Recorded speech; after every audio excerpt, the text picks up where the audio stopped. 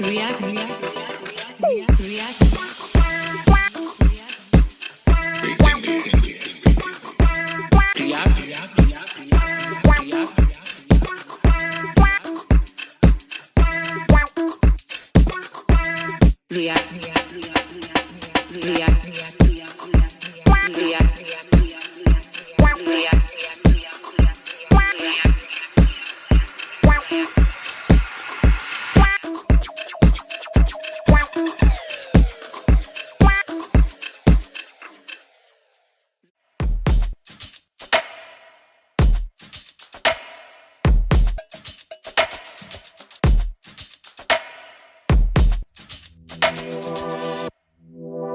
React India.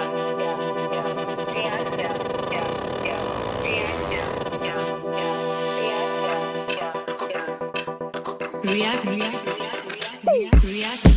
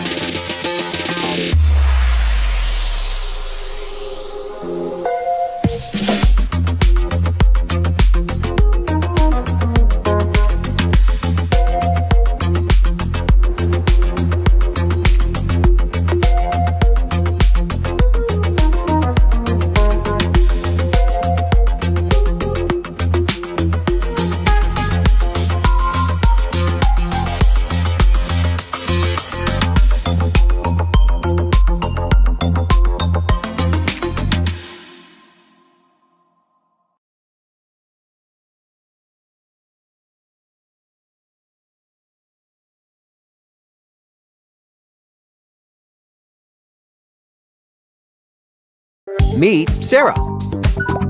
Like the rest of us, Sarah depends on the internet for most things. Every time Sarah explores different apps, surfs the internet, makes online purchases, plays her favorite games, enjoys podcasts, binges on shows, listens to music, and more,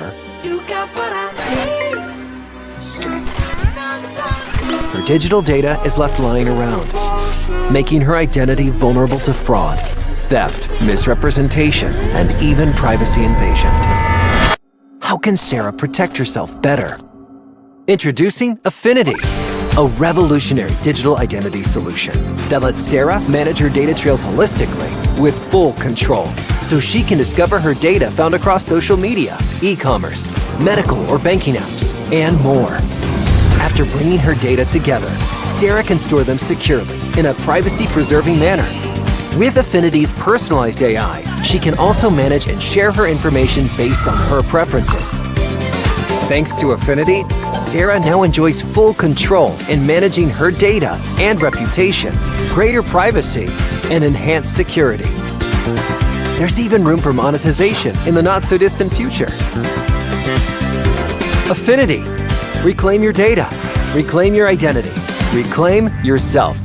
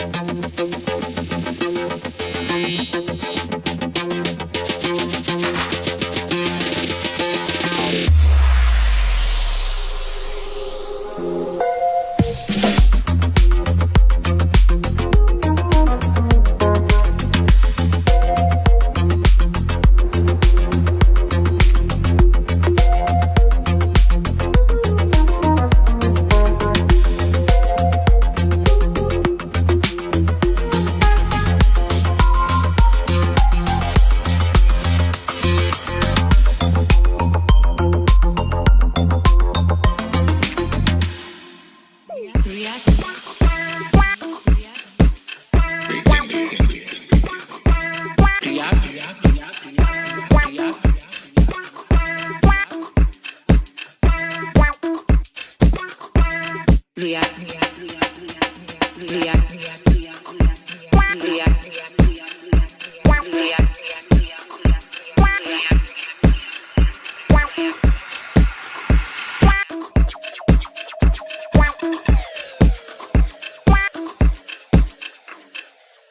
React India. React.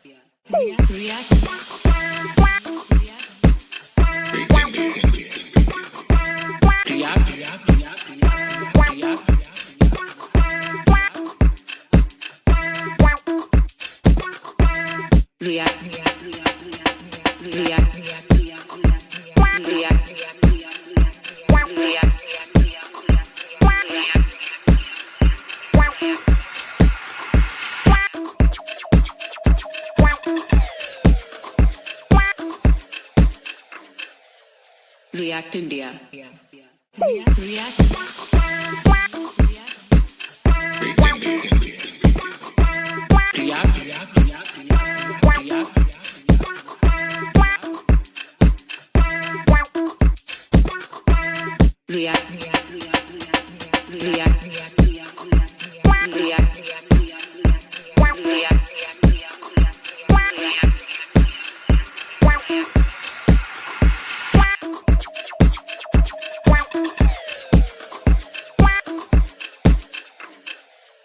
React India. React.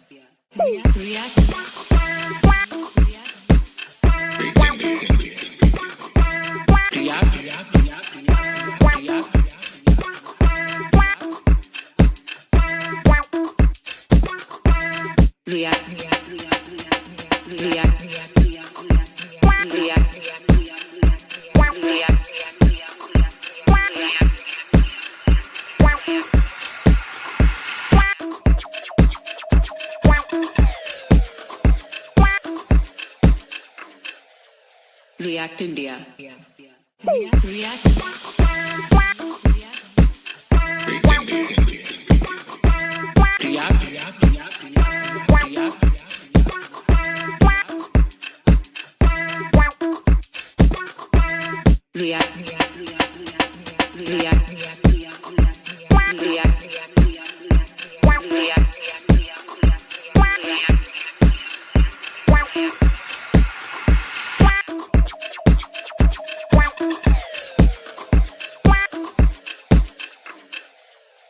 React India. React.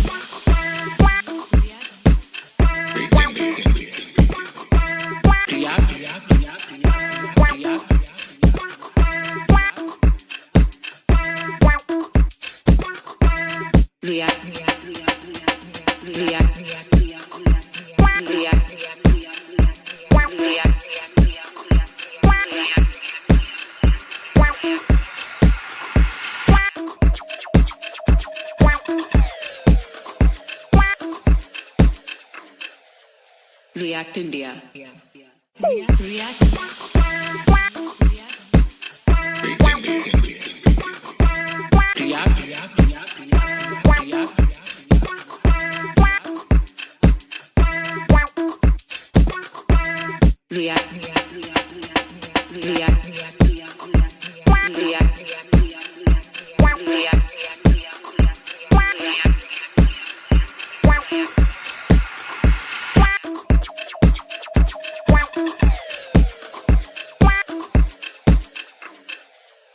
React India.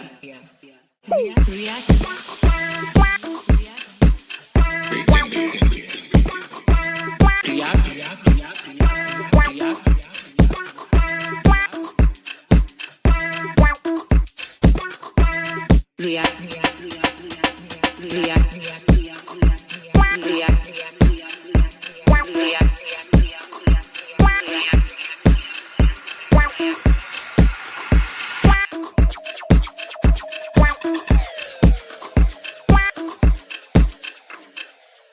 React India. React. React.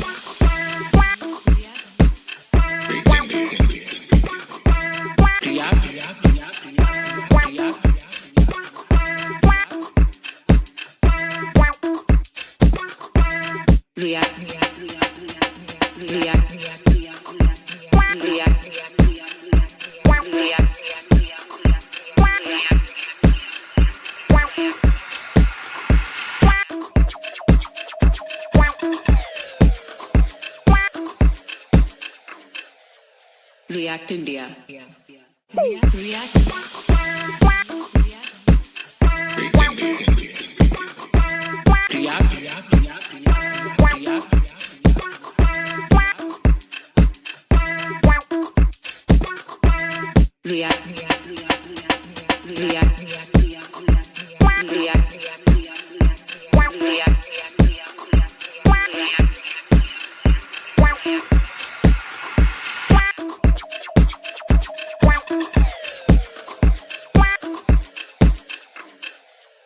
React India. React.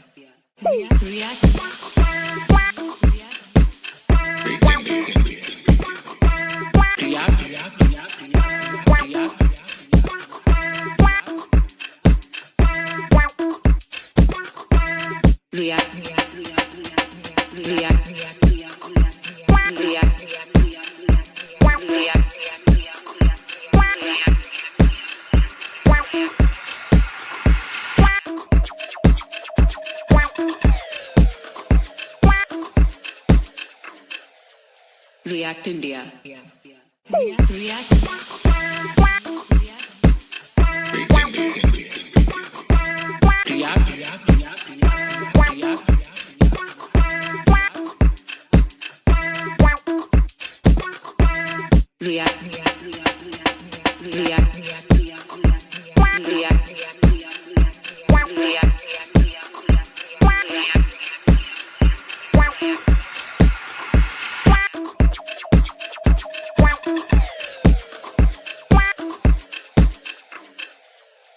React India. React.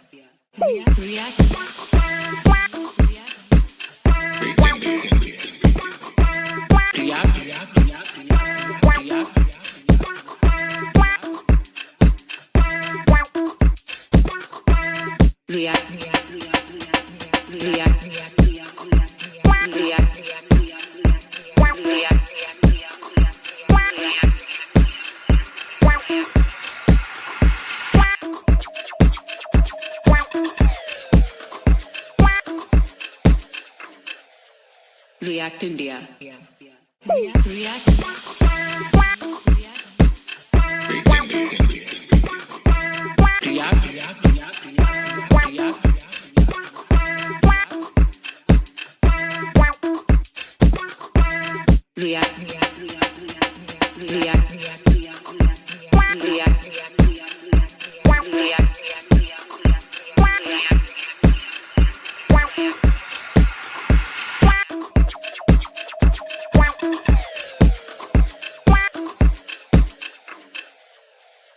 India. React.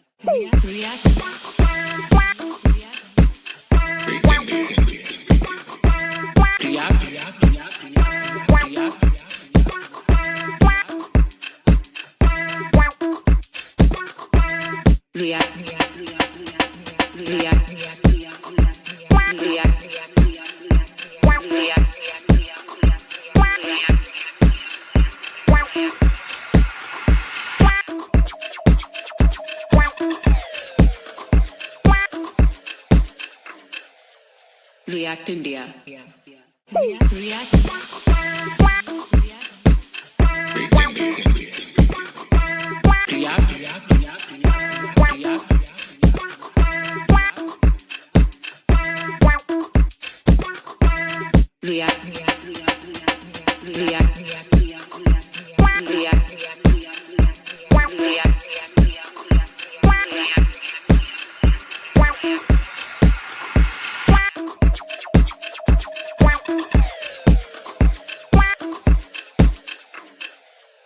React India. React.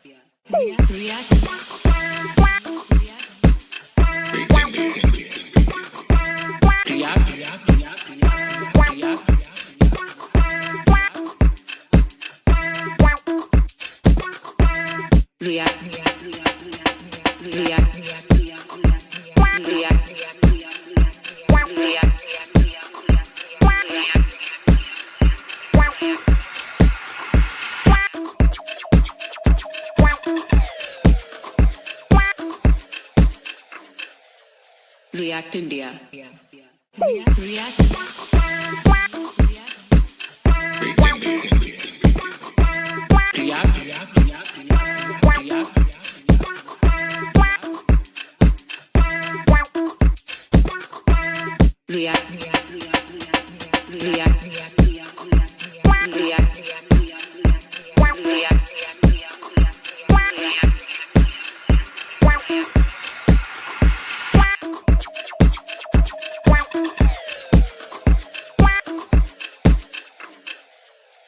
React India. React.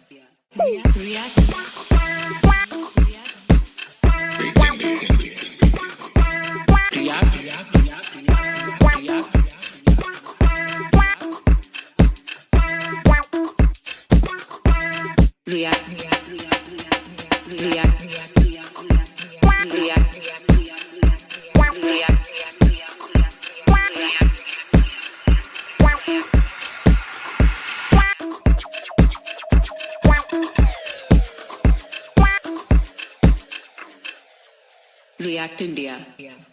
React.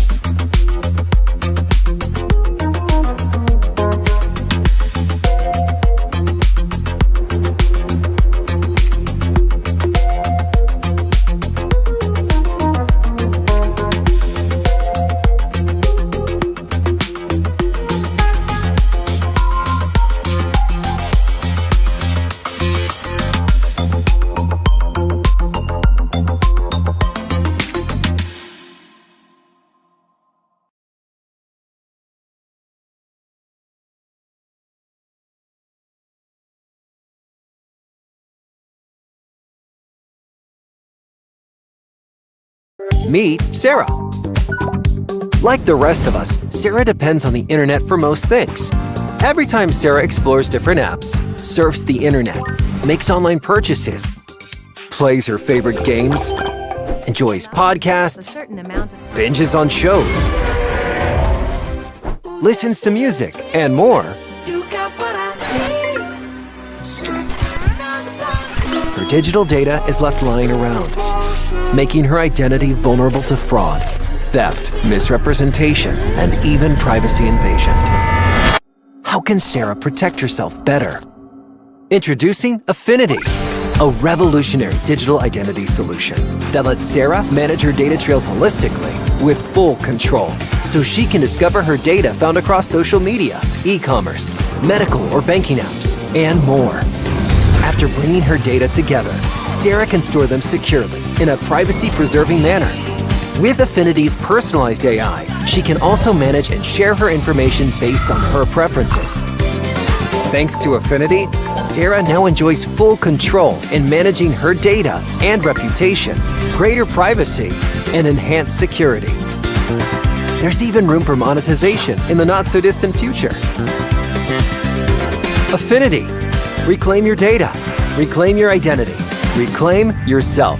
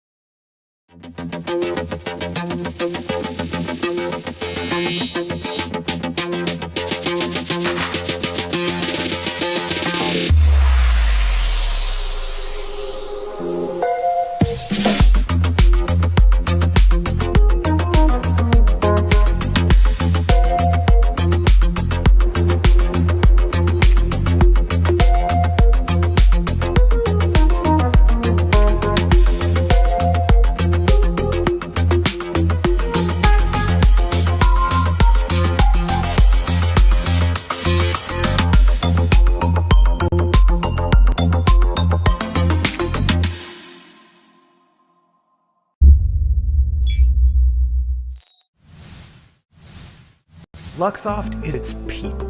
Without each and every one of you Luxofters, our company would not be what it is. Our Luxofters drive our success, inspire us to achieve more, and generate the IT solutions that define the world of tomorrow. As our people are the core of our business, we make sure we focus our internal practices on our Luxofters. From yoga classes to webinars on mental health, from diversity and inclusion discussions to global community building challenges, from Run for IT to fun family-oriented events, we ensure we provide Luxofters a wide network of services so every member of our community can find the precise support they need. Naturally, this philosophy also extends to our response to the pandemic. Through our existing avenues of support, we have continued to share the best resources on health and well-being, promote health and safety measures, establish online activities to reinforce company unity, and provide additional necessary support in emergency situations. We make sure we invest in the well-being of our Luxofters by communicating the latest ways of keeping safe, holding town halls about COVID, helping managers step up to take personal interest in the condition of their affected team members, and by establishing centralized resources for information and assistance in this time of need. In fact, Luxofters have noticed how the company has managed the new realities the pandemic brought about, and shared their feedback. We are extremely grateful for the feedback, and we are happy our actions are being appreciated. But that does not mean we will rest on our laurels. Our achievements represent an ideal starting point from which to continue to improve our processes. As such, to share your feedback and let us know about any additional ways we could augment our support for you, please reach out to us. Luxoft focuses on Luxofters, so that together we can achieve more.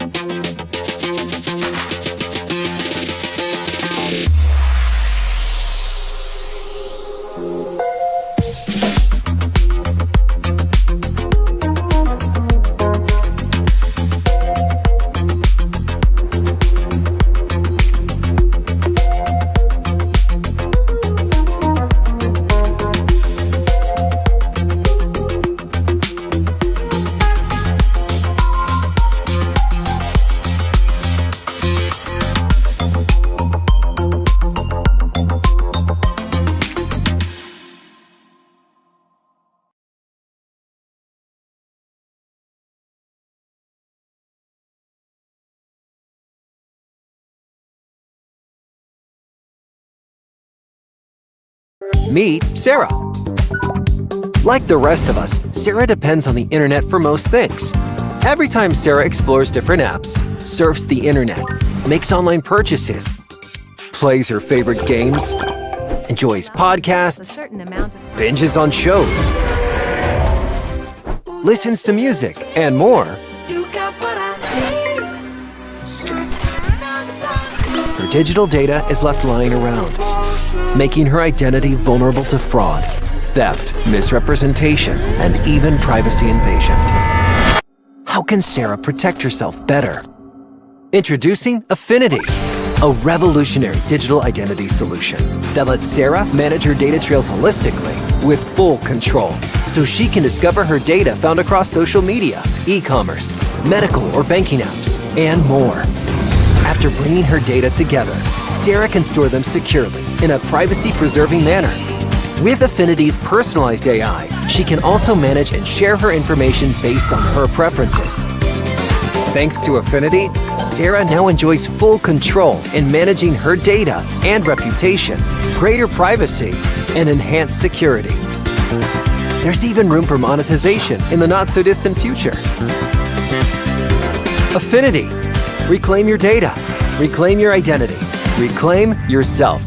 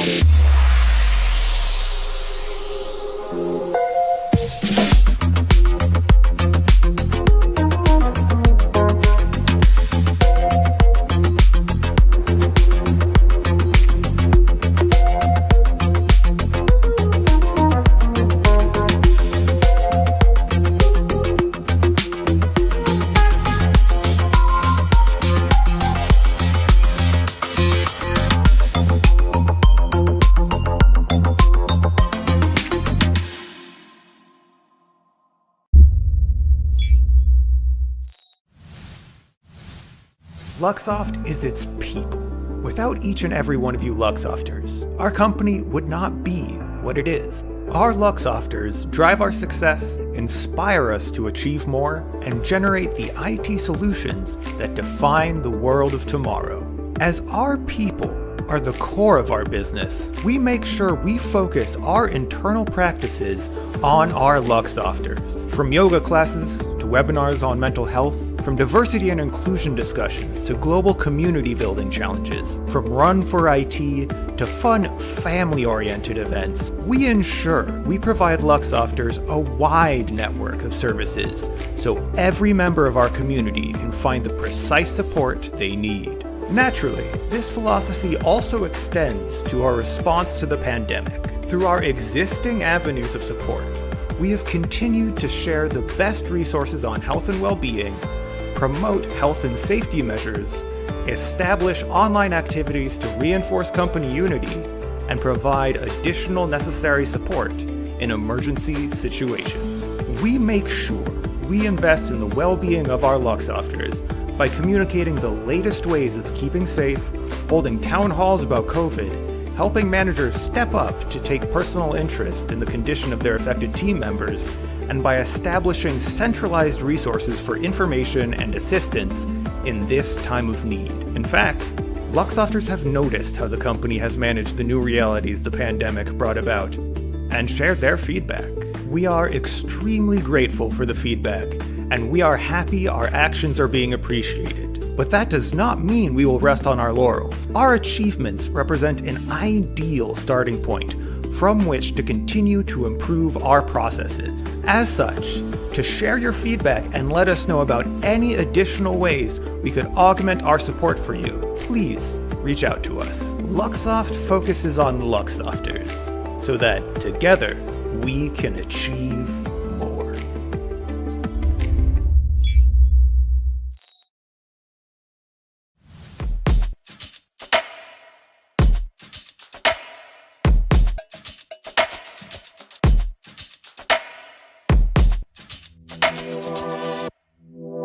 React India. React.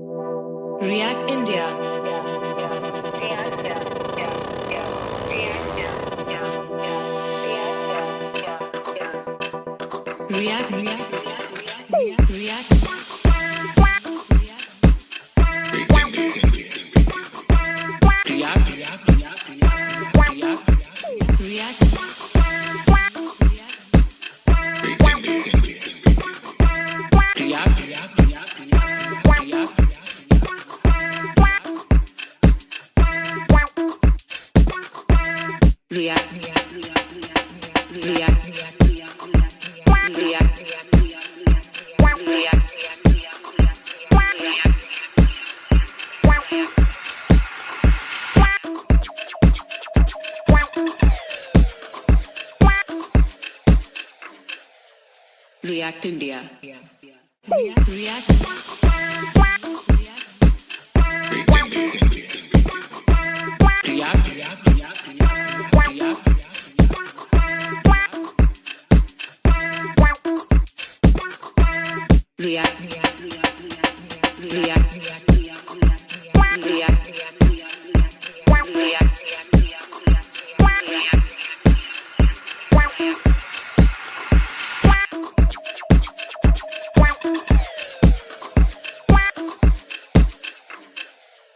React India.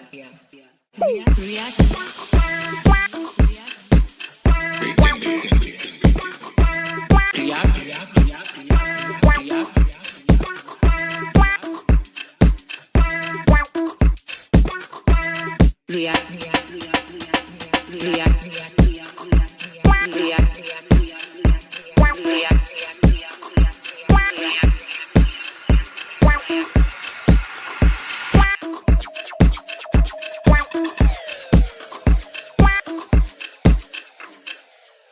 React India. React. React.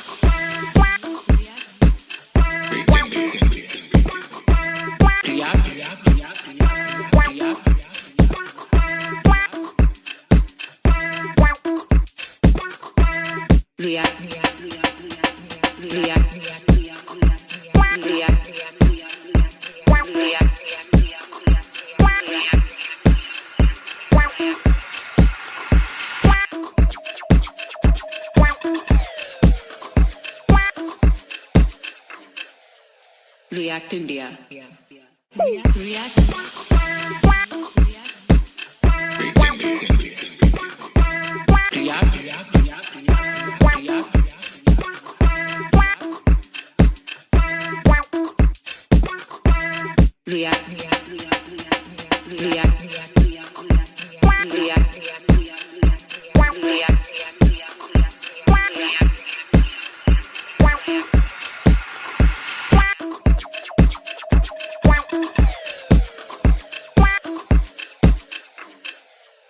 React India. React.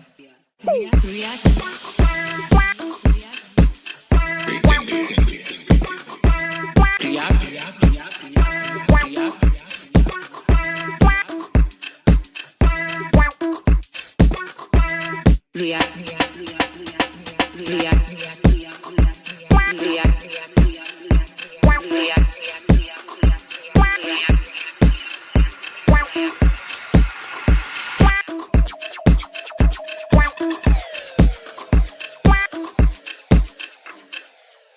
React India. React.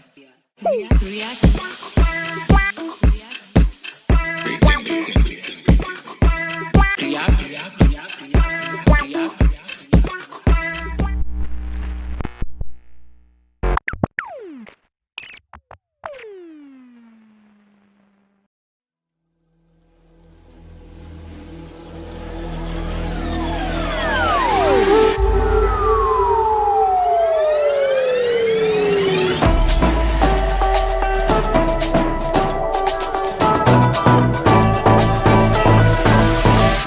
India.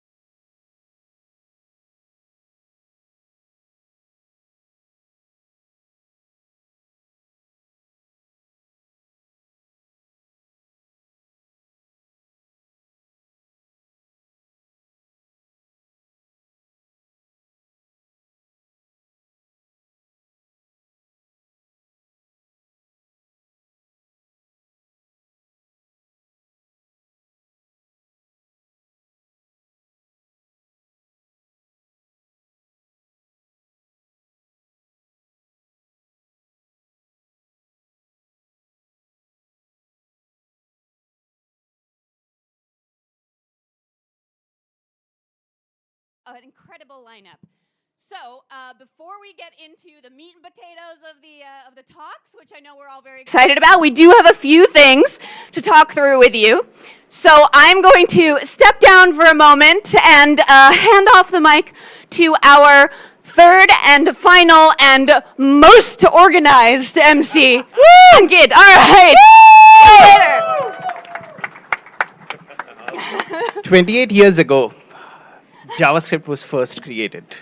A few years later down the line, modern front-end came into existence. And in 2013, a storm came and changed everything about front-end as we know it.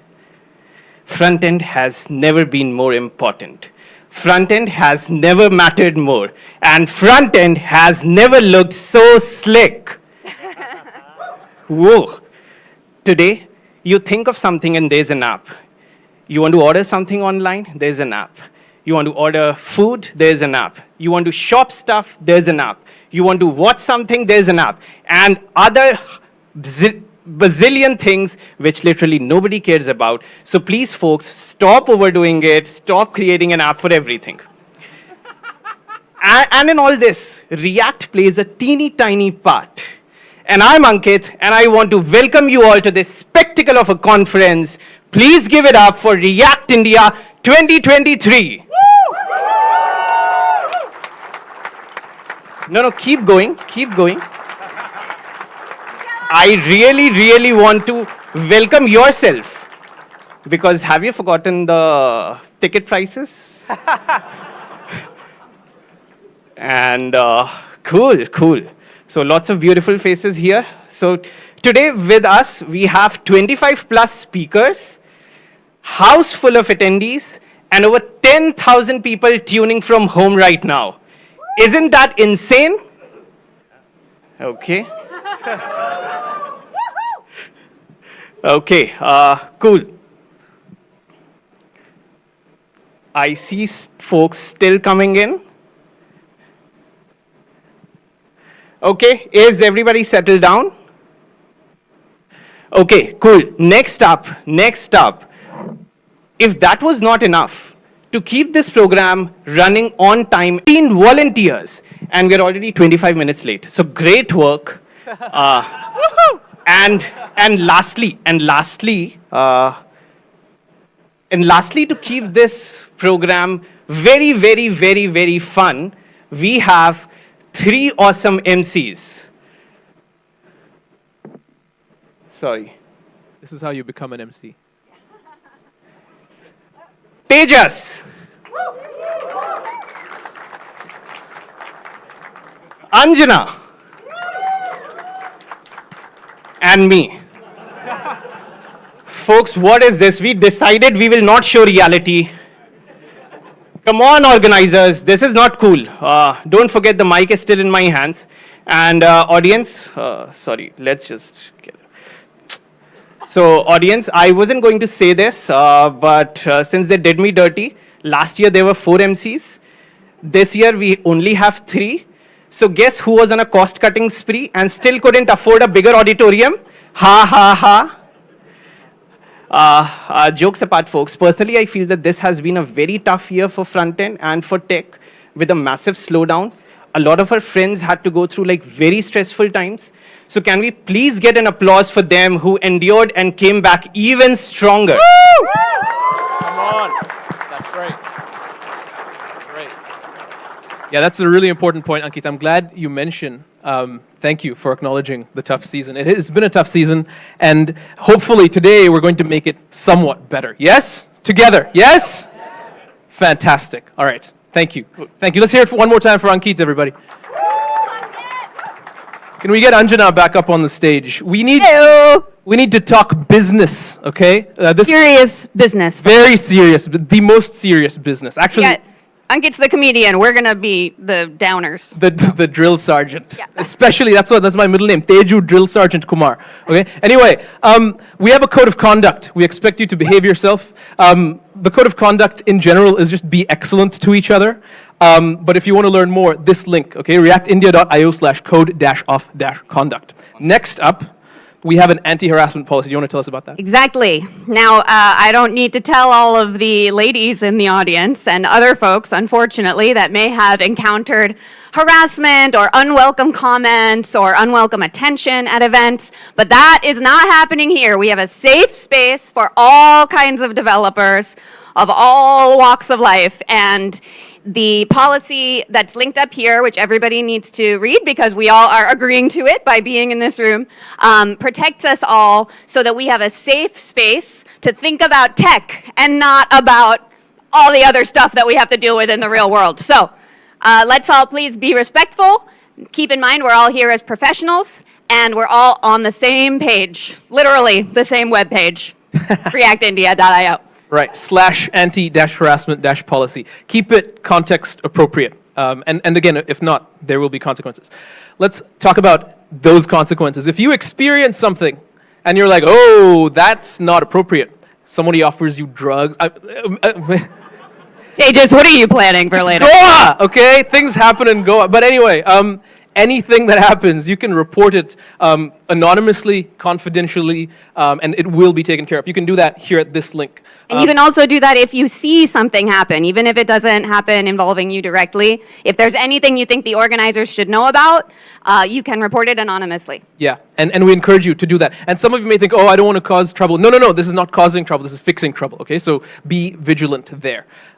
Next up, if you need to make a personal approach, Anjana, please. Yeah, so if you do feel like you are comfortable sharing non-anonymously, you can contact the email right here. You can also come up and speak to any of the staff members in person. We are here in 3 dimensions. Screw you, COVID, we're back. Woo! So that means we can go up and we can talk to each other, and if there is something, any kind of problem that you notice or anything you want to talk to an organizer about, the team is there to support you. Yeah, it's also important to mention that we really care about your safety and comfort. Like, this sounds like an airline speech. We care about your safety and comfort aboard this airline, but we do. There are life vests under your seat. Don't check. He's checking. That was a joke, but Dave, everybody. So, okay, no, we do want you to have a safe and comfortable time. If there's any info you need that is maybe missing, guide.reactindia.io, okay? That's the website. Next up, this is how you identify people. Can some of the people with this shirt make yourself known? If you can show a hand, stand up. Get some stuff. I mean, yeah. Can we get a nice look at the fashion that everyone is modeling who's on the React India team today? Keep an eye out for that, because that means not only are they your point of contact if you have any questions or concerns, but also you need to give them a huge pat on the back. Can we hear it for all of the organizers and volunteers? Woo! Better, come on, they made this possible. Come on, we would not be here without them. Thank you, staff of React India. Give it up, y'all. Come on, come on, come on. Oh, come on. That's how much you're excited to be here, really? Nope, I'm not satisfied. Are you satisfied? No, but I'm used to it by now, all these people. Oh my goodness. Yeah, come on, let's give it up one more time for the staff, the organizers. Yeah! Actually, I have a hack. Sorry, I was going to do this later. I'm going to do it now because we clearly have volume problems. I will invent the human volume control, okay? The human volume control. So this is the maximum. This is the minimum, okay? So let's start with here. I need you to make this much noise. Medium. Woo! You absolutely suck. Woo! Now, when we go higher, you need to start doing everything you can. Okay, ready? So medium, come on. Woo! Medium. Woo! Yeah!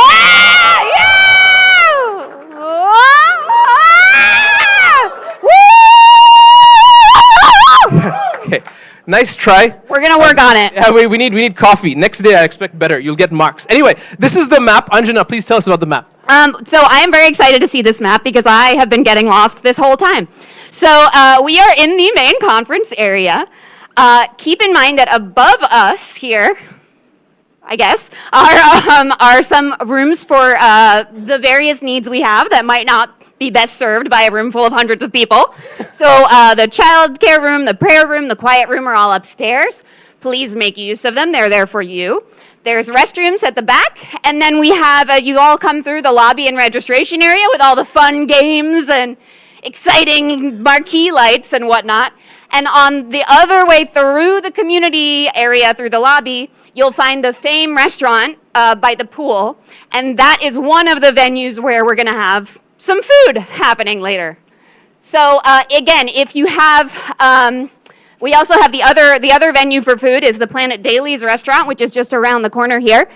And I believe there are some designations of who is supposed to eat at which restaurant. Yes, we're going to talk about that. But memorize this, and if you need anything, the organizers are here to help you. So as mentioned, food will be served at Planet Daily's, Planet Hollywood. If you have a yellow wristband, like me, we're going to be eating in Planet Hollywood, Planet Daily's. And if you have a red wristband, you're going to be at Fame, that's over by the pool. Okay. If you don't have a wristband, see an organizer and get one. Also, do not lose your wristbands because you can't get another one. Okay. So if it comes off, just hold on to it because that is your ticket to food, and we all know that's why we're really here. Exactly. So pretend this is like the most expensive Rolex watch you've ever had. Whatever. Don't lose it, Yeah. or you'll go hungry. And again, just so you don't forget, these are the bands, do not lose them. The yellow one gives you a resident ticket with Planet Dailies for food. The red one, a non-resident ticket for Fame. And the last one is just only the ticket. You don't really get food. And this is your choice. This is not like we're depriving you of food. I just need to make that clear. Finally, toilets. Important. The most Use important. them. Yeah. Please do not use them. Please use them in the toilet zone. There are several different areas, but if you are in need of services and you can't find them on the map, just feel free to ask any of the team members or also any of the Planet Hollywood staff. They'll be able to direct you. There's a photo booth. We encourage you to use it. Again, this was on the map. Don't worry if you don't know where it is. Just ask someone. But take your photo. Memories are so important. I look at React India last year, and I look at the memories. In fact, Ankit's coming up, and he has some research to share with us. Yes. So I just got off from the internet, and there's a cool research which says that if you get your photos with a lot of blue, it will be 100x better. So I'm sure that you'd find a lot of blue here. He says that because he's wearing blue. I think the actual rule is that if you have photos with a lot of Ankit in them, they'll turn out better. That's correct. I think that's the understanding. So speaking of which, and let's not forget that photos are not something that everyone wants to participate in. So keep in mind that some folks have the red lanyard, which means please do not take my photo, especially not without permission. And the black lanyard means it's okay to take my photo, but I still think it's nice to ask folks before you do that. So just keep in mind that we all want to be safeguarding our presence, especially in this age of online nonsense that we live in. So let's be respectful of that, and let's remember that the photos that we do take, we want to share with the world. Yeah, right? you need to get this conference trending, right? So I believe in all of you. Take great pictures, go on social media, use the hashtag React India 2023, and together, let's make this conference one of a kind. Yes? Woo! Shall we start now? Let's do Shall it. we start Let's take now with a group photo? We need blue in this picture. We need blue in the photo, you- and if anybody has a red lanyard doesn't want to participate, feel free to take off. Cover your face. Let's do the first React India photo from the stage. Hands Get up. Hands up. Pretend you're happy to be here. Fantastic. I'm going to go tweet that with React India 2023. And now Ankit has the rest of the announcement. Give it up for Ankit. Thank you, folks, for such valuable advice. But worry not, folks. Your in charge of fun is here. And I have a grand surprise. Thank you. Sorry about that. I have a grand surprise for the audience. This is like never seen before, never given before. The first of its kind, the Golden People Awards 2023. But due to lack of organizers, this has been rebranded to Nariyal Awards 2023. So please get your phones out. Get this link. So this link would remain active for 2 days. You could participate multiple times. And the questions are sort of very fun and interesting. And you would have lots of opportunities to send your nominations. Send as many nominations as possible. There's no capping. I hope everybody has got hold of this link. Meanwhile, if there's anybody who knows a sponsor, do let the organizers know it's still not late. Okay. Cool. With that, let the talks begin. Whoa. So if you have not been living under a rock and have this absolute FOMO over the latest wave of AI, your wait ends today. Our keynote speaker, who's not only the owner of Infinite Red, but also a published author, a mentor, Google developer expert of web and ML, and an open sorcerer. Oh my God, is there something that he can't do? Please put your hands together for the amazing Gant. Yeah. Thank you, everybody. Thank you. High five. High five.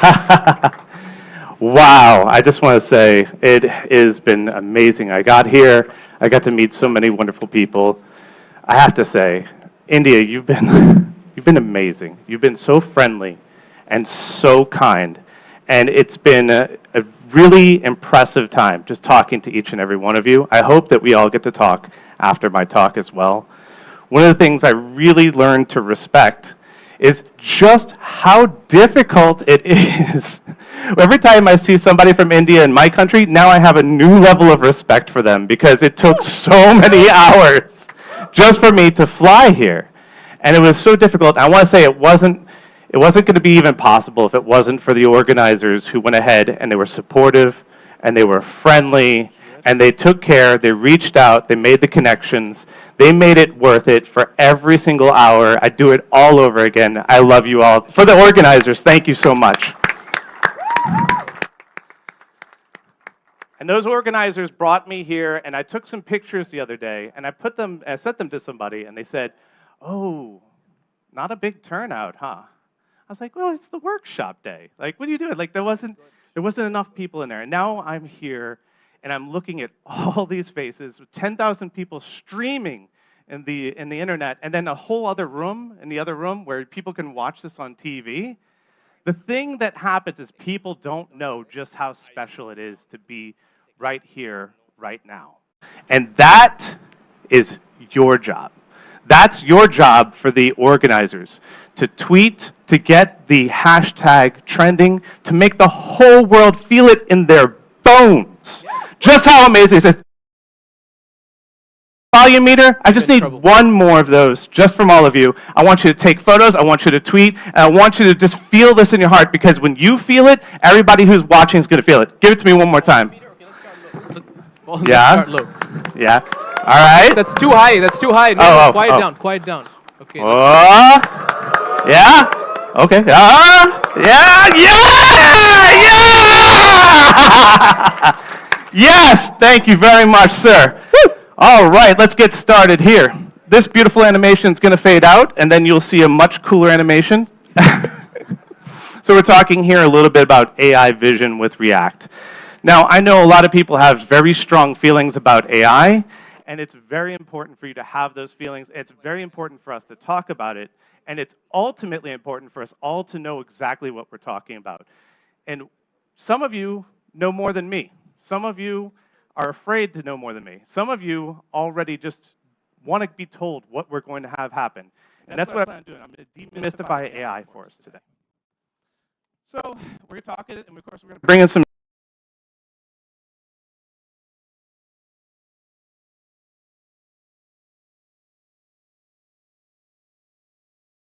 photos of me. And I have my book coming. I think maybe I'll talk about that. I'm a published author with O'Reilly. I mailed it here. I apparently got here faster than my book. So hopefully you will all get to see it. But I did bring 3 copies. So I will choose 3 people that went ahead and tagged me on Twitter if I meet you. And then I have my book. I will go ahead and sign and give it to you. So yes, definitely follow me on Twitter at @GantLaborde. So, machine learning. We all love machine learning. As a matter of fact, everybody wants to put it in everything unnecessarily. I actually did the FizzBuzz algorithm in machine learning once as that's the best way to go ahead and overdo a job interview. And it can do so many things. And one of the problems that happens is that it's just so applicable. It's like a new power source. It's like a new battery that just doesn't run out. It could do all kinds of amazing things for us, and that means it can do the good things and it can do the bad things. And it's us who get to talk about what we should be applying, what AI should be allowed to do, and what it should not be doing. I'm going to try to stay away from talking about ethics a lot, because that could be a whole talk just by itself. But just know that when I'm talking about this, I'm talking about the most ethical uses for AI, the ones that make all of our lives better, that raises the quality and standards for all of us. So, what is AI going to do? That's the big question. We all want to know, okay, I've got it. Is this going to be gone like the crypto bros? Or is this going to be something where I just wake up in the morning, I think about coffee, and it just shows up, right? Vladimir is working on that, by the way. It's one of his conference talks. So this is a great quote. It says, history doesn't repeat itself, but it sure rhymes. Mark Twain said, it sure as hell rhymes. That's what he said.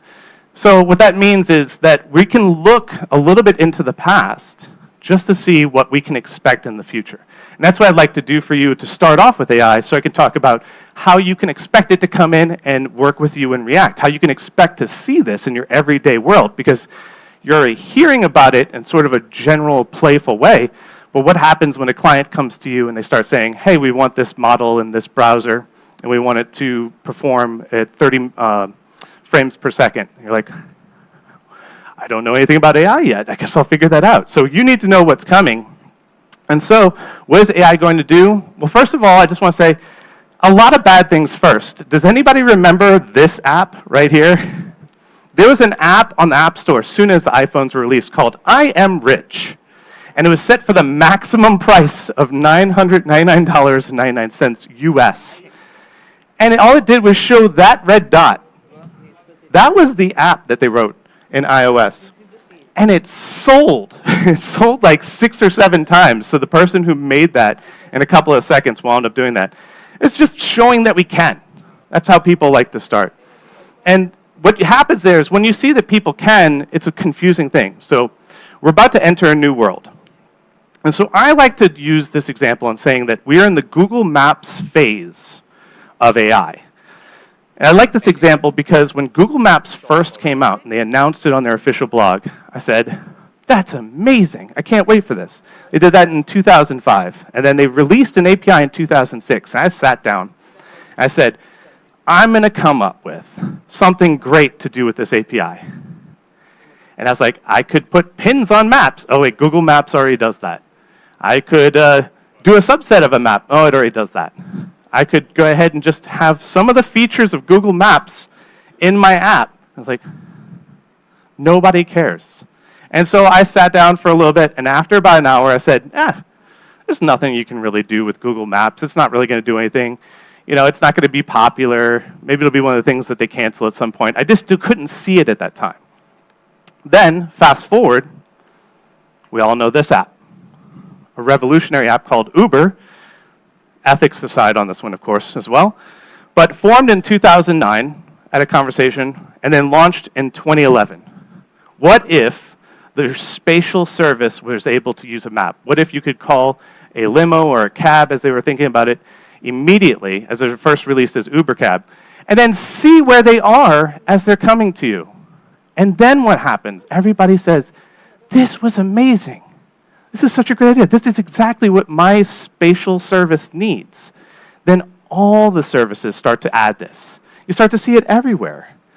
And then what ends up happening is Uber took 5 years from that idea that you can do this to actually releasing an app that absolutely takes over everything. I can't tell you, how many of you do like app development? So in app development, how many times have you had a person say, I have this great app idea? All right, I'll give you 2% of the company, so you'll work for free. And what I'm going to do is, it's like Uber, but for blah. Now, we've got this vernacular. We've got this way of speaking to each other. We're not saying, like, it's maps and it can do everything.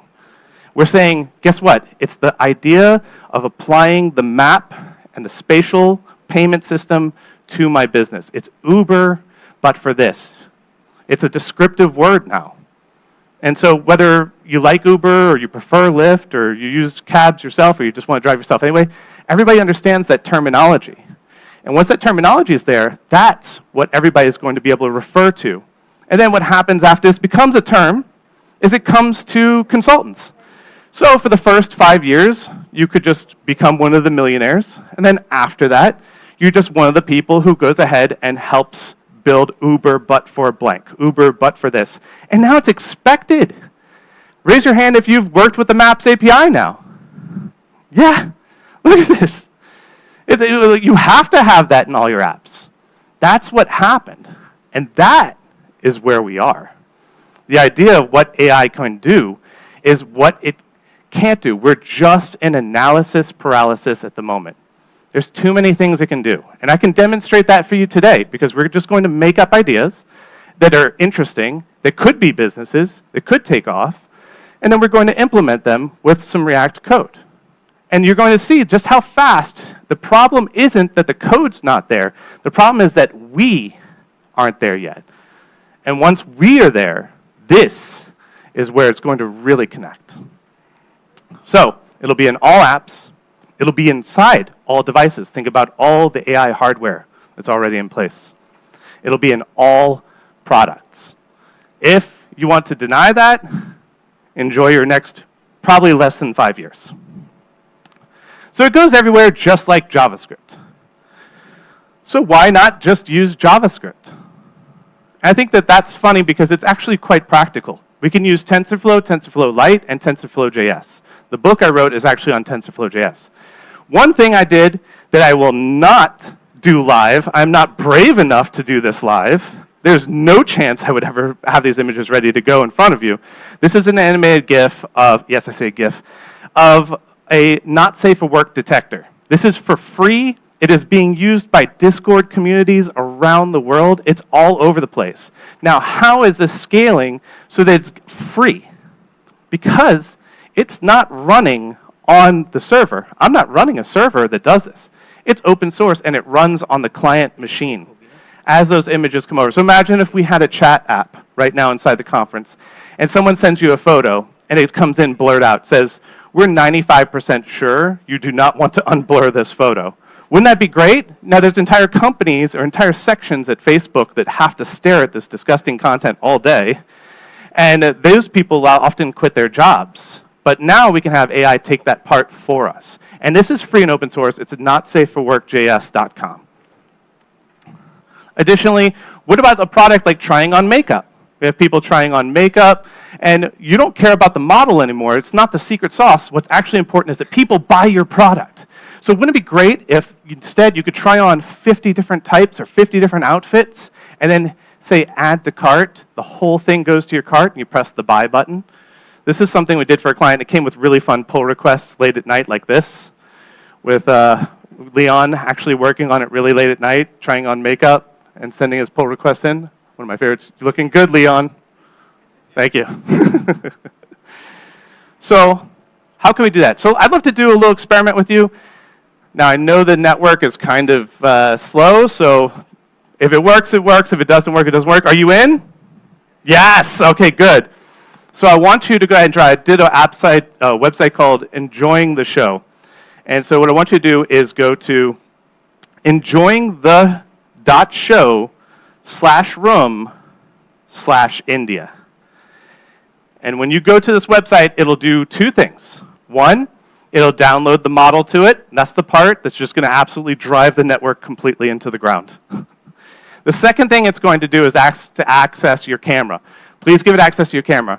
None of your faces are going to be sent over the wire. That's way too much bandwidth. It's not going to do it. It's actually going to run directly on your phone. It's going to run in real time directly on your phone, and all it's going to send to me is the results. So if you go into enjoyingthe.show/room/India, what happens is we have this room here. So we have people joining. Fantastic. Lots of people in the room. And what's happening is as you're making faces at your phone, I'm getting a result of just how good I'm doing on stage. Oh, hey, some of you actually like me. Good. Oh, some of you are mad at me. Good. That's sad. Who's making sad faces in the audience? So as you're using this right now, you could be looking at your phone and you're getting the immediate feedback from the camera. What you're seeing is you're seeing your own face, and you're seeing as you make faces, it's telling you what they are with a different precision. And then it's not leaving your phone. All it's sending me is a string that says whether you're happy, sad, angry, different emotions. So imagine that I could actually kind of just do this and talk to you all remotely. This is a big fun experiment. Can I get everybody to be real angry at their phone for a second? Like, oh, it's just like, oh, don't be surprised I said that. Slowly, the angry people are just fighting against neutral. People are like, I'm not doing this face for you. This website is also free.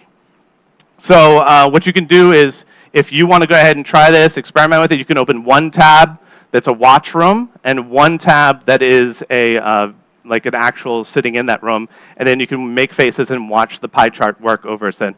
But thank you to the 110 people who have downloaded or downloading the model right now and getting things all set up. I love the faces y'all are making.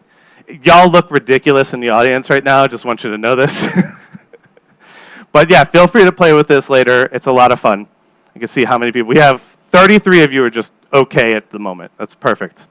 Oh, some of you are getting happier. Okay. Fantastic. So that doesn't require a lot of processing. Why is that service free? Because most of the work's done on your phone, and I'm happy to cover the GraphQL costs to go ahead and send a couple of strings across the wire. So you do these kind of projects over and over and over and over again, and you start to see some patterns, right? Now, the funny part is when you're starting these projects, it's all happy, but there's a lot of extra code that kind of goes into these. But what I want to show you is that there's a library that we did. There's actually two libraries I'm going to show you today. One of them has been out for a little bit, and the other one is an announcement. Ooh, yes. Can I hear a ooh, yes? Ooh, yes. Oh, I love that. That's fantastic. All right, so AI Lab. I want to show you AI Lab real quick because this is a React component which helps you build these, connect with AI friendly. So yes, it's open source. So let's kind of see how to go ahead and use this. Let's do some code real quick, okay? We'll close this out. Y'all are all still having fun in that room, but I'm going to close you out right now. And then I'm going to open up some code real quick. So I'm going to talk about this code real fast.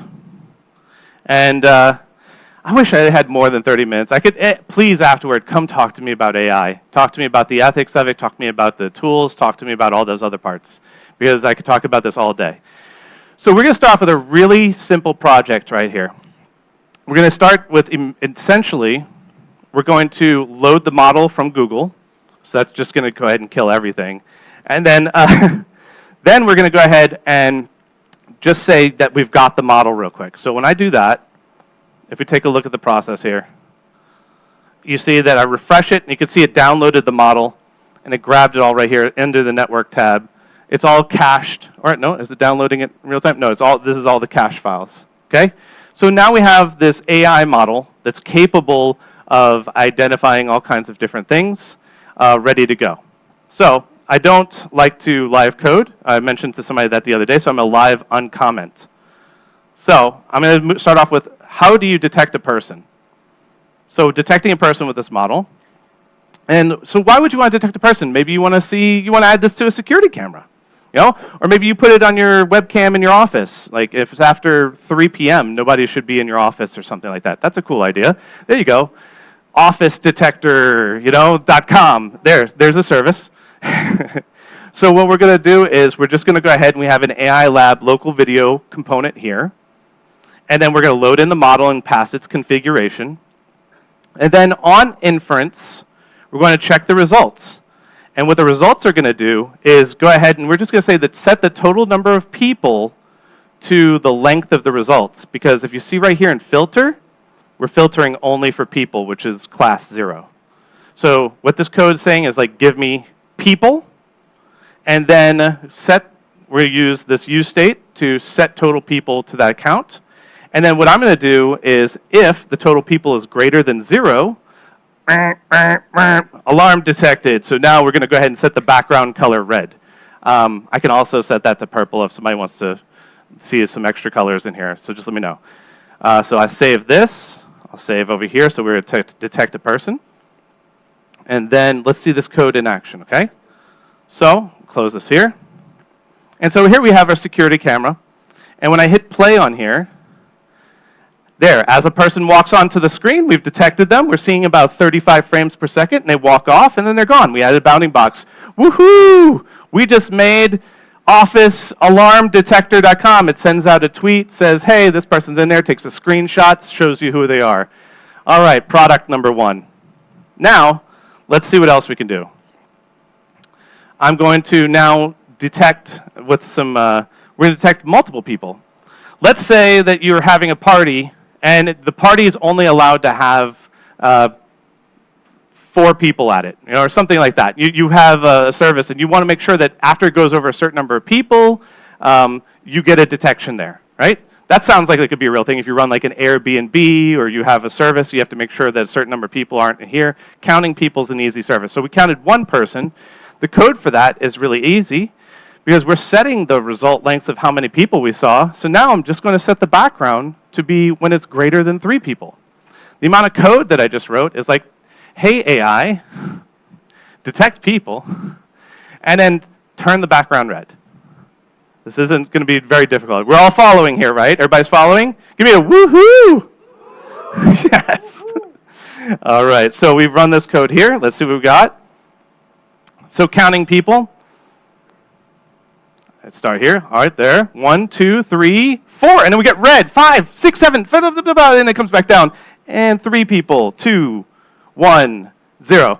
So what happened there, you saw a little bit of flicker that was going on, is because the angle of this video is not ideal. Normally you'd want to have like multiple cameras and some kind of voting classifier that comes through. But if you take a look, you see how these 2 people crossed exactly at the same time?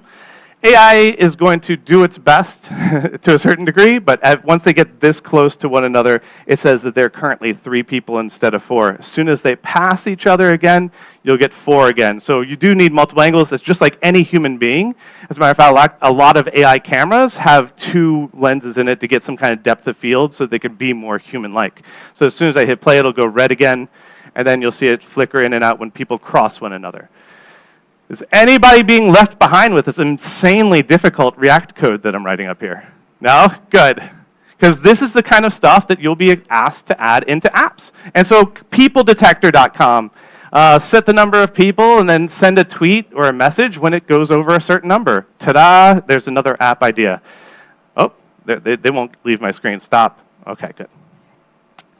And so I want to do one last thing here. We're going to go ahead and bring one last example in here. For web, then we'll see where we go from there. So app complete. So this one is going to imagine that you have the camera look at the whole room, but you only care about half of it, right? You know, at the airport when you're supposed to, in the US, we actually were not allowed to go through security and like come back through the other area and go back. We don't have those cool machines that open and close that stop only one person from going through.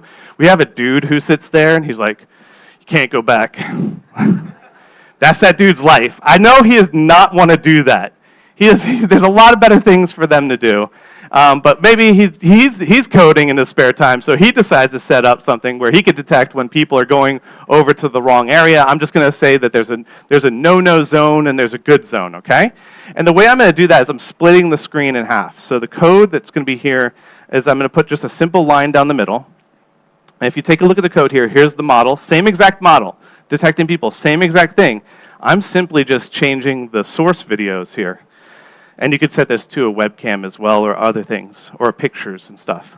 So what I'm doing here is I'm going to take the people and the check results, which is going to happen here, and set the total people, but I'm going to check whether or not the box from the people is on the wrong side. What is the wrong side? Halfway through the screen, 0.5. So that means this side of the screen good, that side of the screen bad. 0.5 right down the middle. I put a little red line down the middle. So if this happens and a person walks from one side of the screen to the other side of the screen and it detects them and turns red, I need y'all to give me some applause. Sound good? Okay, let's do this. Or maybe even applause with a woohoo. I'm liking the woohoos. So here we go. We have 0 out of 0 people are on the wrong side. Here we go. Don't do it. Don't you dare. Don't you. Ah, she did it. Woo! Love it. So there's an idea. There's another app, like whether you have no zones and you can block them off, you just use it with the screen, and then those are just normalized to different parts of the screen to 0.5. The boxes are from 0 to 1 to the size of the camera size, so it works everywhere. And so then you have another app idea that's set right there. So you could do all of this right now with what we have inside of AI Lab. And so for a client, and they okayed me to do this, actually use AI Lab to go ahead and detect how many squats that we're doing. And the trick is you got to do squats, like I'm not always looking straight at cameras, so sometimes I'm facing this way or facing that way.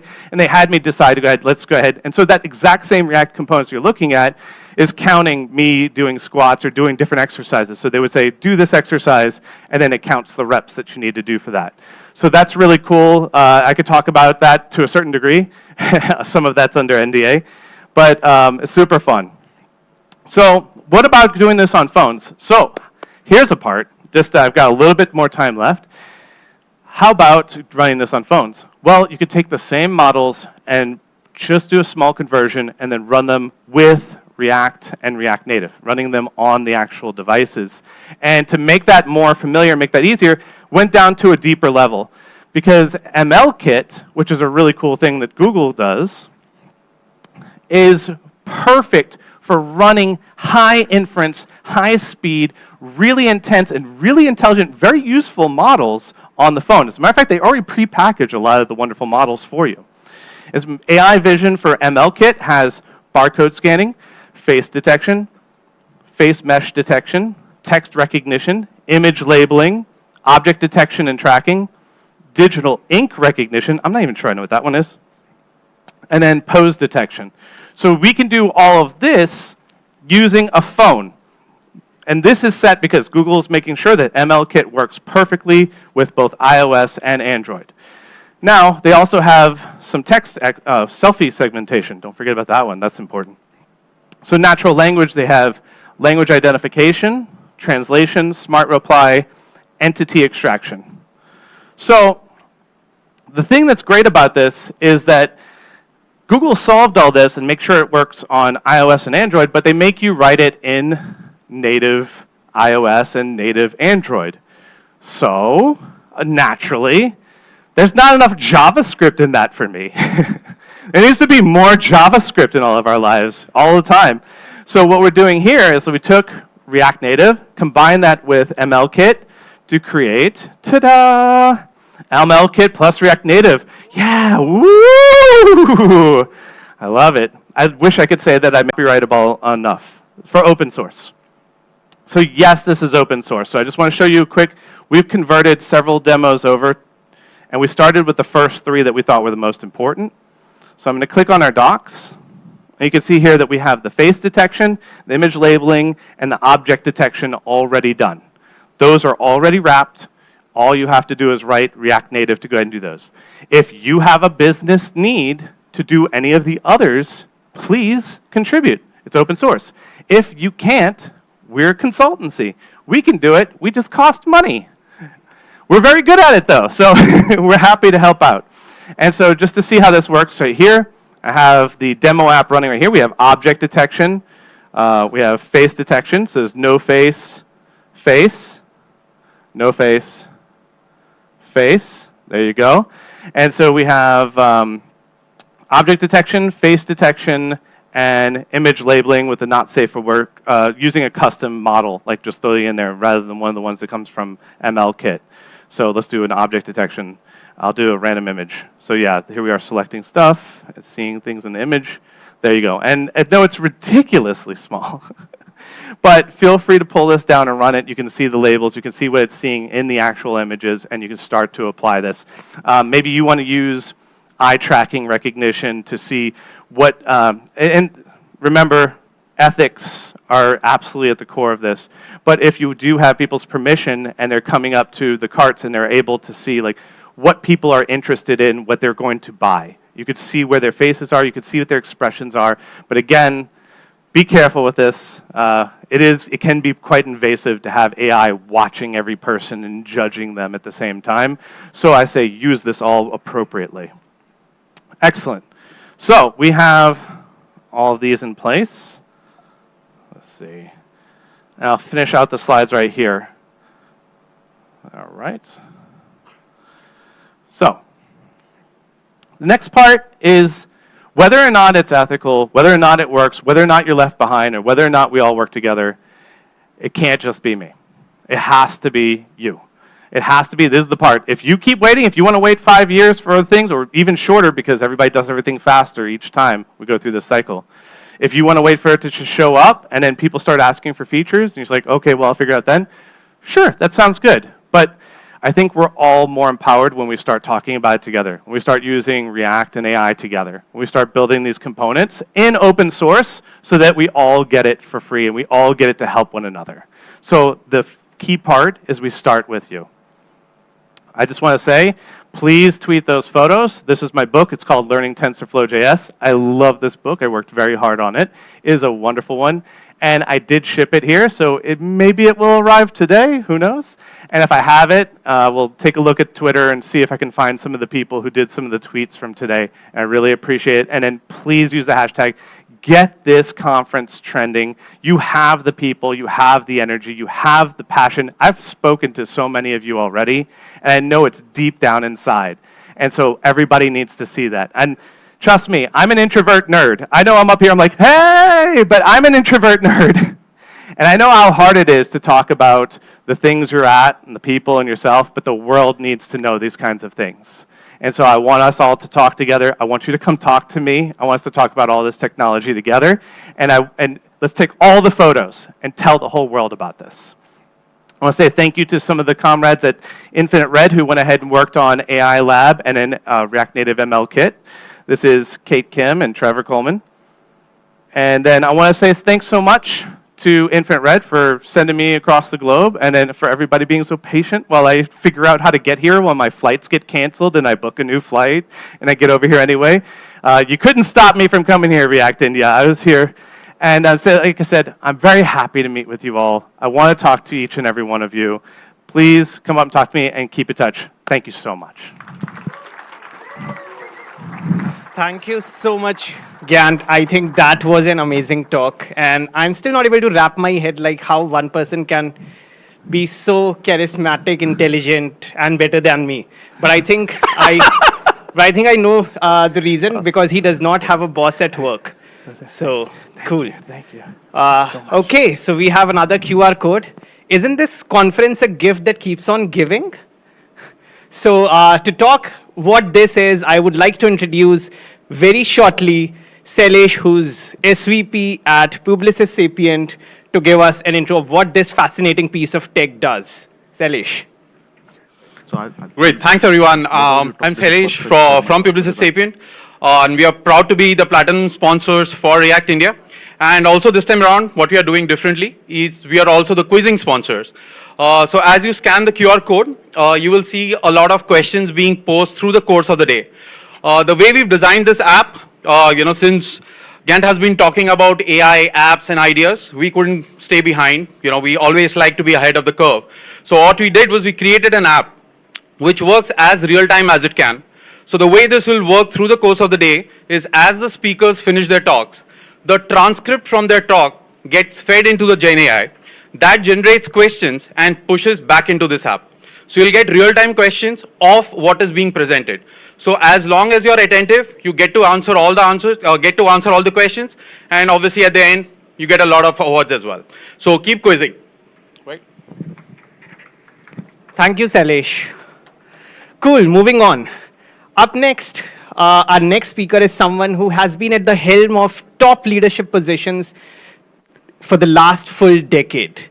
He's one of the very few people in C-suite who not only eats breakfast like engineering strategy and roadmaps, but finds time to code daily. Have you ever heard of that? A CTO who codes? Please put your hands together for the amazing Rakesh Ravuri, who's a CTO at Publicis Sapient. Rakesh, come on. Hey. Thank you, Ankit. Yes, I do eat breakfast, thank you. I think he just messed up the script a little bit. I feel energy is little down in this room. All of you say, hey! Hey! One more time. Hey! More. Hey! Good, good, good. All of you are awake right now, and while they're setting up my laptop, let me introduce myself. I'm Rakesh. I'm CTO from Publicis Sapient. And I think, how many of you heard of Publicis Sapient? Lots of us. Okay, great. So I don't have to talk about Publicis Sapient. We work in digital business transformation, and there is no bigger transformation which is happening right now because of Gen AI.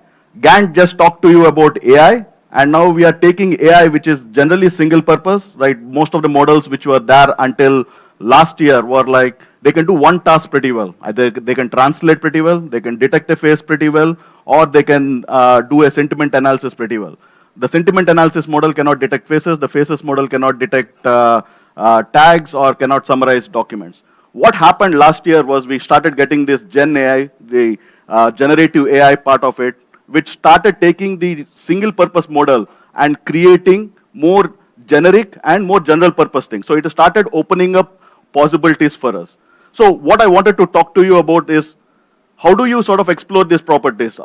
Gant talked about a lot of ideas. How do you take these ideas into reality? For that, you need a lot of creativity. So we'll talk about a little bit about creativity, why creativity is required in transformation, and why and how you can do it in React. You have a clicker?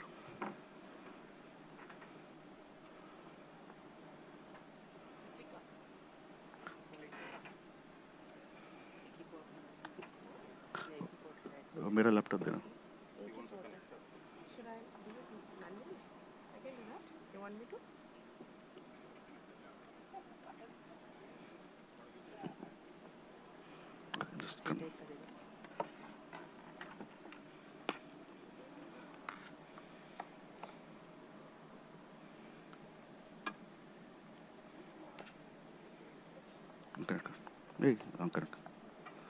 Always be prepared. So I got my second laptop. The Mac didn't work, so I'm all set.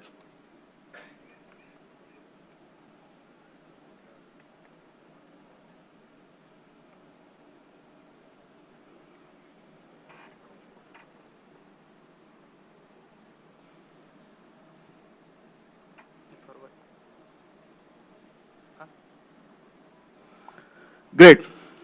So let us talk about scaling creativity.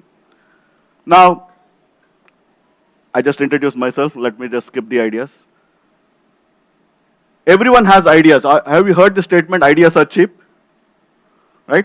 Everyone has ideas. I think as humanity, we survived millions of years. We will not survive the next 50 years, but yeah, no kidding. We will survive the next 50 years because we have always been a species with ideas. We had a lot of ideas, but we took so much time to evolve. That is because we needed resources, right? Just ideas is not enough. You need resources to make something of the ideas, right? Like you need metals, you need the land, you need the different natural materials, etc. But just resources and ideas are not enough. What you need is also skills. I can give you all the raw material, I can give you the ideas, but you can't do anything without having the right skills. Unless you are a goldsmith or an ironsmith or you are an engineer, you can't do anything with all of this. But with Gen AI, what is happening is you already have ideas, resources have become cheaper. In the last 50 years, it was so easy, right? A computer which took a whole room, now our phone is more powerful than all the rockets which are being launched right now, right? And in order to create a web server, when I first started my career, I had to crimp my own network cables. That is how we started, right? So getting up a single web page involved you taking a crimper, shaving off the wires, crimping it, connecting it to a router, configuring the router first, then hoping that your web server will run, and then finally you might get one web page view if the internet provider works, right? That is how it used to be. But now, 8-year-olds are writing app stores, apps in the app store. They're creating websites, and it is easy, right? Most of them are free, unless you hit 1 million users or like a billion transactions, everything is free. So resources are free. So what my statement is, resources are free if you're trying to create any software, right? Until you become wildly successful. So what is lacking? What is lacking all of us to create apps is the skills, right? In order to do it, day by day it is complicated, right? All of you must have seen, since all of you are React developers, you must have seen that meme about, yeah, React is easy. First you need to learn first decide which framework you want, then you need to learn whether you want to use Webpack, you want to use, then you need to figure out whether you want to use GraphQL, then you need to figure out what you want to use on the server side, and the list goes on, right? Like, and someone will come and say, why are you using React, use Next.js, and someone will come and say, why are you using CSS, use Tailwind, and it just goes on and on and on. So how many skills will you learn? How many skills will you learn, right? Like, so in spite of having the ideas, what will you do with it? Because you don't have the skills. Even if you use something, people will say, that is not the right thing to use, right? But Gen AI started addressing this. How many of you used ChatGPT to generate a piece of code in a framework which you didn't know? Almost all of you, right? So now all of you are polyglots. All of you learned a new skill in 5 minutes, right? If you wanted to run a Docker container and never worked on Docker container, oh, I have a React app. I will not call my DevOps person. I'll go to ChatGPT and say, please create a Docker file for a Node.js app, and it will create for you, right? You're done. So you got a new skill. Now you're the DevOps person. Now you'll go and say, okay, I have this API contract. Can you sort of generate a GraphQL manifest file for this, and it'll create it for you, right? So it is easy. So skills have become easier. So now what is remaining? Now that these two are already there in your plate, what requires is this.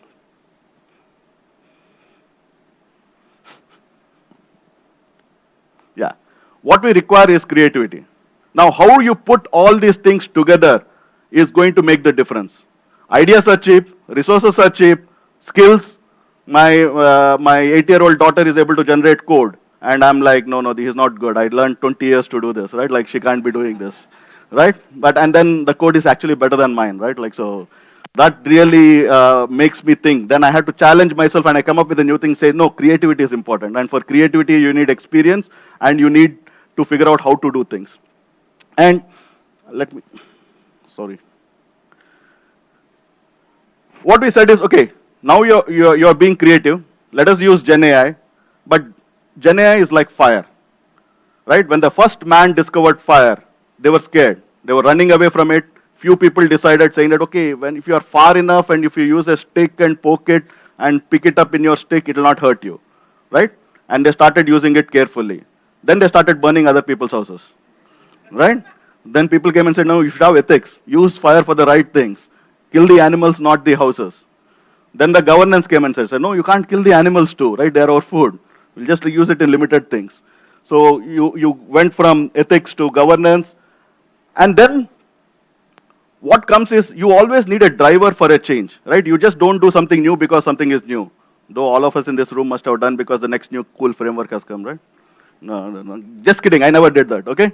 I always do because there is a driver for change. Right now with Gen AI, at Publicis Sapient, when we are transforming our clients, we decided that you have to consolidate all these ideas into few drivers which are causing changes.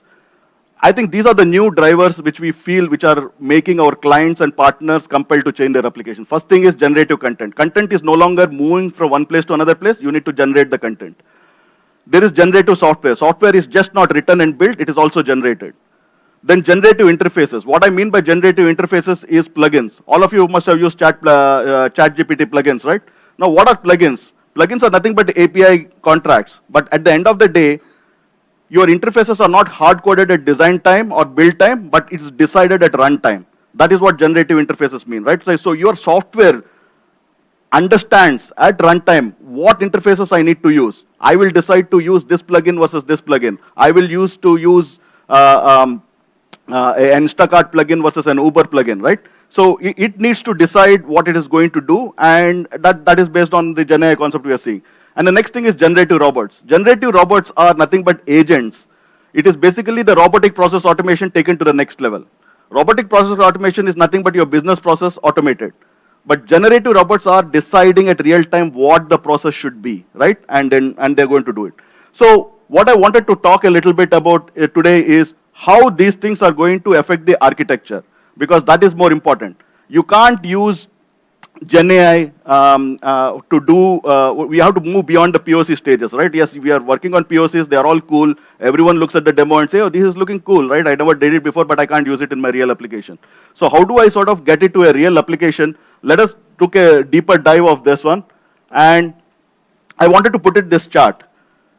How many of your managers and directors and vice presidents asked me saying that, oh, I read that Gen AI makes coding easy, so why are you taking so much time? Did you hear? How many of you heard that you will not have jobs? Energy, guys? Yes? No? They are afraid. Okay. Don't be afraid. So we generally sort of took a cut at different stages of SDLC and said, like, roughly you can, at the end of the day, you can still, yes, you can save 20 to 40% of the code. But if that is what you are going to do, this is the term we are going to use. You will become a fast caterpillar if you are using Gen AI just to save time, just to optimize what you are doing, and you do the same things faster, so you are a faster caterpillar, right? You are not going to become a butterfly. To become a butterfly, you need to create drastically different solutions, and that is what I wanted to talk about. How do you go to KO about? So the question is about how. So let me quickly take a very crash course in computer architecture. Everyone knows this diagram? I took it from my daughter's third class book. No, seriously, I'm not joking. The computer science book has this. It says IPO architecture. This is what computer architecture is all about. Now, what happened with AI, I'll talk about AI, is AI basically reversed this, right? Saying that you put the data, you into the processing, right? You do a training, and then that becomes a model, right? And that is basically the code which is driving. Now, what happens is, because of Gen AI, you took this scenario and what is input becomes intent. I want you to clearly understand this, right? The biggest difference is, earlier we had very fixed scenarios. Most of you are working in front end, so don't know that. There is a text box, there is a list box, there is a radio button, they're all fixed inputs, like there's no choice in that. Now what Gen AI did is you can make it a little bit more generic. This is an image and I'm looking for a product like this, right? That's the intent. Or you are saying that I want to have a barbecue party next Sunday. Show me the products, right? You didn't say that I'm searching for a grill, I'm searching for tongs, I'm searching for a sauce. You basically telling your intent, what you're trying to shop, and the program basically gives these are the recommendations for you, right? That is what is going to happen, and what you're going to get in this one is not an output. It is not a specific output, but possibilities. You might possibly want to buy all this, right? So this is how the apps will evolve, right? The input to output will become lot grayer and blurrer, and you give the choice back to the user saying that, like, look, I'm giving you choices which you didn't think existed. So why don't you take this and look at this? So I'm going really quickly. Please catch me outside if you want to talk more about this. If you take any architecture, I was there in the architecture space for lots of years. No matter what all the architects say, I basically compress all architectures into this model, right? It might be sync, async, and all kinds of fancy stuff people use, but at the end of the day, this is what your architecture is. You have a systems of record, you have a set of business services, and then you have a UI, right? You take the, you take the data, you aggregate it, and then you render it. Today, what I wanted to talk about is where the 4 drivers fit in. Generated content basically fits it between the aggregation step and the rendering. So your CMS is giving you some data, and then you have to render it to the screen. Now, between your CMS and render, you might decide, I want to summarize it. I want to generate tags on the fly, right? So when you do those kinds of stuff, you are generating content, or you're generating images on the fly. You are generating, you are expanding images. So those are the things which generative content happens here. The generative interfaces happen here. Your business services decides, should it go to the systems of record or should it go to interface A, B, C or something. Like those are the plugins, right? Which it decides where it needs to sort of go. And so between aggregate and fetch is where your generative interfaces apply. And your generative engineering applies between the input and validation, right? How does, like you need dynamic code in order to validate what the user is sort of generating. One example is what Gant was talking about, right? He gave an example of people uploaded an image and the validation is happening on the client side, right? Now, what if I wanted to do, like, for you all must have visited Amazon site, right? There's reviews and you can upload an image, right? You can upload an image for review saying this is how the product looked. Now, Amazon wanted to basically say, look, I don't want you to upload if that image doesn't match my product. Now that requires a generative engineering step because every product is different. So your model needs to first detect what is the product being uploaded and should I allow that product and is that product related to my product which you bought, right? So you can do that step on the client side itself and don't pass the liability back to your server. And then generative agency is where it decides where to store forward, where to generate alerts, whom should I monitor, etc. But since this is a React conference, I'll stick to the generative content part of it and very quickly show you some examples of how we at Publicis Sapient are using it to create transformation. So generative content, I'll first show you some example. All of you have seen this example. This is an example from Amazon. So Amazon basically is saying that before you write a customer review, I will tell you what the review of the product is based on all the reviews which I already got, right? So it is basically telling, this is like a summarization of all the reviews, saying that this is an AI generated review. And Google is working on this, these are for different sizes. It is taking the product and generating a generative image of the model, right? These are all generated models, so that it is more apt to looking your product on the right scenarios. Like we have done similar things like that. Like a person is buying a tent. Now, if the person is a family, you want to show how the tent looks on a garden, rather than tent looking on a hiking trip, which a college student might want. So you might want to change your product images on the fly based on the context, and that context will know only at real time at the client side. You will not know it at the server side. So how do you sort of do these kind of applications? Let us quickly go. So I took an example of this, right? Like this is another feature which got recently released on Amazon, where they said that, okay, the last 100 reviews, these are roughly what the positive keywords are in the reviews, right? So that you don't have to read 100 reviews to understand. It's basically a very nice way of saying that, okay, this product is stable. This product has a good picture quality, right? Now, how can you do an application like this, right? How many lines of code you need to sort of create this? So I'll just show you an example, right? So this is one of the libraries which we created at Publicis Sapient, and we are sort of using this. So it sort of abstracts away all the different APIs right now, because APIs are evolving at a very fast rate. Every week you are seeing a new release, the new API formats which are coming. So we created an abstraction of the API layer. We used both server side and client side. We used TensorFlow.js, we used transformers, we used Hugging Face, we used LangChain, and then we created an abstract model saying that, okay, now I want you to use OpenAI and I want you to use predict tags. It will create the prompt models, it will do all the things, and it will decide whether the model has to be downloaded or it has to be done on server side or it has to hit the server the OpenAI server directly, and it will give you the results. So it is just 2 lines of code for you to sort of generate something like this. So you got the content from your CMS, you use this, you create tags. You can also do it like when a user is typing in a search, you can generate tags automatically and use that as facets in order to do your search, right? So that is a lot more easier. We are doing actually for Marriott, we are actually doing this. This is another example of using images. All of you have seen these images, right? Responsive images. As the image size changes, your content person always comes and says, I will create you only 2 sizes. That's all I am contracted for, right? Like I will not do it more than that, right? But you know the sizes are more fluid than that. Every time your new phone releases, there is a new size. So how can I generate an image using outpainting techniques? All of you heard of outpainting techniques?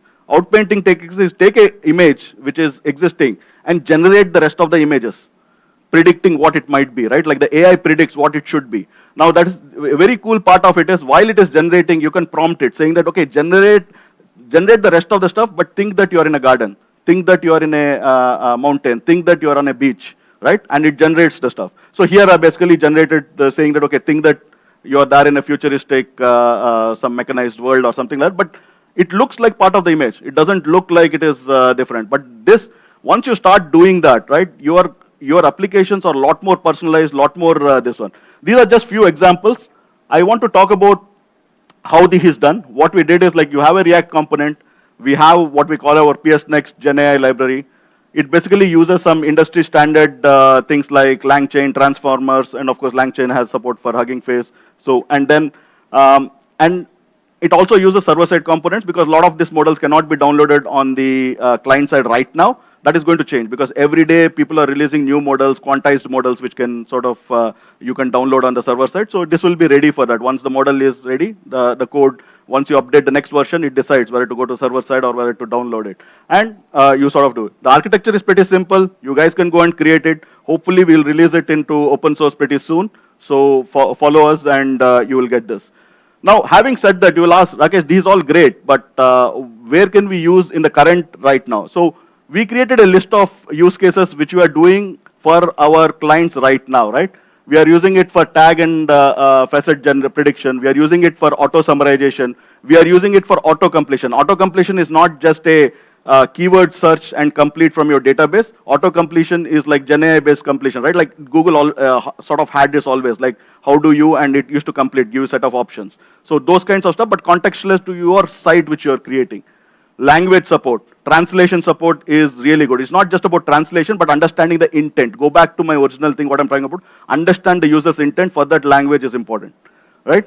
And then accessibility, right? Generating, like for example, alt tags on the fly, right? If someone uploaded an image and you can generate an alt tag on the fly, that is more accessible rather than waiting for someone to look at the image and generate the alt tag, right? Image description, use the image description and generate. Right now, the OpenAI APIs, you put an image, it will tell you what the image is about, right? So you can just put that there. Inpatting, outpatting, I showed you an example. Then image context and product placement. So this is very important, right? When you're, all of you must have seen, right, in movies, right, all your favorite heroes and they're catching one Coke bottle or like they subtly place something out there. Companies are going to do this, right? You have a standard image, but while selling, instead of recommendations being line items, they will also be placed inside the image. So you are looking at a computer and there will be subtly an iPhone put on the side or a watch put on the side, and this can be done by GenAI very easily.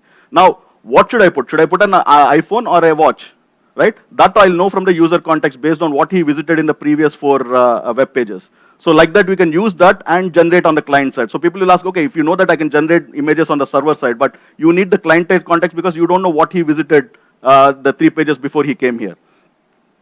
Then what else? The next thing is dynamic layouts. Now, dynamic layouts is something which I really like because there are a lot of subtle variations you can do in terms of your text box sizes, your column sizes, and this one. And people said, okay, we'll do A/B testing and figure it out, right? But you can go from A/B testing to A to Z testing. What I mean by that is your GenAI can generate so many different variations. It can test so many variations which cannot be done by few people in the design department deciding that we'll test only these 4 variations. You need to make it more generic and more flexible, and you will not know. People will choose something which is useful to them and let the GenAI decide what layout is suitable for this person based on his context and how he sort of responds to when a text box is bigger versus smaller, right? It is not a designer who decides, but the AI decides based on the effectiveness of it, and it can happen dynamically, right? It need not be a big exercise on the back end. You just have to tune your systems and say, you give it the maximum range of variation and say, go figure it out, right? Like what is the ideal for yourself? And that can be done today, right? Next thing is dynamic SEO. How many of you used SEO for like use GenAI for SEO? Has anyone used? Good. If you are not used and if you have to do the SEO stuff, use the tools which are already in the market like ChatGPT, Brad, or whatever it is, and you will discover how easy it is. And yeah, so using these libraries, what have you done, right? We have created some real world applications like this. So one of the things what we created at Publicis Sapient is we created our own ChatGPT clone, right? And for various reasons, right? For security and privacy being one of the main things, and then the audits and etc. But very quickly, we were able to make this as a platform. We released it as an API. People created a bunch of apps on top of it, including that app, which is the quizzing app, which Sailesh has talked about, which all of you can use it. Now, that app also uses these techniques in order to take the transcripts on the fly, summarize transcripts, generate questions, etc. Right? Like so, these are all the some of the apps which we have already done. And of course, I can't show the client examples of what we have been doing. There's so many client examples which are already underway right now. There's a huge gold rush in terms of everyone wanting to use that right now. So, in summary, I want to come back to this. So, hope all of you are clear, right? You have a lot of ideas. I'm sure each one of you, if I meet, they'll give me 3 ideas of what is the app which you wanted to create. But, and you also might have resources, right? People are ready to fund you right now for any kind of idea. Only thing what you're missing is skills. For skills, you can now use the libraries which are available and use the Gen AI to compensate for the skill. But while you are using the skill, you need to use the structure. So I told you a little bit of structure of how you need to follow. Think in terms of the architecture. Think in terms of what parts of my architecture are going to change and what parts am I going to do differently. Of course, efficiency, you have to use it. You can do all the things faster. But what will you do with the time saved, right? If you save 20% of the time coding, what are you going to do? Use the 20% time to be more creative and more transformational, right? Try to be more ambitious and aim for bigger things, right? Because at the end of the day, what matters is creativity. And in order for this to be a habit, one of the things what we did at Publicis Sapient is we basically created a set of behaviors for our engineers, saying that like, look, you need to have these behaviors in everything which you do, only then you can create a 10x value. That is a talk for another time, but like to learn more about our 10x behaviors, please visit our booth which is there outside, talk to some of our my peers out here, and they will be happy to sort of talk to you about this.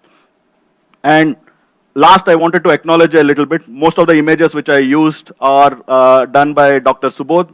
Dr. Subodh is a local artist based in Goa. I got a chance to visit his museum 3 days back, and I was blown away. So if you have some time, please visit Museum of Goa. And all these images, what he has done, were from his works. And I thought it is more apt to use his images because he just uses sand and light.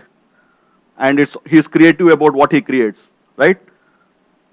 So since this is a talk about creativity, I thought like this is the best thing to sort of use.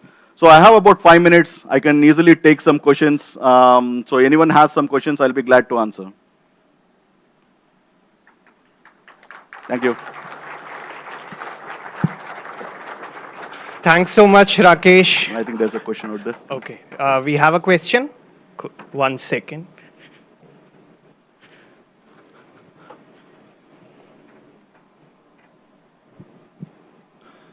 I have a very simple question. Like, if the AI gets creative, then what will we do?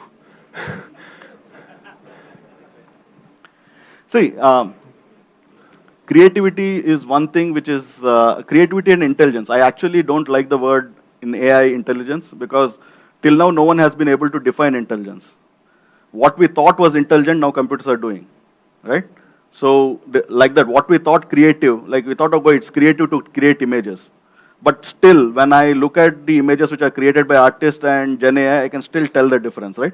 So it will still take some time. Luckily, it will not happen in your lifetime. I'm sure of it, but I don't know the answer later. But you should not be worried about it because intelligence and creativity, I'm an optimist. As a human species, I think we are still way ahead, right? Like what we are seeing is, we are just impressed by the capabilities it can do. Because of our assumptions, we assume that people cannot do it. We assume that the skills which takes to create this are a lot harder. What the machines are showing it is not that hard, right? So I think all of us, and I have seen with young children right now, given these tools, they are being more creative in using those tools to create something more than what we imagined. And that is what human species will always do.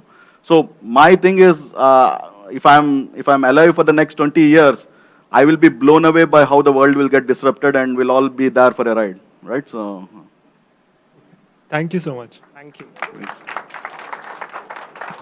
Thank you, Rakesh. I think you look very fit. I don't think you're going anywhere for the next 50 or 80 years also. So you'll be here. So it's so heartwarming to see the advancements that Publicis Sapient has done in the field of Gen AI.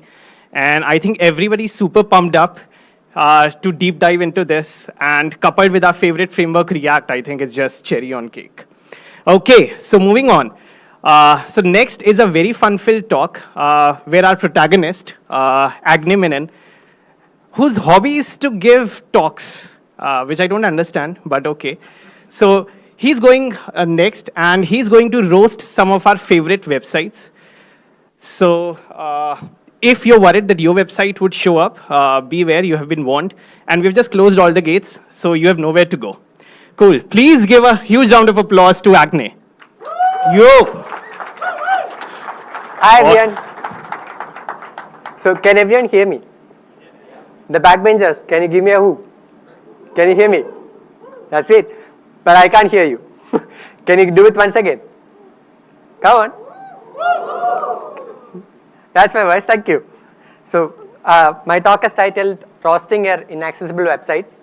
So fun fact, this was first titled Roasting Your Non-Accessible Websites. So I was creating the presentation and then I thought for a moment, non-accessible, there must be a word for that, right? So I Googled and turns out it is inaccessible, right?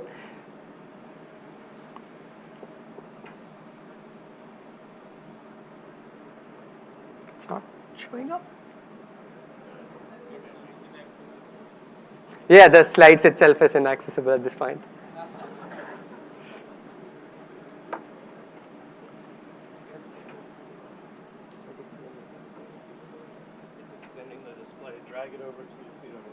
Yeah.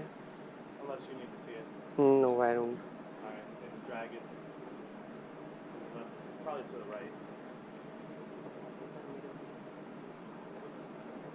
Nope, doesn't seem to go anywhere. Drag the slide button on.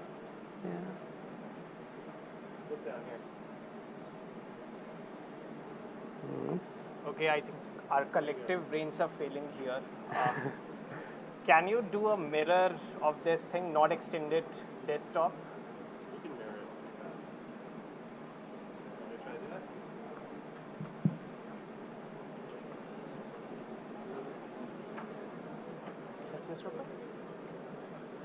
So yeah, while the people fix that up, now we know my hobby is not giving talks, right? That was just No, I think while Agnes' laptop is getting fixed, we'll come here and roast some people instead of websites. So I'm Ankit, and I don't do this for fun. Who here wants to tell us, like, what's the craziest that you have done at work? Work-related. Don't spill all your beans. Okay, there's no volunteer. I'm just going ahead and picking up this guy in white shirt. Hey, what's your name? Vaibhav. Vaibhav. What's the craziest that you have done at work? Craziest is it something like downtime or something? No, I was thinking, looking at you, I thought that work would be the craziest work that you have done. You feel like you're always in party mode. Cool, okay, thank you. Cool. Okay, now he has got a comeback. I remember 3 years back I made 70 plus developers sit together for 3 months and we delivered something which blown up in the end for sure. But that was a crazy time we spent together. Okay, I think he lost all those 70 friends. I don't think anybody would want to talk to him. Cool. What's your name? Hi, Surabhi. Surabhi, she's very shy. What's the craziest that you have done at work? So I think once I played Mafia with my CTO. Okay. I don't want to know the end of that. Cool. Cool. How many people are students here? Like, everybody's a student, I know, but like literally, who's a student here? Oh, there it is. I got it. Oh, there's no student here. How many Gen Zs in the house? It's right here. Okay, she's a Gen Z. Yeah. So, what did you do crazy at work? There you go. Like now, last quarter or? Combined. So I signed to like a lot of enterprise stuff using my company email, and that might end up generating bills for them that they don't get to know until the finance team comes back to them like way later. Okay, so she's a very expensive Gen Z. And now the main question, like what's the deal with manifestation with these Gen Zs? So manifestation it's like your viewpoint on how you want things to be. So you manifest it, so it comes true, right? Okay, so you believe in manifesting and not working. Like, I wish the work gets completed. Oh, it'll get completed. Okay, I think we have the setup. Please give a huge round of applause to Agne. Make him feel welcome again, and I see you in a bit. Yep, so welcome back. After the inaccessible slides, we are back at least. So up next, this is inaccessible, right? Before we talk about inaccessible, we have to see what accessibility is. So can you give me a show of hands who already is familiar with the term, who is already using accessibility? Bunch of hands, cool. That makes my job much easier here. So accessibility is basically access to any system or an entity. So when I say accessibility, I mean digital accessibility, which is access to a website, right? Access to a website or an app, anything on the internet. So if I don't specify, I'm meaning digital accessibility. So this is a very tough talk to follow up. So because I'm talking HTML, I'm going to be talking entirely HTML to follow up to magicians who are talking about AI. So bear with me here. I'm standing in between you and coffee, I know, and there is time now. Hopefully you didn't need coffee for this talk, but I'll run through before you get any cravings. Cool? So accessibility is a tough word to say. Like I've been saying it over and over. You can try it right now. This is a very tough word to repeat. So it's also abbreviated as A11Y. So again, can I have a show of hands who here knows why it is called A11Y? Few people. Okay. So I learned this at a conference, right? Few years ago, I learned this at a conference. It's called A11Y. It's right there on the screen. It's called A11Y because there are 11 letters between A and Y. That's it. There are 11 letters between A and Y. It's called A11Y. So the first time I learned this, I was like, boom, right? So, whoa, man, it was right there. Did not see it, right? So turns out we do this a lot in tech. A lot of things are abbreviated this way. Accessibility, internationalization, localization, globalization, everything, anything you get, if it's huge, you put the first and last letter together, you put a number in between, that's our abbreviations all together. Now, when I got to this point, I was like, there's a word for that, right? Turns out there is, so it's called a numeronym, right? A numeronym is when you abbreviate something and it has a number in it. It could be not a letter too, like K9. It could be a different abbreviation too, like Y2K problem, right? All of these are numeronyms, right? So before I get out of myself, this is a fun fact part of a slide. So before I get out of myself, my name is Agnay, like Ankit said, Agnay Menon. My parents wanted a unique name kind of thing for their child. So they named me Agnay, but a lot of people that doesn't roll off your tongue. So you can easily use my numeronym, A3Y. It's not that far from A11Y, just 3 here, right? So you can find me on X or Twitter or whatever Elon Musk is calling it today. You can find me there at Agnay Menon. My personal website is agnay.dev. I work as a senior front-end developer at Circle. Circle is a community builder platform. If you want to build a community, if you have some kind of following, you want to interact with them, we have chats, comments, video streams, chat, anything you want. So you think of it, we have it. So come create a circle of influence with us whenever you're done. Getting back to accessibility, you'll see the slide repeated oft on my presentation, right? This is the first thing I make. Accessibility is for everyone and by everyone, okay? So this is a big statement to make. Now I'll start justifying the statement one by one. First, I'll start by the second thing, right? Accessibility is by everyone, okay? What do I mean when I say it is by everyone? So this is a basic structure of a company. See, it has leadership, it has product managers, designers, developers, testing. Based on a company size, you might have more people. You have a lot more people, or maybe you have fewer people based on a startup size, right? But consider this as a basic structure. Each of these people, it's not you and me, it's not just developers. Each of these people have to be involved to make sure that a product is accessible and available to everyone, right? The leadership of a company needs to assert that, hey, our product is going to be accessible from day one. This is the vision of a company and it is going to be accessible, right? Unless that happens, the rest of you cannot follow. Now, say product managers, they need to make sure that time is allocated for accessibility.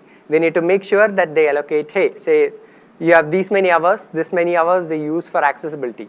If developers and designers are given 1 day to make an entire product, they will make compromises, right? You and me, we have to make some compromises to make things work.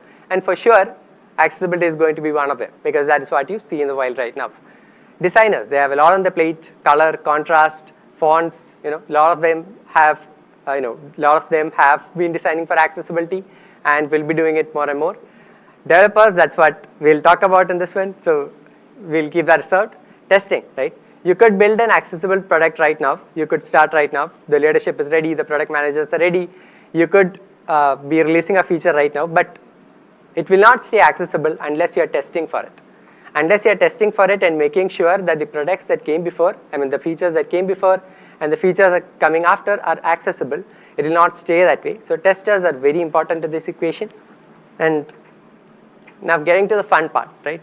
What is inaccessible? We talked about access to a system or an entity.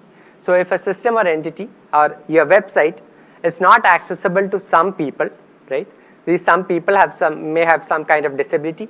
It might be permanent for them. It might be situational for them, right? So any of those disabilities, if it prevents them from accessing your website, then your website is termed to be inaccessible. Cool? A lot of people have been looking at me like this. This is popularly because of Ankit also. He has been asking me not to roast some of our websites, but I will not be picking up any of the main websites or any of the real web pages today. That is only because, like I said, it's for everyone, right? Accessibility is by everyone. It's not a you or me problem. It's not a developer problem at all. Like there's a problem at a higher level which needs to be addressed. So if I pick a website right now and then roast it for its inaccessibility, it will be about you and me. It will be about the developers who worked on this project, and it will be a shame for them. That is not what I'm here for. I'm here to inspire all of you to do a little better. If I do a good job with that, you can give me applause, but not right now, at the end. But I'm here to inspire you right now, not shame any of you. So not real websites, but if you see anything that is, seems similar, it is probably because it is. I'm just making things up from real world, but I'm just not using real names. So you will see all of those things come up.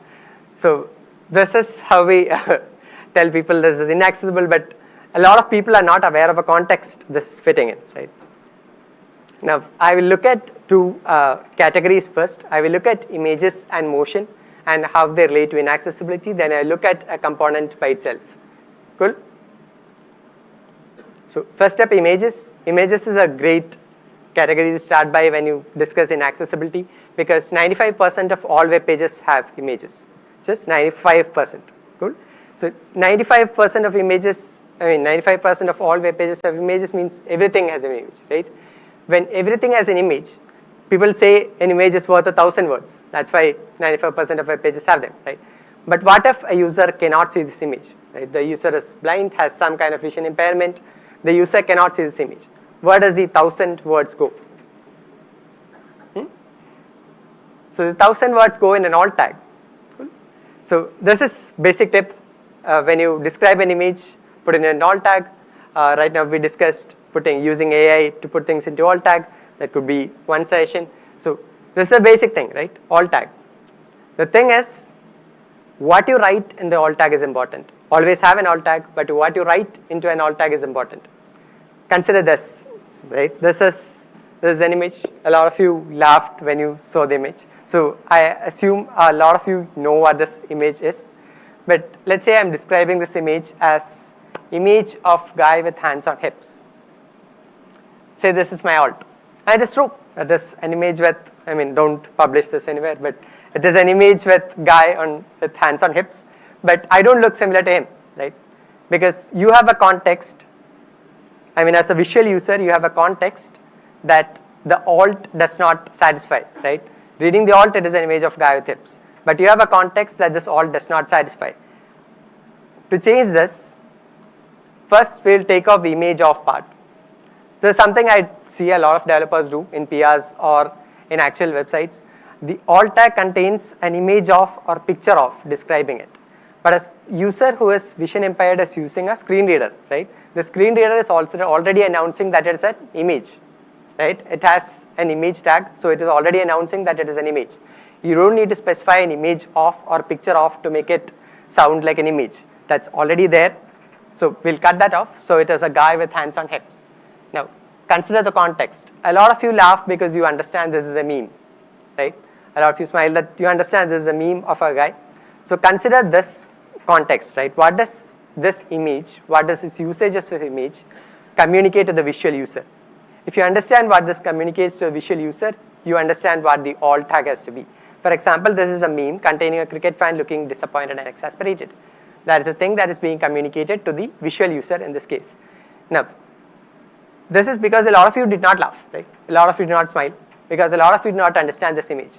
because we are assuming that this image is used in an intent context. This image is being used for a cricket fan, right? Somebody who knows this meme. Maybe there are people who don't know this meme, and then that needs to be provided. Where do you provide that? That is why we get to this example, right? How many of you are familiar with this image and what it represents? No hands? Really? Okay. So this image is a capital crawl, right? This image represents capital crawl. This is in 1990 US, where handicapped activists are crawling up the stairs of US Capitol to show their support for Americans with Disability Act. See what they had to do there, right? Now, if this image is being used, there is a context that I just gave you, right? This is capital crawl, this is 1990, and this is handicapped activists who are crawling up the stairs. There are people covering them. This is the context that I gave you. But do understand that a lot of visual users who are seeing this image, that is you and me, we also don't have this context, right? You also do not know what this image was. So this is not to be provided in the alt, because when you provide this context in the alt, the visual users are missing out. The screen reader understands, but the visual users are missing out. Now, instead, HTML gives you an easy way out. It's called a figure tag, right? Inside the figure, you can provide an image. The image has an alt. The alt is the alt right here is an example, like a group of handicapped activists who are crawling up the stairs. This is what a visual user also understands seeing this image, right? But they don't have context that this is capital crawl or they use your capital building or what they are supporting, right? So provide that in the caption. So skip the alt altogether in that case, provide that in the caption. When you provide that in the caption, it shows up below the image, the screen reader reads it, the visual user also has Q for it. Cool? Next step, we do icons, right? Because icons are the next type of images that are most popular out there. The most popular use case for these would be icon buttons with text. These are when you have text right next to it, the image has, the icon is there, there's right next text to it, there is profile, there's text right to it. I don't know why these are here, but the designers prefer it, so those are here. Those are subtle visual cues, right? You don't have to read the text to know that's a download button. You can just look at it. You have seen the icon before, you know it's a download button. In these cases, what I've seen most people do is provide the alt as download icon or add icon or something like that. Now consider what the screen reader reads for you in this case, right? The screen reader is going to read add icon and add. Okay, so that does not mean anything, right? Image of an add icon, add. You already have the screen reader user does not need any context to understand it is an add. He does not understand the visual cues of an icon, right? So they can have the text by itself. Now, what you have not to do is skip the alt altogether. What many people do in this case is skip the alt. They leave the image source as it is. When that happens, a screen reader is going to read out the source of the image, whatever is the file name. The file name could be anything, right? We right now have cache file names, so we have a huge code as a file name, ABCDFG. The visual user does not have any context for it. So when you read something like that, have a alt as blank. When you leave the alt as blank, the screen reader understands the alt as decorational, right? The image is entirely decorational. It can skip it altogether, read the text. All good. Good. Next what happens is just icons, right? A lot of designers currently use just icons because that is the minimalist aesthetic that we are going for. So it's just icons everywhere. You don't see text at all. Every button is an icon. So these are sample icons that you have, but I'm pretty sure you can think of a lot more. Hamburger, home, right? None of these have labels anymore. These are just icons. Cool. Now, when these are just icons, forget whatever I said before. Forget what I said about leaving the alt blank. Don't do it. Have a button, right? Always have a button. Sure. Don't put an alt click on an image. That is bad. Don't do that. Have an image wrapping have a button wrapping the image, and on the alt, specify what the action is. Right? Specify if it's an add, specify if it's in a heart, specify what the state of the heart or alt is. You could also use the area label on the button if that's what floats your boat, but otherwise you see alt. If you use an area label, you can leave the alt as blank and that's it. Now, also specify that all the users cannot have context for what the icon is, right? If you're a visual user, say you take an X, right? X is a prevalent icon everywhere. But what about X says it is a close, right? Is there anything in physical world where you go into the physical world, you see an X where you can close things? Are there doors which have X to close them? There's push and pull, there's never an X, right? The doors cannot be closed with an X. It is just web context. We have used web for these many years. We have developed a context which says X is now is equal to close. But do note that some users may not have context for this. So if your design allows, this is where designers come in, if your design allows for it, show the text right next to the icon. If it does not allow for it, so if your designer is like, hey, we are going minimalist, we cannot do anything else, make sure that there is a title, at least a title on the button, so that users can hover over it. So if you have a title, this is pretty simple, right? If you hover over something, it shows a tooltip, right? You don't have to bring anything else. You have a title. You could even have a tooltip, but if you don't have it, bring in a title. Next step is motion, right? We are done with images. Next step is motion. Motion is how you do anything. So animation. This is my blog in the background. So you see it's snowing, right? Right now it's December. I mean, it's October, but my mind is in December. I just also demonstrated it to you. So my mind is in December, so it's snowing on my blog, right?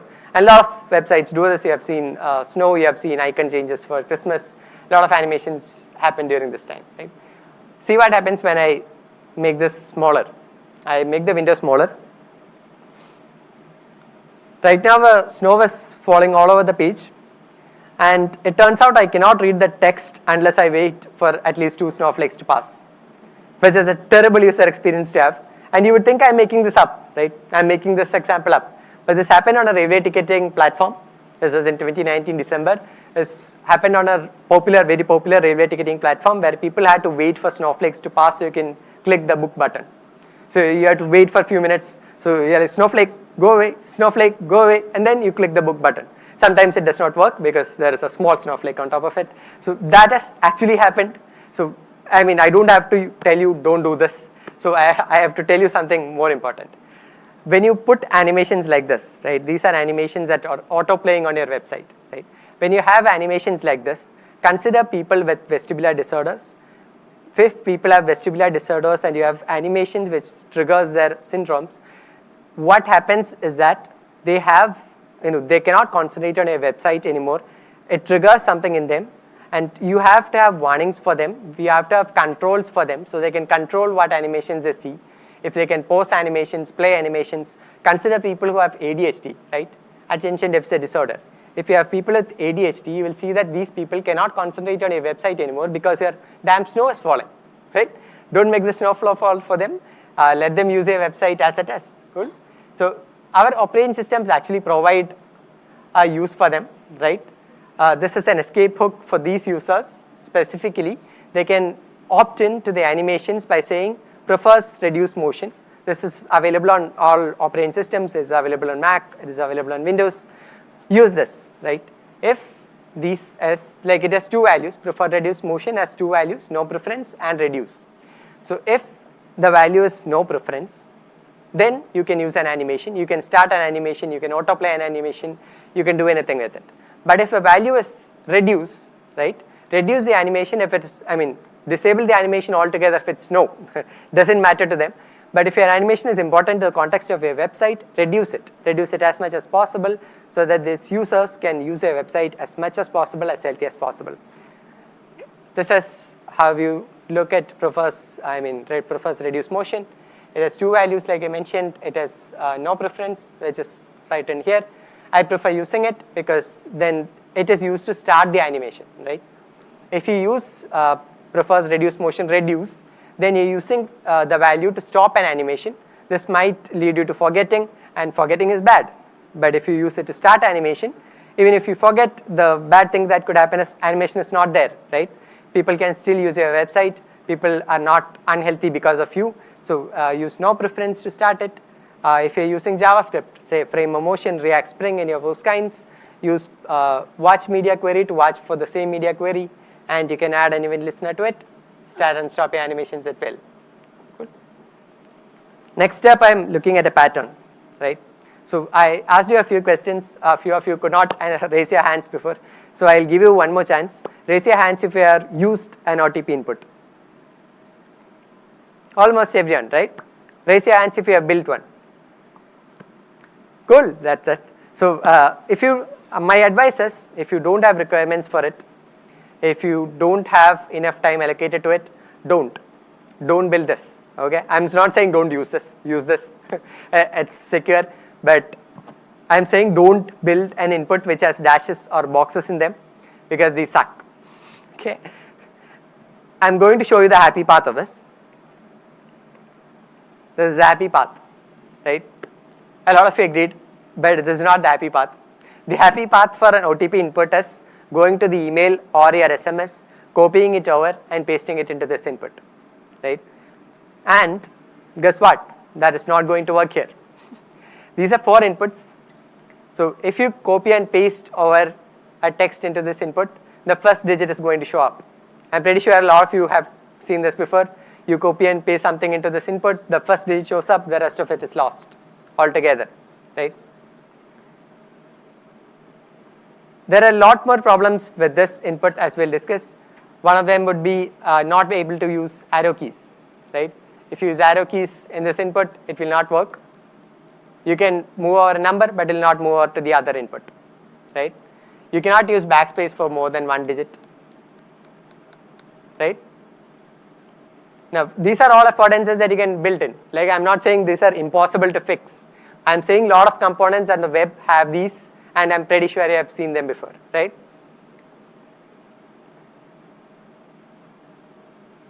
Yep. So users should be able to use arrow keys, they should be able to backspace delete, they should be able to use tab to navigate in and out.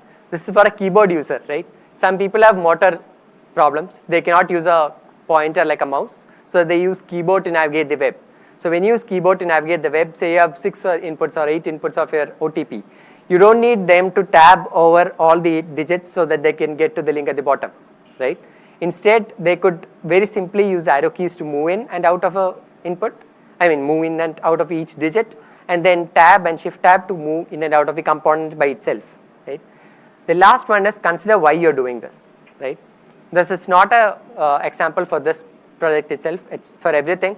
Consider why you're doing this. What does 4 boxes or dashes mean?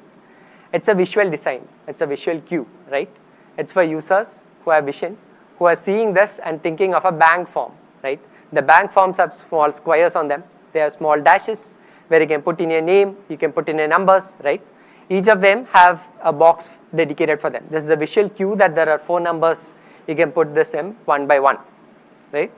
Now, this visual cue does not exist for a screen reader user, right? Screen reader user cannot have context for this. So provide a single input for them, hide the 4 boxes or dashes, provide a single input for them so they don't have to go through this hassle. This is how you would have an input, very simple. Input type is equal to number, mode is equal to numeric, pattern, max length, right? The type is equal to number, you know what that does, type is equal to number. Now, type is equal to number also comes with few arrow marks, like arrow marks to the up and top. That can be not beneficial for the OTP inputs because somebody could press arrow keys and then change over the whole input. That should not happen, right? So you could even use type is equal to tell if that floats your boat. Now, input mode is equal to numeric. Mobile phones or some of those devices have virtual keyboards on them, right? Virtual keyboards meaning the layout could change as you go on. So when the layout changes, you have an OTP input which is numbers. You could use numeric so that the user does not have to skip the keyboard. Pattern, same thing. Max length, it gives the visual users, the non-visual users an indication that this is 4 numbers. Bonus, autocomplete is equal to one-time code. I don't know why more people are not using this. If you're on a mobile phone and the OTP comes into your mobile phone, you can use autocomplete is equal to one-time code. So the mobile phone automatically fills in the one-time code for you. You don't have to write any more code, just one line, autocomplete is equal to one-time code, right? And it just works for everyone. Now, when I do after the patterns, now it's my turn to come to the first point, right? Accessibility is for everyone. Who are we building this for and why are we building this, right? According to WHO, there are 1.3 billion people who have a significant disability. 1.3 billion people is 1 in every 6 of us. if 1 in 6 of us have a significant disability, you have to say we must be pretty good at implementing accessible features for our websites, right? Turns out, no. There are 5 crore distinct errors on top 1 million web pages. And mind you, it is top 1 million web pages. Yours and mine, right? If it goes on top 1 million web pages, they have 5 crore distinct accessibility errors were detected. On an average, that is 50 errors per page. We are not doing good at this. Pretty easy to say we are not doing any good at this. Now, on the last 34 years that web has developed, we have come a long way. Like my grandmother currently uses Zoom classes, to teach and learn pranic healing and yoga exercises. She cannot go outside. She does not step out of her house because she has problems with her legs. So she does not go outside, but she uses Zoom classes 3 times a day. My 7-year-old niece, she streams Roblox to her subscribers on YouTube. Right? That is a huge age gap that we have with people using the web. Moreover, there is a huge gap in the abilities of people. Right? There are people with disabilities, there are people who cannot use the web, there are people who have situational disabilities. And let's not think for a moment that blocking access to a website is just that. There are shops in India right now that only accept UPI payments. There are restaurants that have only Swiggy or Zomato as delivery partners, right? They have no seat-in, you cannot go there and eat. And if you are not from a tourist town or city, I'm pretty sure you cannot tell where your nearest taxi stand is because you are riding it with Uber or Ola, right? Those are the apps that you are currently using to ride hail. In that scenario, we are not just blocking access for a website, we are blocking people from using public spaces as well. I'm pretty sure you and I are not people who want another Capitol crawl, right? They don't need to demonstrate to us by crawling a building that this is important to them. We have to build features for them proactively and ensure that everyone is involved in it. I'm not saying you should build accessibility because you feel sympathetic for these people. Right? You don't need to feel sympathetic for anybody to build these features. Because I don't mean to sound like an insurance agent, but we are all just one accident or disease away from a severe disability. Right? If an accident or disease does not hit you, you just age yourself into a disability. Once that happens, the accessibility features would be for you too. So I ask you to build accessibility features for yourself. Because when you build it for yourself, you're building it for everyone. Right? I have a bunch of resources which are linked on the slide. These are small resources, but you don't have to take pictures of any of them because this is the link to my slides. Now, my slide is currently live on 11y.acne.dev. That's where I'm currently showing you from. So all of these slides are currently live there. You can access them there or at the QR code, which is pointing to the same thing. All of the code, all of the resources if you want to get better into accessibility. I would also like to say that accessibility is just the beginning. Right? You should not be just providing access to your products or websites.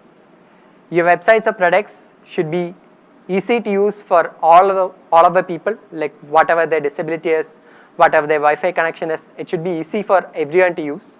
It should be a joy to use. It should make effective and efficient use of their time. And I figured there is a word for that, right? That's my time, everyone. Thank you.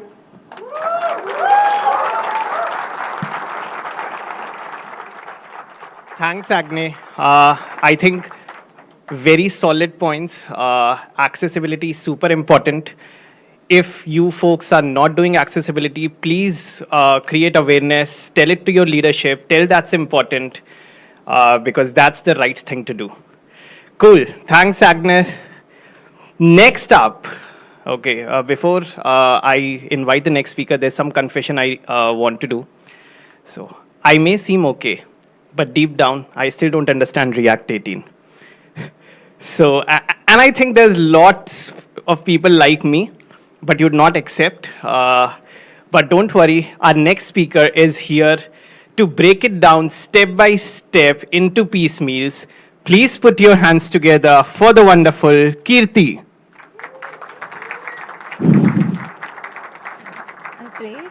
So while her setup is being done, I'm here on standby in case anybody needs some entertainment or fun. Kirti, are you good? Okay. Cool. I think we were doing some conversations and I was asking people something I want to know. As people who are interested in working in tech, what do you think is your strength or superpower? I'm not getting any hands up.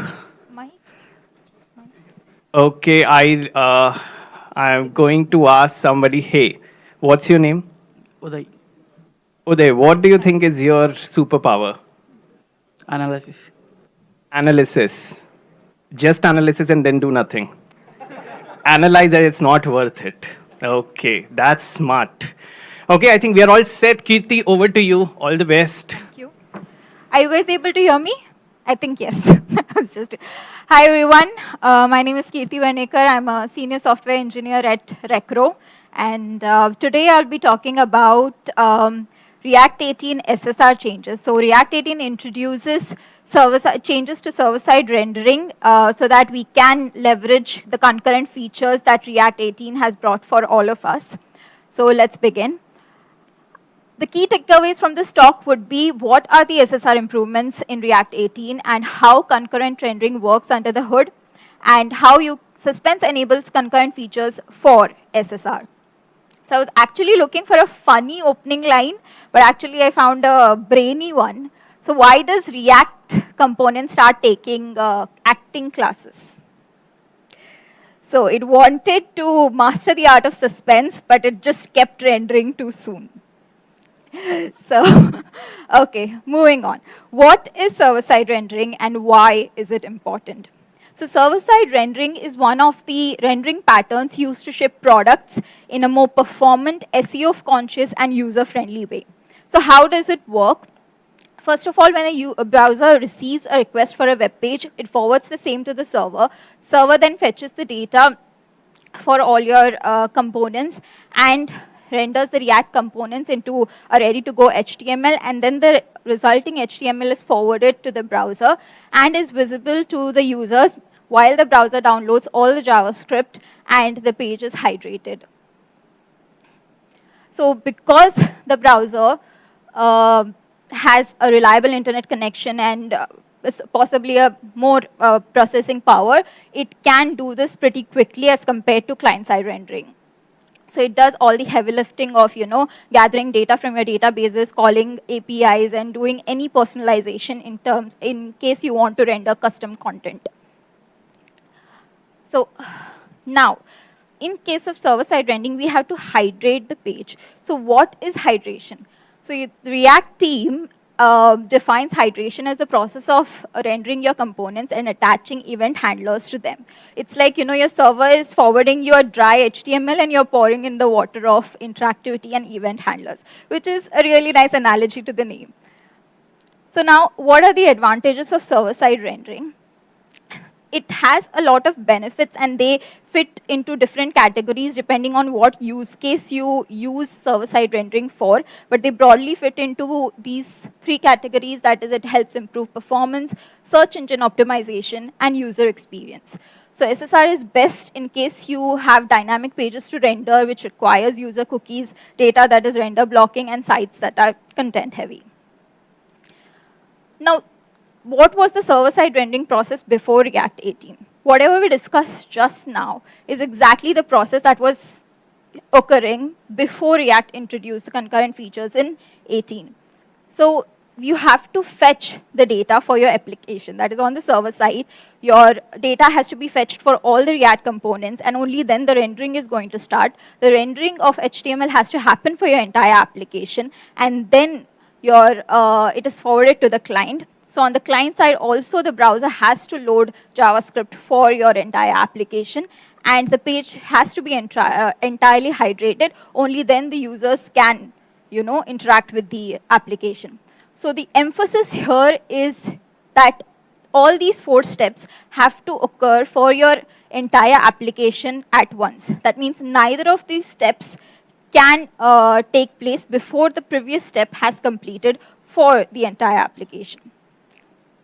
So this process works, and we have all been using it, but is it optimal? And more importantly, is it async? Which it is not.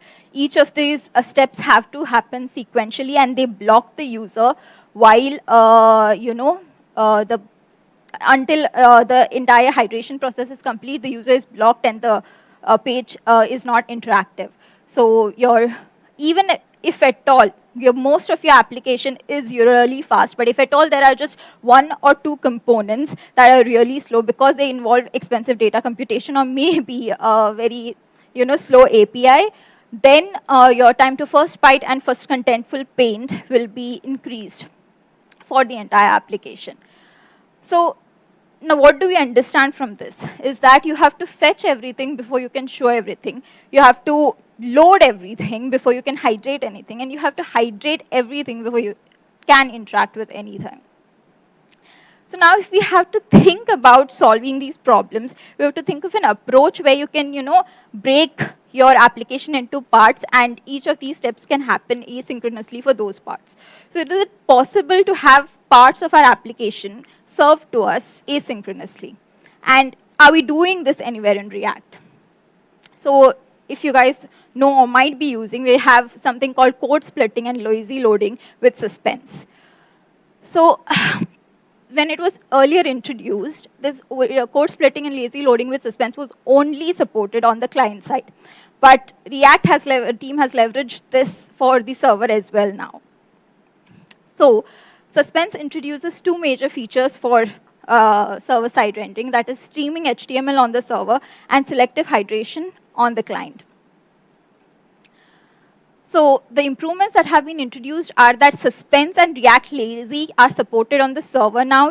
So code splitting will work along with server-side rendering. You don't have to choose between the two of them. React uses suspense boundaries to, stream HTML page in visual chunks and also to hydrate the HTML in chunks. Now, how is this happening? This is only happening because we were introduced with concurrency in React 18. And it's important to understand how concurrency works to, understand how we can leverage these features for server-side rendering. Now, why do we really need concurrency? So applications these days are, really deal with complex data and perform at huge scale, and also user experience and performance are of utmost importance. So rendering such complex data can lead to, long tasks. So any task that is more than 50 milliseconds is considered as a long task, and it will restrict user interactions. So Adi Osmani, points this out in his Cost of JavaScript. This is a fun doodle by Rachel Namos from the React team. What it is explaining is how actually a visual update occurs in React. So in React, any visual updates happens in two phases. That is, first is the render phase and then the commit phase. Your render phase is a completely computational phase wherein your React constructs a new component tree along with, and then reconciles it with the existing DOM. So once this is done, you're preparing for your updates. Then that is followed by the commit phase, wherein these updates that were, computed in the previous render stage are actually applied to your DOM. That's when your DOM will finally, mirror your new React component tree. So in a traditional render or in an asynchronous render, both of these steps were happening in one go. That is sequential, one after the other. So that is what is called blocking render. That means your rendering is a single uninterrupted synchronous transaction, and once rendering started, it couldn't be interrupted. So the concurrency, the foundational update to React, which is bringing in concurrency, what does it do? It actually makes your rendering phase interruptible. Commit phase cannot be interruptible because your changes have to be committed in the DOM to the DOM in one go. That is the browser limitation. You cannot do anything with that. But you can interrupt pause, resume, or even abandon a render during the render phase. So, in the blocking render, React assigns the same priority to all the elements, and that's why when the render tree is actually computed and the process of rendering is going on, if at all a user input occurs in between, it won't be acknowledged. That is, unless your rendering process for the entire tree is complete, you won't be able to handle your user input, and that's why you have this delay, which is called first input delay. What concurrency does is, it allows you to mark an update as urgent or non-urgent. So your components are given priority, and based on that, your so let's move to that, but let's look at what's happening here. So user inputs with concurrency, user inputs or user interactions are given the highest priority. And we'll get how priorities are, computed in some time, but they are given the highest priority, and that allows React to handle them as soon as it occurs. So with concurrency, what React does is, it allows you to give control back to the browser every 5 milliseconds. Let's see how that happens. So how does the React keep the browser interactive? React uses something called cooperative multitasking with time slicing model. So here, the rendering still happens in a single thread, but the rendering process is interruptible. Okay, so your so what happens is, because you're using prioritization here, high priority tasks can now interrupt low priority tasks. So we need, and when that happens, and when high priority tasks can interrupt it, but they will be executed in a synchronous fashion. But low priority tasks low priority tasks can be interrupted. So the heuristic currently is to yield execution back to the main thread every 5 milliseconds, and this 5 milliseconds is actually not a magical number. It's actually smaller than even 1 frame for a 120 FPS device. So we need, now that we know that there's prioritization going on, we need a system that, helps us do this, that's, helps us prioritize tasks once an update occurs. So we have this React scheduler package for that, whose primary responsibility is to schedule, prioritize, or defer updates. Now there are 3 levels of priority. That's the scheduler priority, event priority, and lane priority. Scheduler priority is used to prioritize tasks in the scheduler, so we know that React has an update queue and a task queue. And event priority is to mark the priority of the user event, and lane priority is something called priority for work. So it's actually really complicated to understand and compact this concurrency theory in a 5 to 10 minutes explanation, but what I want to tell you is, there are 3 levels of priority, but they are not exclusive. So your React scheduler will actually, once an update occurs, your React will evaluate the context of the update. So the update can be occurring because of a transition or a state update, or because your server has updated your response, or maybe the parent is sending down a updated prop to the child. So the context of it, or maybe there has been a user event that is occurring. So the context of it varies, and that's where React calculates. So scheduler basically calculates what is the priority of the update. So next we have called render lanes. Render lanes are used to manage the priority of low priority, so deferral of low priority updates. Once your scheduler has the update priorities assigned to the updates, it still needs a way to time it.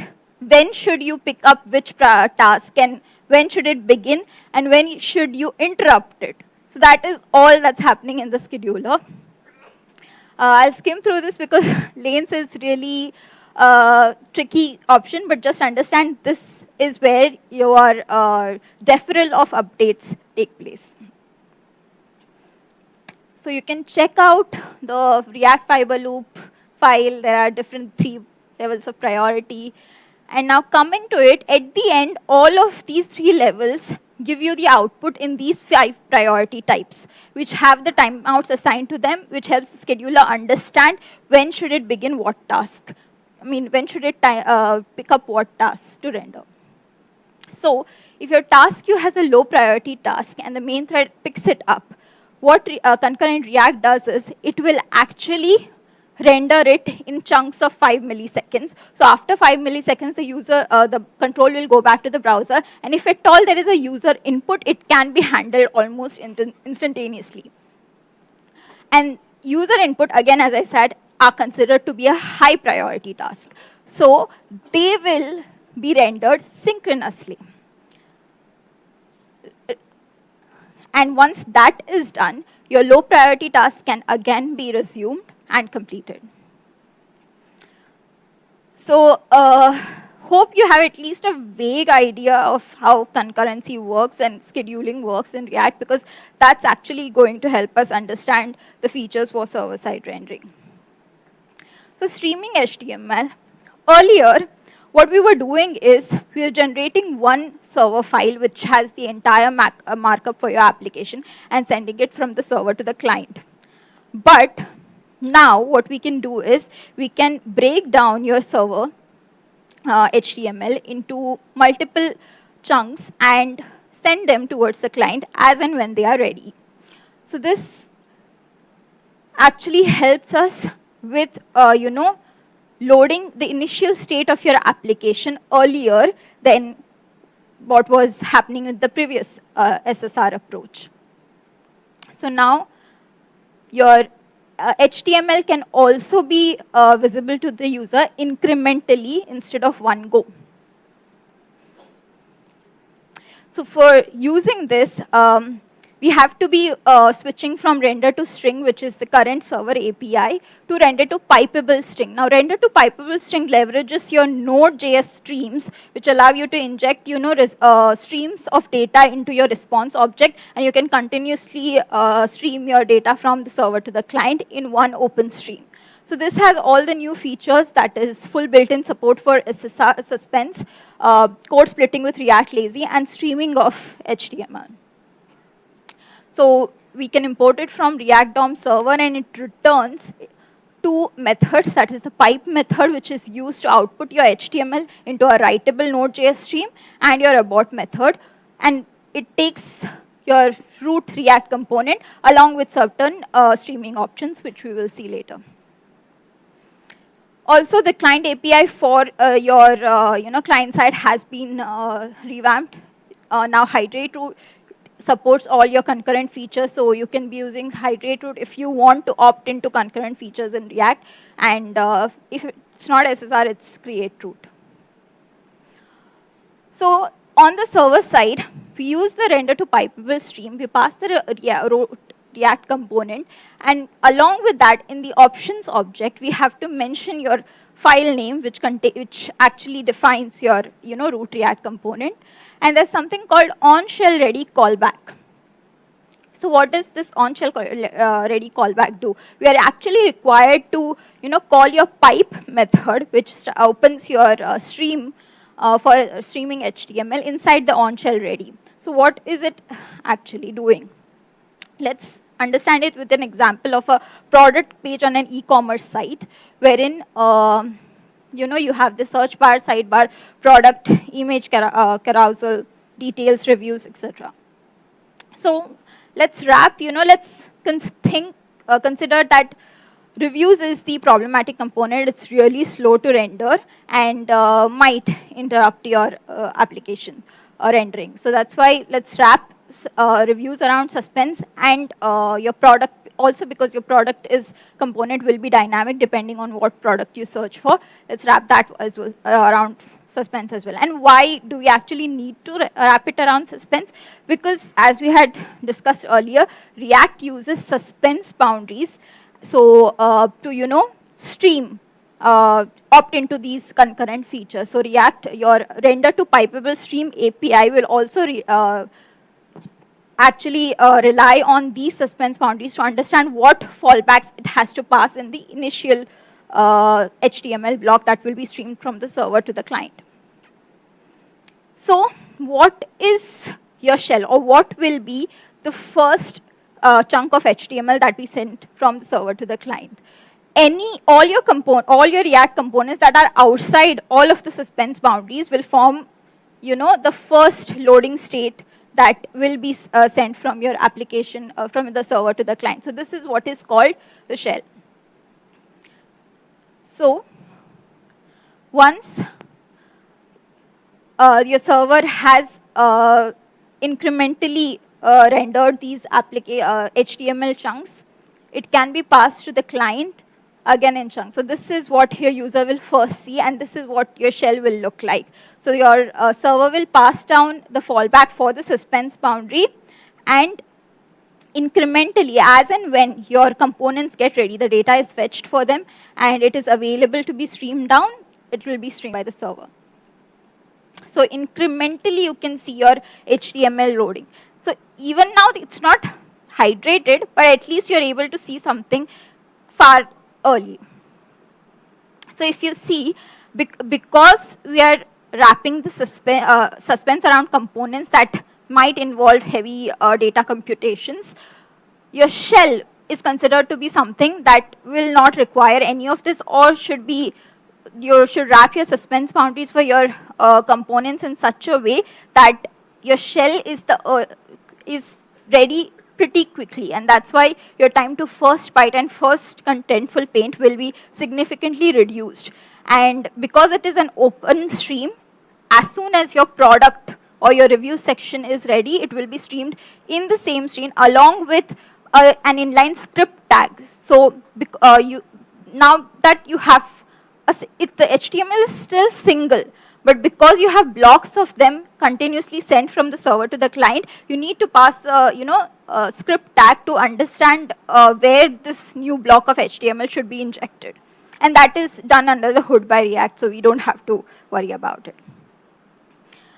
Now, so what does this help with? As we have seen, it helps us significantly, reduce the time to first byte and first contentful paint by breaking the synchronous nature of the first two steps of server-side rendering that we had discussed earlier. So moving on to the client-side part, which is selective hydration. Now, your earlier SSR process might reduce the first contentful paint time, but it does increase your time to interactive because you still have to download all the JavaScript for your entire application. Now, this can leave users in an uncanny valley wherein the page seems to be ready, but interactivity feels absent. So hydration is really expensive. Why? Because we have earlier discussed that about the render and the commit phase. So what happens in hydration is the rendering is still happening for your entire React tree. So your React component tree for your application is still rendered during hydration. Only thing is that it skips the commit phase because we already have the DOM nodes created from the HTML, pre-rendered HTML from the server. And that's why hydration is expensive, because you have to render everything and the main thread will be blocked. So the goal of selective hydration here is to prioritize the order of hydration, that is attaching event handlers and initializing component data based off what users interact with. So how does selective hydration work?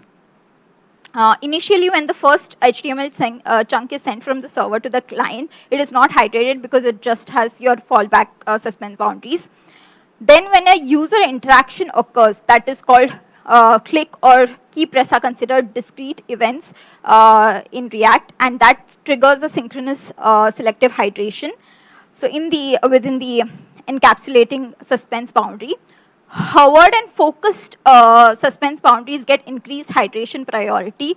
If at all the HTML cannot be hydrated, then we call the stop propagation event to stop it from bubbling up. And in idle cycles, any of the remaining suspense boundaries are hydrated asynchronously. So I don't think you might have understood any of this, so let's look them with an example. So let's again go back to the same example that we considered earlier. And we're wrapping the reviews component with suspense and also the product component with suspense. So now let's try to understand hydration in 3 scenarios. First scenario is, your page, hydrating your page before all your HTML has been streamed. So React understands that, wrapping your components around suspense means non-urgent update. So that will take lower priority, but your shell, that is the initial HTML, will still be hydrated synchronously in one go. And as and when your next components are ready and the HTML for them is streamed, and your code for them is also downloaded, then they will get hydrated as in how they are received at your client end. So same thing happens with your reviews. As and when your server streams it and the JavaScript is available for it, that will also get hydrated. So now hydrating the page before all the code has loaded. We are only speaking about, selective hydration and your using suspense on the server side, but we still have code splitting and lazy loading that's already working on the client side. So now we discussed that in order to hydrate the products, your JavaScript has to be available. Only then you can be hydrated. So we can again use the same code splitting concept wherein you're actually calling React Lazy to download your JS bundles asynchronously for whatever components you wrap around suspense. So that's again helps in hydrating it asynchronously.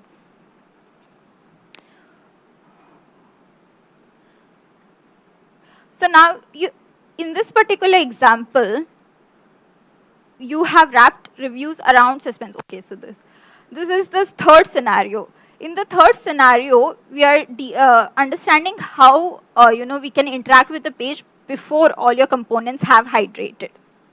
Now, this is where your prioritization comes into picture. So what selective hydration does is it allows the hydration process to be prioritized based on what your users interact with. Previously, we had seen that any click or key press will cause the component to be hydrated synchronously. So here you only have the reviews component. So your first HTML will actually, all the other components are outside the suspense boundary, and hence that will be hydrated in synchronous fashion. And if at all user tries to interact with it now, unless the hydration is complete, the user will be blocked. But now if we try to wrap image carousel around suspense and also reviews around suspense, let's see what happens. So first your shell will obviously be hydrated. Now because image carousel comes before your reviews component in the render tree, React will start hydrating it first. But if at all user reacts with the clicks on the reviews component, what React now does is it will pause hydrating your image carousel and prioritize hydration of the reviews component. And then once that is complete, your image carousel component can be hydrated during your idle cycles. So now that we have opted into these features, the problems that we discussed with SSR earlier can be solved because you no longer have to wait for all the data to load on the server before sending any of the HTML.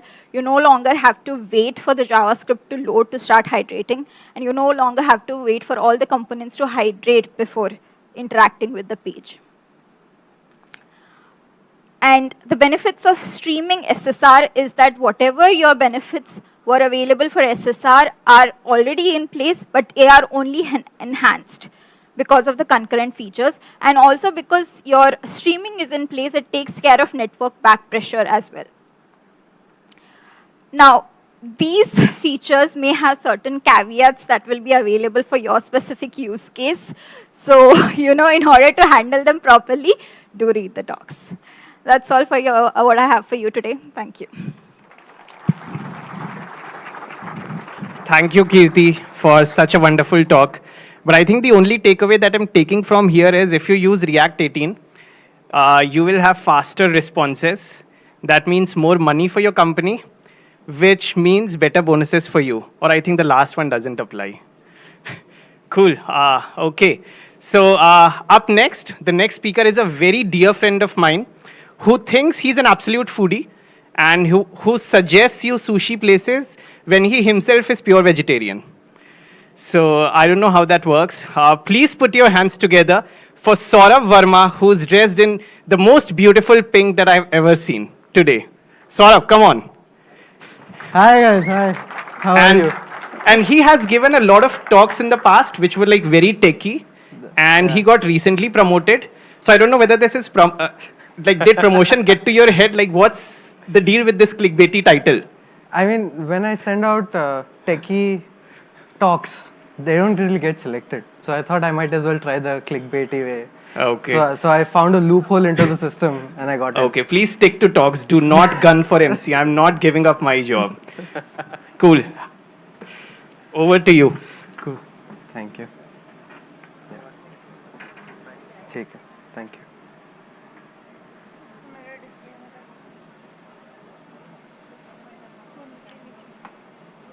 वो तो ठीक है हो जाएगा यहाँ से ये हो गया ना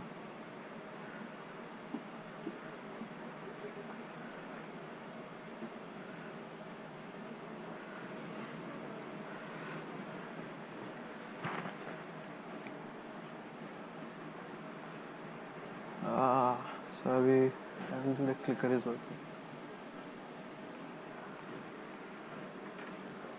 You have to press it harder. अच्छा इधर है. It's not for weak.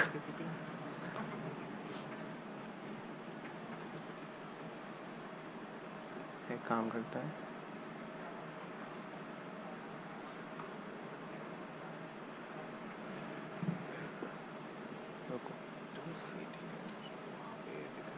उसको मैं मिरर कर देता हूँ.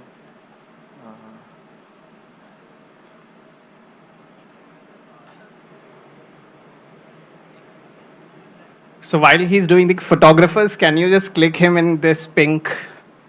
Let's use this time. And attendees, are you having fun? आपने क्या सेट किया था? एक सेकंड रुको. Yeah, you can click me as well. I think blue also looks good. Pink. Okay, this also has pink. I only can see first fold, not the second. I think this was too intelligent a joke. First fold, second fold. Okay. Saurav, are you done? I think so. Yes. Okay. Hi. We don't have screen here. We have all the displays here, not here. No. Hi. Cool. Hi. Hi. Good afternoon. We're almost at noon, but how are you guys doing? You're good. You're good.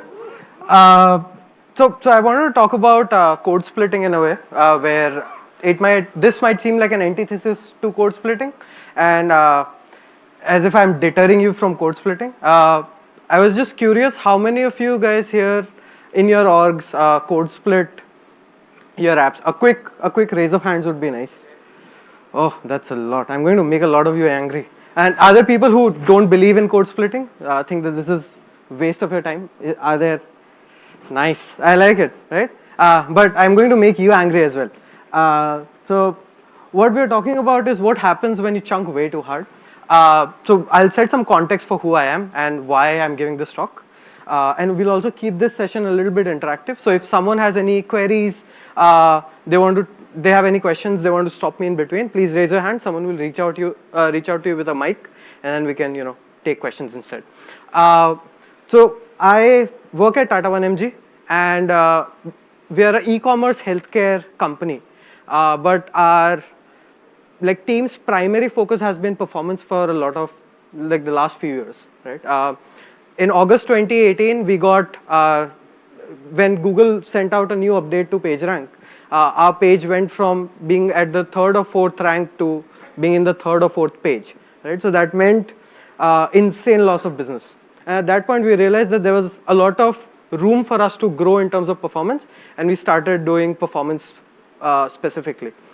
And today, the team is, performance is so ingrained into our team is that we can't think of any feature that we ship without benchmarking it first, without figuring out all the approaches that we can take.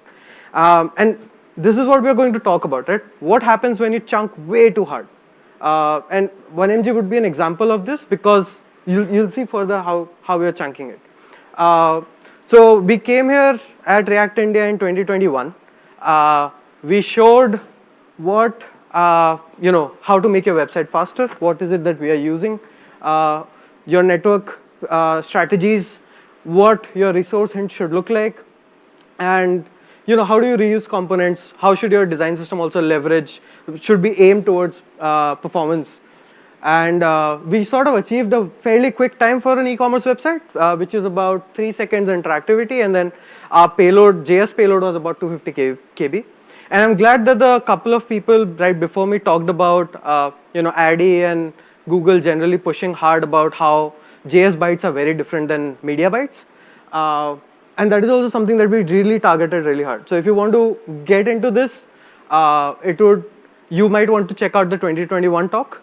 And then we did not stop there, right? So we went out in 2022, and a colleague of mine, Parth, he was like, what if we want to optimize it even further, right? Take this a step ahead. I think this was enough, but yeah, we did not want to stop. So what happened is that we wanted to marry SEO optimizations and ensuring that our page works best for SEO with all the performance that we wanted to pull in. And that was not possible because of the way we do things. So we figured out a way, and we popped in 100 live at React India stage last year. For an e-commerce website, I think that's pretty huge. So let me show you what it looks like today, right? So this is what my initial load is, right? This is 1mg. This was in hotel right now at the terrible Wi-Fi that we've got. But if you can see here, right, our SSR is like a very partial render of what content needs to go out, and it stops very quickly. So we stream as fast as possible and get the first print out to the users. But in reality, you'll see that things look very different to the users instead. So I think it's worth thinking about what your SSR pipeline looks like, and if you want to change it up. And if you look at navigation, right, what happens later, and we're talking about how hard we code split. So you'll see that we've got widgets, containers, and like every small thing is inside a JS bundle instead. And we also breach the usual law where people say that your bundle size shouldn't be so small that you pay extra for just the connection, right? I think that's not true today. It used to be there some time ago, but H2 solves a lot of these problems on it by itself. And if you want to dive deeper into this, we also did a workshop last year, Performance 101, and which is apparently talked about quite a lot. And if you find Sahil anywhere, you should bug him to upload it to YouTube. So if we'll go through this, you'll see that these are so many chunks that we've got, and everything is being loaded as we go down. But even when you go to the next page, you'll see. Let me clear it up. Yeah, you'll see that there are few bundles that were just loaded, right? So as people navigate and explore 1mg, more and more chunks are being saved to their cache, and we reuse this quite heavily. But why are we doing this? One could be hitting 100 being the vanity number, right? But primarily because it actually works, right? And it helps and it matters because you want your people to feel that your app is faster. You want them to go through content a lot quicker. You don't want them to be stuck in a frustrated manner. And also because it works. We've proven that it works, right? And you're expecting a but I'll give you a however. We're a big however, and it's that it amplifies a problem.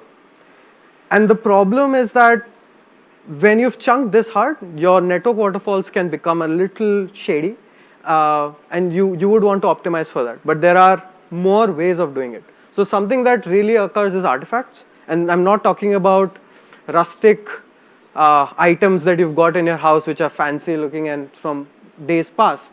We're talking about errors and glitches on the screen that users can perceive. So what kind of artifacts am I talking about, right? We went through 1mg just now, but I'd like to highlight some of the artifacts that you'd see here. Can you see loaders all the way? Then you see another set of loaders. Then you go, then you check out, click the responsive. It's not that responsive. Images pop up instantly, right? So one is loaders within loaders, big no. I don't think we should do it. Then we've got, view changes are not that smooth. None of these transitions were clean. This app lacks finesse. It's fast, but it's not, it does not feel finished. And there is no preemptive optimization. Every time you clicked on search, that is when we decided that we should fetch search, right? We should do it a lot earlier. And it can introduce confusion between the user because while the search bar was active, the loader still signified to the user that the page is still loading, right? So we do not want to put user in a position where they are sort of confused about what state they're in. Now, we've established by now that we've nailed down objective performance. But what we've also established is that perceived performance will always trump objective performance. And there are like 4 factors that I really like from Gemma Petrie and Heather McGaw's research at Firefox Quantum. This was a couple of years ago when they were trying to figure out how do we make Firefox feel a lot faster to users. And they came up with 4 things. One is duration, right? Duration is one of the biggest factors. It's about how long does a single task take. It can involve multiple stages, but how long does this task take? It's responsiveness. So whenever a user has any input on your app, how fast is the feedback from your app? And that is very critical, I think. The third is fluency, like we talked about. I think we did not have any finesse to our app, and that is because of fluency. And the fourth is that, tolerance. And this is a factor that is external. You can't really control it. I can have a very different tolerance level than you, and you might be prone to quitting the tab a lot quicker than me, right? So we need to figure out what our user base is like, right? So it will be worthwhile sitting down with your analytics team and checking out what the bounce rates are like and why those bounce rates are like that, right? So there are 2 ways to optimize for these 4 factors. One is optimizing the entire app, and we've already done this. We've gone through the entire part. There are 3 large talks. The workshop is 4 hours, so I mean, I don't know how you're going to sit through that, but people did, and I'm thankful for that. But then the other part is how do you optimize for the area that is visible to the user, focusing on just that part, right? And why do you want to optimize for ATF? And it's usually called above the fold. I would recommend that you do not prioritize only for the first fold. You prioritize for 2-3 folds at least, because the user is bound to interact with your app, and the first interaction usually is scrolling, right? So you'd want to optimize for this. Now this is a small page, right?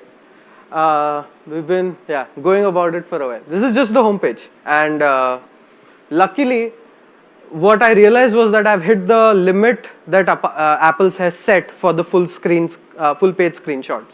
So this was not the end of the page. There's still more content right after it, right?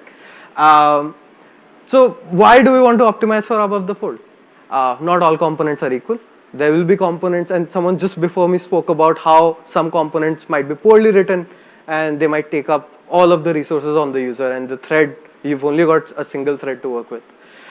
Developers are also humans. People can leave issues behind, and you would not want to be bogged down by those issues. Your pages can be very, very long, right? Very evident by what we've seen here. The problem that we have is that how do you mitigate problems with pages like these? Can anyone take a guess, wild guess, how long this page would be in pixels? Yeah, do we have any random number? I'm sure all of us are developers. You've seen this page. 10,000. Okay. Huh? 6,000. I see 50. You're not even close. We are at 40,000 pixels here. Yeah. So, and I can guarantee you no user of yours is going to sit down and scroll through 40,000 pixels. I'm sorry, right? So let's not optimize for the rest of the 40. Maybe the first 2,000 pixels are great. So what should you do, right? What should you completely avoid? I'm sorry. And don't send a blank HTML. Please send some content in your SSR. Lazy loading in the first fold is not great. Lazy loading is great, chunking is great, but not in the first fold. You'd want to avoid delaying your render, your JS, your images. Images are very important. They act as anchors in your page, right? That the people can give. And they form like the foundation. Use good compression, load them faster, use other strategies like blurring, etc. Move to a CDN maybe, right?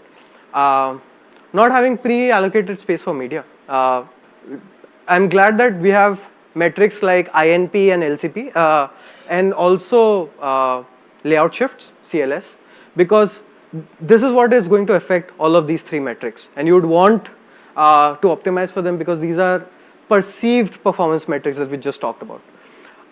And swapping fonts later, and this is a big one, right? The first thing that renders is the font, and you do not want to delay font. People use font display block, fallback, swap. I don't think they are great.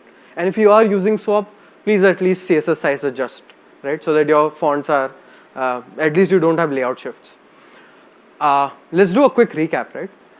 So we saw loaders within loaders, all of these things. Now we also saw the 4 factors.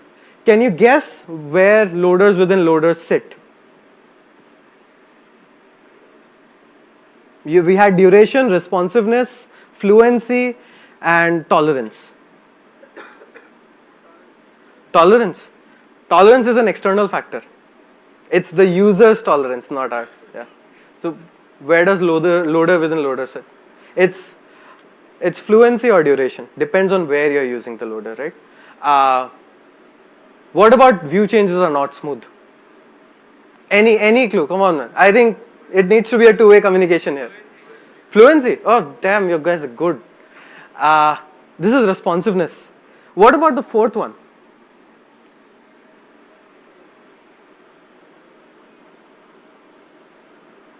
Any wild guess? No, none. Tolerance? No, man. This is just a statement. This doesn't matter. Yeah. So let's talk about human psychology, right? Because this is important. We need to think of people as people. And there are 2 phases of the brain. There is an active side and there is a passive side of the brain. The active side is, you can sort of denote that phase, categorize that phase as when the user is engaged into something, and the passive phase is when there is no real engagement towards it. So giving people things that are moving, things that they can read, those are important. And you want to keep people in the active phase. The other reason why you don't want to want them to shift to the passive phase is that there's time dilation when they move to passive phase. And we're not talking about Albert Einstein's theory around, the bigger the mass, the slower the time. But we are talking about how being in the passive phase actually yields a 36% increase in how you experience time. So this is a direct multiplier of 1.36, right? And if there is a tolerance threshold for some user and you're taking up some amounts by all the mistakes that we've done, putting them in a passive phase is a direct multiplier to their tolerance, and they'll quit the app a lot quicker, right? You do not want to go there. And when we talk about engagement, one of the biggest engagement I feel like is our games. Like, I really love them. This is a footage from Crisis 2. This is an old game. If you check out what's happening, right? You go to the door, there's a checkpoint that was saved, right? Now there's this like long masking area, right? Can you guys sort of tell me what's going on here? Why was this sequence specifically added? Yeah, right? And you know that this is not just something that you have, this is not a problem only in games, this is a problem in websites as well, especially when you've chunked too hard. You need to load things prior to people reaching out for them, because you don't have those assets available, you're not loading them beforehand.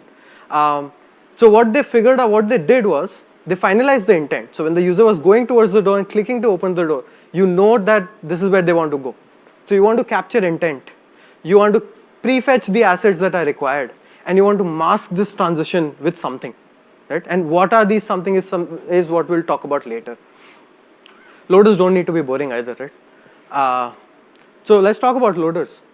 You've got spinners, the basic, right? You've got progress bars, you've got skeletons, the new age loaders. I think all three of them are okay, but no, it doesn't really hit home.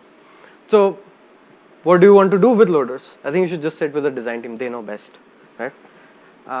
But sure, let's still talk about it. I think loaders need to be elaborate. They need to have a lot of moving components. They need to have a long travel, right? So that there is motion that can be actually perceived by the user. There's time that you can play around with. And a good example would be an app that everyone in India at least is very familiar with, right? And it's this. I don't even have to take the name of this app. And I think a lot of you people already know what this app is. Right? Do we have any guesses? See? Right. It's so cool that Cred was able to distinguish their visual identity in such a stark way. And they have a ton of motion, and they use this to mask all of these operations that happen behind. We're not talking about UX, we're not talking about like how great is the UX in general, but just this fact is insane, I think. And Cred has really nailed it down. So we had two ways to do it: prioritizing visible content and optimizing the entire page, right? I think there are three. We should also preemptively optimize for optimistic interactions that users might take. And one quick example would be like building a to-do list. So if you look at it here, we've got one form that is taking an input and has a button. You have an action, you have a submit button, submit action, which is setting to-dos. You have state and an input ref, and then you're rendering these to-dos. I think this is what it will look like. So, right? So there's a delay after you press create. What you can then do is, thanks to React and their new improvements, you can just use optimistic, and that will take care of most of the things that you want to deal with, right? So use optimistic will help you here. You'd want to set your state and set optimistic as well, and you would have to mock what your server response looks like. And that will, and so that later on when React realizes that your call has been resolved, it will replace it with the actual content. And you can add more things in it to figure out whether you're in the pending state or you're done. And you've just rendered the optimistic state instead. So this is what it looks like now. And I think this is so much better, right? See, it's so much faster. And if you want to take a look at how you can play with your pending state, I think you should just do like new, and then when you're optimistically rendering something, you're changing the styles, and then when you get an actual response, you're updating it. So this is a really neat way to do this. So your responsiveness has increased. This is something I don't think you should do, right? This is, I would say, pessimistic UI. So check out what happens. Every time I search something, they render that it's empty, and then they start rendering the content. So again, sit with your designers and think about what you're going to do. Yes, this is also a question. Do you think we should do this all the time? Do you think we should do optimistic rendering for add to carts? We should? I don't think we should. Because think about it this way. The moment you add something to cart, your first instinct is go to cart. Right? And if these operations haven't been completed, going to cart would yield a blank page. And I don't think that would be a good experience. So there are places where you would want to avoid it, right? And some of these places are where there are chained interactions happening. You would want to leave all of those out. You would want to wait for the UI and maybe deal with it somewhat better. What about navigation, right? So this is what our current pipeline would look like, a very normal basic pipeline. You fetch your container, you figure out where the user navigates, fetch that container, fetch its API, fetch the widgets required. And we do this step because we're doing server-driven UI. So at the front end, we don't really know what we are supposed to paint, right? So the backend tells us what the layout needs to look like for that user. You might not have this use case, so your entire waterfall would be a lot shorter. If you prefetch and you figured out intent, like we discussed, you would end up with knowing what container needs to be fetched. If you know what your container needs to be fetched and you still have more time, I think you can fetch your APIs as well. Maybe not the greatest of ideas, but you should play around it depending on how versatile your app is. I can't do this at 1mg because for drug, let's say I'm showing a list of drugs, right? For every drug there would be a different API, but they will all have the same container. So I think in terms of benefits, container fetching itself would give you enough. But we still have to do some API calls because we do server-driven UI and we don't know what to render after that. So once we've fetched APIs, we'll maybe fetch some of these widgets because now we know what are the first few widgets that are going to be rendered, right? This is what our time looks like today, right? So our containers usually take about 100 to 200 ms, APIs 100 to 300, and widgets less than 100, but I rounded off to 100. So total it's about 450 milliseconds, which is not bad, right?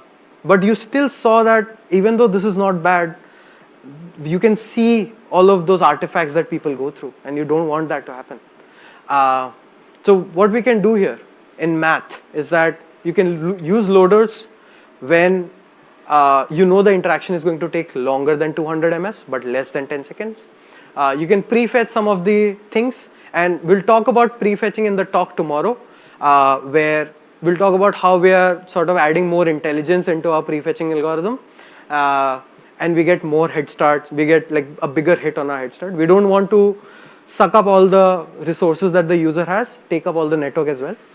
So we are selectively figuring out what we need to prefetch, and Vishal from my team would be talking about it. You can also mask transitions, and you know what's great for masking transition? View transitions API. It's a brilliant API, right? It did not exist long ago, but today it is there, and I think we should use it. At 1mg, 60% of our apps are WebView, and if you did not go through it, you did not realize it was WebView, I think we are doing a good job there, right? So this is what it looks like before optimization, right? Let's do like a very small run, right? Very basic, but I would still say this is quick. This is not slow by any nature, right? But see, not fluent enough, not great. Let's look at what we did after we've done all of these optimizations for us. Right? Is this better?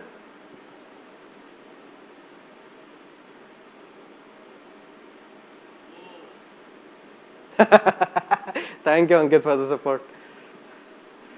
Was this a lot better than the previous one? Can we have like a quick cheer? Thank you. Yeah. And these are not complex optimizations to do. I think everyone, all of us, if we sit down and focus on the chain, we'll be able to do it. And why should you do it? Because you get, more users would be satisfied by your user. You'll have lesser bounce rate, better conversion. Your product will love you. And mostly because you're a good engineer, man. I think you should care about the people that you're building products for.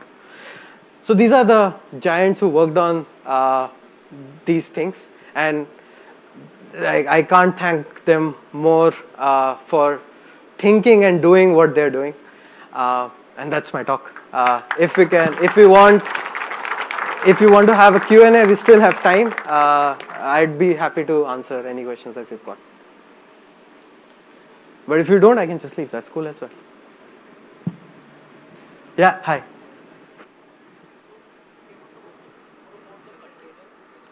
Yeah.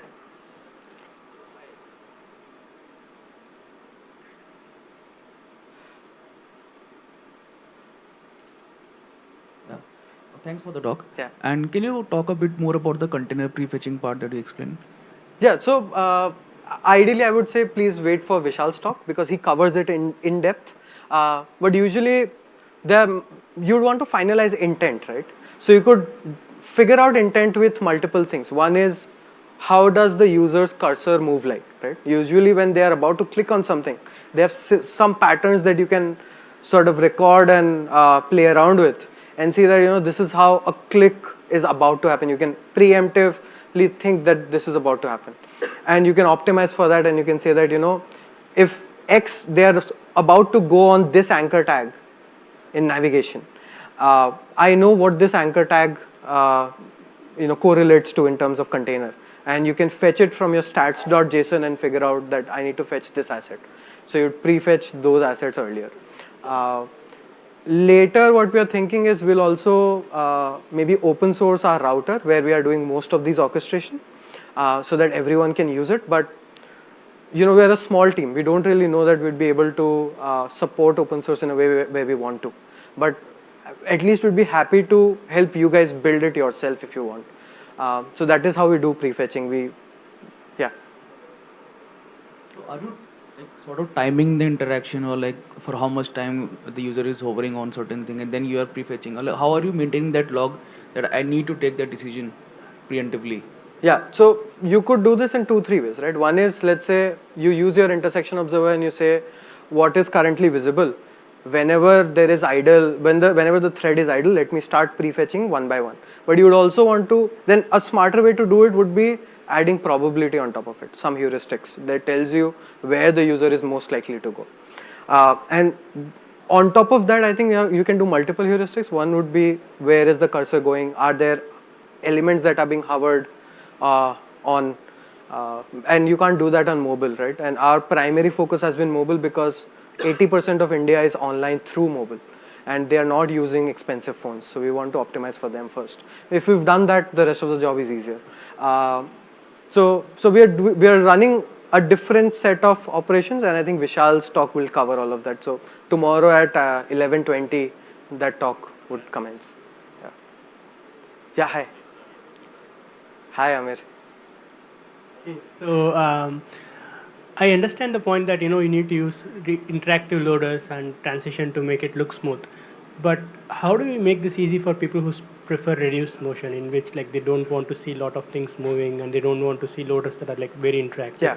So have you thought about it? Do you handle it already? Or? So did you see the math that we did, right? So for example, at 1 MB, all of our operations post click will take about 450 ms, right? And you usually can get about 500 millisecond head start if you already preemptively figure out that the user is about to go here, and that should mask it.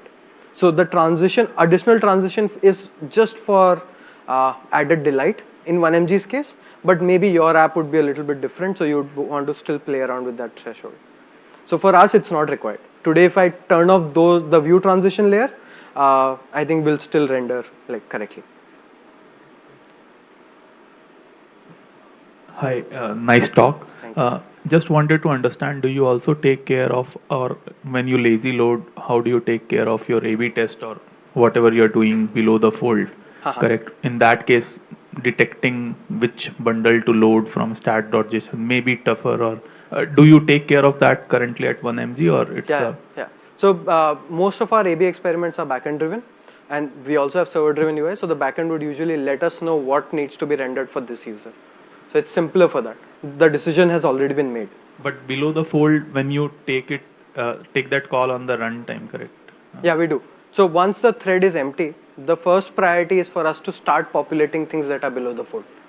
And later is when we want to do prefetching for the next navigation. And because you talked about WebView, the Tata Neo app, it's a WebView under WebView, like it opens Tata 1 MG below the fold. Yeah, but like that, they are not using the bridge that we created for our apps. So there is a small native to JS bridge, and that is only in the 1 MG app itself. Okay. So which is why the experience at 1 MG is a lot nicer. Thank you. Cool. Thanks, Saurav. You Thank you so much. rocked too hard. I think your talk title was worth it. Cool. Huge round of applause for Saurav. Cool. So did you ever have this conversation with your product manager that they came and said, hey, there's a simple requirement, we need to get some text input, and you felt super smart, you said, yeah, we can do it, like 2 hours, put in a text area or text box, and then they said, hey, we need just a couple of more features, syntax highlighting, embedding, autocomplete. And then did you immediately lose your appetite? So don't worry, lunch is right around the corner. But before that, Rajat here, who's a first-time speaker, would come and tell us how to build a Notion-like text editor. So please give a huge round of applause to Rajat. So he's a first-time speaker, so make sure you prepare a lot of tough questions for him and prepare for his next venture. Surely, definitely. Thank you, Ankit. Thank you for the kind introduction. So, hi everyone. How is everyone doing? Enjoying Goa? All right. So today we're going to be take a quick glimpse at how we can build a Notion-like intuitive, rich text editor for the masses. First of all, thank you all of you all for being here. I think on a fine Friday evening in Goa, you chose to attend this talk. I hope to make up to it. All right, so about me. I am Rajat Kapoor. I have been trying to create the perfect rich text editing experience since the past 6.5 years across like 3 jobs and countless of rich text editing libraries. I currently work as the product engineering lead at Hashnode. Do you folks know what Hashnode is? Show of hands, anyone? See, that's why the talk title had Notion and not Hashnode. So, Hashnode is the hassle-free blogging platform for engineers. You can see my design skills in this chart. So in this poorly designed chart, I have like listed down the features that Hashnode has. So we are kind of like Medium, but majorly for the tech bloggers, for the tech industry. So a lot of the unique features that we have are oriented towards tech people just like you. So we have backups automatically to GitHub. We have the best-in-class Markdown-based WYSIWYG editor. We have code syntax highlighting in code blocks. That even works with newsletters. So you're writing an article with a set of code blocks. That syntax highlighting will even appear in the newsletter of your subscribers. And a lot of other things. Most importantly, you own your own data at all times, and it is hosted on your custom domain. So it is not on something.com/yourname, but it is yourname.com. So basically, you would carry on the SEO benefits even if you plan to move away from Hashnode for any reason. We'll try to prevent you to do that. We'll give you all the features that you want, but that is what basically Hashnode is. So why are we talking about rich text editors? So there are a few points. I think like Ankit already mentioned a few points, but it allows you greater flexibility and control to your users on what they want to input. But it also allows you to control what the users can input and understand the intent that what they want to input, whether they want to upload an image, whether they want to write something, whether they want to write text, or whether you want them to write any constrained text. And you encounter rich text editors more often than you think. In fact, if you think about it, most of the non-mouse interactions that happen on the web mostly happen inside a rich text editor. Think of things like Discord. That small little box that you see is the rich text editor. It has a lot of functionality built in. If you press /, you see a menu with all the options. Think about Google Mail, Gmail. Think about Google Docs, Slack, Twitter. We all love Twitter, right? All of these are rich text editors. So last year, when we decided to revamp our Hashnode's editor, we went ahead with a combination of these libraries. We looked at all of these libraries. We are not a very big team, so obviously we had to go open source. Even for bigger teams, I think that's the best way to go. So we looked at open source libraries, and we had a few criteria that we were looking at. It should be extensible, right? So you should be able to build up on top of it easily. It should be mature enough. It should have been there for a while so that you can like trust it. It should be used and backed up by some big corporations so that it doesn't die off or go into that grave state of unmaintainability. And it should be actively developed and maintained. So we looked at all these libraries. Slate is my personal favorite. There's Lexical that's looking very promising. It's a library from Meta. But we went ahead with something called TipTap. It was one of those libraries that has a very easy extensibility built in top of it. So you can build things. And it has like a very nice support for React as well as Vue. So now and using that, we created Hashnode's rich text editor, which we codenamed Neptune. Blog at the speed of thought, we said Neptune is a Markdown-based WYSIWYG editor for composing blog posts as quickly as you can imagine. And it had AI under the hood. So we did not have like any of our own AI. We were integrating with OpenAI. But like with the advent of Gen AI and how well it was working with text-related stuff, I think it was a no-brainer for Hashnode to integrate with OpenAI. So with this, what we were able to do is we were able to give the users a WYSIWYG editor. We were able to help them see like live formatting. They could add any sort of content blocks, embeds, tweets, iframes, math equations, which they were like, they could see the preview of when they were typing. Things like tables and a lot of interactivity. And we also took care of a lot of things with AI, like the images that, I think this thing has been brought up twice today already, and I'm the third person bringing it up. Any image that you uploaded onto Hashnode, you had a way to use AI to generate all text for it automatically on a click of a button. And same for all the SEO related fields, SEO description, meta tags, and all of these things. Hashnode takes care of all of these things for you. And we were not just like randomly generating all of these things. We were taking care, like our prompts were taken care of, written in such a way that all the requirements of all the search engines were being taken into account. So like I think Google has a peculiar thing that the brief of an article, of a blog type article, has to be less than 156 characters. So we made sure that the output of the AI was less than that, and that's not an easy feat to do, but we kept on reiterating over it until we reached a prompt that finally did that. And the result was when we launched Neptune, we satisfied a lot of our users. They were happy. We saw a lot of big users, big people in open source moving their blogs to Hashnode. And now we will actually look at some code. So I'm going to give you a brief primer on rich text editors. So we're going to look at code that talks about TipTap. We'll look at code that I wrote in TipTap where we'll explain how we can build a rich text editor. But the concepts that I'm talking about here are fairly generic. So even Slate or Prose Mirror or Quill or Lexical, they all use a very similar concept. So we will talk about a concept, then we'll look at some code. All right. And the prerequisites here are nothing fancy. You just need like basic understanding of HTML, JavaScript or TypeScript and React. And goes without saying, my talk is not prepared for 30 minutes. It's going to be a shorter talk, so I'm open to accepting any questions that you have. Feel free to interrupt me anytime. Just raise your hand and I'll be happy to answer questions.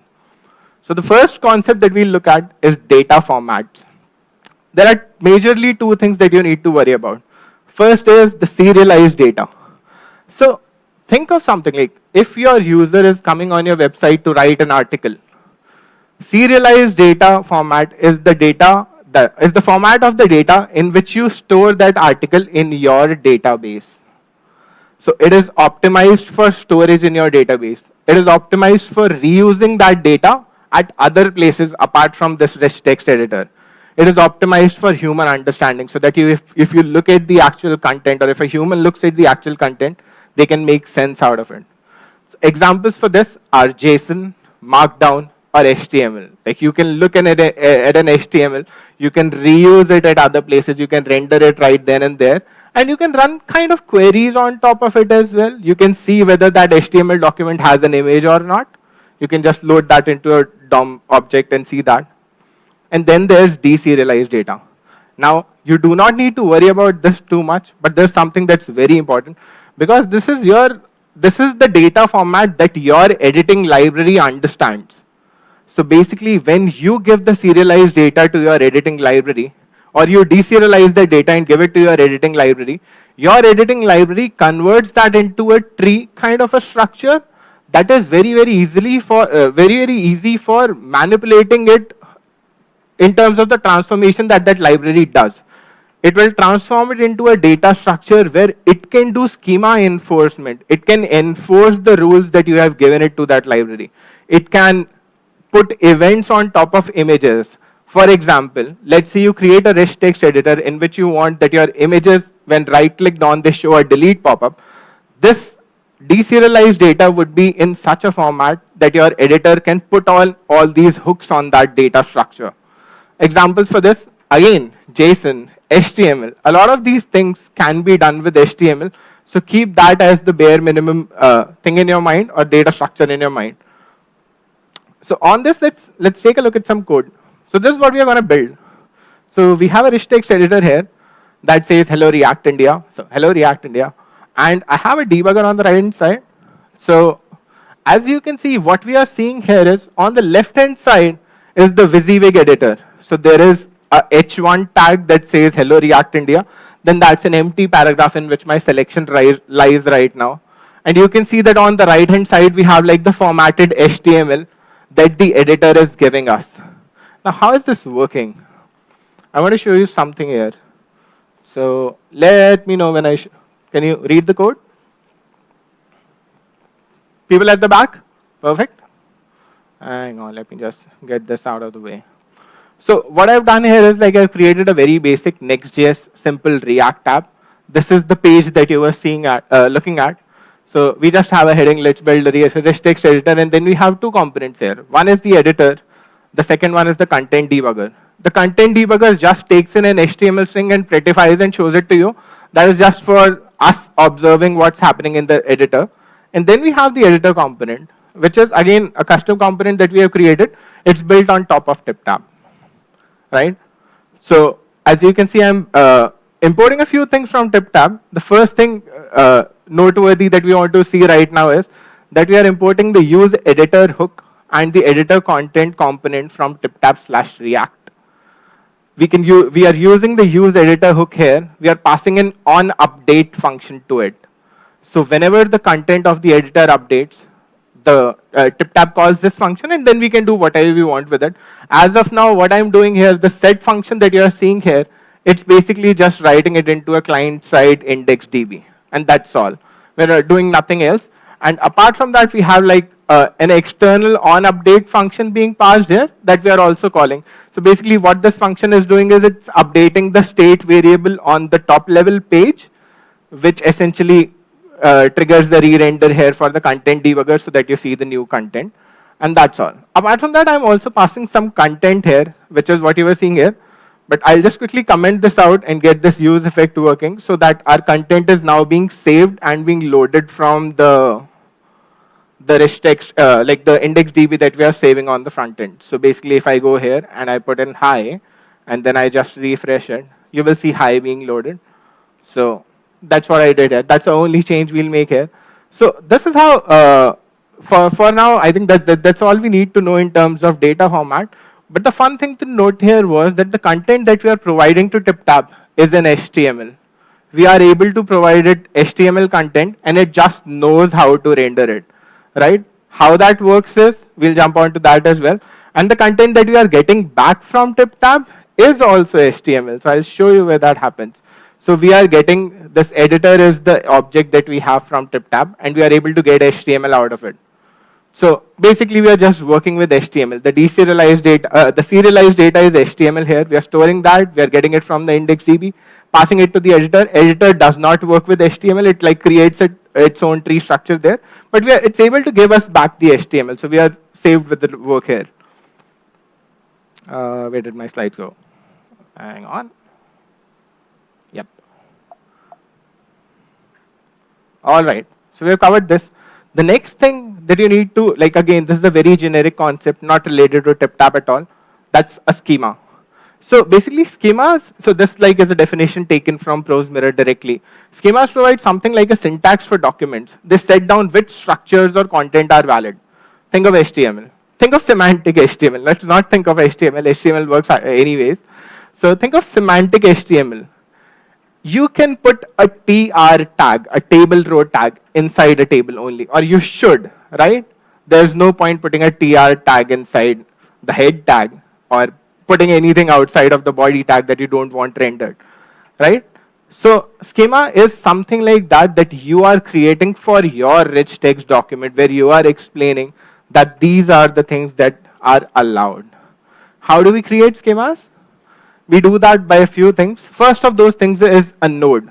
So nodes are analogous to all content types that your editor supports. So again, taking the basic example of HTML here, we do not need to correlate this much to HTML, but it makes things very easier. So examples are paragraph, list, tables, code blocks. All of these are node types that you'll have to code to be supported in your editor. And a node definition consists of like all sorts of metadata around it, whether it's an inline node or a block node. Again, similarity to HTML. Whether that node is a leaf node, whether it has like more children, or is it like the final node inside the tree of the document that gets created, and rules around where this node can be placed. Again, look back to the table example or list example. An li can only be placed inside a ul or an ol tag. So these are all things that we define in the node definition, and things around rules about what nodes it can contain. And we'll talk more about marks. So marks are a set of extra styling that you add on top of nodes. So examples are bold, italic. So these are not node types, but these are marks that are applied to nodes or like a range of an inline node. So your node definition actually tells what all marks can be applied on it. So mark definition again consists of some metadata, types, and whatever it needs to support. And note that one or multiple marks can be applied to add extra styling or other information to inline content. So it's not that you can just apply one mark. So now we'll look at this chart again. This is fairly resembling to what HTML is. Because we are talking about WYSIWYG editors, at the end of the day, they have to generate some HTML that they render on the browser. So if you have a document which is a top-level node, your schema would have only one top-level node, which is a document in our case. And then a document can have paragraphs, it can have tables, it can have tweets, probably, which is like a non-standard HTML, which is not an HTML thing, but it can have a tweet. And it can have list, which could be ordered or unordered. And then list, the things that I'm highlighting in yellow here are attributes. The thing that I'm highlighting in green are marks. So a list could have list items. List items could indeed have tweets, or list items could have paragraphs. Paragraphs could have text content, which might have an attribute called color. And there are these certain marks like bold, italics, and strike through that we allow on text content. And paragraphs could also have user mentions. So user mentions are something like Twitter, again, a non-HTML thing that we'll look at how we can do. And then tables can have rows, and only rows can have cells. Cells can have paragraphs. Paragraphs can have text content. But the thing to see here is that looking at what we have built here, we cannot add tweets to cells inside of tables, because that is something that's not supported with the schema. Now, we'll take a look at how TipTap does this. So TipTap has a way of expressing the whole schema in terms of extensions. So all nodes, marks, all the things that your editor can do is exposed as extension. And TipTap does a really good job at it. They have like a thing called a starter kit that lets you get a rich text editor ready very soon. So I've included these extensions there. The first extension that I've included is starter kit, which is something that's already available from TipTap. So you get all these things for free. You get like block code, you get a bold mark, bullet list, codes, code blocks, the document, drop cursor, gap cursor. We can talk about these later. But headings, history, so that if you press Command Z, you get to that old state, you get horizontal rule, italics, list items, ordered list, paragraph, strike, and text. And this is not all what TipTap provides. There's the extensions for tables and whatnot. But the starter kit provides these things. So I would like to look at a few nodes or like code for some of the nodes in that starter kit. So the first node, most important one, document. This says that this is a top node. And there is only one node allowed in your schema that can be a top node. And with this content expression, what we are defining here is that this document can contain a list of blocks. Block plus means one or more blocks, not 0 and more, one or more blocks. And then we look at the definition for paragraph.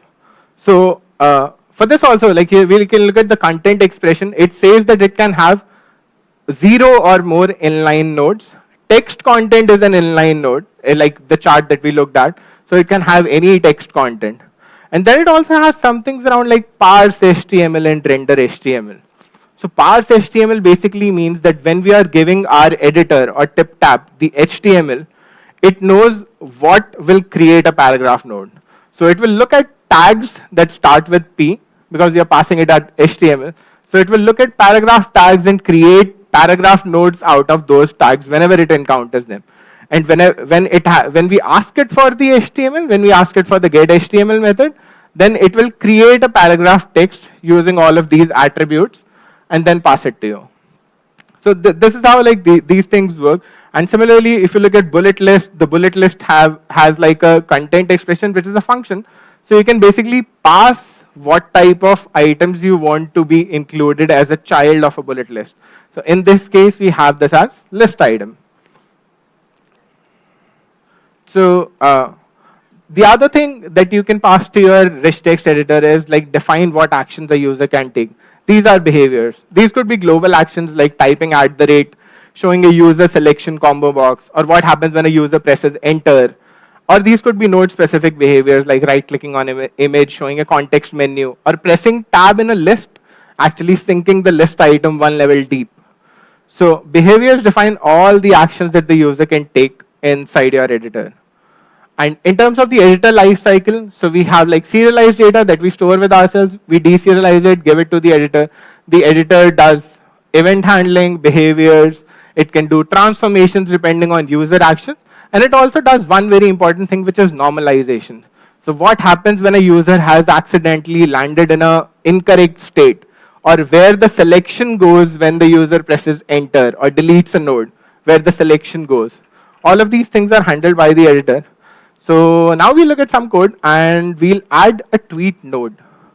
So I am not going to live code this, but we have a tweet node here that we will look at.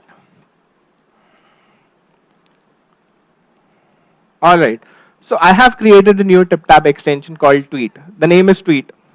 The group is block.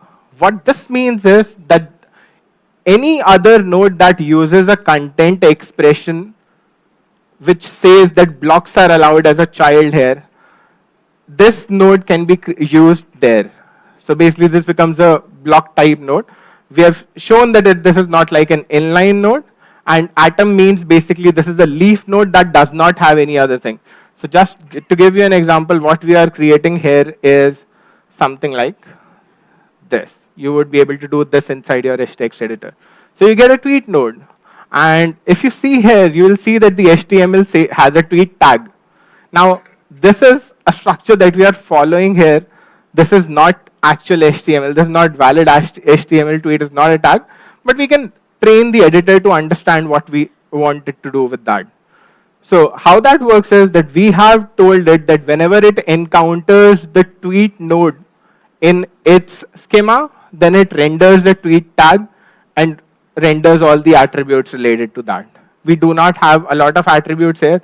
The only attribute that we have here is tweet ID, right? And then we provided the behaviors on where it can get the tweet ID. When it's parsing the HTML, it can get the tweet ID from the tweet ID attribute that we are passing in the HTML. This is the tweet ID attribute here. And we also show when it wants to render the HTML, where it needs, how it needs to return back the attributes that are automatically added to the HTML. And then I think we have configured all of these things. The other thing to note here is like, where is React? We are talking in React India, right? So this is where React comes in. So TipTab provides you a way to add React nodes instead of it actually rendering HTML. So what we were seeing earlier was that when we were passing it a heading node, a heading was being rendered, and the markdown was also a heading. Now what we have done here is that we have added a node view to TipTab in our schema.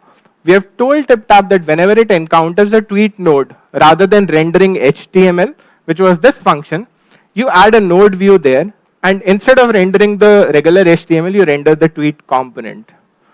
So this tweet component just uses the an external library called React Tweet from the good folks at Vercel, and it renders the tweet. It also has like some options that, so basically these are the props that that tweet component gets from TipTab. So there's a selected prop. So whenever I select this, I see this edit button there, and I can press this edit button. I can change the tweet ID. Let me change it to something else. So as of now, this has not been updated, but once I press submit, this is updated. Oh my God, we landed on a fairly nice tweet from the initial days of Twitter, it seems.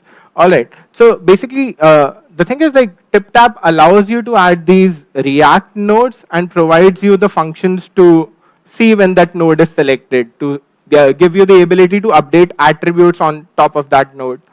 And it allows you to do that very, very easily. And apart from that, like I think there's, the other thing that TipTab allows you to do is also define these behaviors in like a much more useful way to make your editor more intuitive. So I think there's two more things that I'll cover. So one is like input rules. So basically you can add in rules so that this node gets created when user types in a certain thing. So we can define these rules by passing a regex. So as you've seen, like I've passed in a regex that if the user starts typing %t, it will create a tweet node, right? So let's try that out. So I'll just get rid of this. I press %, I press t, and we get a tweet node. It is fairly empty, but we can add things inside this and submit, and it gets added. Now the other thing to note here is, we will just talk about normalization as well. So what I'll do is I'll add a list item in here. So as you can see, this is what we land up with. We have a UL, inside that there's like an LI, and inside there, there's a paragraph. I'll create a new one. You see that a paragraph automatically gets created here. So let's look why this is happening. So if you look at the list item node, the content expression that's here is paragraph space block star. This means that whenever you create a list item, the first thing inside that would be a paragraph followed by 0 or more blocks. So the first list item here is an example of just a paragraph, while here it's a paragraph, and I will start typing %t here. And as soon as I press T, you would imagine that a tweet block is inserted here, and that will happen. But it does not replace the paragraph block, because the first block inside the list item always have to be paragraph. The schema enforces that, and this is what the normalization cycle is. The editor won't let your content enter a state where it's not conforming to the schema. So this is automatically taken care of by TipTap. And as you see, I pressed like Command Z, and it got me back to this state. So this is the history plugin at play. So yeah, I think that is pretty much about my talk, but I will take you to the last page. So there's a QR code that has the links for this talk, the code for the example, the hosted demo online, you can check it out here, and also some links for the hash node editor that we have. That was all from my side. Thank you all. Thank you, ladies and gentlemen. If you have any questions, I am happy to answer them. We have around like 4 minutes remaining. Yes. Can we please get the mic there somehow?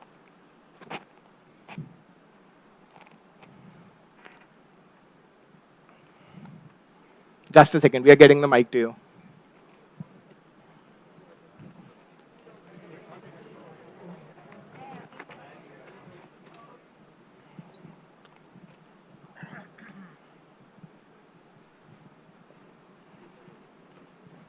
Yeah, I am Soumya. Hi. I work at Learn. It's an employee success platform, and we have also built a inbit editor at Learn to support the rich text format. Amazing. My doubt to you is that you said you integrated AI into the editor. So the editor supports HTML, Markdown, or JSON as the initial input format. Right. My doubt to you is that OpenAI, how did you decide what output format should OpenAI give so that you can integrate seamlessly with the editor? All right, that's a fair question. I think what we have is that the AI doesn't directly integrate with the editor in like a way. What we have is a layer. So basically we have things in our image component. If you go to the alt text option, there's like a button there. And if you press that button, we make a call to OpenAI, and we have like tuned our prompts to return back only with the response that we need. And then we insert it inside of the image node. So that is how we are working. We don't have like a ready-made solution that we are using it, and there's like a layer in between that actually does the fetching of the, does the making of the call to OpenAI and gets that data and then uses that to populate that alt text field. So that's how we are using it. So it's like the OpenAI can return Markdown format as well as a plain text format. Yes, if you train it to, it does. So I think one of the problems that we are facing with our thing is like we have a capability where you can choose a piece of text in our editor, and then you can ask it to rewrite it or change its tone. But what issues that we have been facing, we have been able to send Markdown to OpenAI, or a trained model of OpenAI that we use, and we have trained it on Markdown. But what we still see is that it still does not preserve content formatting. So if a certain piece of text was bold, it might just remove that in the output that it gives us. So I think again, there's like a lot of hacks that we have had to tackle to build this, and it's still not perfect. Also, just last question. Yeah, sure. Do you guys support collaborative editing, and how do you guys manage it? At this point, we do not, but the library that we just spoke about, TipTap, that has like integrations with 2 really good collaborative editing engines or providers, if you may call it. There's one called YJS that you can use, and it works amazingly. We have like experimented with it. It's amazing. The other thing to look at is LiveBlocks. There's this company called liveblocks.io that also integrates very well with TipTap, and they are like, yeah, you might have seen those cursors in like a lot of programs like Figma. If there's multiple people, you will see multiple cursors, the presence engine and all those things. LiveBlocks does that very well, and it integrates well with TipTap as well. So you can check these things out. Yes? Yeah, I was just wondering, so this is less about the talk and more about Hashnode itself. In one of the slides, you said it's a Markdown-based WYSIWYG editor. I was just wondering why you chose Markdown, considering you have the tables, you have a lot of custom features, which I'm assuming is a lot more difficult in Markdown than just HTML. Yes, so that's a very good question. I have like 2 answers for it. Firstly, our users or like developers in general, they like working with Markdown. They're just very, very familiar with Markdown shortcuts, that pressing hash should create a heading. And those things, even though they don't exist inside of TipTap, what we did in our WYSIWYG editor was that we added shortcuts for all of these things. So basically, if you press hash, it converts it into a heading. If you press like hash twice, it's like an H2. So we did that. That's one of the answers. The second big thing is like we have a public API. So we allow users to craft content. Our API accepts strings from user using which they can create blog posts. We cannot ask them, we cannot provide them such fine-grained controls where they can add like a tweet node or an embed node, but they can pass us just one big markdown string that we can transform into all of a blog post. So that is one of the biggest reasons why a lot of these editors or like rich text editors or these things that have a public API, they function on top of Markdown, because in Markdown with one string, you can pass in a lot of content with a lot of formatting, and the rendering is taken care of by like applying the styles when we are rendering it. Understood. Just a follow-up question to that is, you could technically give the Markdown features like hash this thing, converts it to a whatever p tag or like your bold tag or whatever, but still serialize it in HTML and then store it that way. And even in your API, you could serialize that and store it as HTML. So are there any reasons why Markdown is better used? The Markdown is better in no way. It like restricts us a lot. But I think like the point here is that we accept article creation via our API. So either we'll have to ask the users to send us the HTML of the created document or like what they want to publish, or we can ask them to provide Markdown. So Markdown is fairly simpler there because it's fairly, I think like it's unacceptable to ask users to send HTML to you for the article that they want to publish. And a lot of these things that are being published on Hashnode, like documentations or blog posts or things like that, they already have a Markdown. They can just pass it to us, and that becomes a blog post. But yeah. Yes. Are we? I think. Oh, okay. We're done with questions because I'm out of time. But we can meet outside, right? And anyone has any other questions you want to discuss about AI text editors? I'm happy to chat. Thank you. Fantastic. Thank you, Rajat. Amazing talk. Appreciate that, especially the AI piece. Let's hear it one more time, everybody. So I look a little bit different than Ankit. Ankit is currently recovering a little bit. Thank you for being such a great audience for him. Can we give a big round of applause for your MC, Ankit? Yeah, he's been doing an amazing job. Our next speakers, Sailesh and Gautam, are going to come up and talk about accessibility. It's really important, right? Because accessibility oftentimes is an afterthought. Accessibility we often think of as something for sick people. But the truth is accessibility is for everybody.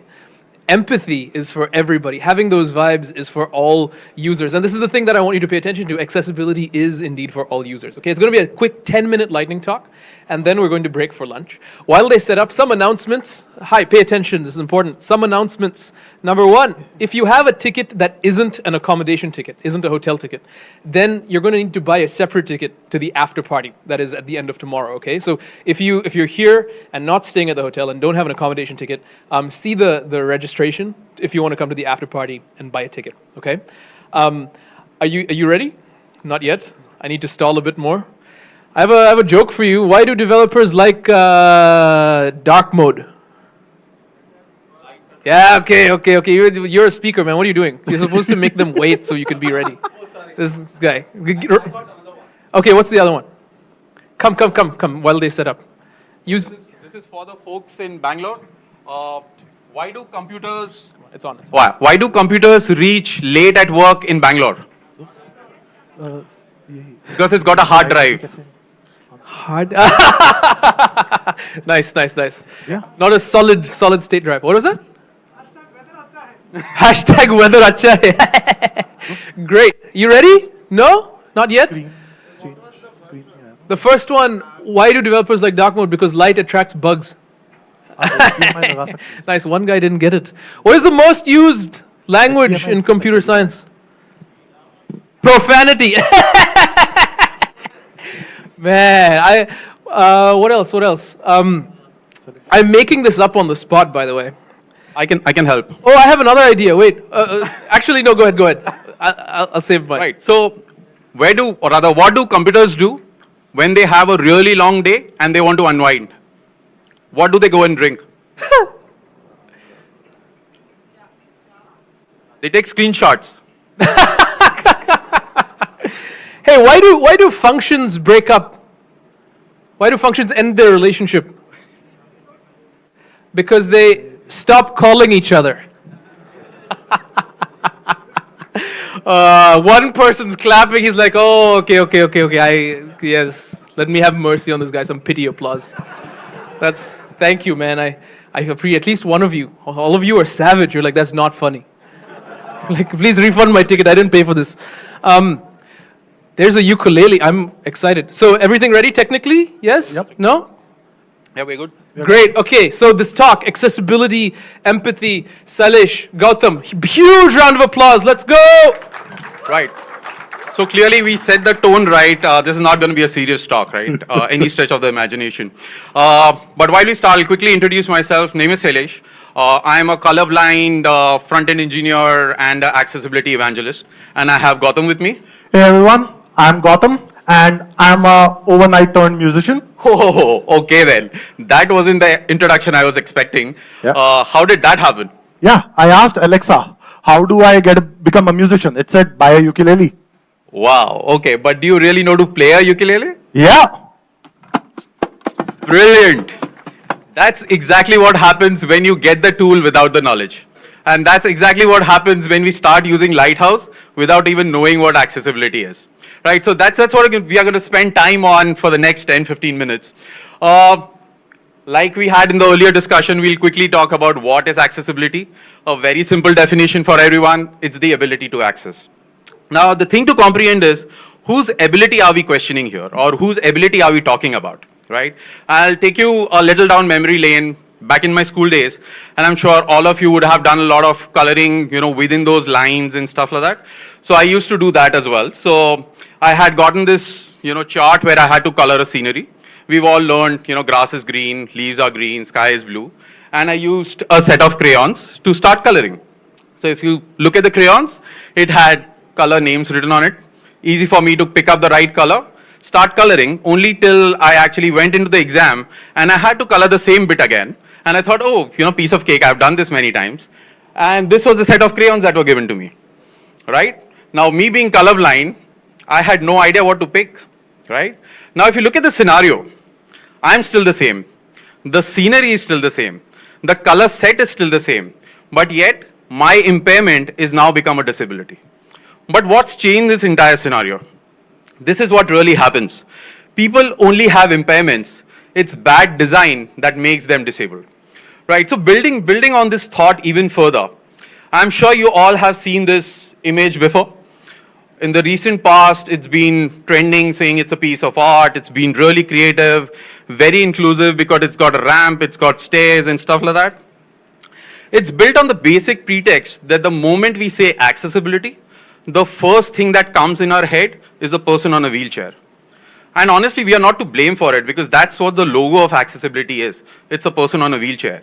But accessibility is way beyond this. And if you were to decipher this particular image even further, what happens is a blind person is trying to walk these stairs. He climbs 4 stairs and encounters a tilted ramp. And he tries to negotiate that, gets on a few set of stairs again, and then he has a tilted ramp which is actually tilted the other way. So you can imagine the kind of struggle that that blind person is going through with this piece of art, right? So what's the message then? You know, generally we say my site is compliant. Great, it is compliant, but is it accessible? And how are these different? So Gautam, if I were to ask you, given this context, if you were to ignore the accessibility compliance norms, let's not talk about AA, AA, AAA. What else can I look at when I talk about accessibility? Yeah, generally A, AA, AAA, they come because they are easy to remember. We are going to talk about something different, which is the poor concept. Can I have a raise of hand who all know about poor concept or have read about it? Okay, very few people. So let me talk about it a bit. And one thing that I have seen in my career is remembering this is a really difficult task. So I'm going to simplify this for you as much as possible. So we'll look at the first thing, which is P, right? So perceivable.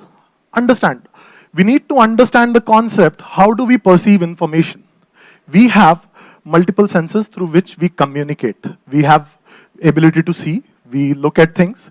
We see. We hear things. We touch things. We speak. And we have cognitive ability to comprehend all of this information. And people may have one or more than one disability because of this. And those disabilities may not be permanent, right? There can be different kind of impairments. There can be temporary, situational. But let's look at what all senses do we use out of all the senses that we looked. What all senses do we use to target our website, right? It's just visual sense. So this is a really great website, okay? It is cutting edge technology, built with cutting edge React, and has perfect responsive layout. But you know what? This is how it appears to a visually impaired user. A blank screen. So that brings us to a question, how do people with visual impairment browse website? Because knowing that is important. Because we know how people with who are sighted use a computer, they use screen, they get output on a browser.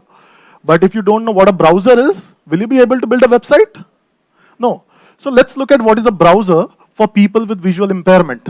So these are screen readers, and there are multiple screen readers that we have. We have JAWS, NVDA, we have VoiceOver on Android, right? So multiple screen readers, and we need to learn them so that we build our websites for diversity and not treat them edge cases. And this is important principle. So let's look at the other principle. Now we know what is the P stands for. The other principle is operable. Once you have perceived the information from the site, you need to interact with it. It needs to be operable. So what are different ways of operating a website? We use mouse. What if we remove the mouse?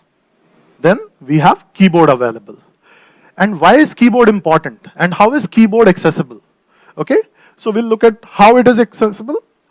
So you might have seen these underscore marks on the keyboard on key F and J. Why do they exist? They tell you where you need to keep the index finger of your left and right hand. You put your left and right hand finger on the F and J, corresponding key fingers on the respective keys, and then your hands are in perfect typing position. Every key on the keyboard is just one move away. And that's the perfect typing position. So even people with visual impairment can easily use keyboard if they know how to type. And they can be trained easily. And there are different accessibility tools which are built, which are using the same concept. And they are relying on keyboard as an input. For example, people with motor disability, use a device called sip and puff. So if you look at the left corner of the screen, the person who is holding this mouthpiece is actually sipping and puffing air out of the mouth and is able to interact with computer using predefined keystrokes. So a combination of sip and puff becomes a keystroke. And this helps them interact. And similarly, we have just talked about people who are blind, people who have just one impairment. What if a person is having more than one impairment? What about deaf-blind people? How do they browse computer? Will they be able to use screen reader? How do they get the output perceived from? Can we use the touch sense? Yes, that's what we use. So in the top middle row, the thing that you see was it was a e-display, e-braille display, right? So you can Google search for the image. It's a e-braille display and it's used by the touch sense to get the output from your screen reader. But why is it important, right? And how do you get to know about building these accessible websites is by following one simple challenge. Once in a week, have a no mouse day. Leave your mouse disconnected from your computer and browse all the websites that you build, the websites that you like, just using a keyboard, and you will understand the pain that the people with impairment follows daily. And that will help you build better websites. Try using screen readers for that week, right? And moving on, the U in poor stands for understandable. And I was looking for multiple examples for explaining this until I encountered the street. So this guy is a very famous politician and he's known for his linguistic skills. And this tweet explains this. You need an Oxford dictionary to understand what it means. And people with cognitive disabilities do encounter that with a lot of websites because the content is not targeted to them. So understanding that your audience may have people with cognitive disabilities and targeting content for them is also very important, and not standing out like a person like this, right? So that's very important. And combining all of this, right, is the last principle of making it robust. So what does this mean? Let me give you an example. So we have seen while crossing the roads, there are a lot of time where people are not able to cross the road because the pavement is high. One simple solution is you remove the pavement, make it a slope, and people are able to cross, right? Especially with people with wheelchairs. But how does this make the design robust?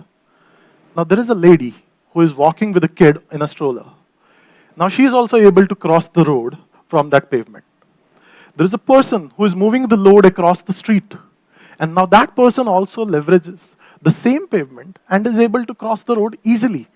So a simple principle of POUR not only help people with impairments, but people who are in situational disability.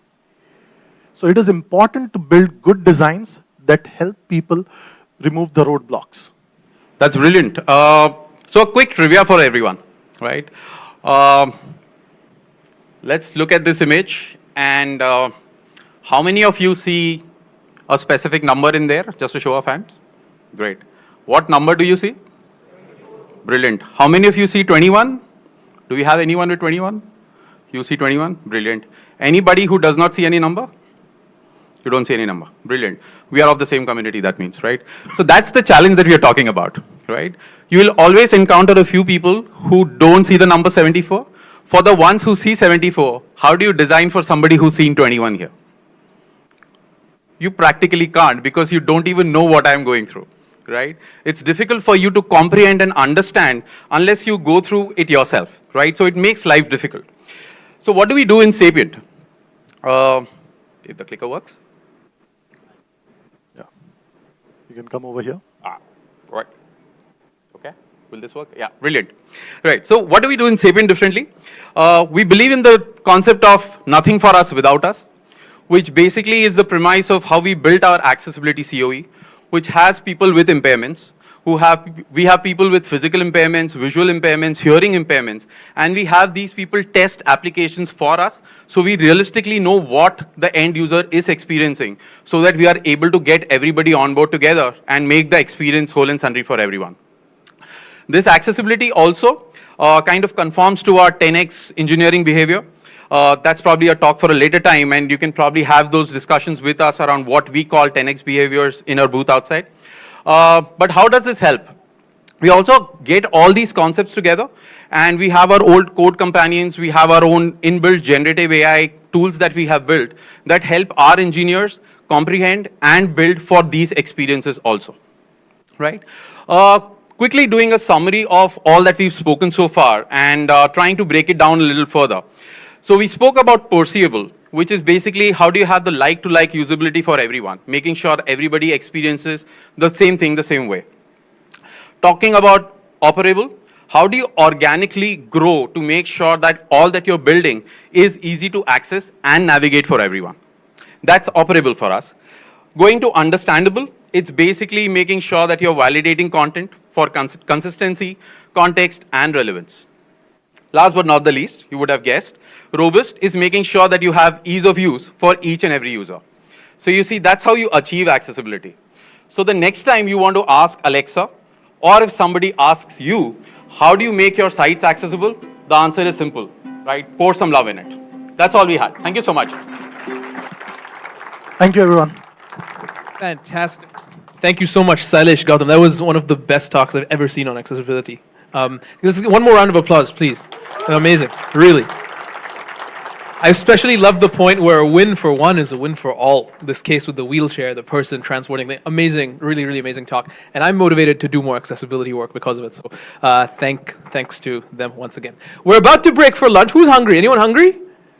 Yeah, we're about to break for lunch. I would ask you to be considerate about that because some people are more hungry than others. So if you can wait a bit, maybe let the others go further in line than you. Also, reminder, depending on your wristband, the yellow ones are here at Planet Hollywood. The other ones are at the Fame, Green is at the Fame restaurant. So find your appropriate restaurant. Enjoy lunch, and we're going to be back later with a new MC, Anjana Vakil. Let's hear it for them and enjoy lunch.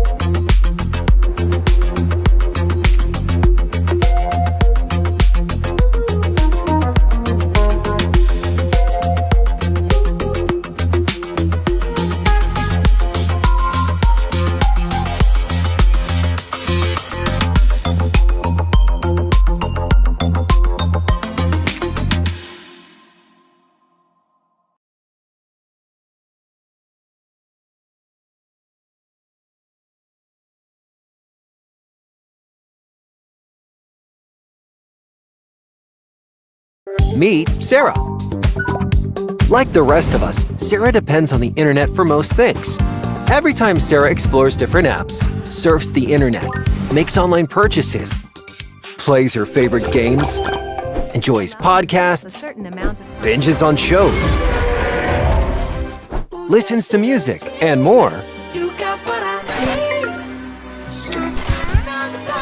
her digital data is left lying around, making her identity vulnerable to fraud, theft, misrepresentation, and even privacy invasion. How can Sarah protect herself better?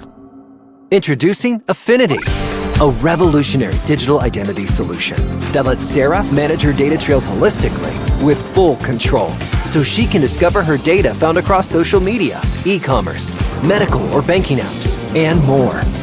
After bringing her data together, Sarah can store them securely in a privacy-preserving manner. With Affinidi's personalized AI, she can also manage and share her information based on her preferences. Thanks to Affinidi, Sarah now enjoys full control in managing her data and reputation, greater privacy, and enhanced security. There's even room for monetization in the not-so-distant future. Affinidi. Reclaim your data. Reclaim your identity. Reclaim yourself.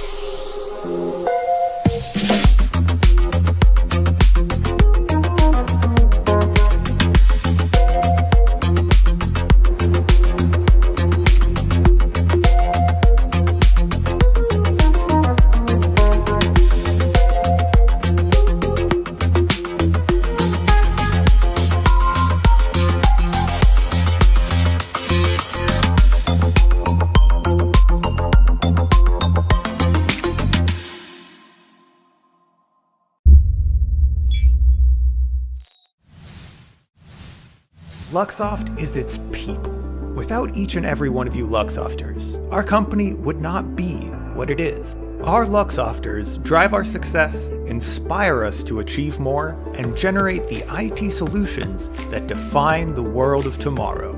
As our people are the core of our business, we make sure we focus our internal practices on our Luxofters. From yoga classes to webinars on mental health, from diversity and inclusion discussions to global community building challenges, from Run for IT to fun family-oriented events, we ensure we provide Luxofters a wide network of services so every member of our community can find the precise support they need. Naturally, this philosophy also extends to our response to the pandemic. Through our existing avenues of support, we have continued to share the best resources on health and well-being, promote health and safety measures, establish online activities to reinforce company unity, and provide additional necessary support in emergency situations. We make sure we invest in the well-being of our Luxofters by communicating the latest ways of keeping safe, holding town halls about COVID, helping managers step up to take personal interest in the condition of their affected team members, and by establishing centralized resources for information and assistance in this time of need. In fact, Luxofters have noticed how the company has managed the new realities the pandemic brought about and shared their feedback. We are extremely grateful for the feedback, and we are happy our actions are being appreciated. But that does not mean we will rest on our laurels. Our achievements represent an ideal starting point from which to continue to improve our processes. As such, to share your feedback and let us know about any additional ways we could augment our support for you, please reach out to us. Luxoft focuses on Luxofters so that together we can achieve more.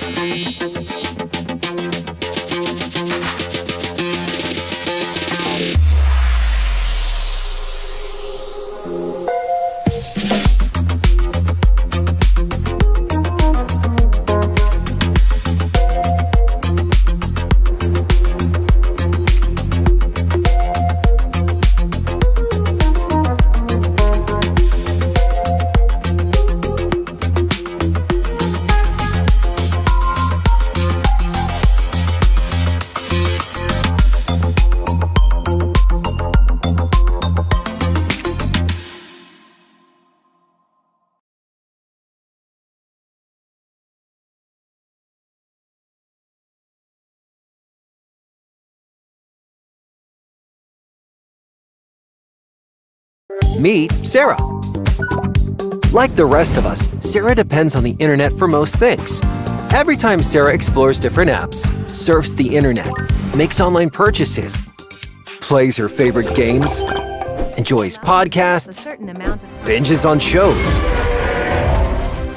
listens to music, and more, her digital data is left lying around, making her identity vulnerable to fraud, theft, misrepresentation, and even privacy invasion. How can Sarah protect herself better? Introducing Affinidi, a revolutionary digital identity solution that lets Sarah manage her data trails holistically with full control, so she can discover her data found across social media, e-commerce, medical or banking apps, and more. After bringing her data together, Sarah can store them securely in a privacy-preserving manner. With Affinidi's personalized AI, she can also manage and share her information based on her preferences. Thanks to Affinidi, Sarah now enjoys full control in managing her data and reputation, greater privacy, and enhanced security. There's even room for monetization in the not-so-distant future. Affinidi. Reclaim your data. Reclaim your identity. Reclaim yourself.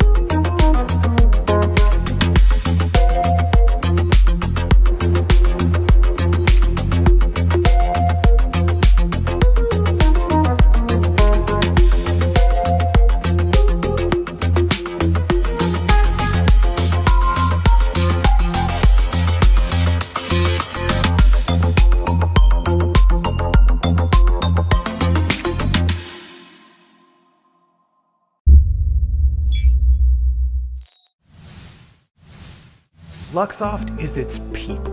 Without each and every one of you Luxofters, our company would not be what it is. Our Luxofters drive our success, inspire us to achieve more, and generate the IT solutions that define the world of tomorrow. As our people are the core of our business, we make sure we focus our internal practices on our Luxofters. From yoga classes to webinars on mental health, from diversity and inclusion discussions to global community building challenges, from Run for IT to fun family-oriented events, we ensure we provide Luxofters a wide network of services so every member of our community can find the precise support they need. Naturally, this philosophy also extends to our response to the pandemic. Through our existing avenues of support, we have continued to share the best resources on health and well-being, promote health and safety measures, establish online activities to reinforce company unity, and provide additional necessary support in emergency situations. We make sure we invest in the well-being of our Luxofters by communicating the latest ways of keeping safe, holding town halls about COVID, helping managers step up to take personal interest in the condition of their affected team members, and by establishing centralized resources for information and assistance in this time of need. In fact, Luxofters have noticed how the company has managed the new realities the pandemic brought about and shared their feedback.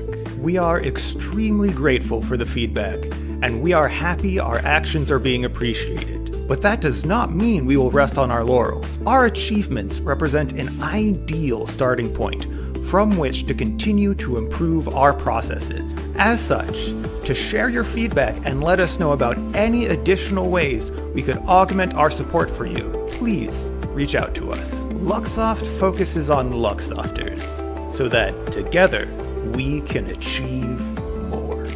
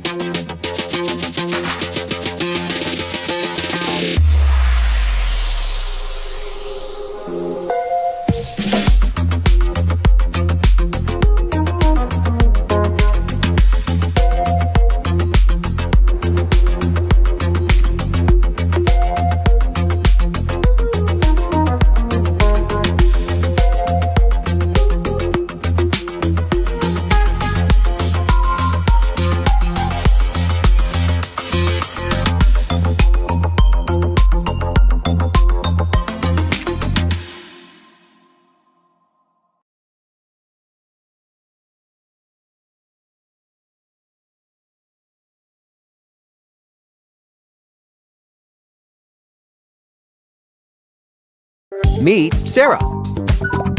Like the rest of us, Sarah depends on the internet for most things. Every time Sarah explores different apps, surfs the internet, makes online purchases, plays her favorite games, enjoys podcasts, binges on shows, listens to music, and more. Her digital data is left lying around, making her identity vulnerable to fraud, theft, misrepresentation, and even privacy invasion. How can Sarah protect herself better? Introducing Affinidi, a revolutionary digital identity solution that lets Sarah manage her data trails holistically with full control, so she can discover her data found across social media, e-commerce, medical or banking apps, and more. After bringing her data together, Sarah can store them securely in a privacy-preserving manner. With Affinidi's personalized AI, she can also manage and share her information based on her preferences. Thanks to Affinidi, Sarah now enjoys full control in managing her data and reputation, greater privacy, and enhanced security. There's even room for monetization in the not-so-distant future. Affinidi. Reclaim your data. Reclaim your identity. Reclaim yourself.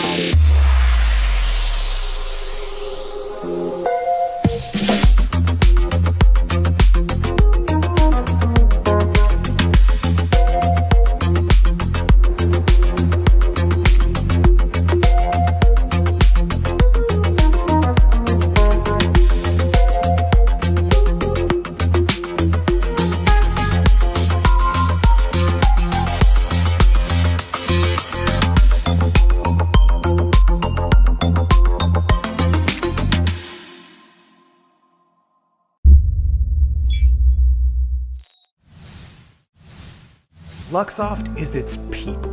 Without each and every one of you Luxofters, our company would not be what it is. Our Luxofters drive our success, inspire us to achieve more, and generate the IT solutions that define the world of tomorrow.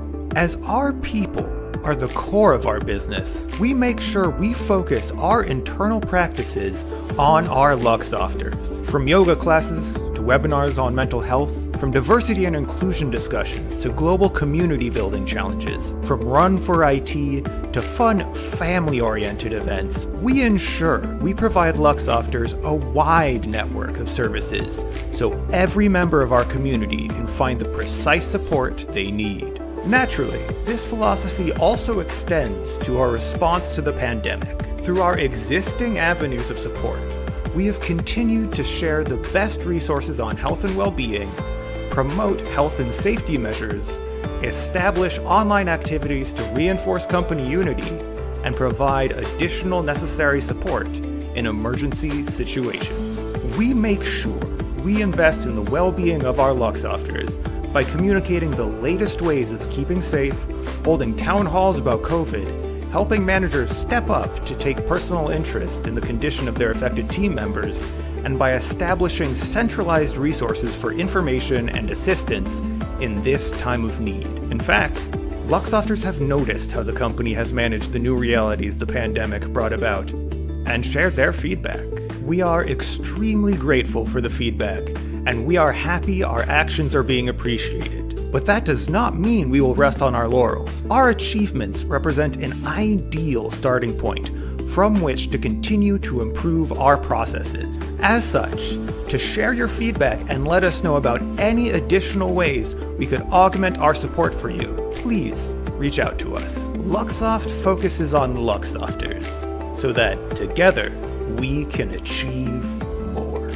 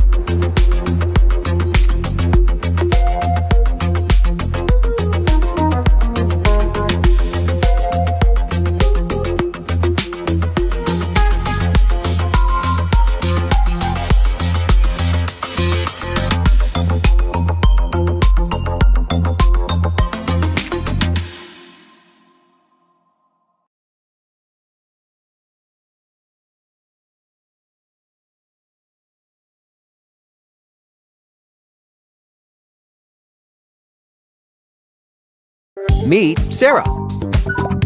Like the rest of us, Sarah depends on the internet for most things. Every time Sarah explores different apps, surfs the internet, makes online purchases, plays her favorite games, enjoys podcasts, binges on shows, listens to music, and more,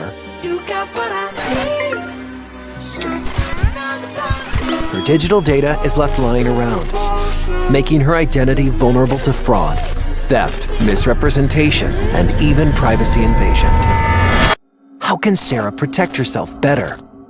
Introducing Affinidi, a revolutionary digital identity solution that lets Sarah manage her data trails holistically with full control, so she can discover her data found across social media, e-commerce, medical or banking apps, and more. After bringing her data together, Sarah can store them securely in a privacy-preserving manner. With Affinidi's personalized AI, she can also manage and share her information based on her preferences.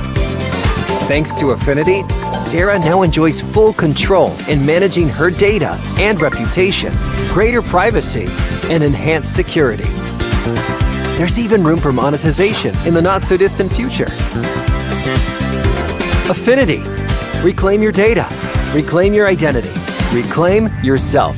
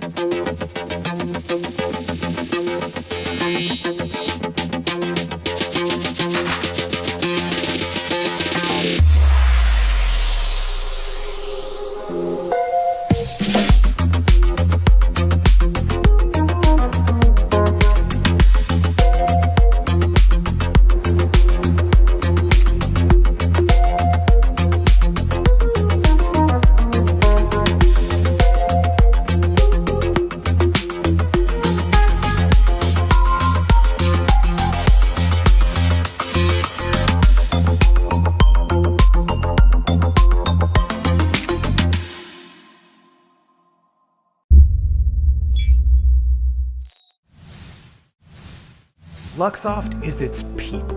Without each and every one of you Luxofters, our company would not be what it is. Our Luxofters drive our success, inspire us to achieve more, and generate the IT solutions that define the world of tomorrow. As our people are the core of our business, we make sure we focus our internal practices on our Luxofters. From yoga classes to webinars on mental health, from diversity and inclusion discussions to global community building challenges, from Run for IT to fun family-oriented events, we ensure we provide Luxofters a wide network of services so every member of our community can find the precise support they need. We have continued to share the best resources on health and well-being, promote health and safety measures, establish online activities to reinforce company unity, and provide additional necessary support in emergency situations.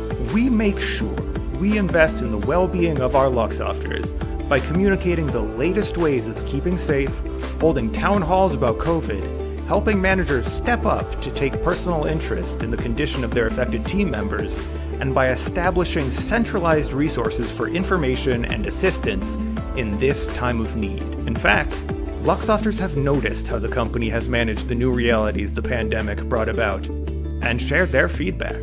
We are extremely grateful for the feedback, and we are happy our actions are being appreciated. But that does not mean we will rest on our laurels. Our achievements represent an ideal starting point from which to continue to improve our processes. As such, to share your feedback and let us know about any additional ways we could augment our support for you, please reach out to us. Luxoft focuses on Luxofters so that together we can achieve more.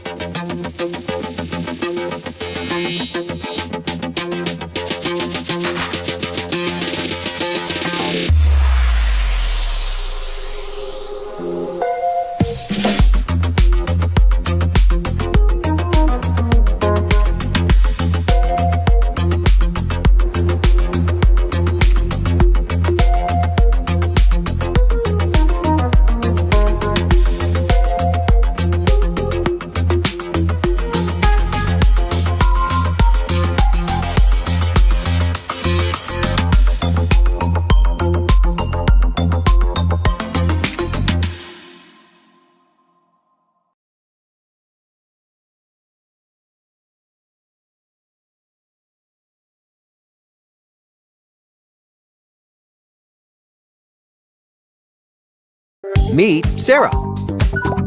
Like the rest of us, Sarah depends on the internet for most things. Every time Sarah explores different apps, surfs the internet, makes online purchases, plays her favorite games, enjoys podcasts, binges on shows, listens to music, and more, her digital data is left lying around, making her identity vulnerable to fraud, theft, misrepresentation, and even privacy invasion. How can Sarah protect herself better? Introducing Affinidi, a revolutionary digital identity solution that lets Sarah manage her data trails holistically with full control, so she can discover her data found across social media, e-commerce, medical or banking apps, and more. After bringing her data together, Sarah can store them securely in a privacy-preserving manner. With Affinidi's personalized AI, she can also manage and share her information based on her preferences. Thanks to Affinidi, Sarah now enjoys full control in managing her data and reputation, greater privacy, and enhanced security. There's even room for monetization in the not-so-distant future. Affinidi. Reclaim your data. Reclaim your identity. Reclaim yourself.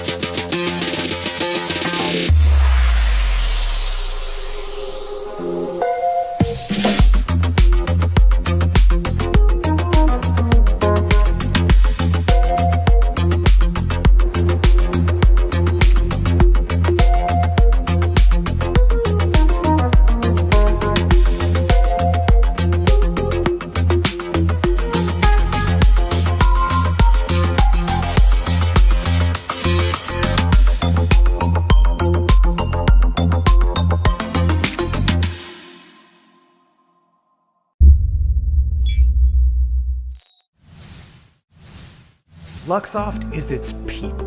Without each and every one of you Luxofters, our company would not be what it is. Our Luxofters drive our success, inspire us to achieve more, and generate the IT solutions that define the world of tomorrow.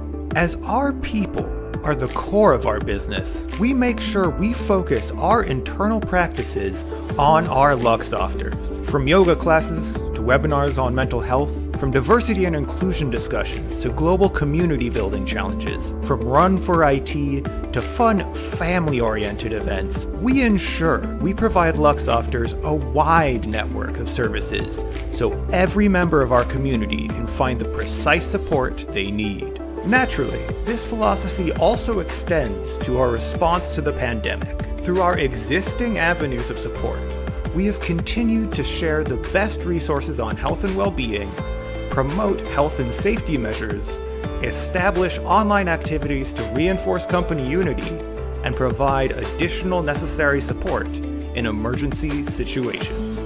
We make sure we invest in the well-being of our Luxofters by communicating the latest ways of keeping safe, holding town halls about COVID, helping managers step up to take personal interest in the condition of their affected team members, and by establishing centralized resources for information and assistance in this time of need. In fact, Luxofters have noticed how the company has managed the new realities the pandemic brought about and shared their feedback.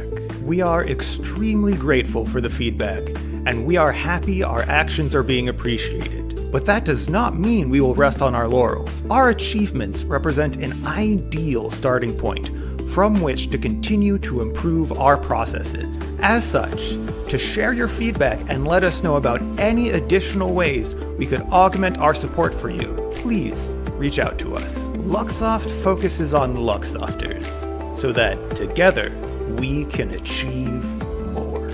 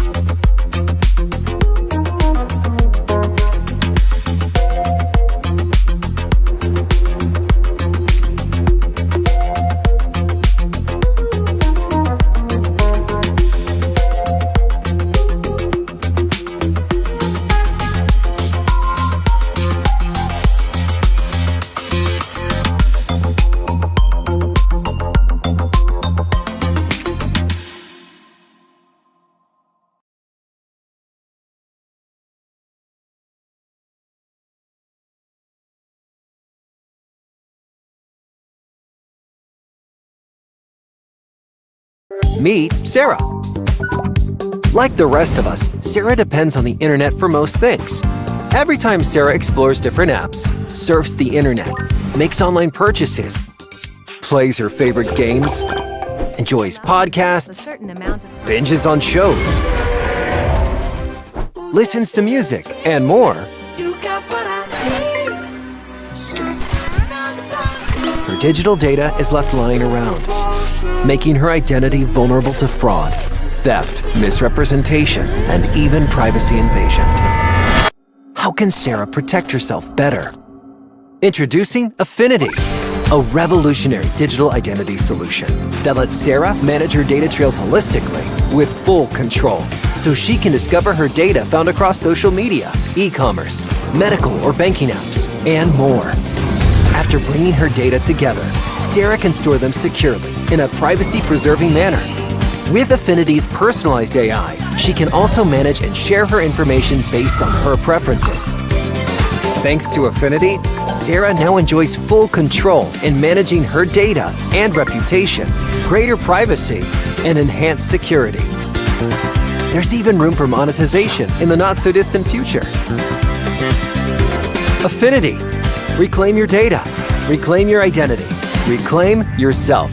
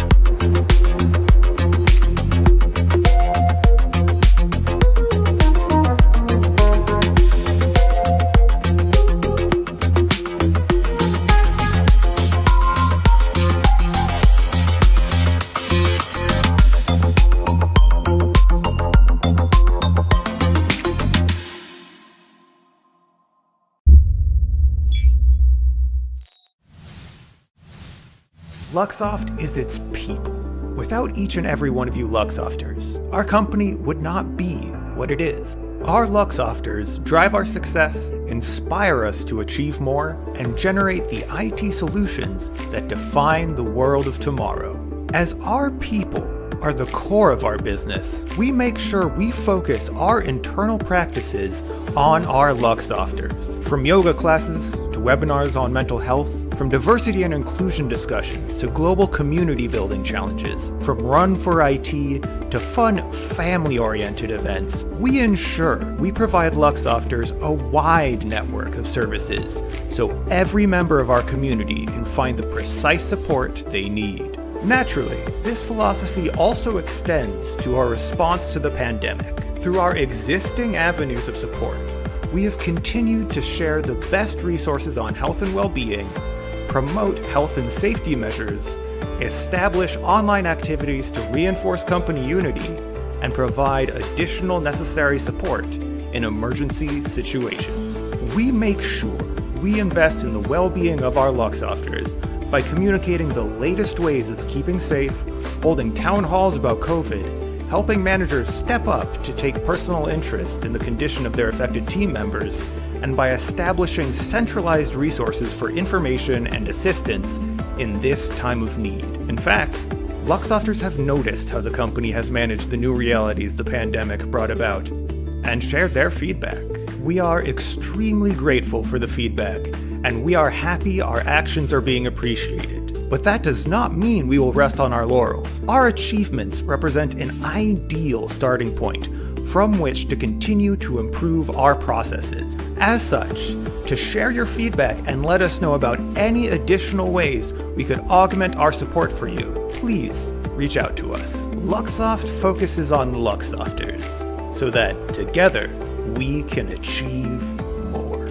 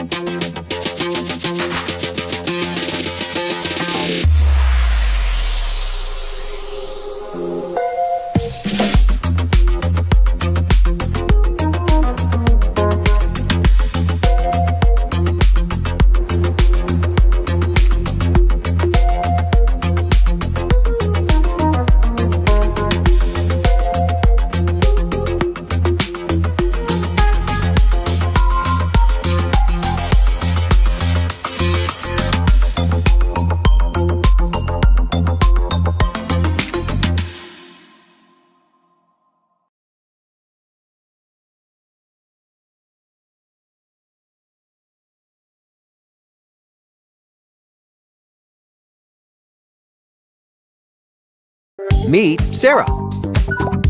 Like the rest of us, Sarah depends on the internet for most things. Every time Sarah explores different apps, surfs the internet, makes online purchases, plays her favorite games, enjoys podcasts, binges on shows, listens to music, and more, her digital data is left lying around, making her identity vulnerable to fraud, theft, misrepresentation, and even privacy invasion. How can Sarah protect herself better? Introducing Affinidi, a revolutionary digital identity solution that lets Sarah manage her data trails holistically with full control, so she can discover her data found across social media, e-commerce, medical or banking apps, and more. After bringing her data together, Sarah can store them securely in a privacy-preserving manner. With Affinidi's personalized AI, she can also manage and share her information based on her preferences. Thanks to Affinidi, Sarah now enjoys full control in managing her data and reputation, greater privacy, and enhanced security.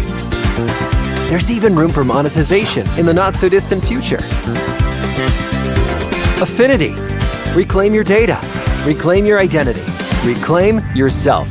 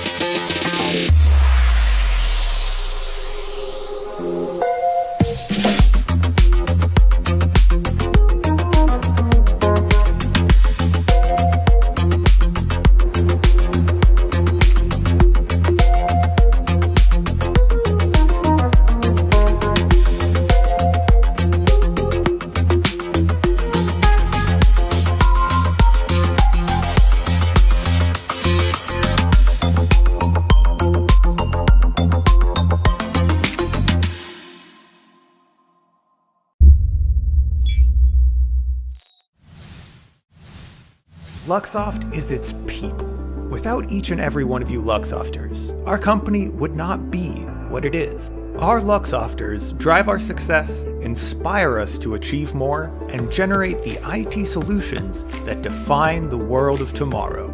As our people are the core of our business, we make sure we focus our internal practices on our Luxofters. From yoga classes to webinars on mental health, from diversity and inclusion discussions to global community building challenges, from Run for IT to fun family-oriented events, we ensure we provide Luxofters a wide network of services so every member of our community can find the precise support they need. Naturally, this philosophy also extends to our response to the pandemic. Through our existing avenues of support, we have continued to share the best resources on health and well-being, promote health and safety measures, establish online activities to reinforce company unity, and provide additional necessary support in emergency situations. We make sure we invest in the well-being of our Luxofters by communicating the latest ways of keeping safe, holding town halls about COVID, helping managers step up to take personal interest in the condition of their affected team members, and by establishing centralized resources for information and assistance in this time of need. In fact, Luxofters have noticed how the company has managed the new realities the pandemic brought about and shared their feedback. We are extremely grateful for the feedback, and we are happy our actions are being appreciated. But that does not mean we will rest on our laurels. Our achievements represent an ideal starting point from which to continue to improve our processes. As such, to share your feedback and let us know about any additional ways we could augment our support for you, please reach out to us. Luxoft focuses on Luxofters so that together we can achieve more.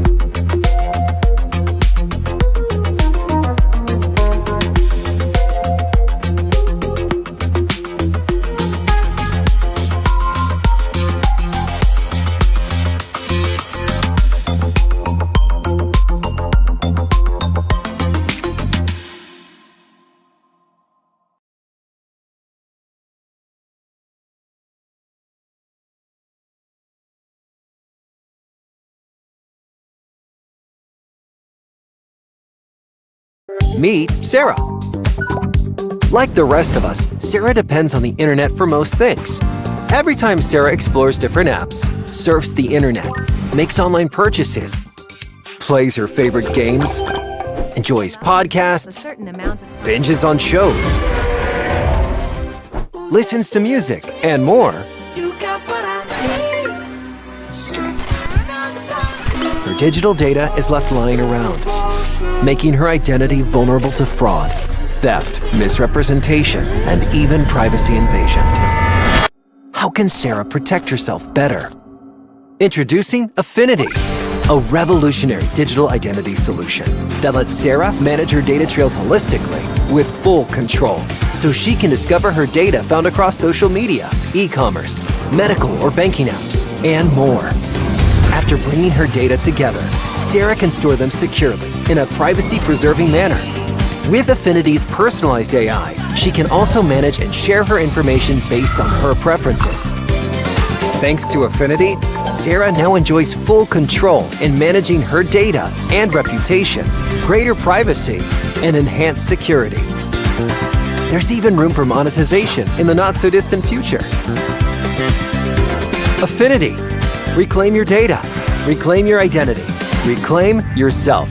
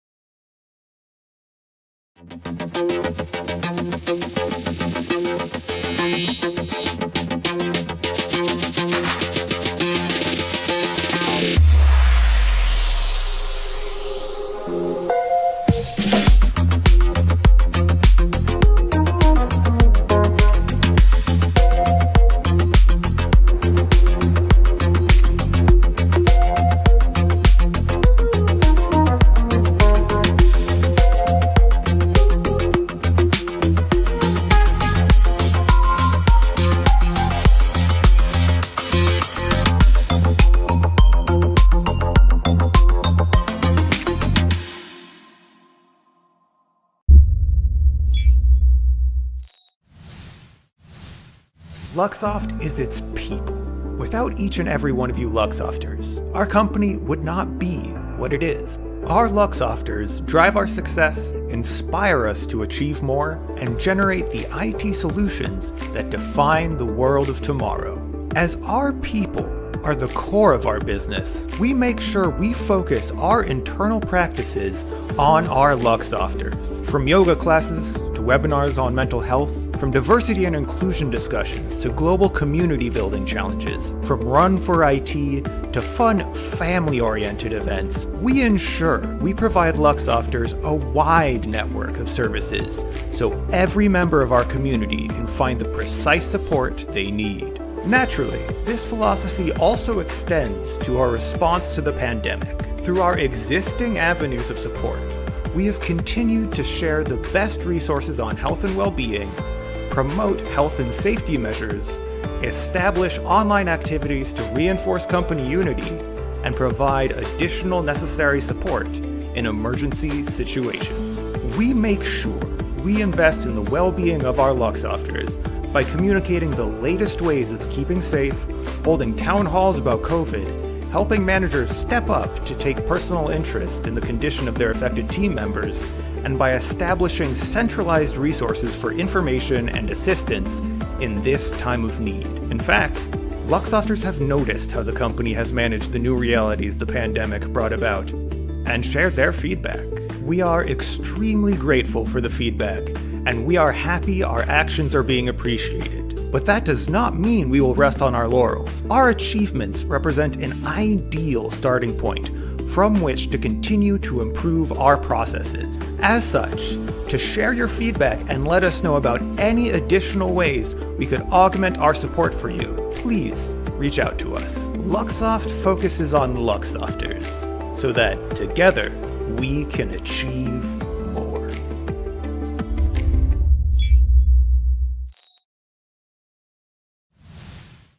To be extraordinary in the world of technology, ordinary isn't good enough. It takes extra. Extra strategy, extra design, extra engineering. For more than 28 years, Thoughtworks has been the technology consultancy where extra overcomes ordinary. So if your digital journey needs a partner who will provide the extra, we've got you covered. Because we're all about delivering extraordinary impact together.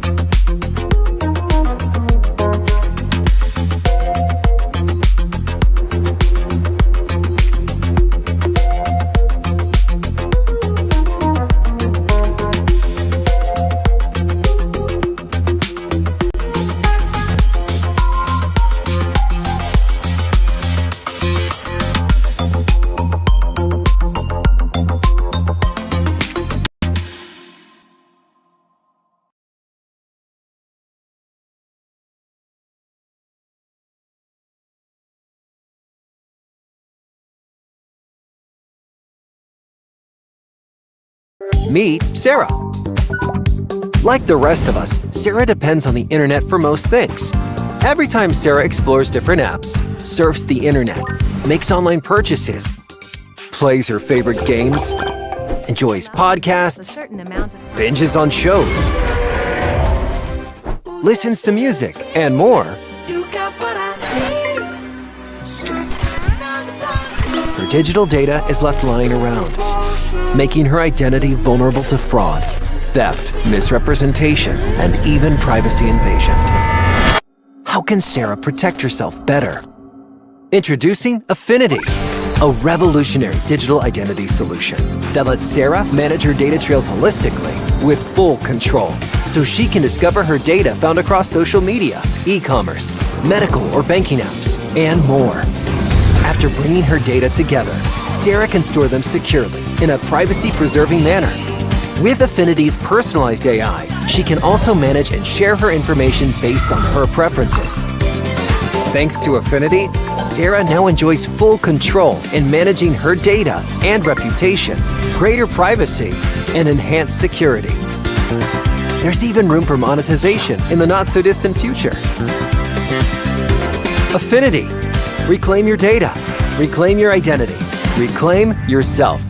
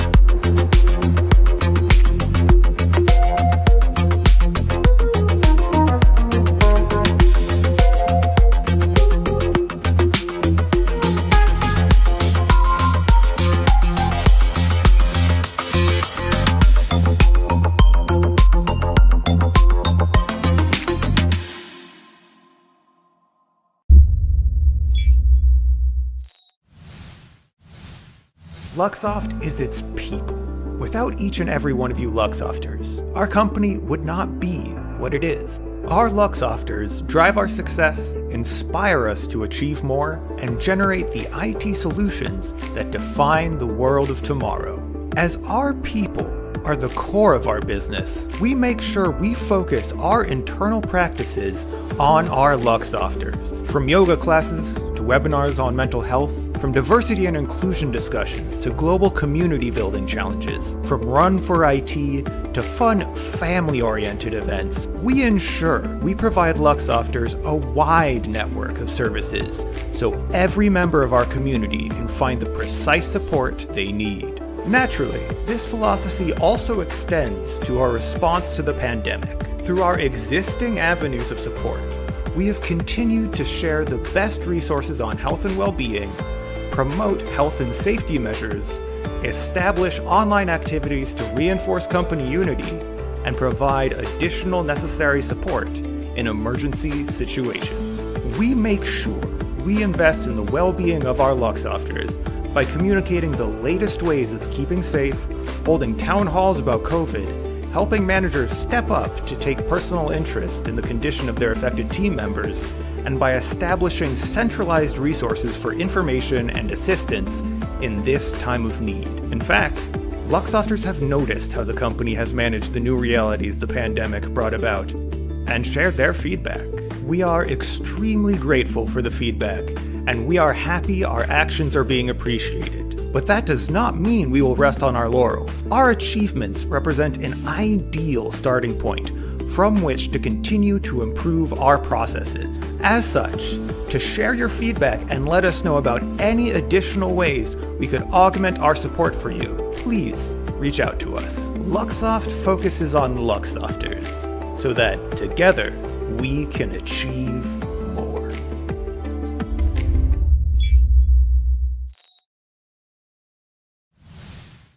To be extraordinary in the world of technology, ordinary isn't good enough. It takes extra. Extra strategy, extra design, extra engineering. For more than 28 years, Thoughtworks has been the technology consultancy where extra overcomes ordinary. So if your digital journey needs a partner who will provide the extra, we've got you covered. Because we're all about delivering extraordinary impact together.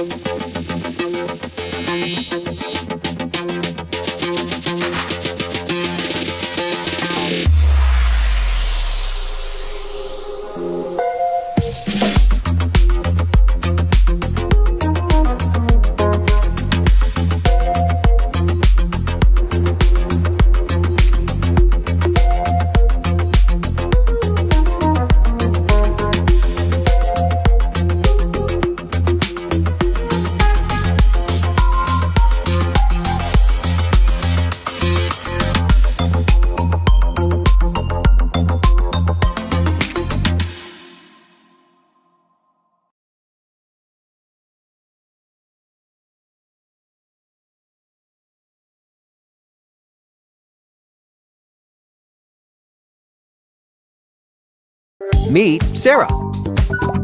Like the rest of us, Sarah depends on the internet for most things. Every time Sarah explores different apps, surfs the internet, makes online purchases, plays her favorite games, enjoys podcasts, binges on shows, listens to music, and more,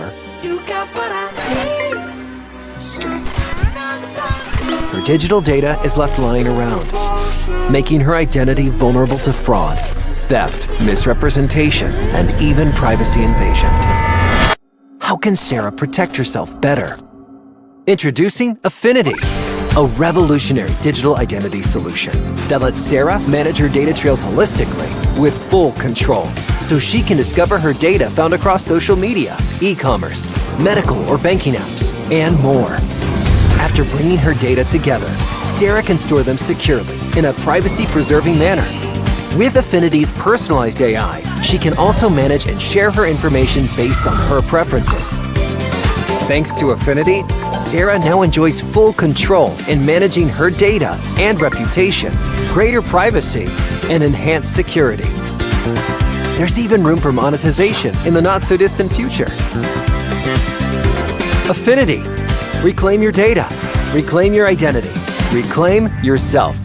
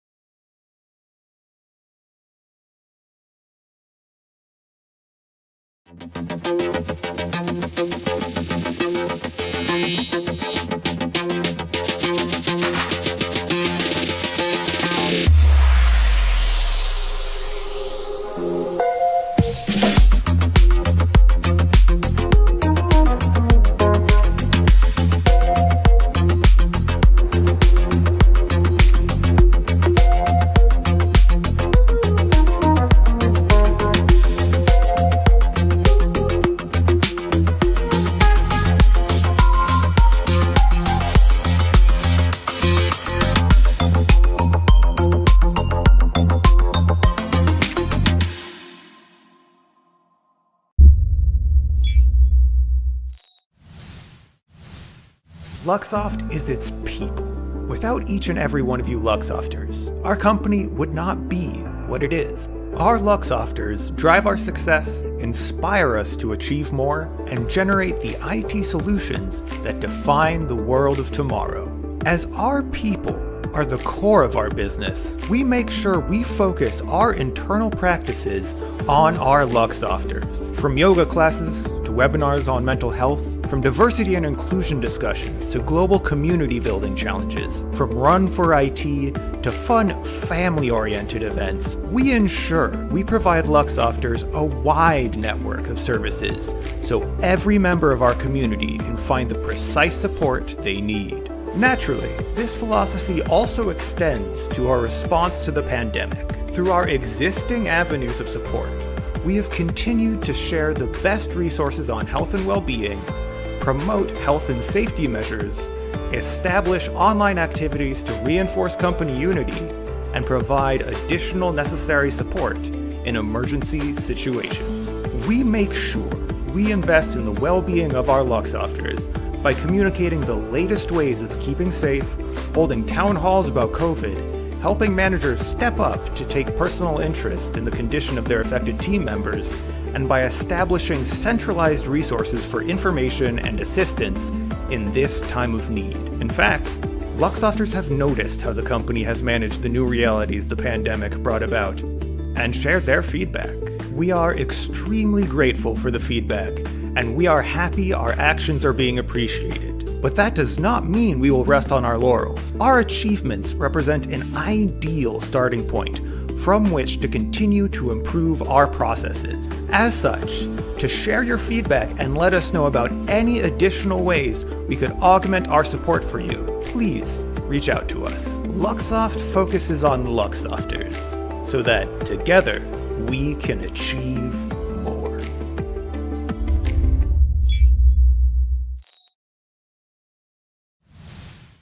To be extraordinary in the world of technology, ordinary isn't good enough.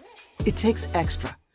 Extra strategy, extra design, extra engineering. For more than 28 years, Thoughtworks has been the technology consultancy where extra overcomes ordinary. So if your digital journey needs a partner who will provide the extra, we've got you covered. Because we're all about delivering extraordinary impact together.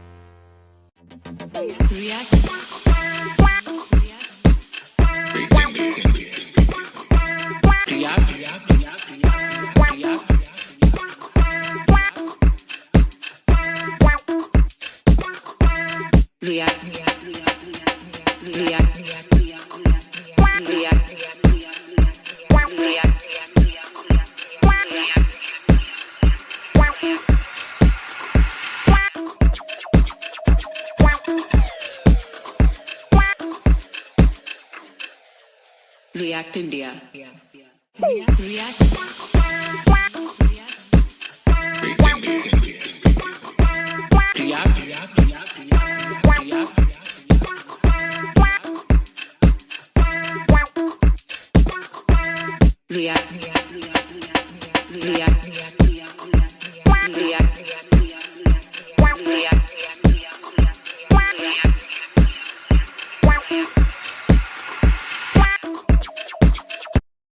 Who's a designer here? Who's a designer here? Okay. What's your strength? I procrastinate a lot. Yeah, these are all trying to be smart now. Okay. What's your strength? Oh, let me think.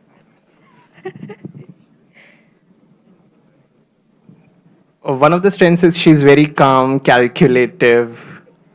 Not calculative. You have been calculating. It's 2 minutes now. Yeah, my mind is blank. I don't know, I think I pay attention.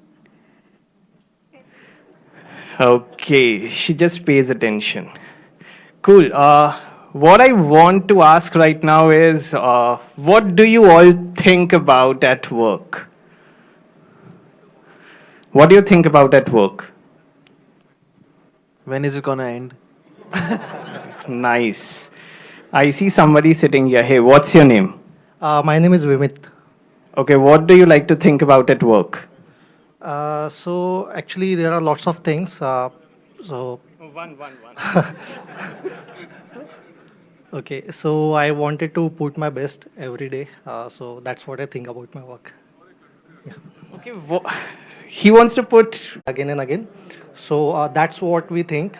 Yeah. Excellent. This is best. Okay, cool. Okay, I think a lot of people have come here. Can we put up that Nariyal Award screen? Have you guys been participating? So you're not taking fun seriously, folks. You need to take fun seriously. This is my last segment before Anjana throws me out.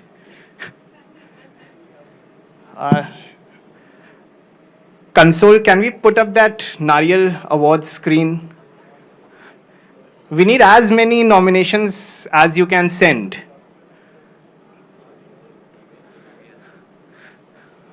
Come on, take out your phones. I was seeing everybody was doing a lot of networking with everybody else except me. So you better have some nice answers. Cool.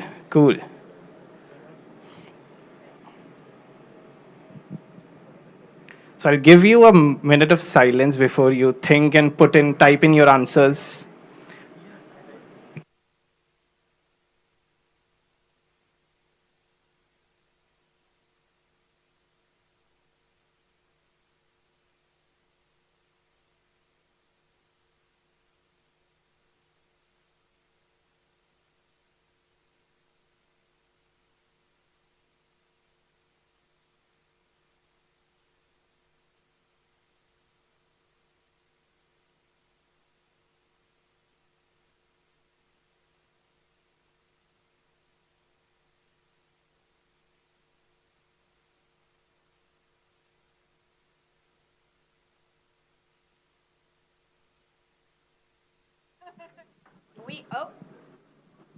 Hello, there we go. Hi.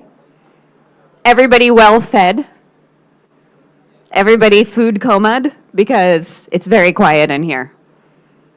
Are we excited for another half day of talks? No? Okay. Fine. I guess we can all go home then.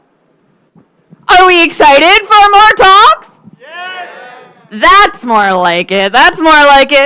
We need to bring Tejas back in here and get some volume control going. Can we start us off with a little quiet time? Clapping? Welcome our new speakers.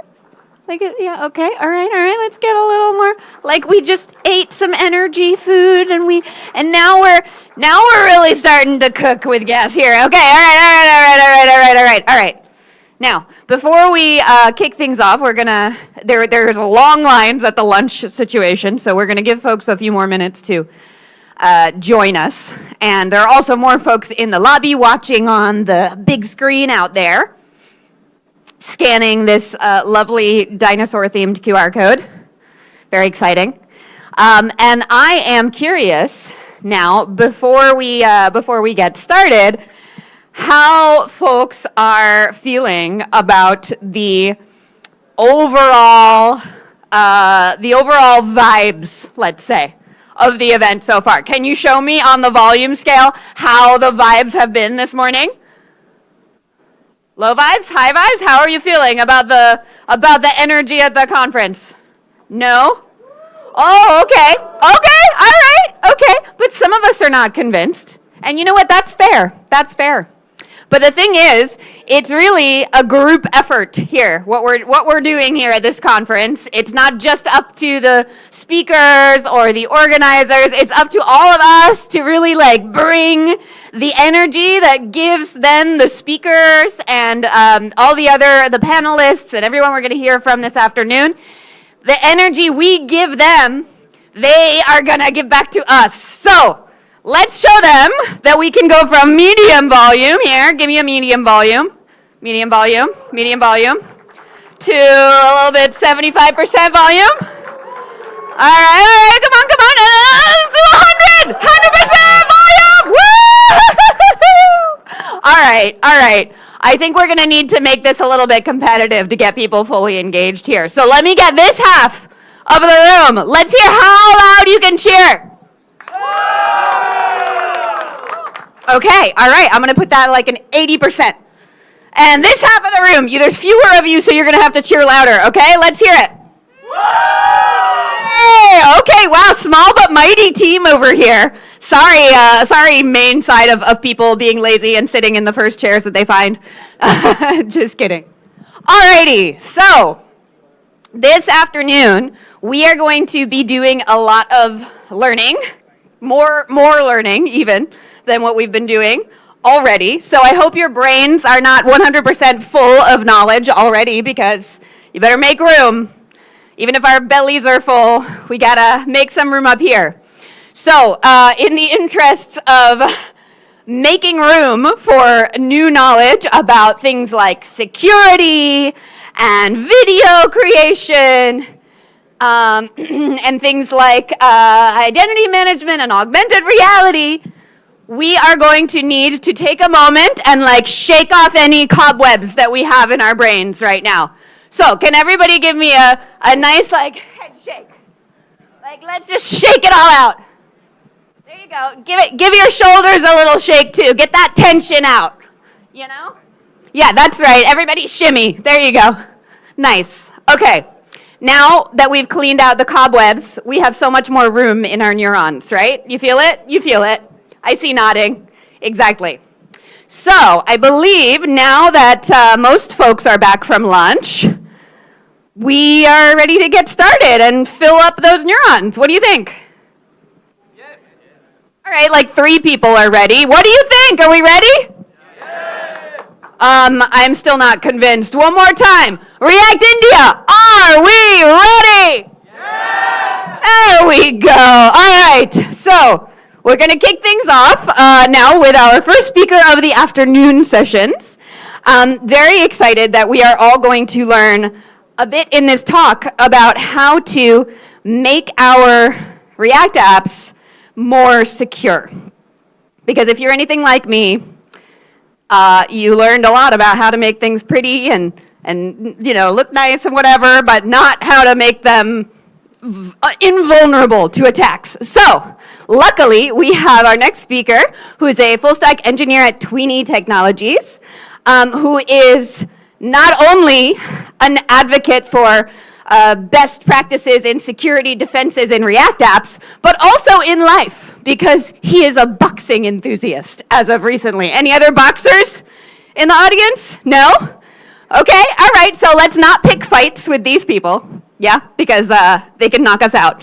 So, please, let's make sure we all stay on this good side. Everybody give a huge React India 100% volume welcome to Srini! Hello. Hi. Thanks, Anjana, for the introduction. Hi, everyone. Welcome to Goa. Welcome to React India. So I'm Srini. Today I'm going to talk about security in React, and most of the things that we are going to talk about today generally applies to web browsers and servers, and it does not matter whether you're building your app in React or Angular or Vue. The principles that we are going to see today, they are very generic, and they are there to protect your apps. Does not matter the programming language or the framework. All right. So let's take a look at the bigger picture of web security to understand what we are up against. So the first chart here is from Verizon 2023 data breach report. And if you take a look here, the web applications are right at the top of the list, which is a clear sign that our field is the prime target for cyber attacks. And the second diagram is from OWASP Top 10. For those folks who might not know what OWASP is, OWASP stands for Open Web Application Security Project. They are an open source organization. They release a list of top 10 most critical web application vulnerabilities every few years. So a tiny glance here can give you an idea of what the bad guys are up to. And lastly, this is a list of most recent cyber attacks that happened on companies. And these things are not to scare you, just to give you a reality of what can happen if you let our guard down. Okay, before we dive deep, let me tell you a little bit about myself. I'm a software engineer. I work at Pini as a full stack engineer. I have a couple of side projects like most of us do. Some of them are finished, some of them unfinished. And these two are the most recent ones. I built Naruto DB.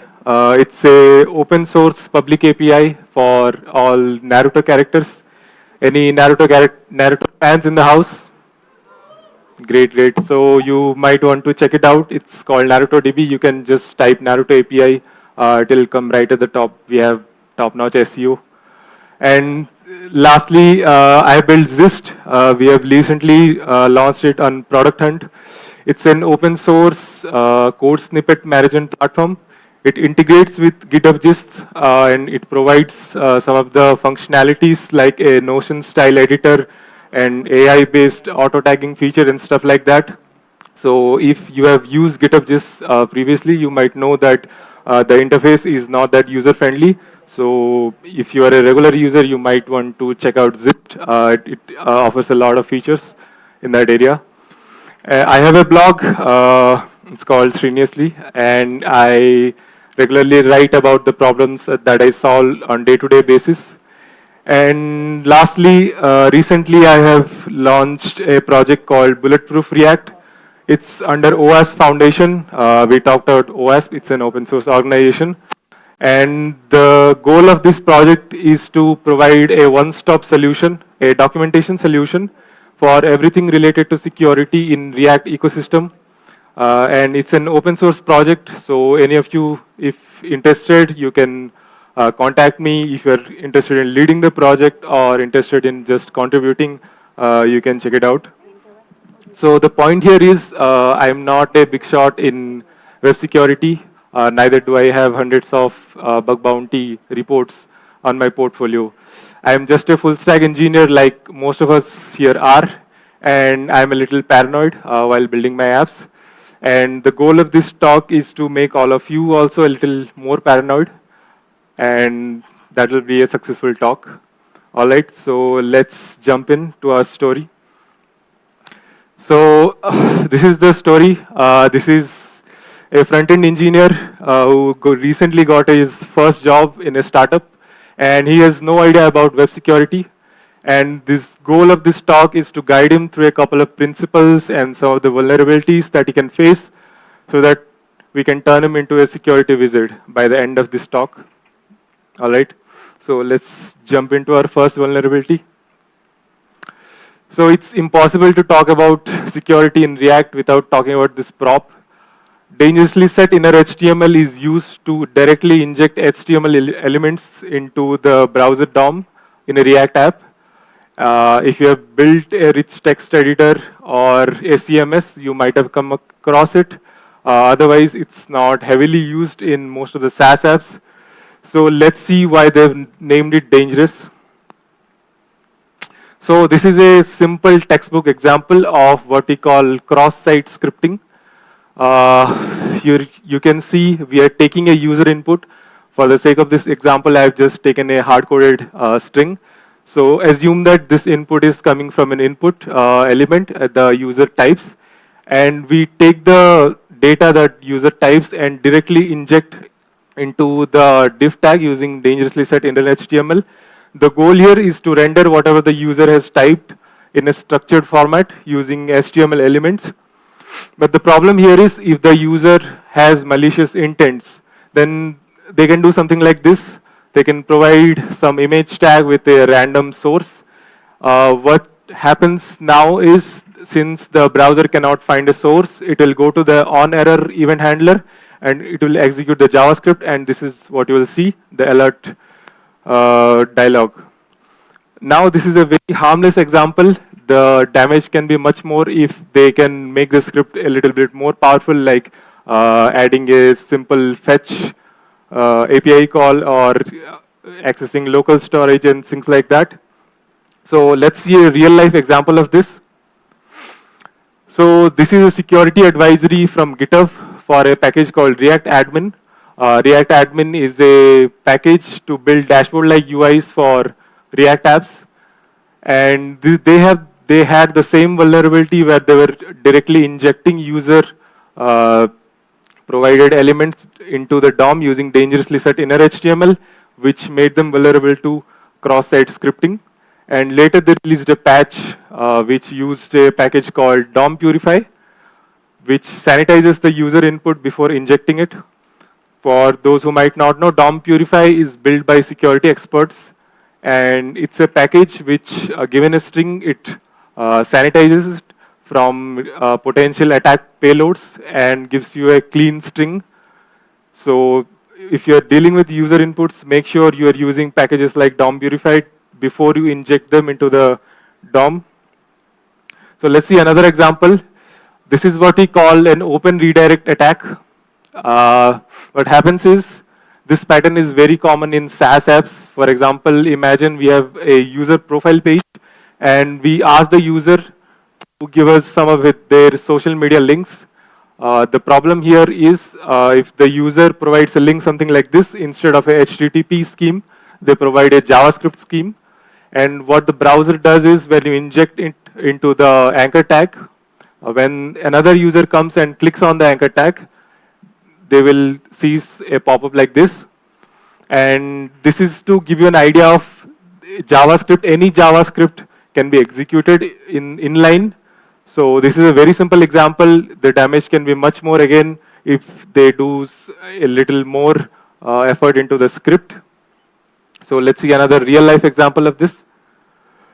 So this is another security advisory of a package called Plate. Plate is a rich text editor for React apps, and they had the same open redirect vulnerability. So they were directly injecting user provided links into the whatever the dialog they had. Later they released the patch which checks the user provided links against a predefined list of schemes like HTTP, HTTPS, mail to, and stuff like that, which fix their security vulnerability. So always be cautious when you are dealing with user provided links. So assume that they can provide any scheme that they want and the browser will execute it. So you have to check every time that whether it is a safe link or not. All right. So we saw two examples of XSS and open redirect. What did we learn? Always be cautious when you are dealing with user inputs. That's where most of the vulnerabilities come from. And secondly, the packages that we use in our projects are built by developers like us and not security experts. So always keep track of your dependencies of your project and update them regularly, and take a look. If you have the bandwidth, take a look at the sensitive areas of the code base. Since most of the NPM packages are open source, you can just take a look at how they are dealing with user inputs and how they are dealing with environment variables and user credentials. So that can protect you from the external packages vulnerabilities. All right, so let's see another example. This is a pattern that we call clickjacking. What happens is, an attacker chooses a target site. So you can see the SRC of the iframe. The target site is NarcoDB. And they place an innocent looking button with some CSS tricks. For the sake of this example, we are not using any CSS. But they can use some CSS, and they will place an overlay on top of the target site and give you an innocent looking button, and they'll place the button on top of some sensitive user action. For example, it could be like following a user, or it could be delete account or something like that. And when you click on the button, instead of the button that you see, the button on the background will be executed and the sensitive action will be done. Let's see how it looks. So this is how it looks on the screen.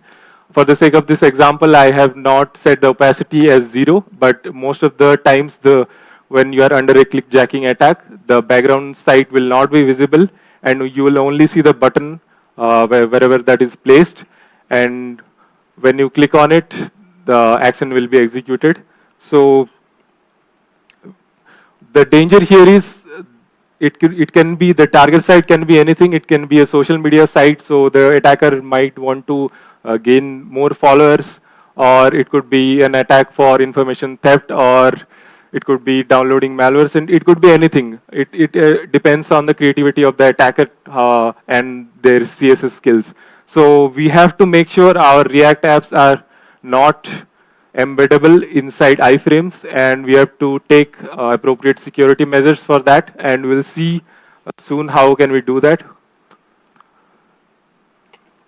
All right, so this one is my favorite. Raise your hands if this is what comes to your mind if when you hear the word denial of service.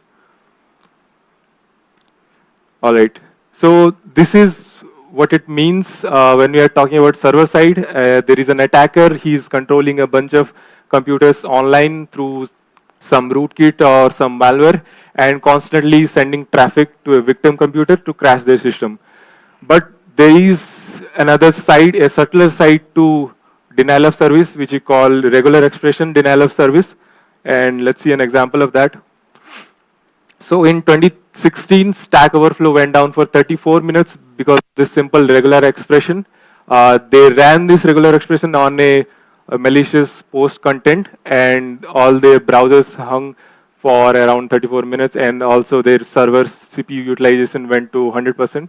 Similarly, in 2019, some of the services of Cloudflare went down for some time when they ran this regular expression against some DB query. So what does it mean? This is what we call an evil regex. So for those who might not know, regular expressions are used for checking a certain type of pattern against a given string.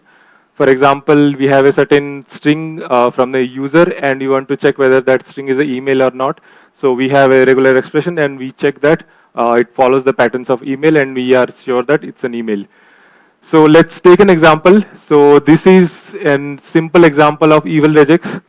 So what it says is it wants a certain number of x's followed by a certain number of y's followed by a single z. Now the problem here is, if you think about it, there can be any number of x's and any number of y's followed by a single z. The combinations are not limited, they're infinite. So when we take a test string, this is a string which has a couple of y's and a couple of x's and a combination of that, but it does not have a z. So when we run our regular expression on top of this string, what happens is every time it will satisfy the end of the string, and when it reaches the end, it will see that it has no z, so it will fail. But instead of returning, what will happen is, since we are saying any number of x's followed by any number of y's, it will just keep coming up with more potential matches. For example, 1x, 2x, then 1y, 2y, and it will go and on until it exhausts all the resources of your server, or if you're running it in your browser, then your browser might hang. So the point here is always be cautious whenever you are using regular expression. So we developer have a tendency to just make a Google search and take whatever regular expression we might find on the first result.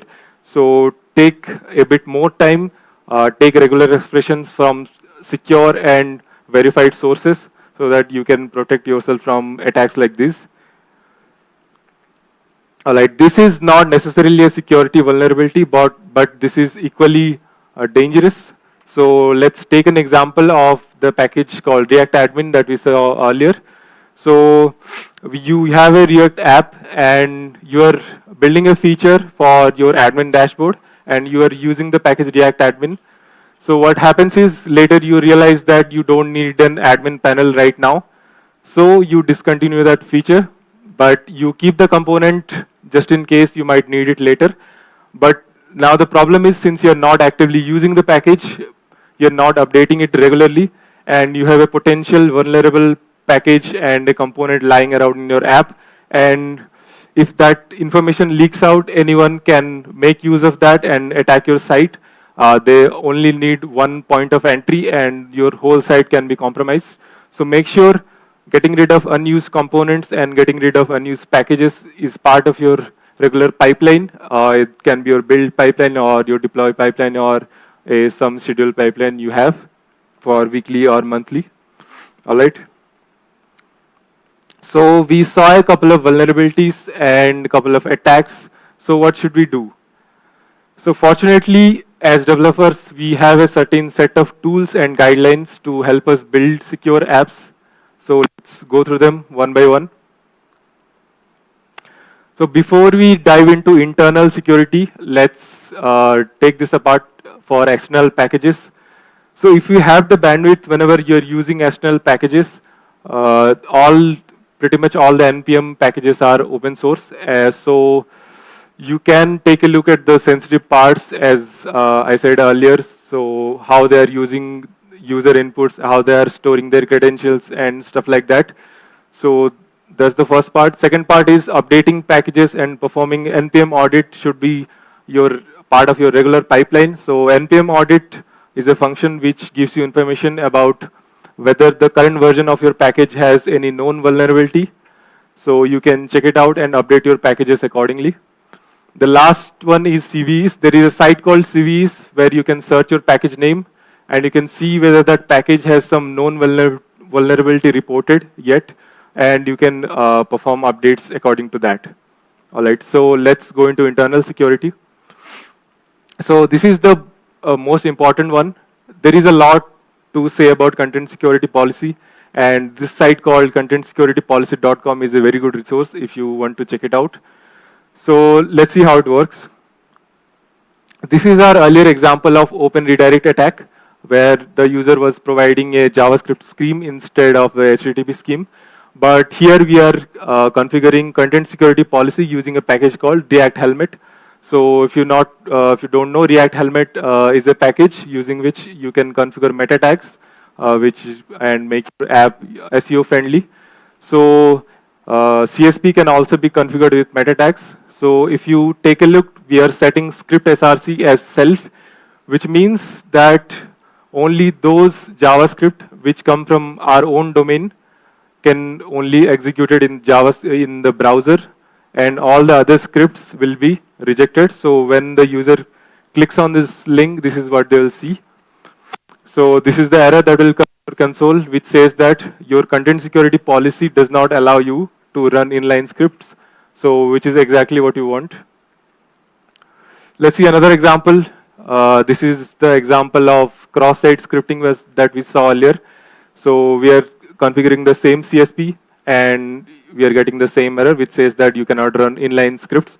So CSP, configuring a strict CSP can protect you from a lot of these attacks beforehand. So even if your app does not have any vulnerability right now, it might have it later and you won't know it before time unless you're faced with a significant attack. So CSP can prevent that to a lot of extent if configured very strictly. All right, so the second is security headers. So we have a couple of response headers that are configured from our servers. It can be Nginx, it can be Apache, whatever you're using to host your React apps. Or if you're using Next.js, then you can also configure them from your code. So security headers allow you to configure some additional security features in your React. Go to this site called securityheaders.com and you enter any site. You can see if the security headers are enabled for them. For this example, we are seeing for NarutoDB. And as you can see, strict transport policy is enabled since pretty much all of our apps nowadays are run on HTTPS. So this header will be by default turned on. And we already talked about CSP, Content Security Policy. So let's go through the rest of them. So X-frame options is very important. Most of the sites that we have today, important sites, they already have this configured. But I've seen this a lot of sites, a lot of fast-moving startups, when they are launching features every week and moving fast, they ignore these security features. So X-frame options allow you to restrict your browser from embedding your site into an iframe that we saw an example earlier of clickjacking. So if we see how it works, this is the portfolio site of Lerob. He works in the Next.js team and his portfolio is open source. So if we take a look at the code where he configures security headers, if you see, he has set the X-frame options to deny. What it means is, if you go back to our earlier example and we change the site from NarutoDB to lerob.io, and then this is what we'll see. The browser says this site refused to connect, and on the console you will get this error that since Xframe options is set to deny, you cannot embed this site into an iframe. So this is the exact behavior you want for most of our apps, but some apps want their sites to be embeddable inside iframes. So Xframe options also has a feature to provide some of the allowed domains. So the browser will check whether this is one of the allowed domains. If it is, then it will allow it to embed the iframe. Otherwise, it will just throw an error. All right.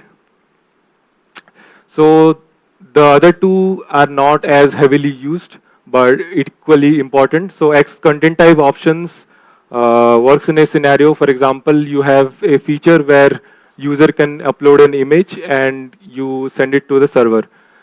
So what happens is some users, if they modify the file and instead of an image, they change the content to a script or something like that to mess with your server. So if you have this header enabled, what it happens is your server will check whether the content matches what it says it is. For example, you are saying it's a JPG, but behind the scenes it's a JavaScript script. So it will throw an error. It will say that the X content type options has a mismatch. Similarly, permission policy helps you. For example, you have a lot of websites nowadays have ad scripts running to track their user behaviors. So if you want to restrict external scripts like ads or like chart widgets and stuff like that, to restrict them from using some of the permissions of the browser, for example, camera, microphone, or sensors. So if you set a strict permission policy, then if the script wants to execute those devices, it will throw an error, and you can control them from a central point, so which is very convenient in terms of security. And lastly, we have referrer policy. So this policy helps you to track how much amount of information goes from one link to another while you are traveling in internet. So let's see how it works. So this is a Versal Analytics dashboard of NarutoDB. And if you see the referrers section, we have a couple of sites called dev.to, Bing, Google. What it says is, for example, if you take the example of Google, what it says is the user made a Google search of Naruto API, and they clicked on a link and landed on this site. So the referrer header was this one, https google.com/search Naruto API. And that's how services like Google Analytics and Versal Analytics track your behavior. And this is pretty convenient header when you want to take a look at analytics and stuff like that. But the problem is, let's say you have a route in your React app which has a secret or a token or something like that in the URL. And you also have an anchor tag in that same route which redirects the user to some external site. So if the user clicks on the anchor tag, they will be redirected to the external site, and this will be the referrer header, and your secret or the token gets leaked into the external site, which we don't want. So if you have some routes like these, you want to have a stricter referrer policy. Otherwise, you can just set no referrer in your anchor tags, which is a very simple use case of no referrer or in the relationship of anchor tag. All right, so I have seen this myth in a lot of developers, and I also had the same notion for a long time.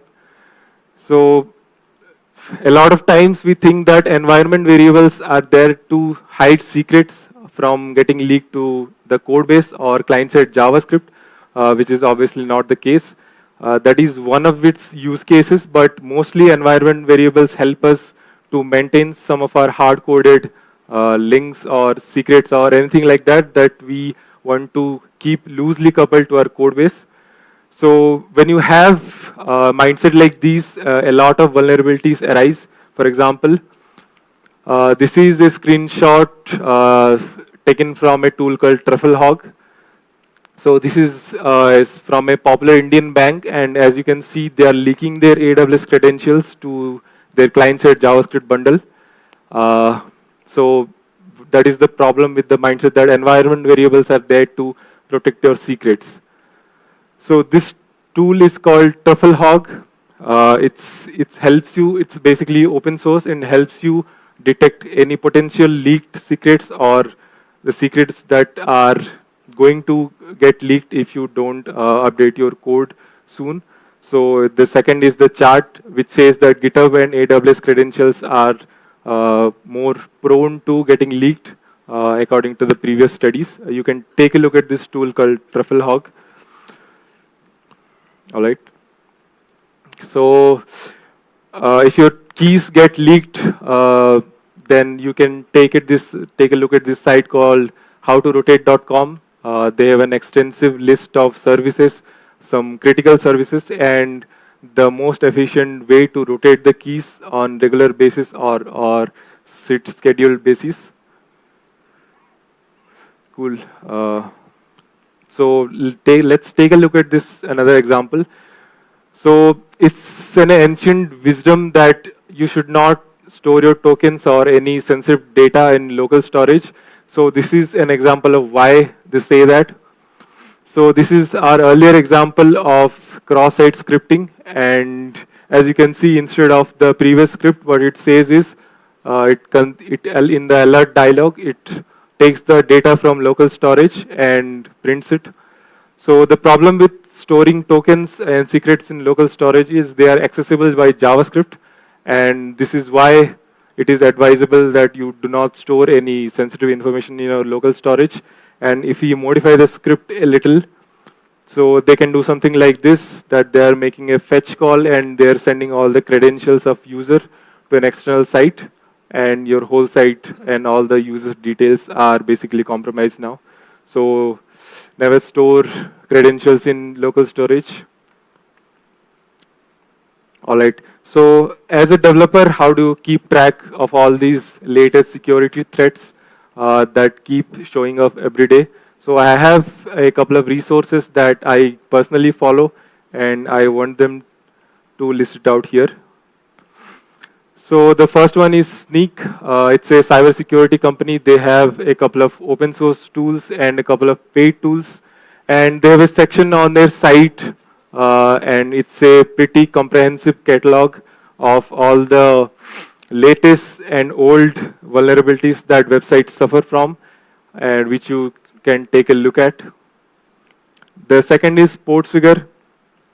This one is my favorite. I have done these labs and these theories multiple times personally. So they have a section at the site which is called Academy.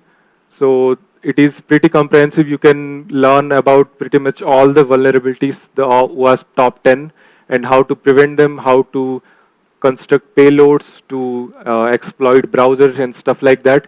Portsfigure is basically the creator of Burp Suite. Burp Suite is a proxy tool to analyze your web traffic in and out of your system. So you can take a look at this. They also have live interactive labs, and all of it is free. So it's a very good resource. Next is MDN. Everyone knows MDN. It's a go-to resource for anything related to web and HTML and CSS, whatever it is. And they also have a section on security. It is not as comprehensive as the previous resources, but they mostly talk about best practices and how to handle vulnerable application, how to build secure application on the client side.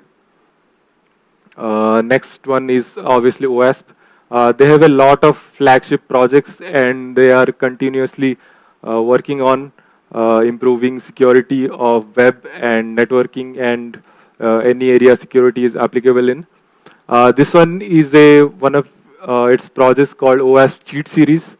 So it is pretty comprehensive. You can get guidelines on how to build secure apps, whether it is related to authentication, authorization, how to deal with passwords, how to deal with errors, and everything you can think of while building web apps.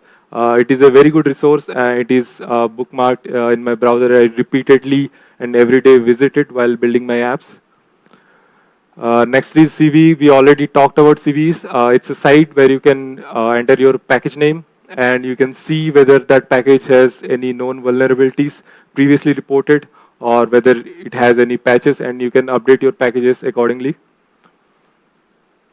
Next is GitHub. GitHub also has a section on security.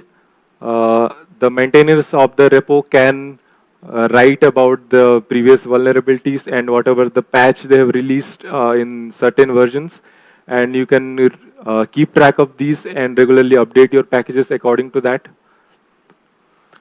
Cool. So that brings us to the end of this talk. So earlier I lied about one thing, that by the end of this talk, this character is going to become a security wizard, which is not the case, which is, you can say, impossible, because web technologies, frameworks, and anything related to web evolves every day.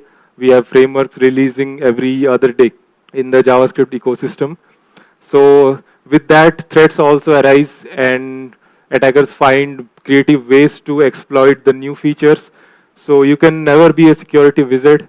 So all you can do is keep up to date with all these security holes and vulnerabilities and keep learning every day. It's a never-ending path. All right, so that's my talk. Woohoo! Give it up for Affinidi! Woo! Okay, come on, y'all. You can do better than that. Absolutely. Thank you so much for that amazing talk. And I love this message that it's a never-ending learning path. True in security, true in everything else, web development, true in life as well, right? So let's keep in mind that no matter how experienced we are, we can always learn something new. And no matter how new we are to the tech world or engineering or anything, we can always contribute something and share our knowledge, even if we're junior, even if we're just starting out, right? I'm sorry, am I right? Yeah, thank you. And in fact, how amazing is this? This was his first conference talk. Can we give it up? Oh my God, such a fabulous job! Yes, winning, yes! And amazingly, our next speaker is also going to give us a fabulous talk and is also on the stage for the first time. So we're going to get really excited about that.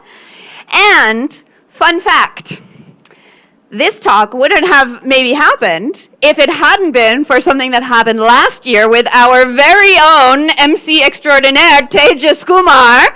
Tejas, say hi to everybody. Tejas, last year, was apparently chatting with some folks, and someone asked what advice he would give to someone who wanted to get a talk accepted. And apparently, do you remember the advice? Apparently the advice is make sure you have a really fun, good talk title. And this next one is a really great talk title. And you can ask the speaker afterwards exactly how he wrote that talk title. But, okay, without further ado, to tell us a little bit more in a very appropriate theme for our Planet Hollywood themed conference venue, we're going to talk about video in this next talk. So please give it up. Coming to us from Publicis Sapient, please everybody give a 100% volume. Oh my God, can't believe I can even hear anymore because you were so loud. Welcome to Aishik. Hey.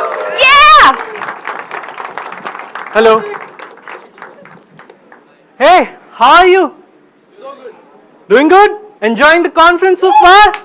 Yes. Yeah? Great. So my name is Aishik Datta and I work for Publicis Sapient. And we are super excited to be here. Make some noise! And we have created a video for you. I want to show you a small teaser of it. Here it goes.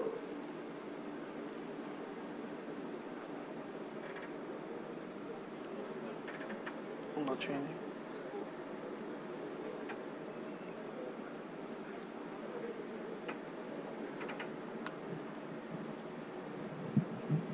Suspense is killing us. Am I right? Huh? A little React humor for you there? No? Okay. And see, this is why we can never trust the computers. And so as we learned in our last talk, we cannot trust users, and we also cannot trust clickers or USB cables or microphones or really anything else about this. So let's all just take a moment to be appreciative for the fact that at least this mic is still working, and at least these pixels are still working, and at least these fancy lights that are happening are still working. So that feels pretty good, huh? And can we give it up for the hotel Wi-Fi? Has been really holding it down today, no?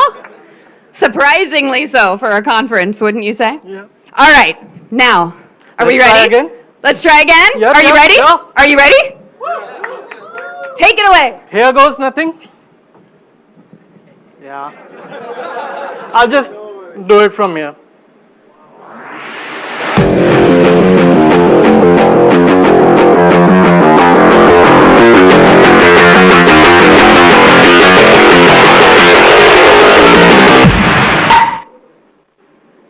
All right.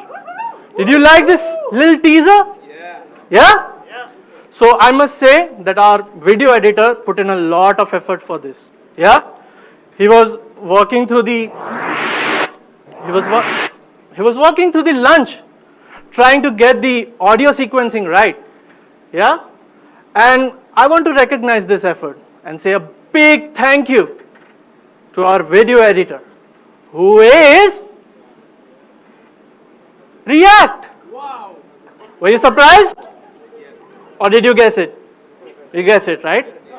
So this video was created using React. There was no real editor. And some of you must be thinking that what's so great about it?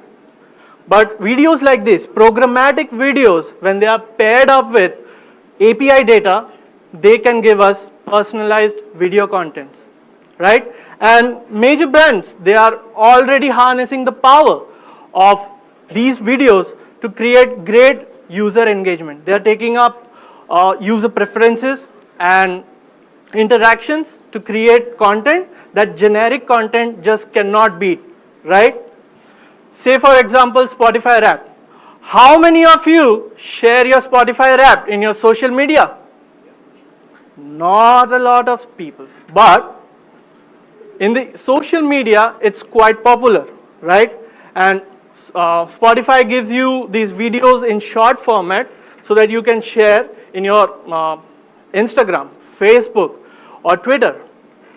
And it's a highly successful user engagement campaign, by the way. And what about not just a Cadbury ad? It was a great initiative to help local stores come back to their feet after the pandemic. And what they did was they used Shah Rukh Khan's video and customized it using deep learning to speak the store's name. And the ads, they were targeted using the pin codes. But you can only go so far with this, right? So what they did is they allowed store owners to create their own videos, right? And share them in their own networks, like WhatsApp groups, right? So these examples that I just showed you had some form of programmable content in it. So the question is, how can developers who are in the React ecosystem leverage the power of personalized content in their workflows without becoming experts in Adobe After Effects? Like, it has a high learning curve, right? So the answer I give today is Remotion. Remotion is a library to create videos using React. And it brings the power of version control, parameterization, and composability to create videos. And these, the core library is just a bunch of React components and hooks. But what about experiences like this? Any Black Mirror fan here? Great. We have a number here. So this was an interactive film where you were given choices and the video progressed according to your choices, right? And till the end, there were over 1 trillion combinations to go about the storyline. So Remotion provides a Remotion player, which is an embeddable video player in your browser that you can use with your React apps to create similar experiences. And your videos will start reacting to user inputs. And now you must be thinking that how does your React components become videos? And the answer is Chrome tabs and screenshots. So Remotion gives you frame numbers to work with, and you have to create UI according to that frame number. And once the renderer starts, it fires off a bunch of headless Chrome tabs, which starts taking screenshots of each of the frame, and then they are stitched together using FFmpeg to give you the final video. So enough talk, let's get started. Getting started is really easy. Just say npm init video in your terminal and you're done. You get an initialized Remotion project. And they give you some templates to work with, but they are mostly third-party integrations. So a Remotion project by its heart is just a React project, and its entry point is a Remotion root, which allows you to define all your compositions. Compositions are components that hold all the renderable components. So you pass it the reference of the component that holds the actual renderable UI. And you also define the configurations of the video, that is height and width of your view frame, and the FPS, like 30 FPS, 60 FPS, or lesser for the cinematic effect. And then you have got the duration in frames. So if you have a 30 FPS video for a 150 frames, you have effectively a 5-second video, right? And when we are creating creating videos using code, a GUI can really help. Just type npm start and you get a visual editor. The visual editor looks something like this. You have the timeline in the bottom and the sequences come up in the left. So you can see and scrub through the timeline to help with your workflows. And the best part is you can visually edit your videos. You make props to your components and they show up here. You can change the inputs and voila. The controls are also used to live update the props, and to get started you need to use Zod schemas and you need to pass them to the composition. So let's start by creating a very simple animation. To get started, you need to import two hooks, that is the use current frame and use video config. Use current frame gives you the current frame that is running from 0 to the duration of the video, and use video config will give you the metadata that you declared in your composition. And then you can just pass it to your CSS properties, and you get a very simple fade that runs for the entire duration. This is great for 0 to 1 kind of a animation, but if you want to do something more, you can either create complex animations, complex functions using your current frame, or use something Remotion gives you called interpolation. So interpolation is used to take inputs and map them into ranges of value. So now I took the frame and gave it to interpolation, and then I passed the output to my transform property so that I can get this vertical translation, right? So let's combine those two, and now we have a logo that comes up and then the text. So what you can do is use sequence components, which will help you offset the video animations, and you can achieve an effect like this. Now these are still simple animations. What about animations like these? I'm sure you must have been facing these similar problems for your web apps, right? Like your designer comes up with this crazy animation and you are like rethinking your career options, right? So smart people at Airbnb came with this open source tool called Lottie. What Lottie does is take Adobe After Effects animations and export them into simple JSONs. And they are computed at real time, so they are really light. And they are also cross-platform, so you can use it in your native app, web apps, and now your video projects. So you can start by installing Remotion Lottie, importing it, and you would also need render manipulators. So you will actually have to fetch your Lottie files. So you need to indicate remotion that please wait for a while. And you do that by saying delay render. Then you fetch the data, and then you say continue render, right? And if you don't get the data back, just cancel it. And then you pass the animation data to the Lottie component, and you can get this great animation in your Remotion project without hassling with CSS and SVG.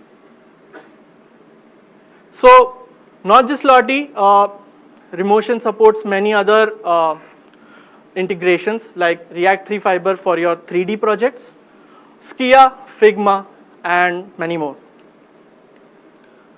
But are our videos even complete without audios? Are they? No? No, right? So Remotion allows you to just drop in audio. There's an audio component, you drop it, pass the URL of your audio, and boom, you've got audio there. But not just that, you can also play around with your audio. You can trim it, delay it, control the volume, and even make visualizations out of it, like your audiograms for podcasts. And now we know something about making videos, and we have been using the visual editor to see the video, but what if we want to make it into an app and want to render it?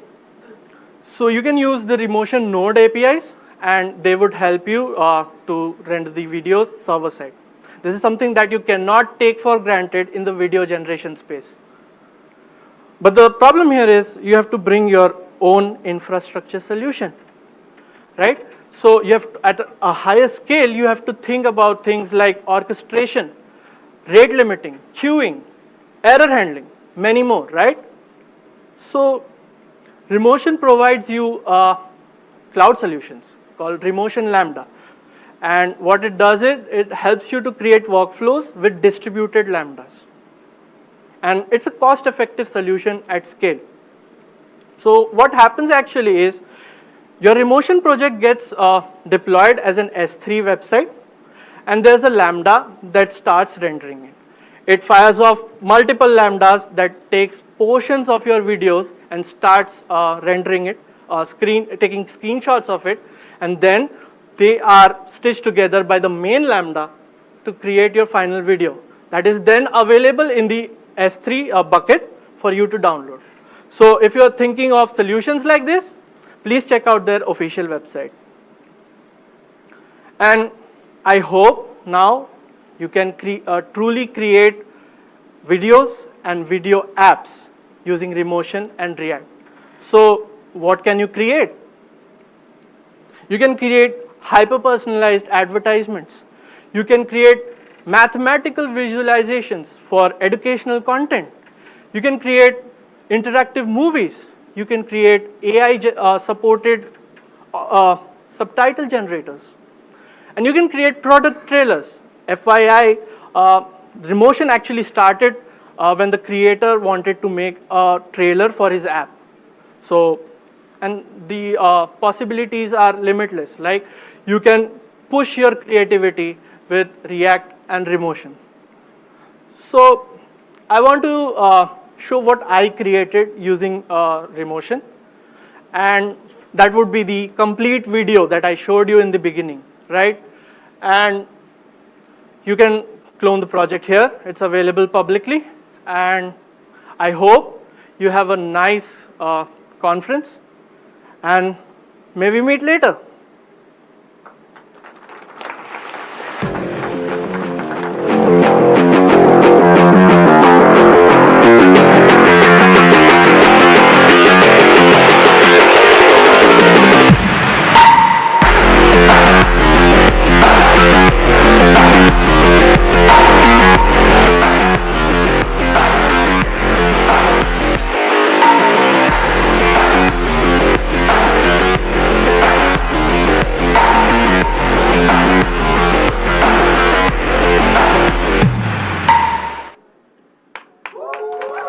Thank you so much.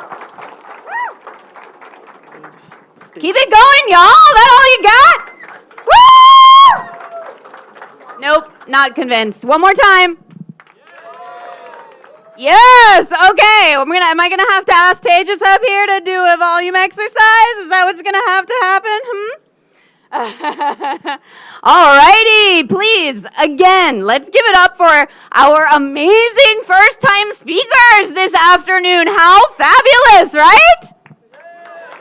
Yes, okay, and so, question, how many of us now have a brilliant idea and are inspired to go apply for the React India 2024 to come speak on this stage next year, huh? Oh, wow. Well, okay, we got some folks there. I'm very excited to hear you all speak next year. And everybody else who thinks, oh, no, I don't want to give a talk. Remember, all of us have something to share in the knowledge department. No matter what our level of experience, no matter what our background, we all need to learn and teach each other.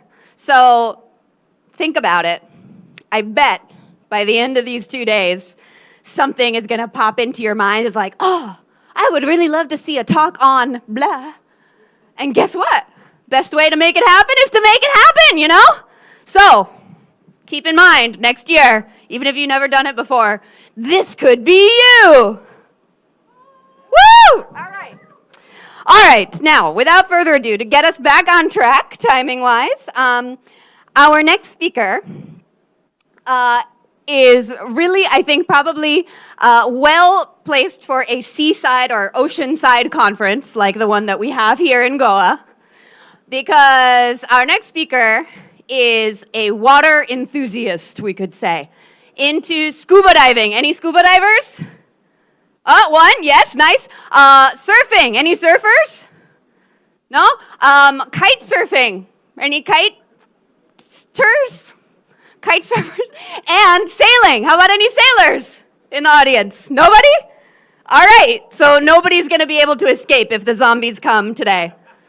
We're all gonna be up a creek. All right, well, not this person, because essentially 50% fish. Our next speaker is the founder and CTO of Novik Labs, one of the sponsors of the event. Woo! So, please put your hands very rapidly and loudly together for our next speaker, Vlad. That's right. Woohoo! Hello. Hi, React India.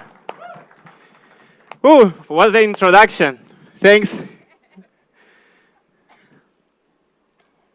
Let's again. Just making sure my slides work. I don't need clicker. Yeah. Cool. Can you put it? Yeah, thanks.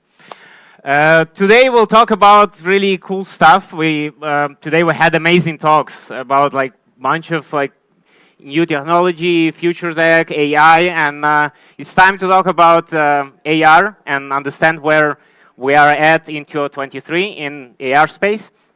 I mean, AR Vision Pro is coming out next year. Business is getting into AR, so let's see where we're at and how we can create those AR apps nowadays. So about myself, well, I got like a really good introduction. So yeah, that's like AI, by the way, generated thing.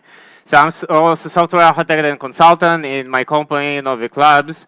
You have a QR code with a bunch of my like social links, YouTube channel, a bunch of talks, stuff like that. So if you wanna follow, check this out, please do. This is my fancy company logo. You can see it also on the side of React India, and that's my company website and Twitter handle. So before getting into the code, getting into demos, getting into like the cool stuff, I want to talk a little bit about history of augmented reality, and let's start with where it all started. When was the first AR? Yell out the year. Come on, interaction, year. 1901. That's the first mention of AR. There was the book. It was called The Master Key, and a person in the book, the protagonist, he had a marker above his head that could show if the person is good or bad. So that's essentially AR that was introduced even before we thought it's possible. But the real movement towards the AR space started with like Sensorama in '52, continued to these like 68 Sword of Damocles. I love the name, by the way. That was the device that weighed like 2-3 tons. It was like hang from the ceiling above you, and if you mess up with the device, it probably would fall and kill you. That's the reason for the name. So fun fact about that. Then there were AR started into weather broadcasting on the green screen. Essentially, is also like sort of AR virtual pictures 92, 96, and you see the gap between the years. It becomes smaller and smaller because advancement in AR becomes more and more dominant. And then NASA developed AR into dashboard for X38. iTap was before Google Glass. It was essentially the same idea of Google Glass. Looked really weird. Then AR was in BMW commercials. And I'm running through that because it's not a history lesson. We're getting more into how we can use AR nowadays. So Kinect, Google Glass, AR was used in manufacturing in 2013. Then this is an important part when AR and VR investment reached 1.1 billion. So for all of you that think that AR is kind of gimmicky kind of thing, or VR is kind of gimmicky kind of thing, maybe, but it has potential and has an investment there.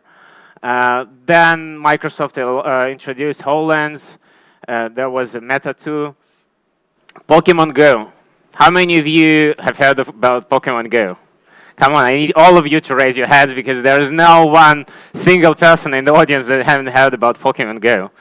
And then in 2017, Apple introduced ARKit, Google introduced ARCore, and that's kind of milestone. Like from that point on, there were like bunch of like AR apps in the market, and they started as gimmicky, but eventually, big retailers such as IKEA, for example, they have AR in their app is part of their offering. And in 2018, there was a Magic Leap, which is still it was released. It was lots of money was invested into that, but it was not a thing. It didn't pick up. So we'll talk about ARKit and ARCore, and because that's what we can use on the devices. We'll talk how we can use that. So, how we do that with with React Native? So there is this library, Vero Community, Vero React. This library, and if you've been following some of my talks from last year's, that was the library that I kind of recommend using, and it was maintained back then. It was really nice. It's still nice for certain things. That's an option to write our AR components with React code. It has its own wrapper to ARKit and ARCore. It had a bunch of features, but it's limited. It's limited to certain things that, I mean, if you want to have more advanced things, you cannot really do with that, anything with that. So an example, what you can do with it is like having these like Tetris-like experience in AR, which is, you see like the plane is not like, it's kind of shaking a little bit, it's not that stable, it's gimmicky at most. I don't think people will, if I will show that to a potential investor, I probably will kick me out of the door, right? So it's not something you would go to investors. But it's nice, it's something good to add to your app to have like additional feature to your app. And yeah, it had levels and stuff. So in order to do that, you can you have like React component, which is called Scene Navigator, and it's a top-level component that loads the AR scene, and props are passed to the scene, and basically within that you can define all your components that you need in 3D space. So you need, for instance, the scene itself. So the camera to render the content, to understand the content. You need the lights. So whenever we're dealing with like 3D models, we have different type of lights. We have like ambient lights, we have spotlights, we have directional lights, and you need to and mostly like play around with them, with all the values there, especially with shadows. And we also can select like a plane within AR, and based on this plane, we can render certain content. So the question is if AR is just a gimmick. Not anymore. So I want you to see what AR is actually capable of. So beyond these, let's see if mirroring works. Cool. I think, yeah.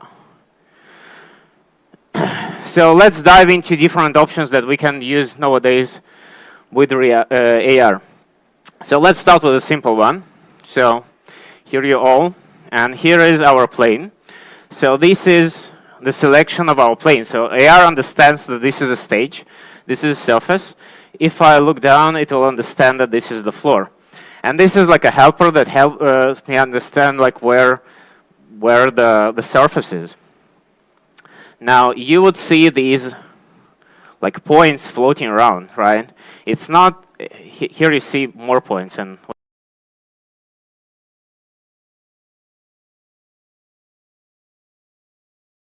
we have kind of inception type of thing. So these points is what helps AR calculate our distances and calculate where to place objects. The tag behind that, the tag behind that is called visual inertial odometry, and that's basically gives us the opportunity to understand like the distances and such. Let's put a cube here, and as I go closer to the cube, it becomes bigger, etc. So that's this example. Now another example, we can get the basic light estimation. Now whenever we run, I mentioned that it's important to understand in 3D space like how we define lights. Now in AR, it's more tough because we don't know the real lights. Now we actually know them.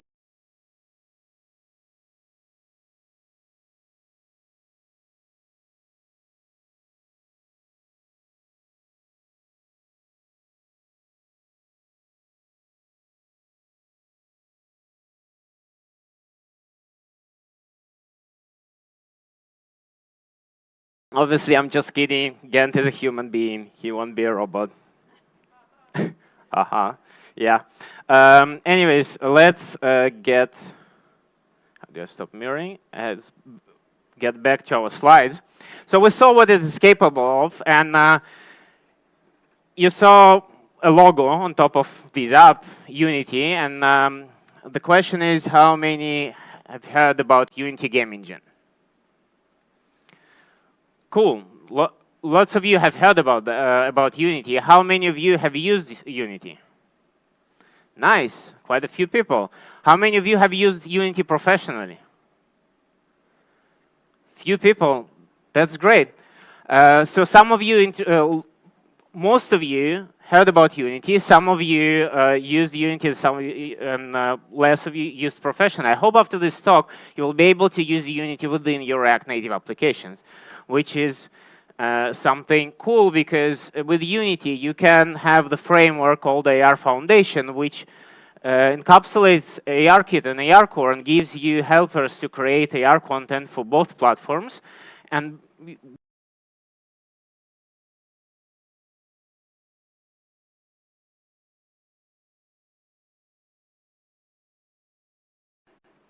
obviously, like all of you are developers, and you would be interested to get your hands dirty on some code.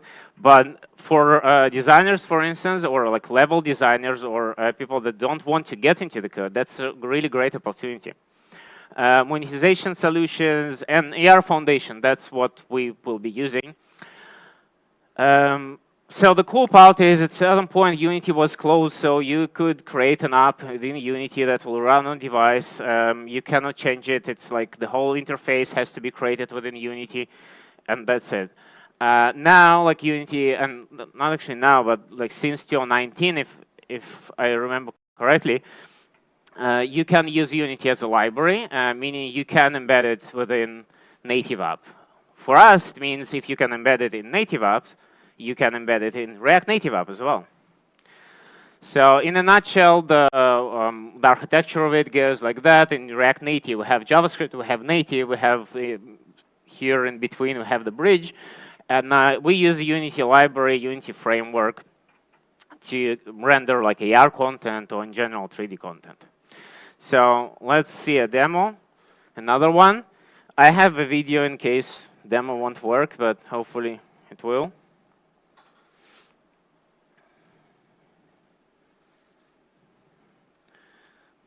Okay, so I have basic React Native app.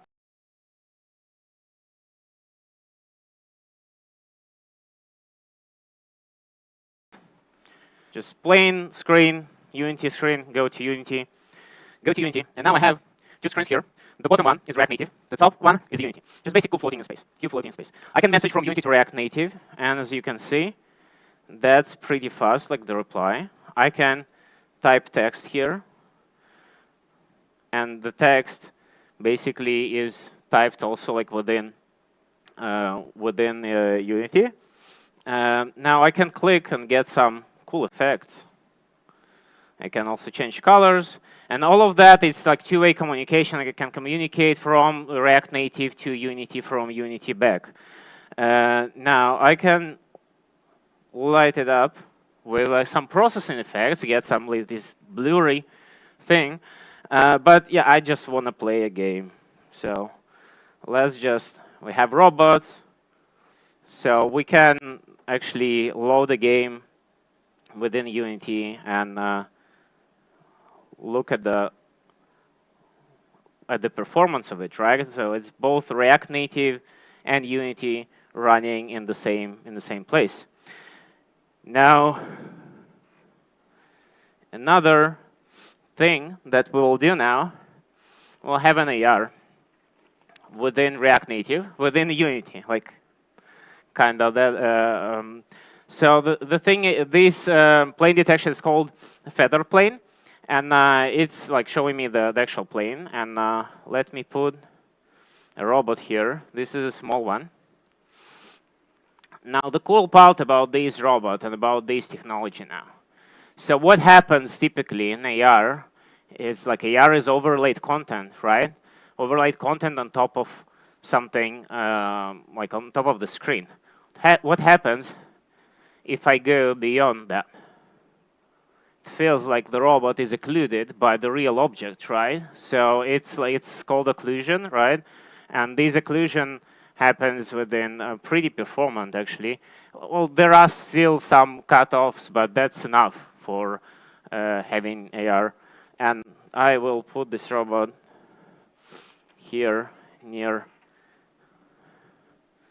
Yeah, and as you can see within the games, it happens. It can just go through surfaces, so robot is gone. Cool. So that's how we can use it within React Native, within Unity. And now let's see how it looks like in the code. So it looks like just like this. We have Unity view, we have reference to that, and on Unity message, we just like set this message. That's the one that we were typing, right? Like from Unity. Now we have the message is basically something like this. Let me actually point here. So we have this message with game object method name and the message itself. And what I'm doing here, I'm posting message to Unity ref current, meaning I have a native module and I post in a message with a game object method name and the message itself. The game object is like an instance within Unity. So it will search for instance within Unity called interop. And we'll search a method on this instance called like message from React Native. It will pass a JSON string there, and on the Unity side within C#, we'll take this JSON string, we'll parse that back to an object, to a C# object, and we'll use that and do whatever we want. So game object in Unity method called payload. In Unity, there is an option to add native plugins. Native plugins is the communication between Unity framework and the native side. So we need to create the two files. like the example is for iOS. We need to create header and M file. And I will just go fast through the code because there is a mixture of JavaScript, C#, and Objective-C here, and we want to go into the depth of the code, right? But in a nutshell, I have these, I register for API for native calls, and I send message to the mobile app.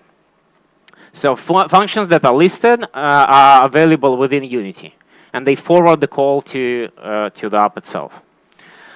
Then in Unity itself, this is like C# script. In Unity itself, I import the DLLs of the Unity, and I have these send message to mobile app on my native plugin. So I have the opportunity to send an option to send from Unity into the mobile app.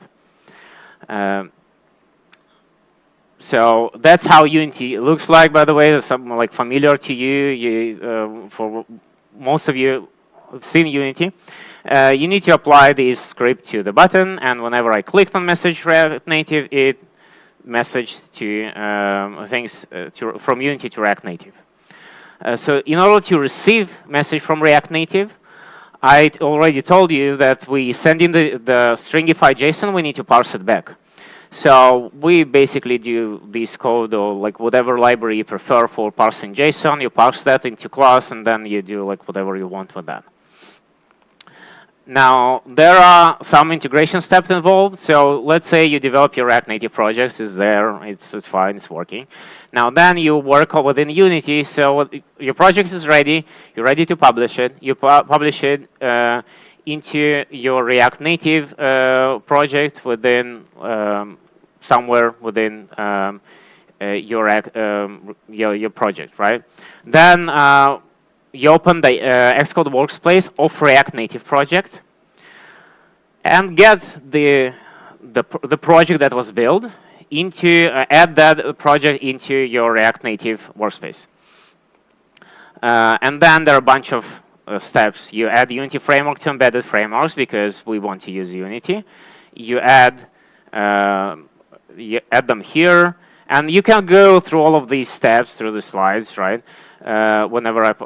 After the talk, I will publish the slides. Then you need to remove Unity framework from build phases, binary with libraries. There's like certain steps. Honestly, you won't find these steps in any documentation. So it's some type of like reverse engineering, like playing around that made it happen. So unfortunately, React Native, there are a bunch of libraries: React Native Unity View, React Native Unity. There are no documentation for that. So that's something you can take from these slides and try it out. Then you drag and drop embedded framework to compile sources. And don't forget to do this. I don't know how much time I've spent like looking at my app crashing and not understanding why it crashes, because it crashes in a weird way with Unity if you don't enable camera usage description. The reason for that, because the Unity is kind of its own thing, and React Native is its own thing. You have a crash, you need to debug this crash, reverse engineer that, but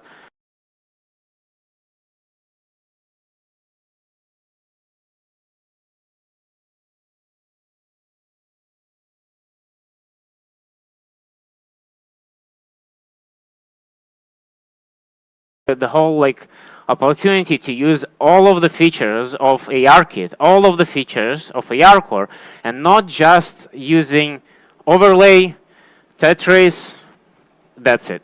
Now, the question is your use case, right? So if you develop an app with the, like something like small gimmicky, you want to have like some, I don't know, gamification within the app, and you want people to play around with this a little bit, yeah, go ahead with Vero. It's fine. It's maintained in a while. I mean, last commit was half a year ago, but it's not like it was like 2 years without commits and stuff. You can do things with Vero as well. But if you need more serious, I would say, capabilities, if you need to track things in more precise way, you can use it with Unity. And the third option is actually to build your own wrapper to ARKit, ARCore, but that's like an option that I think all of you understand, like if we have React Native and we have native code, you can bridge this native code, but it requires a lot of effort.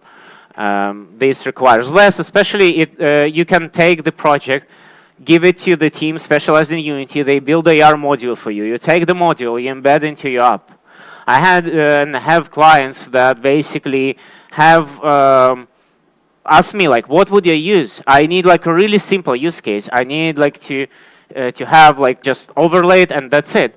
And for that use case, Vero was a perfect choice. But I had some clients that want to render, let's say, furniture, but it had to be like on precise space. It had to be stable. It had to be like stable enough to be occluded.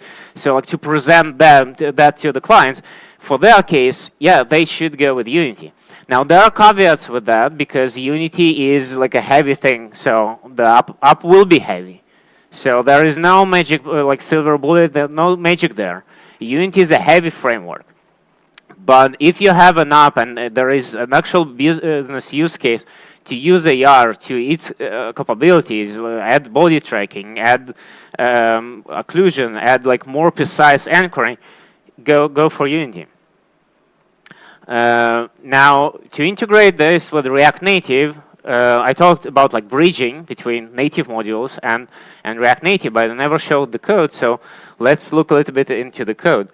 So this is a code that you can like RCT export module, RCT export view property. That's from the docs. You can basically export any module from the native side, and you can export a prop from the native side, like so. Then we have the RCT export method under our native plugins. We have this Unity post message, and that's how we send events to JavaScript. And this bit here is really important one. What does it mean? People who attended my workshop on performance heard from me saying like you don't want to run computations on the JavaScript thread. You want to run things, you want to reduce your renders, you want to run things on the main thread. That means that that will run like on the main thread. That's what we need to add there. That's for sure whenever we create native plugins. That's the React Native Unity view. It has this method, which is Unity framework API to call method by name. Remember rn interop call from the JavaScript at the middle of the slides when I told you how to communicate from React Native to Unity? That's what essentially it's calling. We're calling the method within the Unity by its name. And React Native Unity view is a wrapper abstraction to Unity framework. There are a bunch of more code involved into embedding and registering the framework. I want to abstract that for you. Getting back to JavaScript side, we have the component name, we have the React Native Unity view, we have required native components. So it looks pretty much similar to how you would use a wrap native module for React Native. And the end result is what you've seen, the Unity view, and you can use on Unity message to get messages from Unity. There are a bunch of other options to actually post a message. In order to post, we use dispatch view manager command, etc. But you can go into the code later on, and that's the duplication of the code that you've seen in the beginning. So let's get to the cool news. There is a library for that.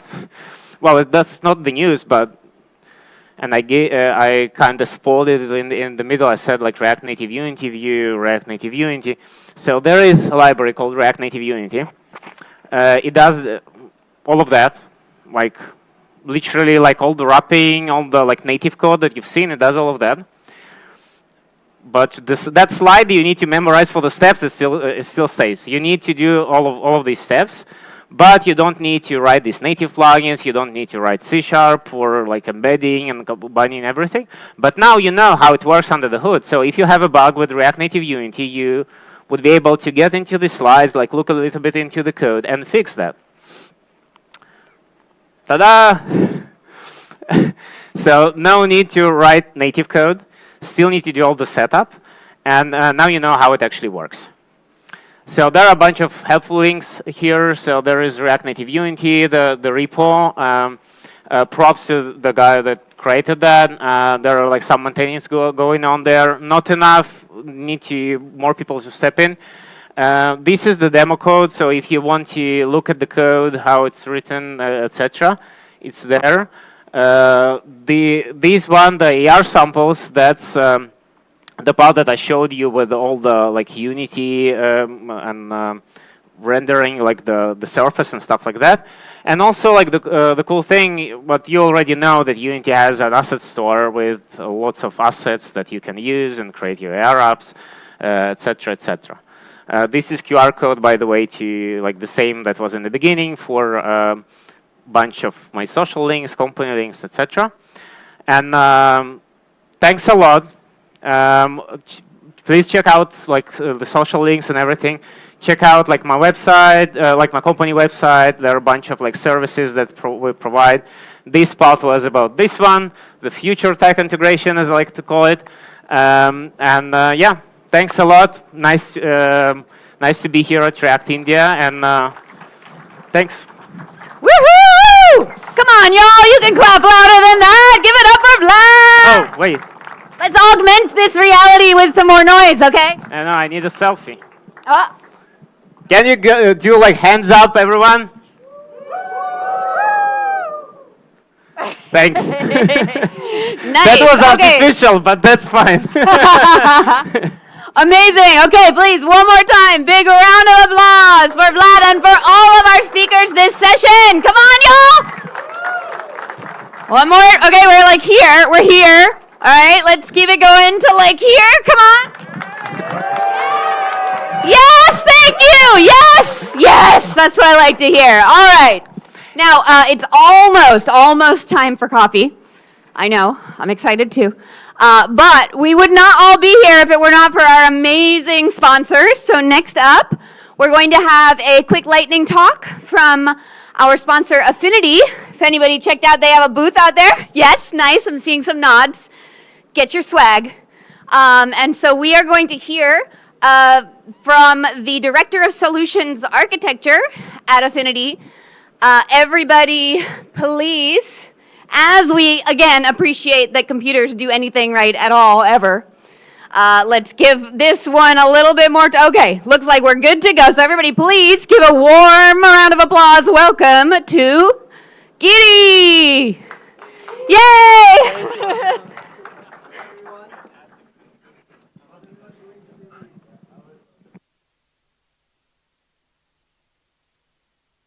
So we'll keep it really short. I know they're trying to bring up the AV quickly. So how many of you have heard about Affinidi in the last 1.5 days here? I think I see a few of the familiar faces.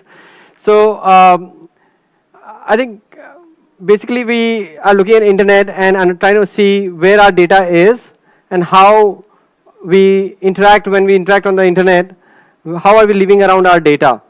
And in a way, we want to get more personalized experiences on the web, but every time we interact with a service on the internet, we are leaving a slice of us behind, and then to bring it all together is no mechanism.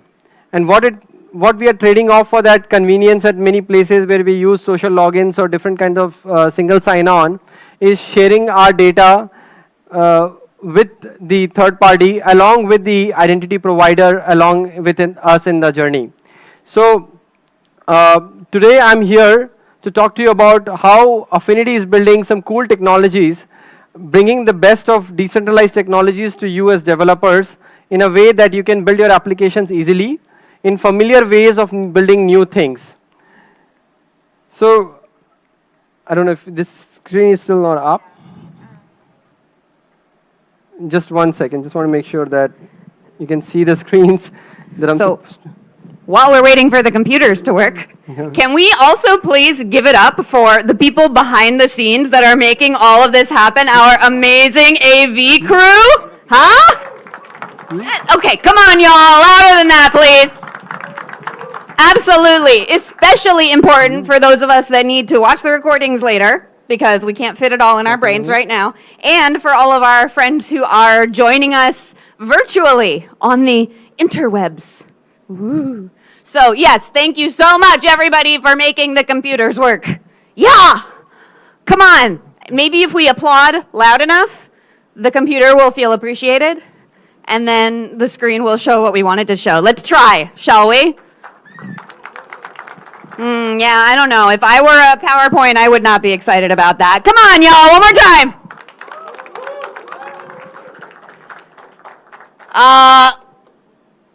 I think we need to summon all of our energy to ask the digital deities to please give us some working slides. So everybody, I know we're about to get caffeinated, and I know we're running on our last few bits of energy from lunch, but we have it in us to summon the presentation to the screen, okay? So on the count of 3, we're all gonna give a really, really, really, really, really, really 100% loud cheer, right?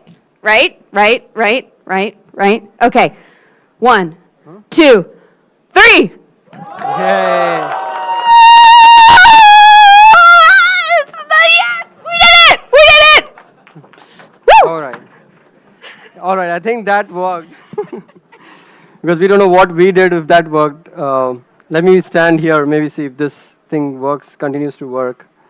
All right. Okay. Like everything on the internet, our data is fragmented, but here also there was some hiccups. I think more and more consumers, as we are interacting with the internet, we are seeking for privacy-based internet, the internet that we want to use. Like the internet, when I go in, just recently I was accessing an app, I downloaded the app, and the first thing it requested me was I want network permissions. And I was like, why do you need network permission for like an e-shopping app? So that immediately I lost trust with that application, and I clicked uninstall. I didn't go further with that app, right? Why is that so? Because it's very important for me as a user that I feel safe and secure in how my data is being managed in the application that I'm using. No matter, there must be very wonderful e-commerce application giving me a lot of discounts, a lot of personalized apparels, but I still did not feel to move forward in that digital journey because I didn't feel safe to share my data with them. And that's very important for developers like us, that as we build now applications, we really have to put user at the center because consumers demand for it. And in general, I think developers like us, it's not like we don't want to put privacy at the center, right? We're trying to find balance between what is convenient for user to try on my application versus also asking too many questions or going through a consent flow so that they share more data about themselves with ease. But this is where exactly Affinidi comes into play. We're trying to solve this problem, age-old problem of how do you all start with privacy first, but still build digital experiences which is seamless. And in the next few minutes, I'm hoping I take you through this journey of how a user can organize all their data, create a 360-degree view of themselves with a digital identity that they can cryptographically prove control over. And why that is important? It's important because then you don't need any intermediary. If I can, through public key, private key cryptography, prove that I own this identifier. Like today, I have a phone number or email that I use on multiple applications as my identifier. I was having a discussion with somebody else in the hallway. Like, is that really you?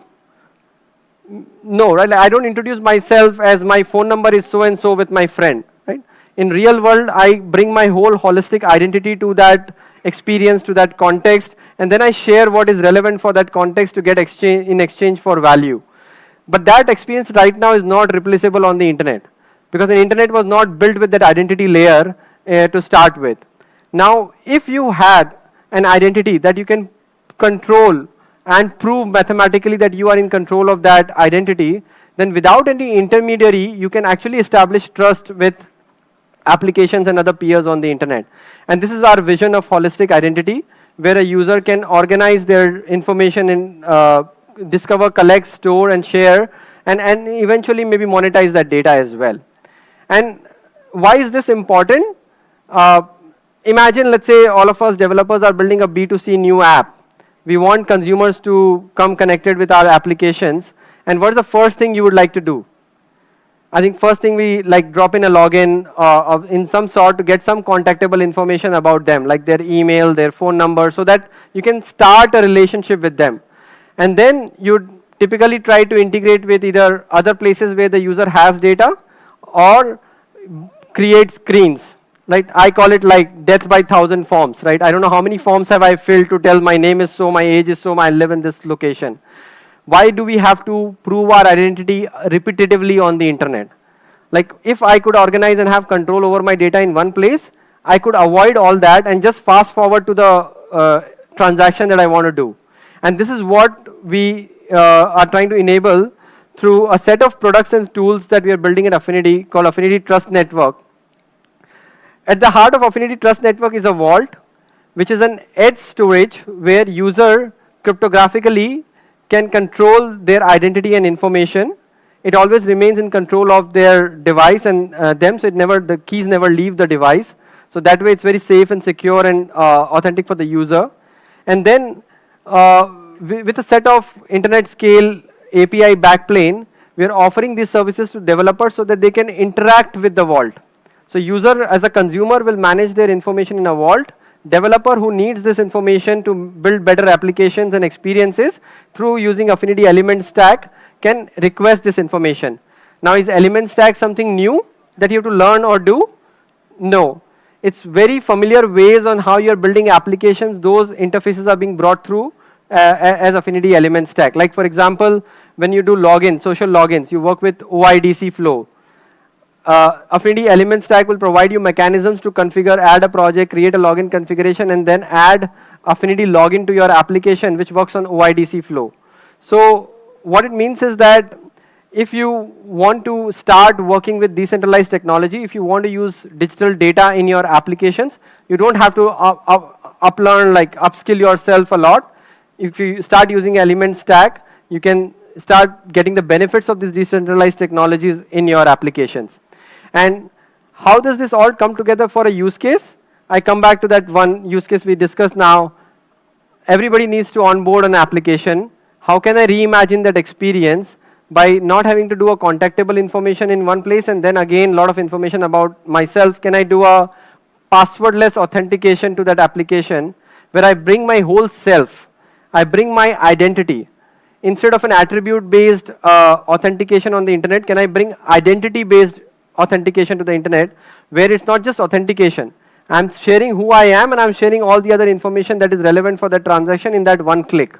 So what is that one click that enables the passwordless sign-in experience? So let me just also connect that with what is the world that we live in today.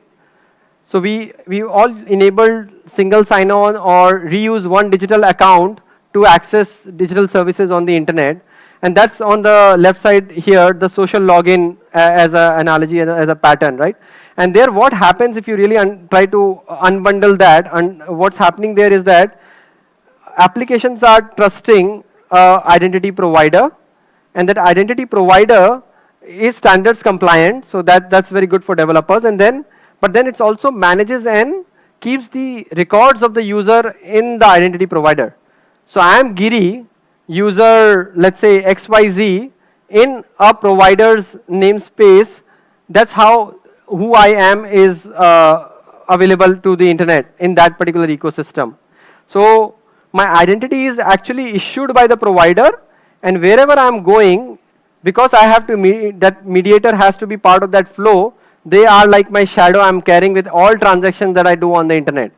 Whether I'm ordering a pizza, whether I'm hailing a car share ride, or registering for an event like this, if they allow social login, they probably know more about me than I do about myself. But if I turn this upside down, and what if the identity provider still has to do the role of transporting this my attributes about myself in an open standard format, but actual assertions of who I am, what attributes do I have, what traits do I have, what preferences do I have, if that is actually coming from me, And there are other issuers of this authoritative sources who will issue this data to me, right? There could be government agencies, there could be other, my place of work can issue a credential that Giri works at Affinidi. That's a credential I can carry with me in my vault. So I can manage the digital credentials issued to me, and then I can self-sign it as well. I can attest that these are my credentials. Like many times we get a paper document and we have to sign that ourselves to confirm that it's authentic. I am presenting this information. So same way I with my keys in my vault can sign that credential when I'm presenting that credential to an application. And by reimagining this role of identity provider, user gets to control their identity and who they are and then present it independent of a provider. And still a provider of their choice can still bring that information, transport that to an application in an open standard format so that the applications don't have to use any new tools or recode or do anything very different than what they are already doing. And this is, I think, path breaking in my mind. Like this has not happened in internet so far, right? Whenever we think of identity provider, we think they will manage the user records and also transport. But if you can split that, it not only creates a new opportunity for new world, but it also allows us to incrementally add on top of federated identity provider. You don't have to replace your existing investments in federated identity provider because it works seamlessly on that standard with them. But it also opens new opportunities and new ways of directly interacting with a user's digital credentials. So just to show you what that experience could look like, if you think of an application where we drop in an Affinidi login button, it could request a lot of information about me in the same process, and I could unlock my vault, share that information or select what I don't want to share, uncheck that, and voila, I am in the application not just with my contactable information but more information about myself to get more personalized services on the application, and it's a mutual value for the developers as well as me on the internet. So what you just saw was Affinidi Login, our flagship product. We just went in beta last week. So very excited to talk to you more about this product. It abstracts all the decentralized identity emerging technologies from you as a developer. It enables, you saw, a passwordless experience, and it can create new user experiences, new use cases. Think of checkouts, think of any time where you have to fill in an information multiple times, right? I always say like, verify once, use it multiple times. Now you can have information once in your vault and you never have to type it again. That kind of experiences we can build, and that too with an added advantage that it's all built on open protocols and open standards. And so this is what your application architecture would look like if you use Affinidi Login in your application. As React developers here, we did a workshop yesterday where we, in few minutes, a lot of you were able to build this architecture. So it's very easy to integrate, it's very easy to use.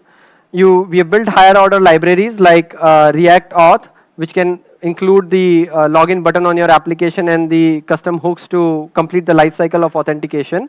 And we leveraged Passport.js as the middleware, and extension of that we have added Affinidi as an OIDC provider to Passport.js middleware, so that you can easily interact with Affinidi login by just going to our Affinidi portal, creating a new project, create a new login configuration, update your application environment variables with those 3 attributes, and your application is ready to enable an Affinidi login on your application the same way you saw in the previous video. And what's really happening on the right side is the user managed identity, the one that I showed you, that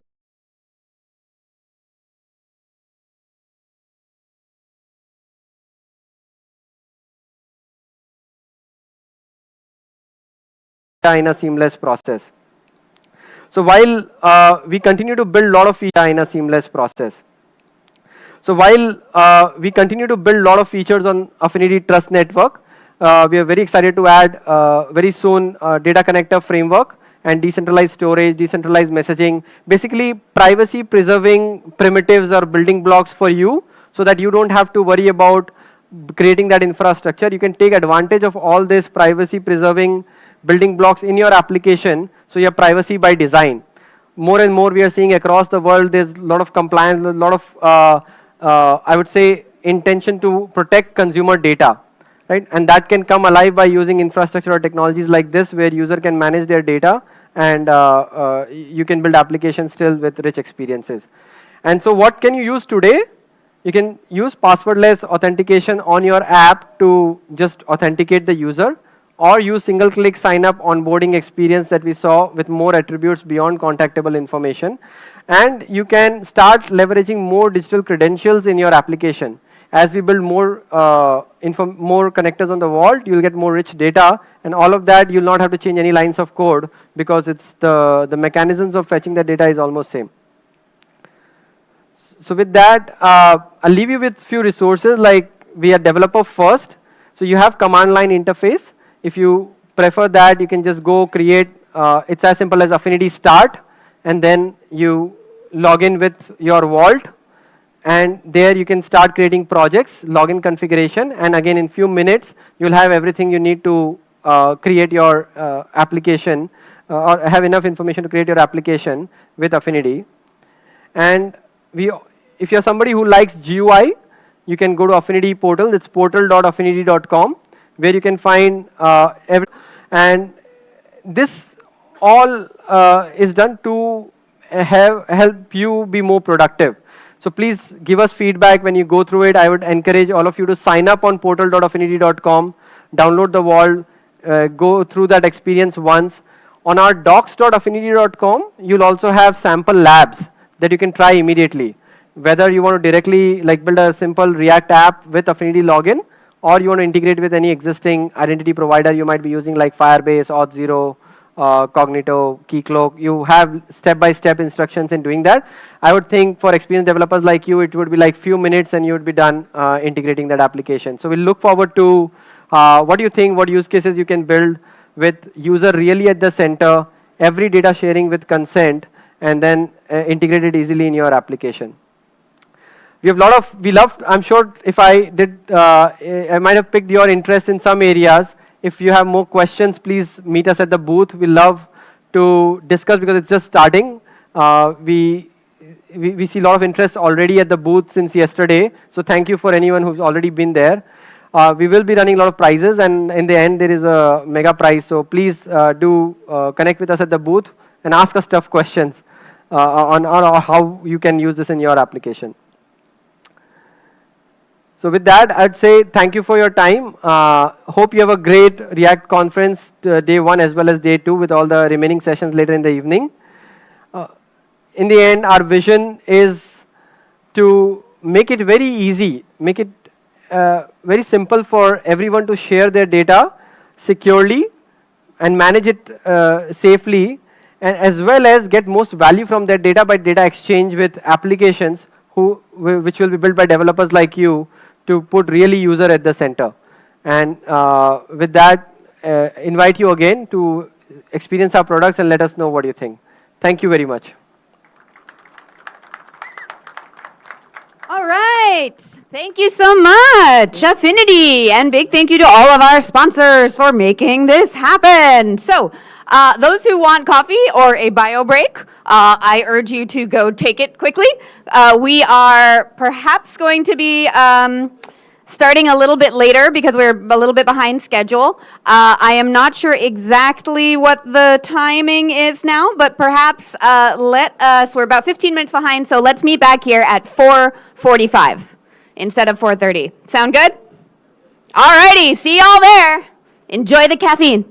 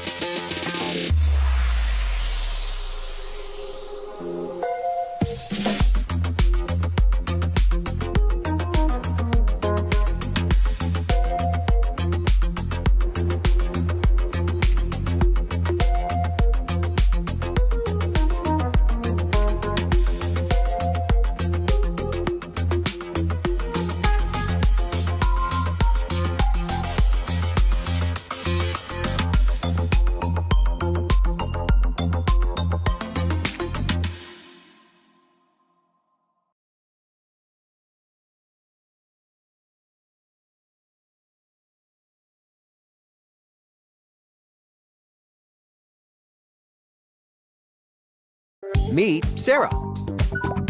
Like the rest of us, Sarah depends on the internet for most things. Every time Sarah explores different apps, surfs the internet, makes online purchases, plays her favorite games, enjoys podcasts, binges on shows, listens to music, and more, her digital data is left lying around, making her identity vulnerable to fraud, theft, misrepresentation, and even privacy invasion. How can Sarah protect herself better? Introducing Affinidi, a revolutionary digital identity solution that lets Sarah manage her data trails holistically with full control, so she can discover her data found across social media, e-commerce, medical or banking apps, and more. After bringing her data together, Sarah can store them securely in a privacy-preserving manner. With Affinidi's personalized AI, she can also manage and share her information based on her preferences. Thanks to Affinidi, Sarah now enjoys full control in managing her data and reputation, greater privacy, and enhanced security. There's even room for monetization in the not-so-distant future. Affinidi. Reclaim your data. Reclaim your identity. Reclaim yourself.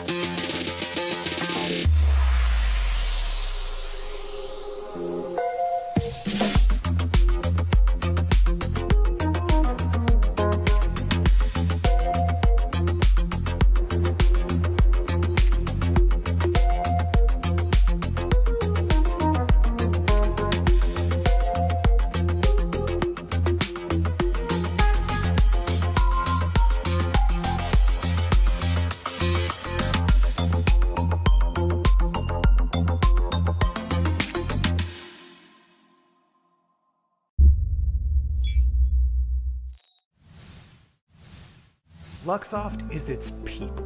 Without each and every one of you Luxofters, our company would not be what it is. Our Luxofters drive our success, inspire us to achieve more, and generate the IT solutions that define the world of tomorrow.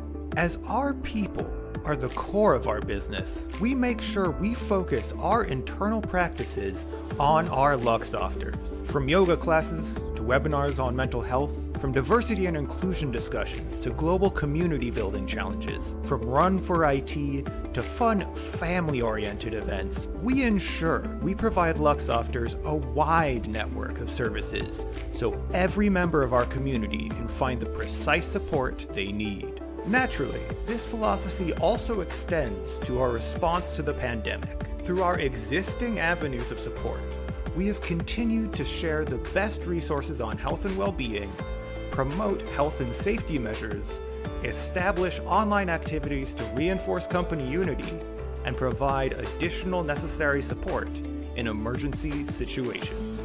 We make sure we invest in the well-being of our Luxofters by communicating the latest ways of keeping safe, holding town halls about COVID, helping managers step up to take personal interest in the condition of their affected team members, and by establishing centralized resources for information and assistance in this time of need. In fact, Luxofters have noticed how the company has managed the new realities the pandemic brought about and shared their feedback. We are extremely grateful for the feedback, and we are happy our actions are being appreciated. But that does not mean we will rest on our laurels. Our achievements represent an ideal starting point from which to continue to improve our processes. As such, to share your feedback and let us know about any additional ways we could augment our support for you, please reach out to us. Luxoft focuses on Luxofters so that together we can achieve more.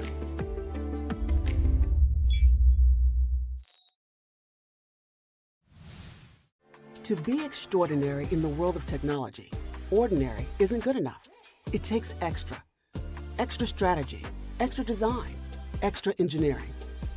For more than 28 years, Thoughtworks has been the technology consultancy where extra overcomes ordinary. So if your digital journey needs a partner who will provide the extra, we've got you covered. Because we're all about delivering extraordinary impact together.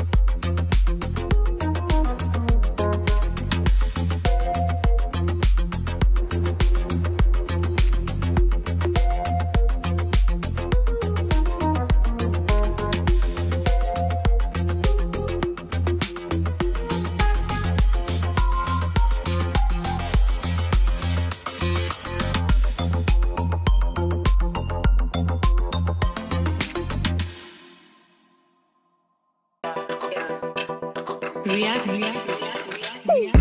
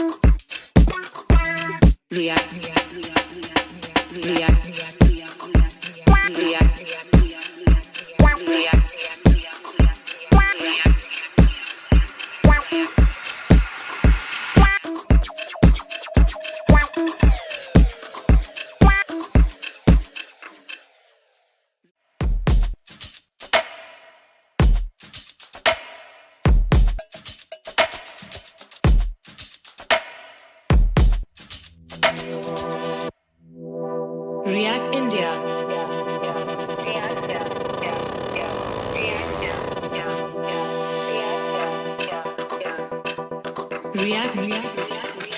React.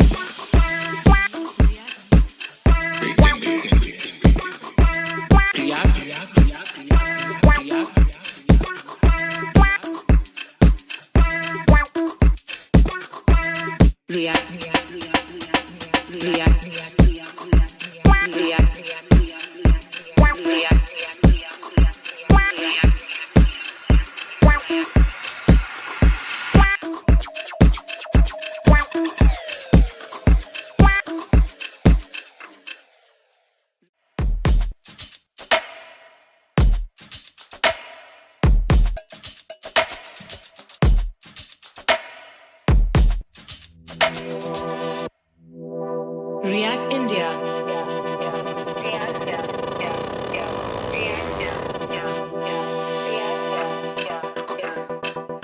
React.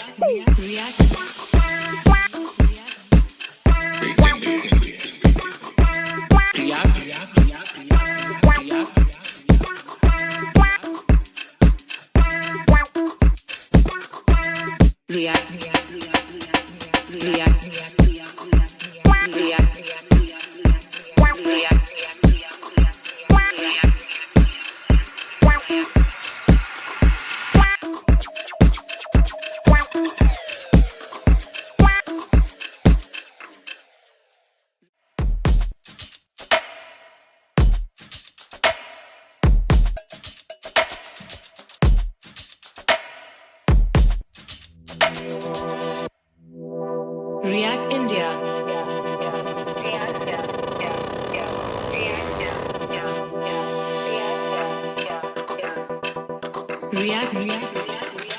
React.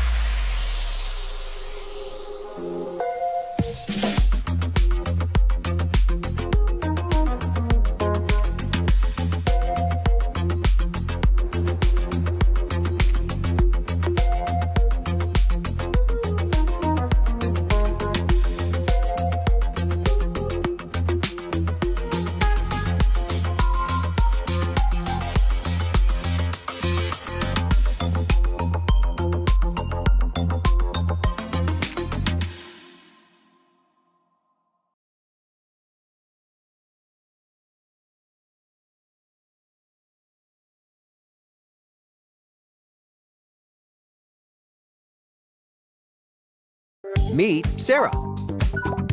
Like the rest of us, Sarah depends on the internet for most things. Every time Sarah explores different apps, surfs the internet, makes online purchases, plays her favorite games, enjoys podcasts, binges on shows, listens to music, and more,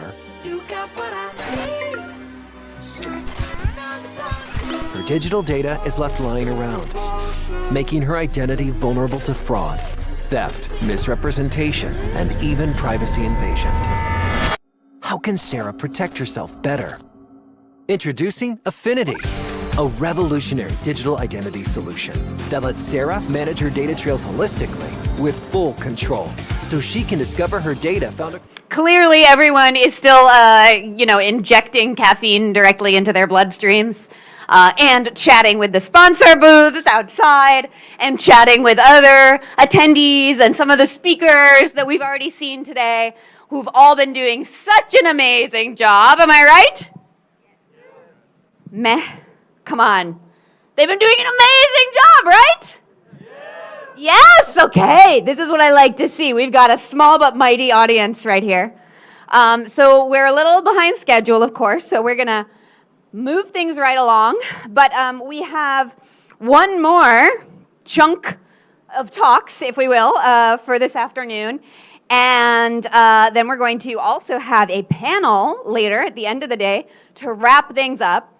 And this is going to be the last session of talks for day one of React India 2023. So how has it been so far? Good. Excellent. How about amazing? Woohoo! All right. I'm trying to be extra loud so that everybody realizes outside that the party is in here and comes and gets their butts and seats.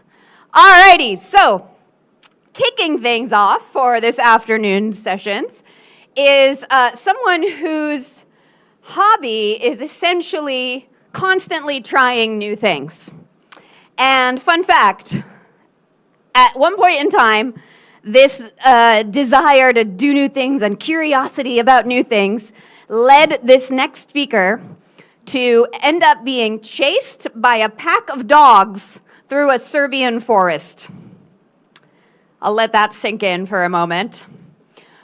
I know there is a really good story there. I don't know what it is. We're going to have to ask him later, after the talk, to tell us more about this adventure in Serbian forest.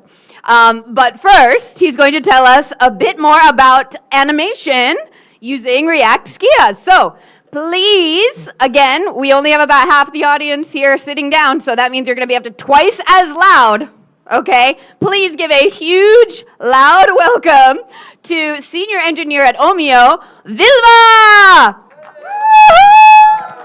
Thank you. 100%! Woo! Thank you, Anjana, for the intro. And good afternoon, guys. Thanks for turning up after the break. Yeah.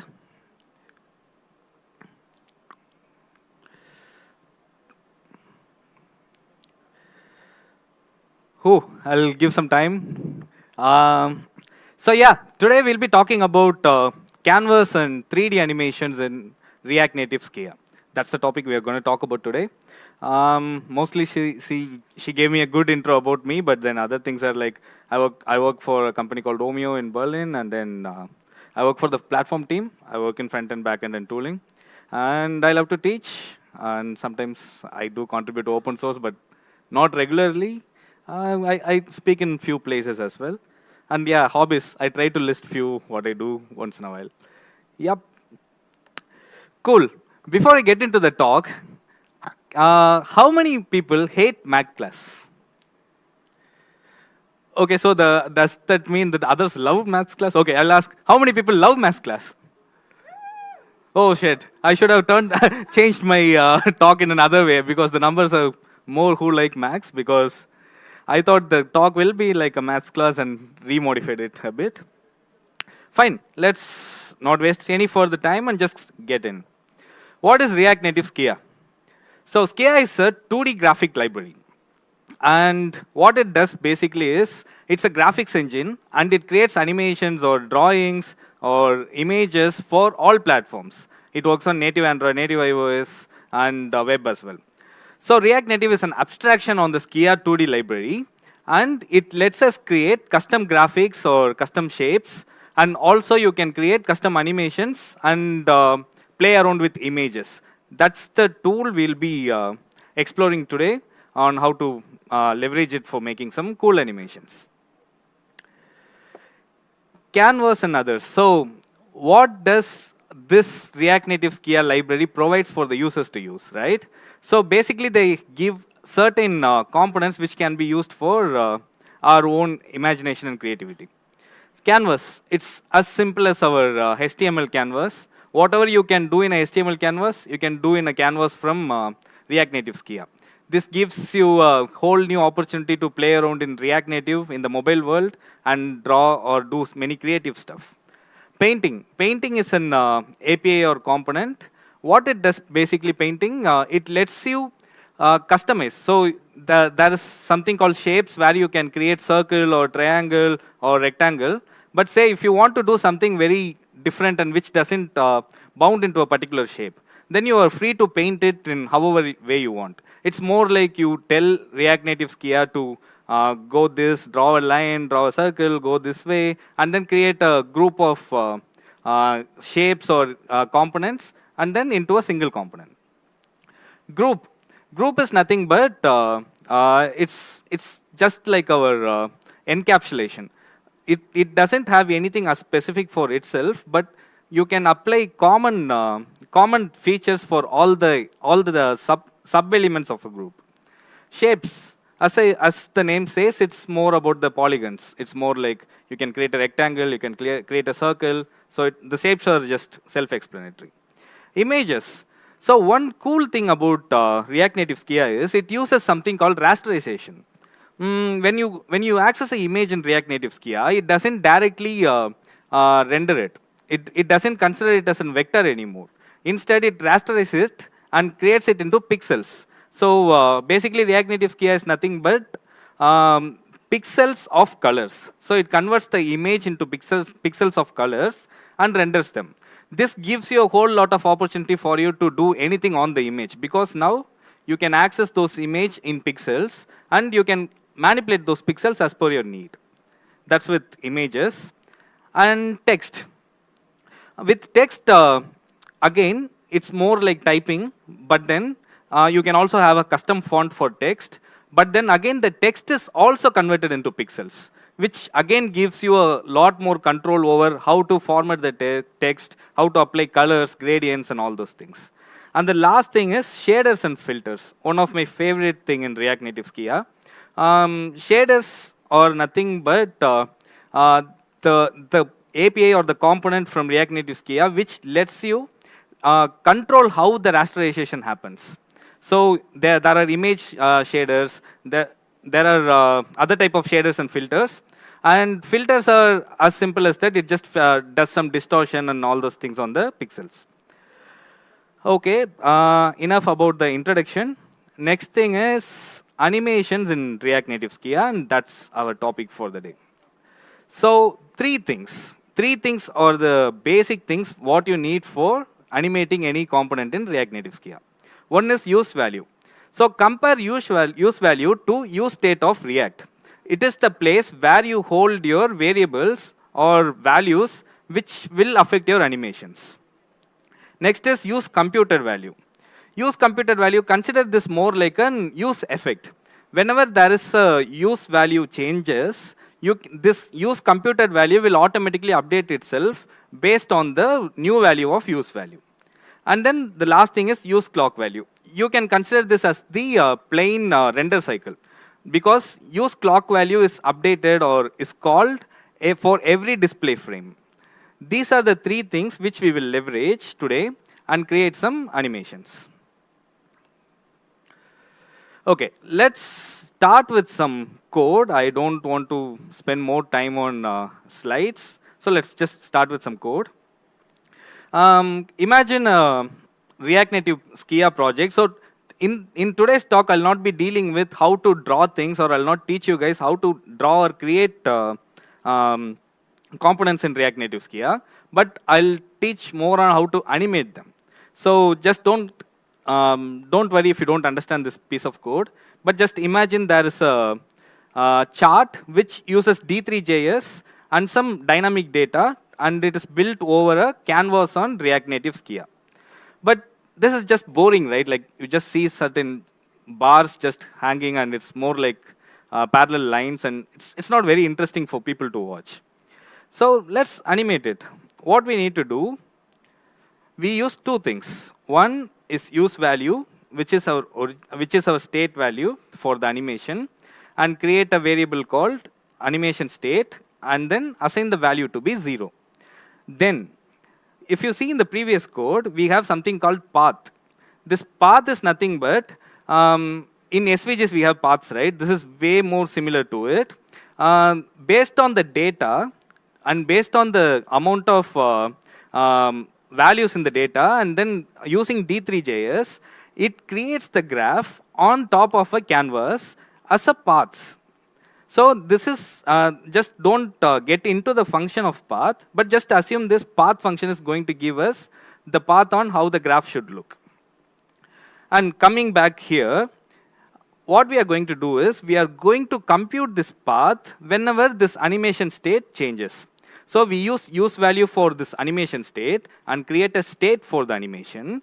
And then we are going to use computed value to update this animation whenever the state variable changes. And if you see, I just want my graph, like the graph starts from bottom to the top, right? So let me assume that the animation should just move in like this. So I'm just going to animate only the Y factor. So what I did, the data point value, I'm just multiplying it with animation state. And to access the value of animation state, you need to use this dot current. It's more like the ref thing we do. That's it. Whenever there is animation state changes, the use computed value is being called automatically, and then the Y value is like calculated dynamically. Now, it's time to animate, right? So we have this animate function. What it does, it resets the value to 0, because whenever the animation starts, it should start from 0. And then there is this function from React Native Skia called run timing. What it does, it increases the value of this first variable, so animation state, and the final value is 1. So from whatever value it is, animation state, it increases it to 1, but gradually over a time duration of 1600 milliseconds. So the animation will look smooth. So what's going to happen? When we press on this animate button, we call this animate function, and then the animate function will run this run timing function, and the animation state value will move from 0 to 1, and in a duration of 1600 seconds. And how does that look? It looks like this. It is a bit laggy because I'm using a free version of slides.com and I'm not able to upload videos, so I converted into GIF. But I'll show this live demos and you will know how smooth they are. This is how you can leverage use values and use computed values to create animations with probably like 10 lines of code. Extra code, of course. Next, let's talk about pulse animation. This is our beautiful React India logo, right? No matter how beautiful it is, when it's like simply an image on the white screen, it's not very interesting. So let's add a pulse effect. Before I explain the code, let me show you how it looks after it. So we are going to add this effect to this logo. And it's very simple. We are just going to add. So if you see this animation, what is happening? The logo is there, and there is a constant circle around it. However, you can see the pulse is happening because there are 2 more circles, which is extending its width and also losing its opacity. That's the mimic of this animation, and that's what we are going to do as well. So what we will do, we'll just create 2 new circles. Is my mouse pointer clear on where I'm pointing? Yeah, cool. So we'll create 2 new circles, and we will have scale, radius and opacity as a dynamic values. And these dynamic values are nothing but our computed values. We know, right? Because computed values are the ones which keep updating itself whenever there is a change in use value or use clock value. So 4 variables. Forget about the math inside. I don't want to make this as a math class, so I abstracted it as a function. So 4 variables, we calculate the new scale and opacity whenever there is a change in the clock value. And when does the clock value changes? The clock value changes on every display frame. So literally for every millisecond, there is a change, and for every change, the values, scale and opacity are recalculated. And since they are recalculated, it gets applied to the Skia circles or components, and the animation is just looking fine, right? Not a big deal. This is with the pulse animation. Let's also see another simple example of how we can leverage this like clock value and animate logos or paths. So this is an Expo logo, but it might not be perfect because I drew it. I used the SVG path commands to start and like just drew 2 lines and combined it, and to make sure it looks like an Expo logo. I haven't downloaded from anywhere, but this is very plain and it doesn't attract any users, right? So what we do now, we'll animate this as well. How are we going to do that? Same, we'll create a clock variable, and this clock variable is going to get updated every millisecond. And whenever the clock variable updates, okay, before I explain the code, probably I'll show you the animation. This is what we are going to build. So what's happening? there is a path which creates a logo like this, and it is being clipped off. As it is being created, then it is being clipped off, then it's being created, then it's being clipped off. That's what is happening. So now let's see what's happening inside. In React Native Skia, we have a component called path, which renders a path as in the canvas. But it also has two things. One is start and other is end. What this props does is, the start props just clips off few things on start of the component or start of the path.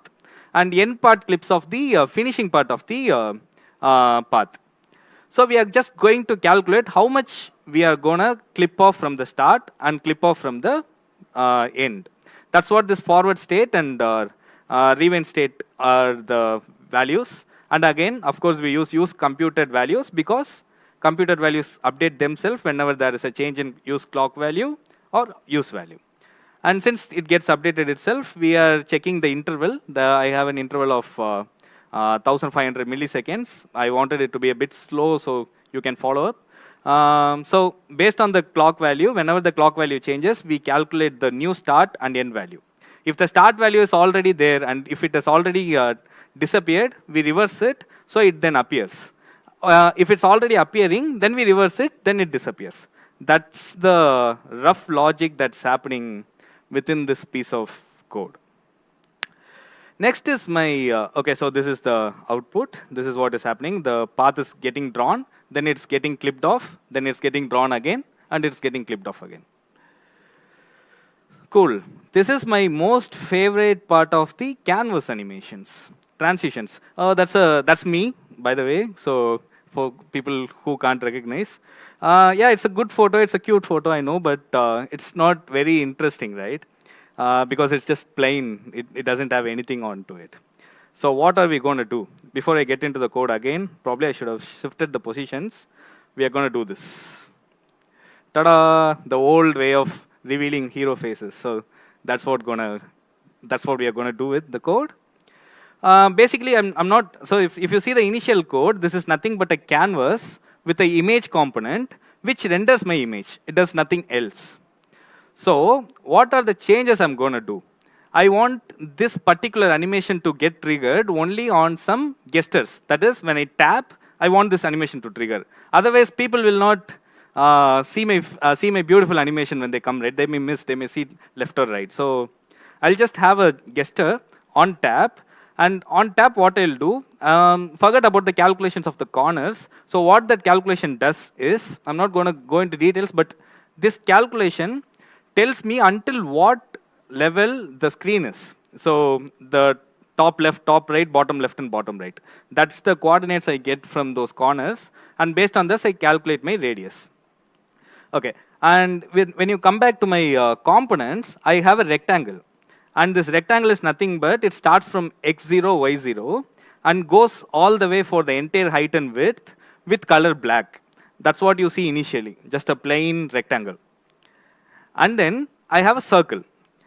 The circle is where the animation happens. And within the circle, I told you, right, shader is my most friendly thing or most favorite thing in React Native Skia, because shaders, they convert images into pixels. And these pixels can be loaded into a circle. So my entire image is converted into shader, and it is kept within my circle. And initially, if you see my initial values of the circle, the radius is 0. It is not highlighted, but you can see it here. Use shared value, x0, y0, and radius is 0. So that means my circle exists always there, but it's not visible because the radius is 0. But when somebody taps, I gradually increase this because I use derived value, and then I gradually increase this radius. So now the image within my circle starts appearing. And also this appears like it starts from center, right? But actually by the code, I start this circle from where the user clicks. Doesn't matter where I click, the circle starts from there and it just grows in radius, and I am visible from the black background. Cool. That's how you do transitions, and you can be more creative as well using all this. Fine, let's come to the last part of this, 3D. React Native is a cool 2D library, and yes, you can easily do all those animations. But is it possible to do 3D in React? So before I answer is it possible, I'll answer is it recommended. I wouldn't recommend if you're going to use React Native Skia to build an entire 3D animation library or something. But say if you're using a React Native Skia already, and if you want a small 3D animation, why not? You can use some math. I'm not good at math either, but I could Google and find things. Basically, it's more about your cos, pi, theta, and all those things. So you can use your math and create small 3D animations. That's what we are going to talk about. And coming back to the question, is it even possible? What is 2D versus 3D? 2D is nothing but two axes, x and y axis. That's our height and length. But 3D has one more axis or one more value, which is width. Right? So technically, in Canvas, React Native Skia gives us Canvas, which is like a white paper, and it's our duty or it's our privilege where we can decide whether to use only 2 values or 3 values. If we use 3 values, it's going to be 3D. However, maintaining the third value is our responsibility. That's what happens when you want to create 3D in React Native Skia. Cool. Let's see some code and demo. Before I get into the 3D part, let me come to the animations which I showed you already. This is React Native India. You can see, right, like the GIF was a bit glitchy because it's a free website I use, so I wouldn't complain. But this is the smoothness of the actual animation, where I'm increasing the circle's width and opacity. And chart data, it's empty. I click on animate. It's smooth, but the GIF wasn't smooth. So this is the demo. And the export logo. I think the GIF was also okay because I had enough time in the animation. And last, the beautiful, the best animation in the world. So wherever I click, I just come in. So I'll show you. I'll click in the bottom, and the circle starts from the bottom, and it reveals my beautiful face. That's with my 2D animations. Before I show you 3D demos, let me give you a small walkthrough on the 3D demo. I'll just comment it out and uncomment it. If you see here, I have drawn few squares or few dots on the screen, but every dot doesn't look similar, right? It has like different dimensions, different width, and different opacity, and different heights as well. So we are going to see what I have done until now. I just created 2 variables, random variables, x and y, which will be my coordinates on the canvas. And every dot, if you see here, I have created 500 dots here, and this 500 dots take a random space in my canvas. And also, this is the beautiful thing, Z. Is my screen visible or should I zoom in? Is it good? Okay. So I also have another value called Z, which is going to do all the magic. Because for 3D, we need an Z-axis. And we are going to manually store and maintain the Z-axis. So for every square which I'm going to create, I'll create a X, Y, and Z value. And based on this Z value, I'll create new values, which is my X projected. This X projected value will be calculated based. I'm not going to expand this and take a math class now. We are short on time as well. But then basically what I'm doing here, based on my Z value, I'm going to calculate my X and Y values, the pointers, and also the width. Because if my Z is like so higher, it means my object in the 3D plane is so far from the camera. Then my width should be lower.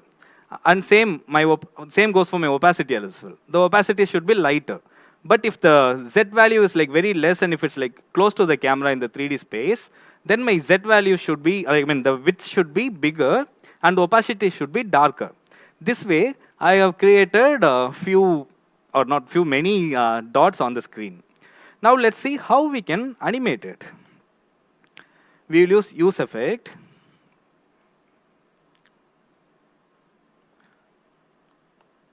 And we will execute this use effect whenever there is a change in x, y, z values and x projected, y projected, and width projected values.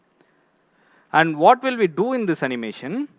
We'll just change the value of Z, because that is our shared value. If you see, okay, one thing I missed explaining is, use shared value. I have used reanimated library instead of React Native Skia's own use value, use computed value stuff, because reanimated runs on UI thread and it's more performant. So when I have to deal with such large objects, it's not recommended to use the JS thread, right? So use shared values equivalent to use value. Use derived values equivalent to use computed value. So the logic remains the same, nothing changes.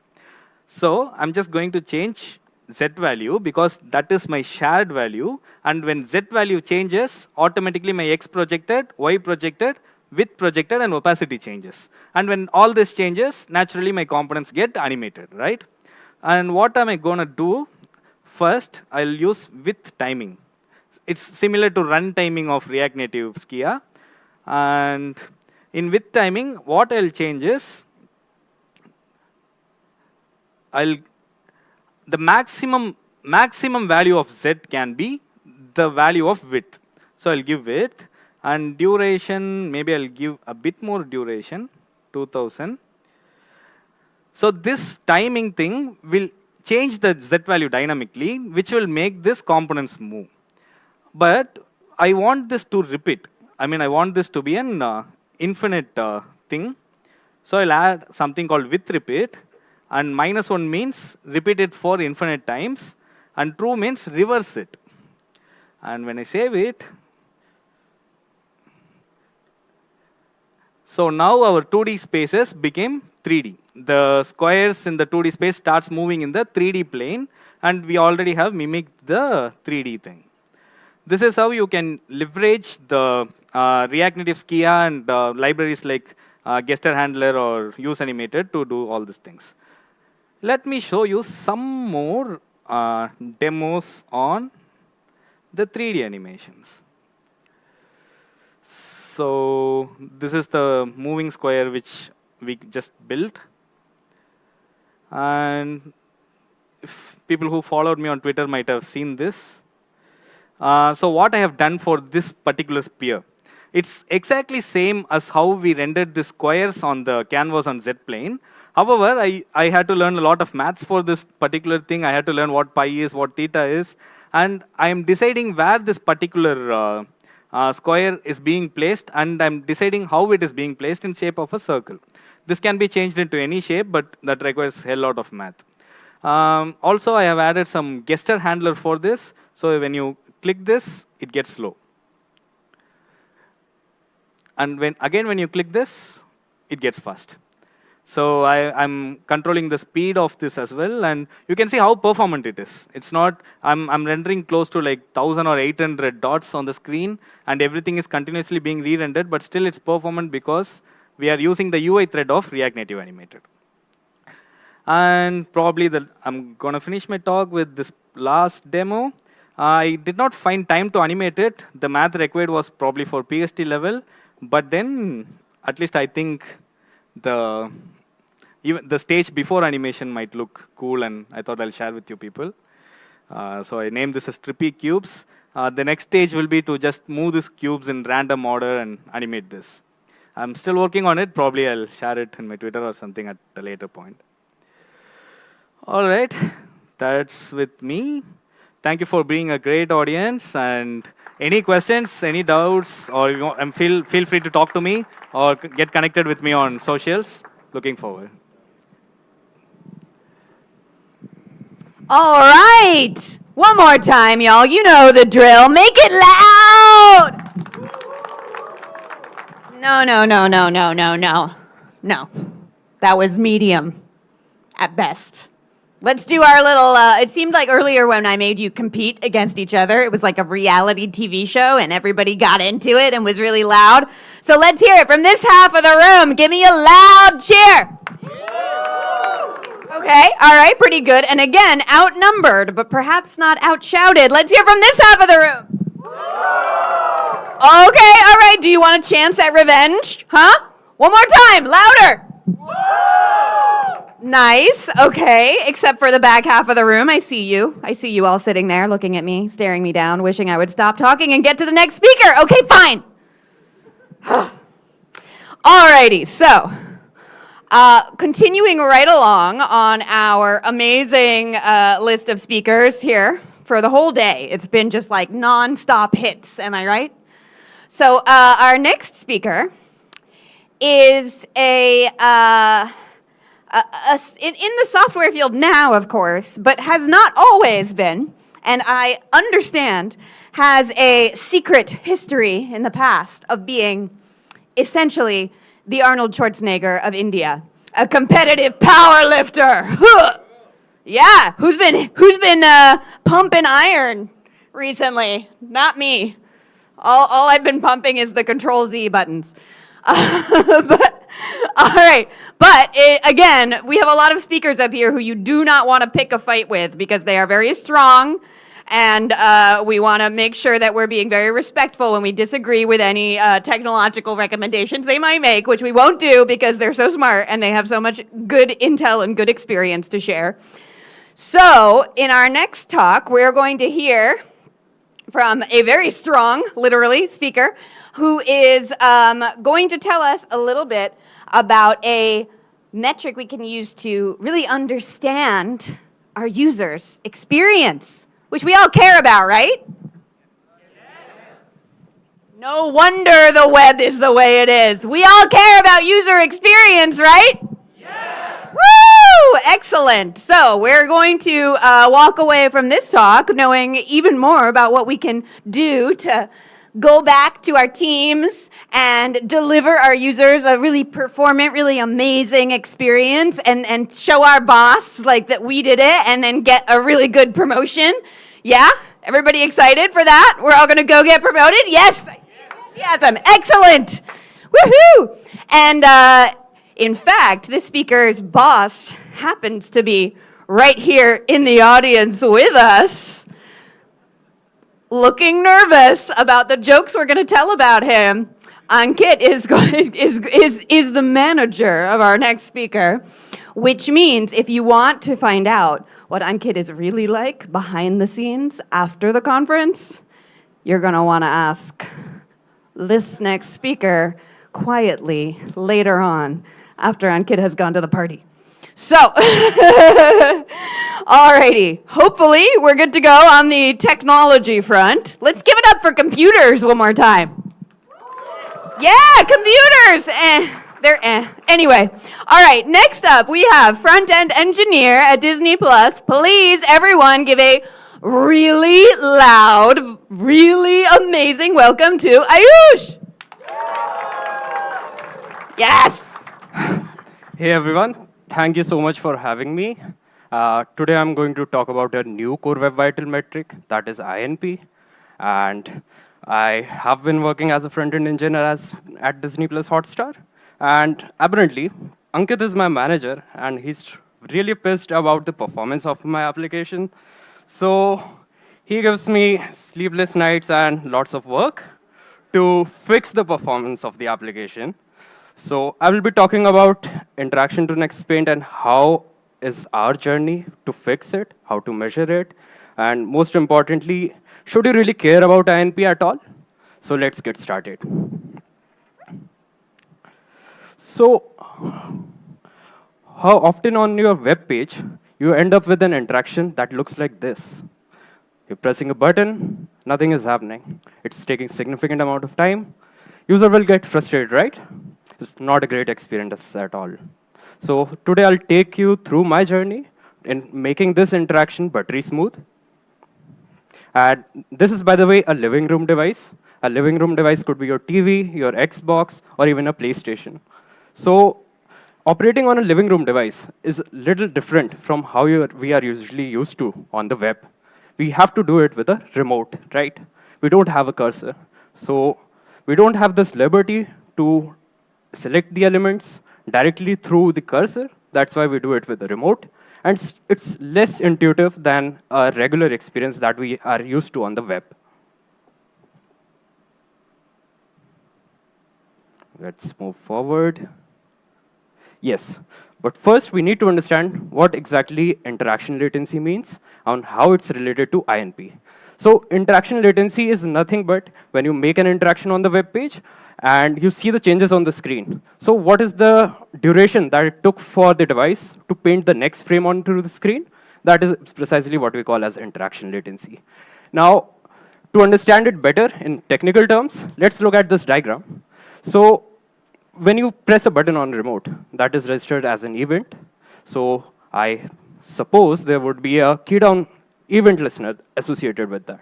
As a side effect, when you execute this callback, there would be a significant amount of time that it will take. As a result, there could be change in your component state, and that would mean you need to change something on the actual DOM as well. So that calls for a layout phase, wherein you have to, the browser has to work to get the layout tree, the new updated layout tree with all of these new elements. And then again, it will try to get that layout tree and paint it as a bitmap on your screen. So that is precisely what we call as a render phase. Once render phase is done, the next frame will be presented to the user. Okay, now that we understand what is interaction latency, then what is INP? So INP is nothing but the measure of the application's responsiveness. If you have a good INP, low INP, that means your application has been able to respond fairly quickly to all the interactions. And this is what Google recommends. So if your application is performing well under 200 milliseconds, well, I think you're doing good. Your application is pretty fast. And if you're performing under 500 milliseconds, you can do better. I mean, user would be able to notice the lag. Over 500 milliseconds, it's a bad territory. User will have a context switch and probably will not be using your application. So in our case, it looked like it looked like a poor experience, so we definitely need to fix that. But now that we understand what's INP and what's interaction latency, so how are they correlated? Well, in layman's terms, well, this is a very simplified way of explaining this, but all the interactions that happen on your web page, the INP algorithm tries to report the worst interaction that is happening. So suppose you are reporting 50 milliseconds, 100 milliseconds, 200 milliseconds. So INP algorithm will consider the INP as 200 milliseconds. And well, we already had a core web vital metric known as first input delay. Then why was INP introduced? What is the need of having another metric? So to explain this, we are living in an era of single page applications. That means 90% of the user's time is spent on the page after it has been loaded. So that means we need to have a more holistic metric which measures the responsiveness of the application throughout the page lifecycle.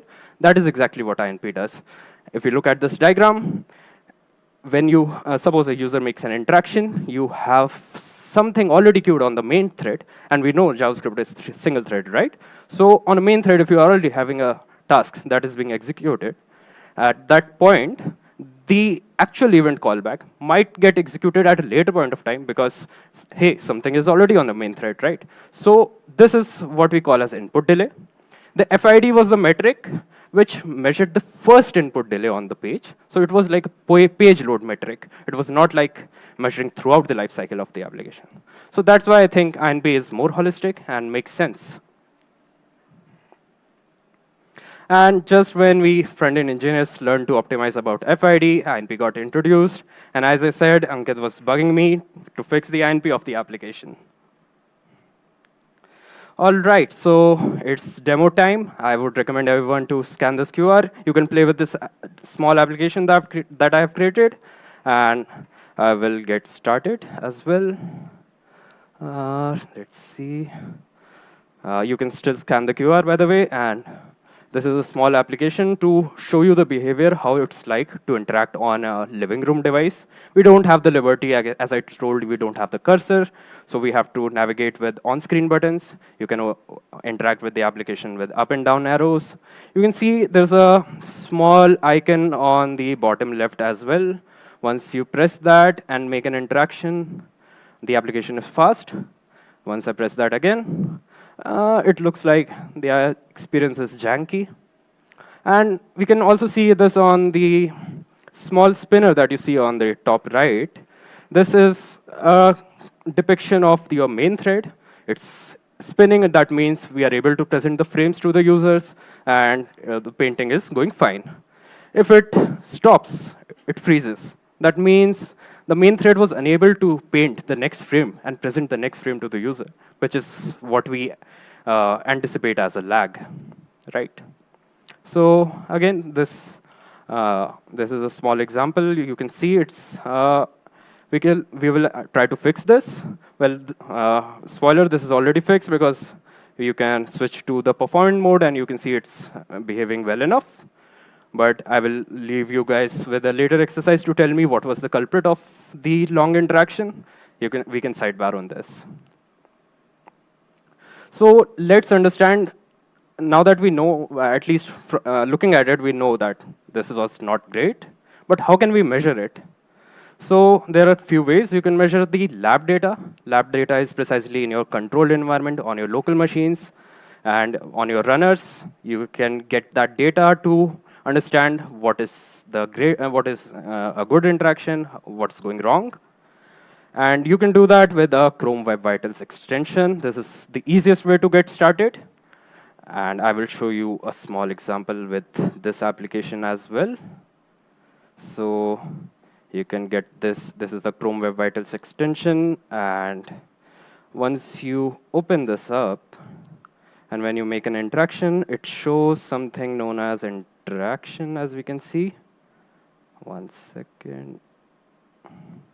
Yeah, I will make an interaction. I see it's 24 milliseconds. It looks good. I'll toggle this mode again, and let's see how the interaction looks. Oh, it's poor. It's 1000 milliseconds. Not that great. So this is the easiest way to get started. There are other ways as well. You can use something known as Performance Observer. I'm not sure if you're really shipping this to production with the older runtimes, because I guess it's not supported on the older runtimes. But you can definitely consider this in your controlled environment to measure the interaction latencies. And I will show you another demo with this. I've already integrated this Performance Observer in this dummy application, and we can see the interaction latencies being reported. We can also see which was the event that was culprit of these interaction latencies. And once we switch to the performant mode, we can also see the interaction latencies fairly improved. Great. So this is another way we can measure interaction latencies.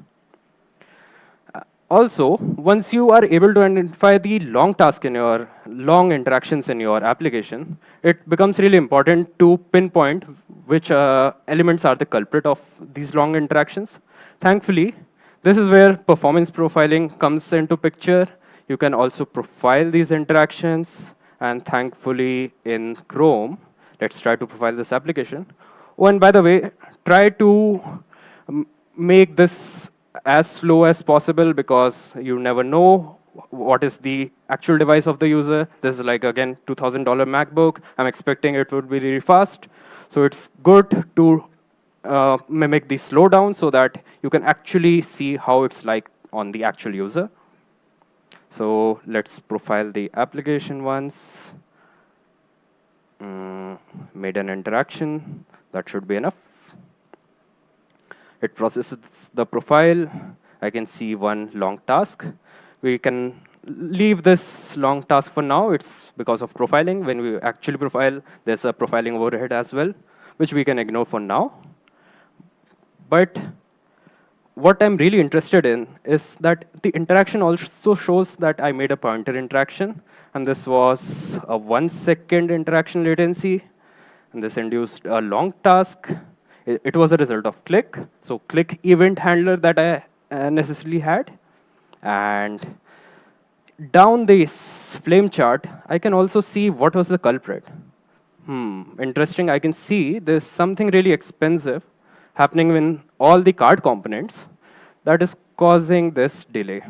So again, to summarize, again, you can use Chrome Profiler. This is really helpful, I think. You should all be using this for measuring the lab data and getting the culprits of the bad INP.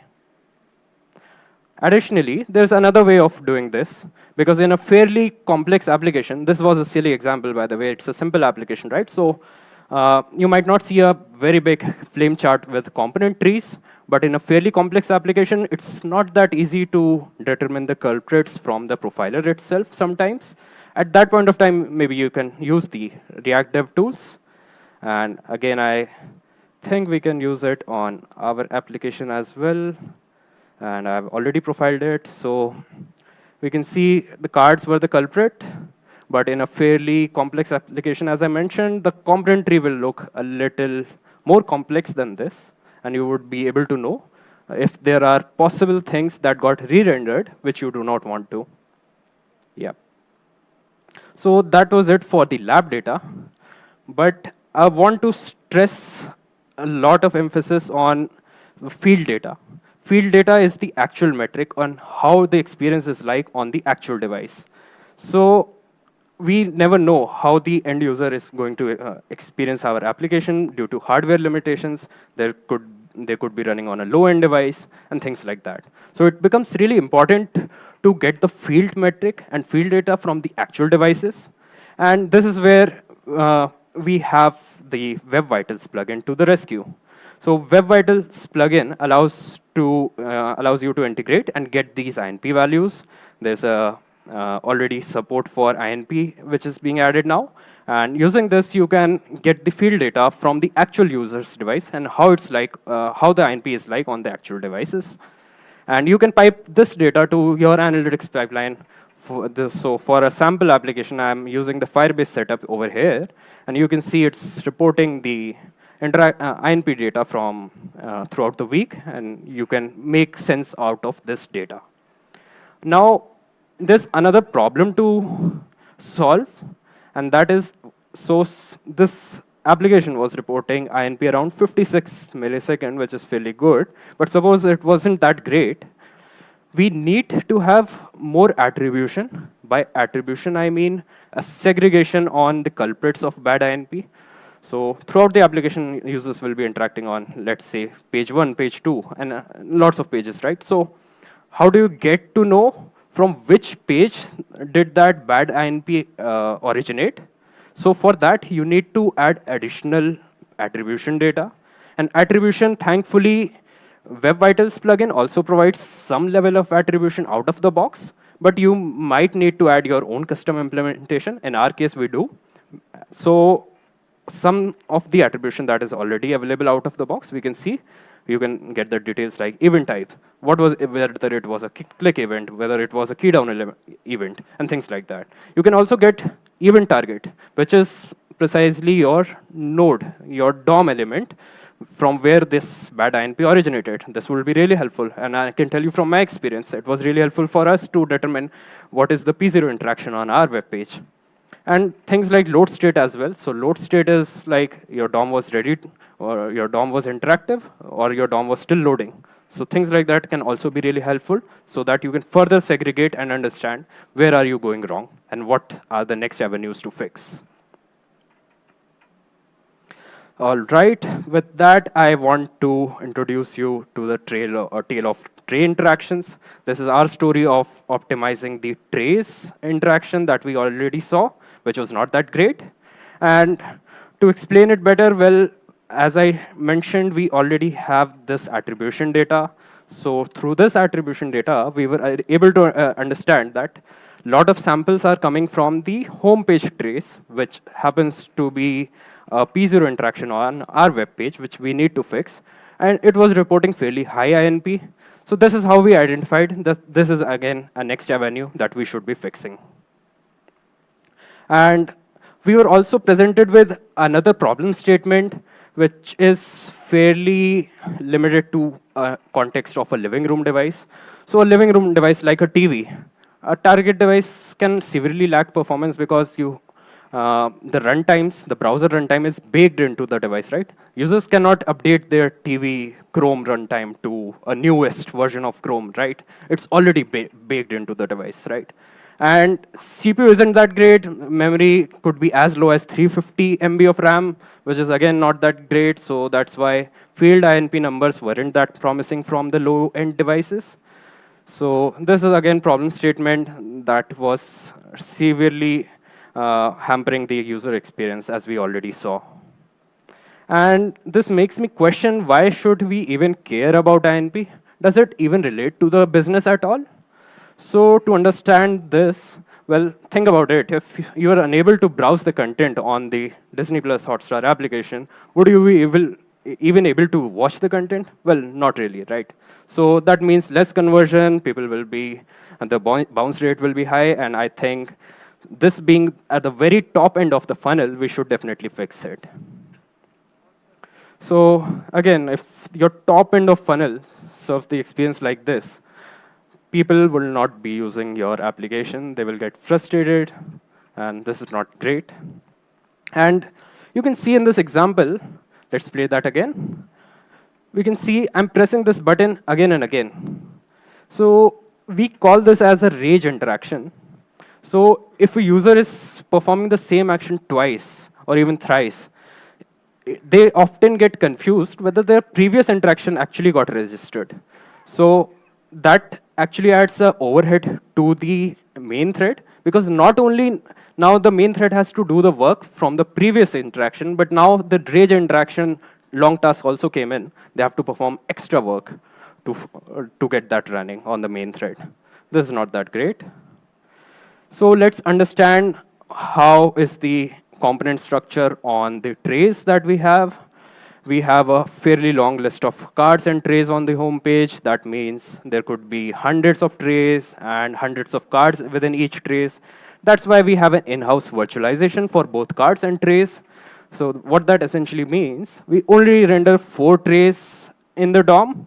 The other trays are virtualized. So as user is making an interaction going from one tray to another, we remove one tray from the DOM, we add another tray to the DOM. That is how a virtual list operates. But don't you think that's extra work to be done on each interaction? You have to remove one tray, you have to add one tray, right? But this is a trade-off we live with. So this is exactly what we are going to fix.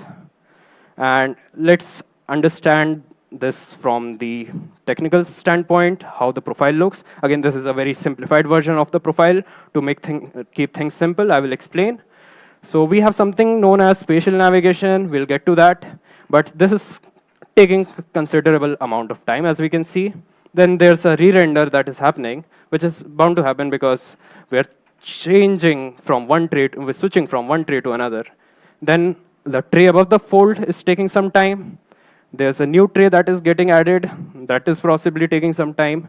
And finally, there's something known as spotlight. So let's go back and see there's a big image on the top right. We can see of the title that you are actually focused on. This is what we call as a spotlight. And this is also taking some time. We can do better on this. So let's see how can we fix this. So there's a general framework around optimizing INP. If there's anything you can take away from this talk, it would be this. So do less work on each interaction and you get good INP for free. Also, if you're not able to absolutely avoid and get rid of that work, just do it in small subtasks so that main thread is able to breathe and it's not holding its breath for too long, so that the user is presented with a new frame. So there could be something which could be non-critical work. You should be scheduling it for a later point of time. And let's see how can we use these strategies to fix this application. So problem statement 1, we have spatial navigation. I will explain what spatial navigation means. So on a living room device, as I mentioned, it's not that intuitive because you have to navigate with the remote. So you have to, suppose you want to go on the 8th tile. You have to press the right arrow on your remote 8 times to get there, right? So it's less intuitive, but this is how we do it on the living room device. So this is what we call as a spatial navigation. Thankfully, we have a library, third-party library, which implements this on the web. And how would you do that? Well, it measures the distances from each corresponding node. So you have, suppose, 8 trays. And it will measure the adjacent trays. What is the distance from this tray to the next tray? And understand which is the next possible candidate which should be focused next. So doing that could be expensive. Well, let's understand from this profile. So the act of measuring itself from DOM is really expensive, using things like offset height, offset width. This is really expensive for the DOM. Well, why? Because browser tries to give you the most up-to-date information. That's why it does a style and layout check again. And this is what we call as a forced synchronous layout. And it's evident in the profile. So this is something probably spatial navigation is doing. And at the very bottom of the profile, we can see a forced synchronous layout happening, right? And if you do these forced synchronous layouts again and again, because spatial navigation will try to measure for all the adjacent nodes. So that means you're doing FSL again and again. That is what we call as layout thrashing. Layout is created, layout is again thrashed, layout is created, layout is again thrashed, and things like that. And this is not that great. So how can we fix that?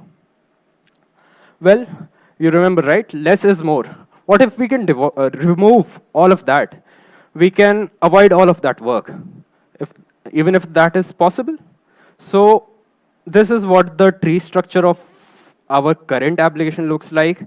We have the trays in the spatial navigation tree. We have the cards in the spatial navigation tree.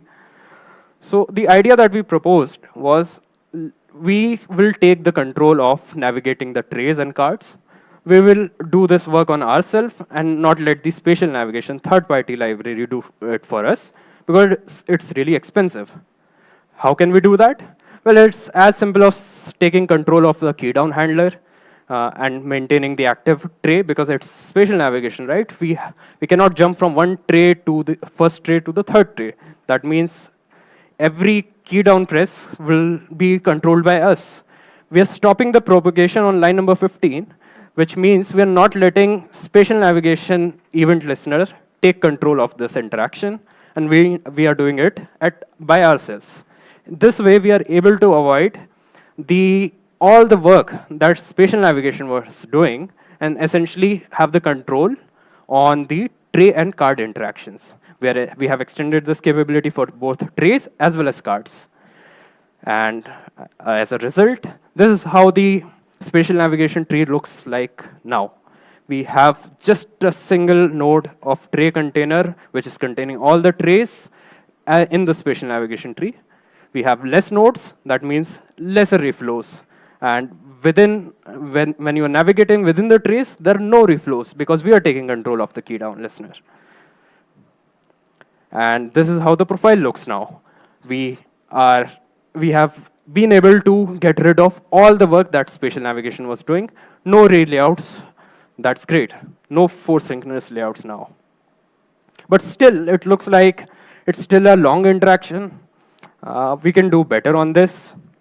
So let's see how can we do that. Well, I talked about virtualization a little bit. So let's understand why virtualization is overhead, an extra work that has to be done on each interaction. Because a tray above the fold has to be removed, and tray below the fold has to be added, right? That's extra work that has to be done. But how can we fix that? Is it possible to defer that work to happen at a later point of time? Well, yes, it's possible. We built an abstraction which is a simple component which mounts the component or re-renders the components at the next tick. So that means at very next subtask, this piece of work will be executed in the main thread. So what that means, a tray above the fold will be removed from the DOM in the next subtask because it's less critical work, right? And tray below the fold, the user cannot even see that tray by now. So that will be mounted to the DOM in the next tick. How great is that?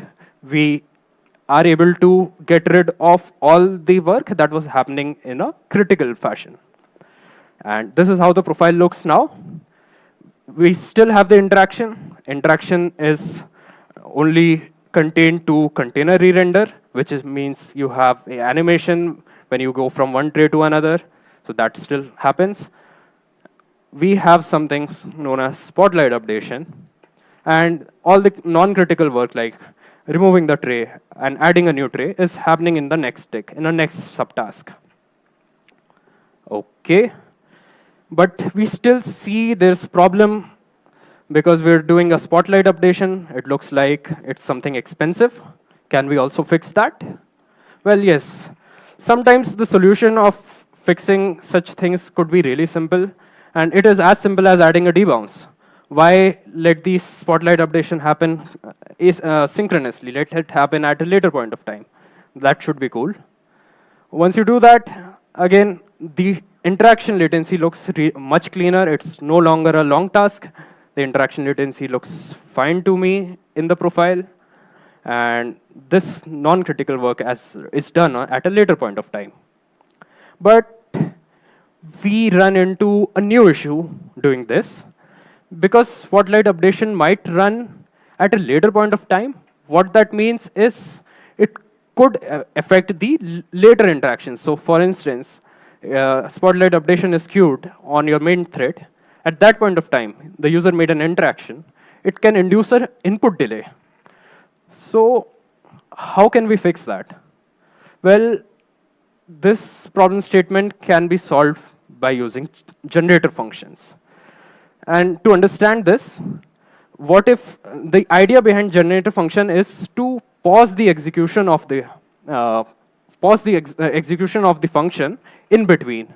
How can we do that?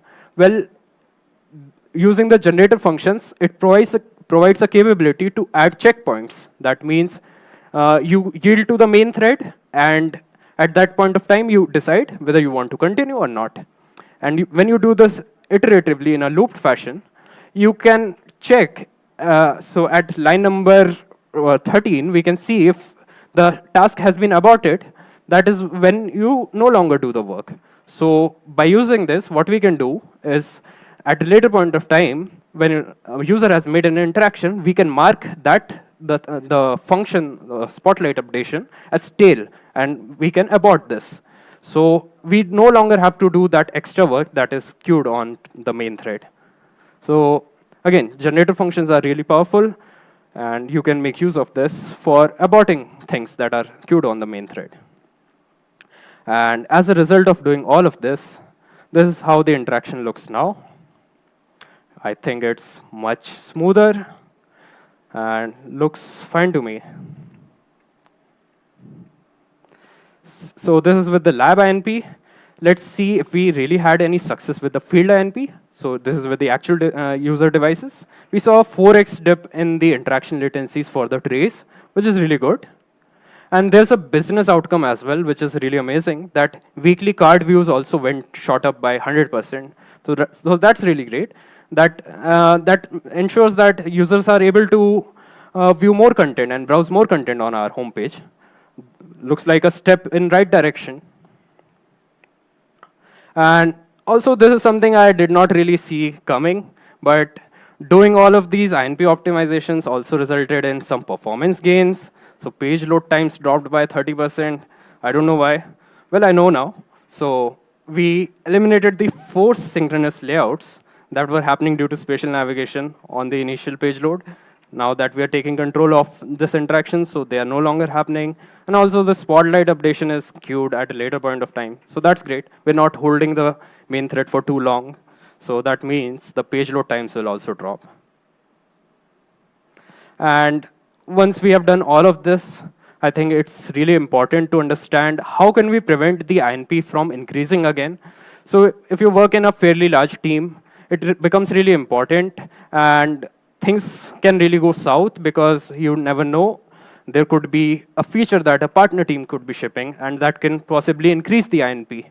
So how can we fix that? Well, it would be really nice to have some guardrails and some automation to do it for you so that you don't have to manually review all the PRs. Well, you can do this by using a custom implementation of a GitHub action, which will use the Playwright framework. For example, in our case, we use Playwright framework, and it generates a lighthouse report on each PR. On each PR, we are able to see what are the interaction latencies. You can set the thresholds. So for instance, for a tray interaction, you can set a threshold that I want my tray interactions should be well under that threshold. If it fails, then your PR will probably look like this. It will fail, and You can make it as a mandatory check, and they will not be able to merge it unless they have force merge rights. So yeah, this is one way of preventing INP regressions. And it goes without saying, we should also acknowledge some of the current limitations with INP because it's still an evolving metric. So I think attribution is really tricky to solve. We're still solving it. We are not there yet. But to understand why it's tricky, we never know on the actual user's device what's going wrong, what's going on the main thread of the actual device, right? So things like this, we are not able to fix with the current attribution system that we have. And also, act of measuring on the actual user's device doesn't come for free, right? We are measuring, that means we are doing some work on the main thread, right? So yeah, that is about attribution. Also, to prevent regressions, I mean, that can hamper the code velocity if you're working in a fairly large organization, because if the test environment is flaky, for instance, the users will not be able to get their PRs landing to the trunk because, again, because the test environment is failing, they will budge you for force merging their PRs. So again, end-to-end test can be tricky because of this. And with that being said, I'm really excited about INP. INP will replace the first input delay as the standard core web vital metric in March 2024. And I think it will be adopted by more and more applications going forward. So that's a wrap. Thank you so much. Woo! Let's hear it, y'all. Come on, let's hear it. What do you think, Ankit? You got a promotion to give out or what? Yes, all right, amazing. Are we ready for our last speaker of the day? Are we ready? One person is ready. Are we ready?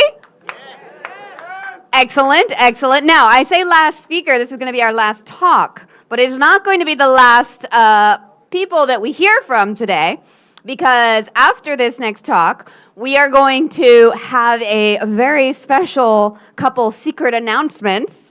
And after that, we are going to have an awesome panel with a whole bunch of amazing women in tech. And we're going to get to hear their thoughts on a lot of different topics related to that. So be sure you stick around.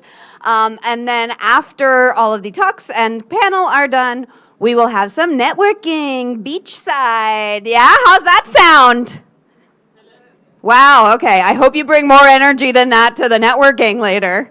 All right, so while we're getting set up, let me tell you, let me start by asking you, do we have any artists in the audience? Anybody an artist when they're not coding? Yeah, oh, no, just stretchers. Okay, we got one artist. Any others? All right, well, maybe next year we can get this next speaker to give us a art workshop in addition to all of the coding workshops, because this next speaker has a gold medal, national level gold medal in painting, acrylic painting, okay? And this is just like in addition to being a killer engineer and speaker, right? Let's hear it.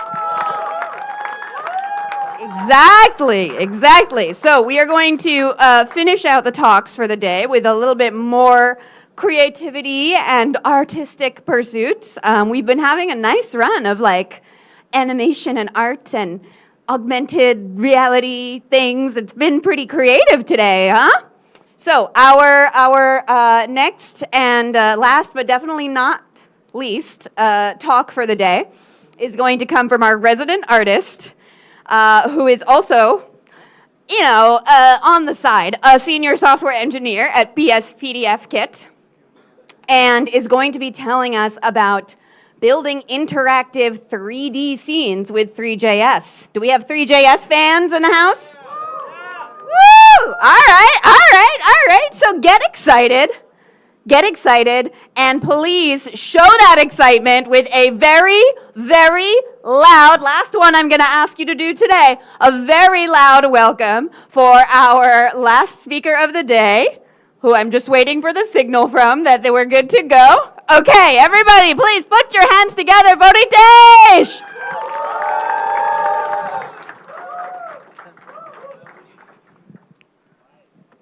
Okay. Thank you. Thanks a lot. I know this is the last talk of the day, so this much energy is not something you would expect, but thanks. So my talk is about 3D scenes with 3JS. And let me first introduce myself. My name is Ritesh. I work as a software engineer at PS PDF Kit. So my today's talk is actually going to be about a side project I made a while ago. So the first version of it was made, I think, more than a year ago.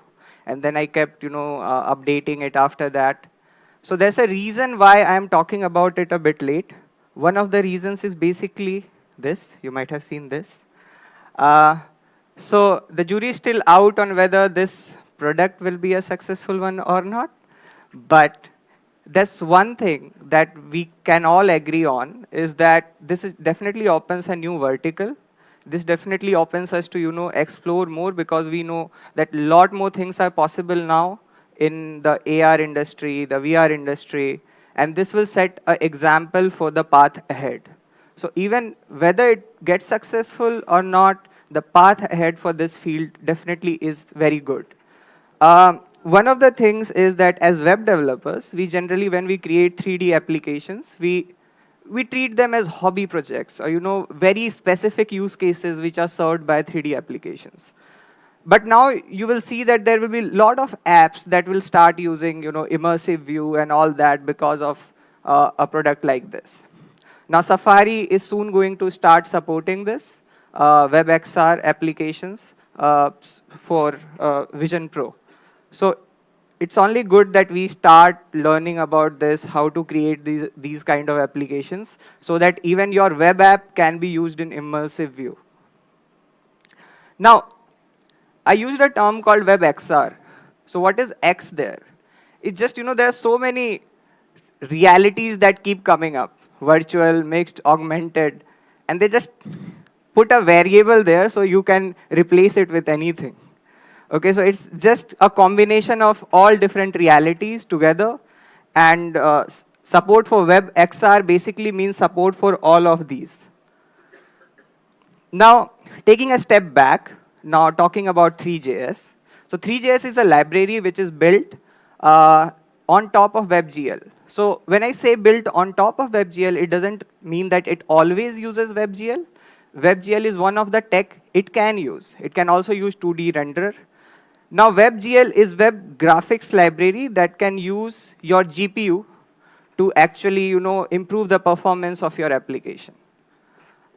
One more thing to keep in mind is okay, we already have WebGL, but we don't see a lot of talk about WebGL. If you try to find, presentations or talks about WebGL, you'll find that there are very limited resources about WebGL on the web. The reason is that hardly people use WebGL directly. The reason for that is that, you can create primitives in WebGL, but creating anything complicated is pretty hard.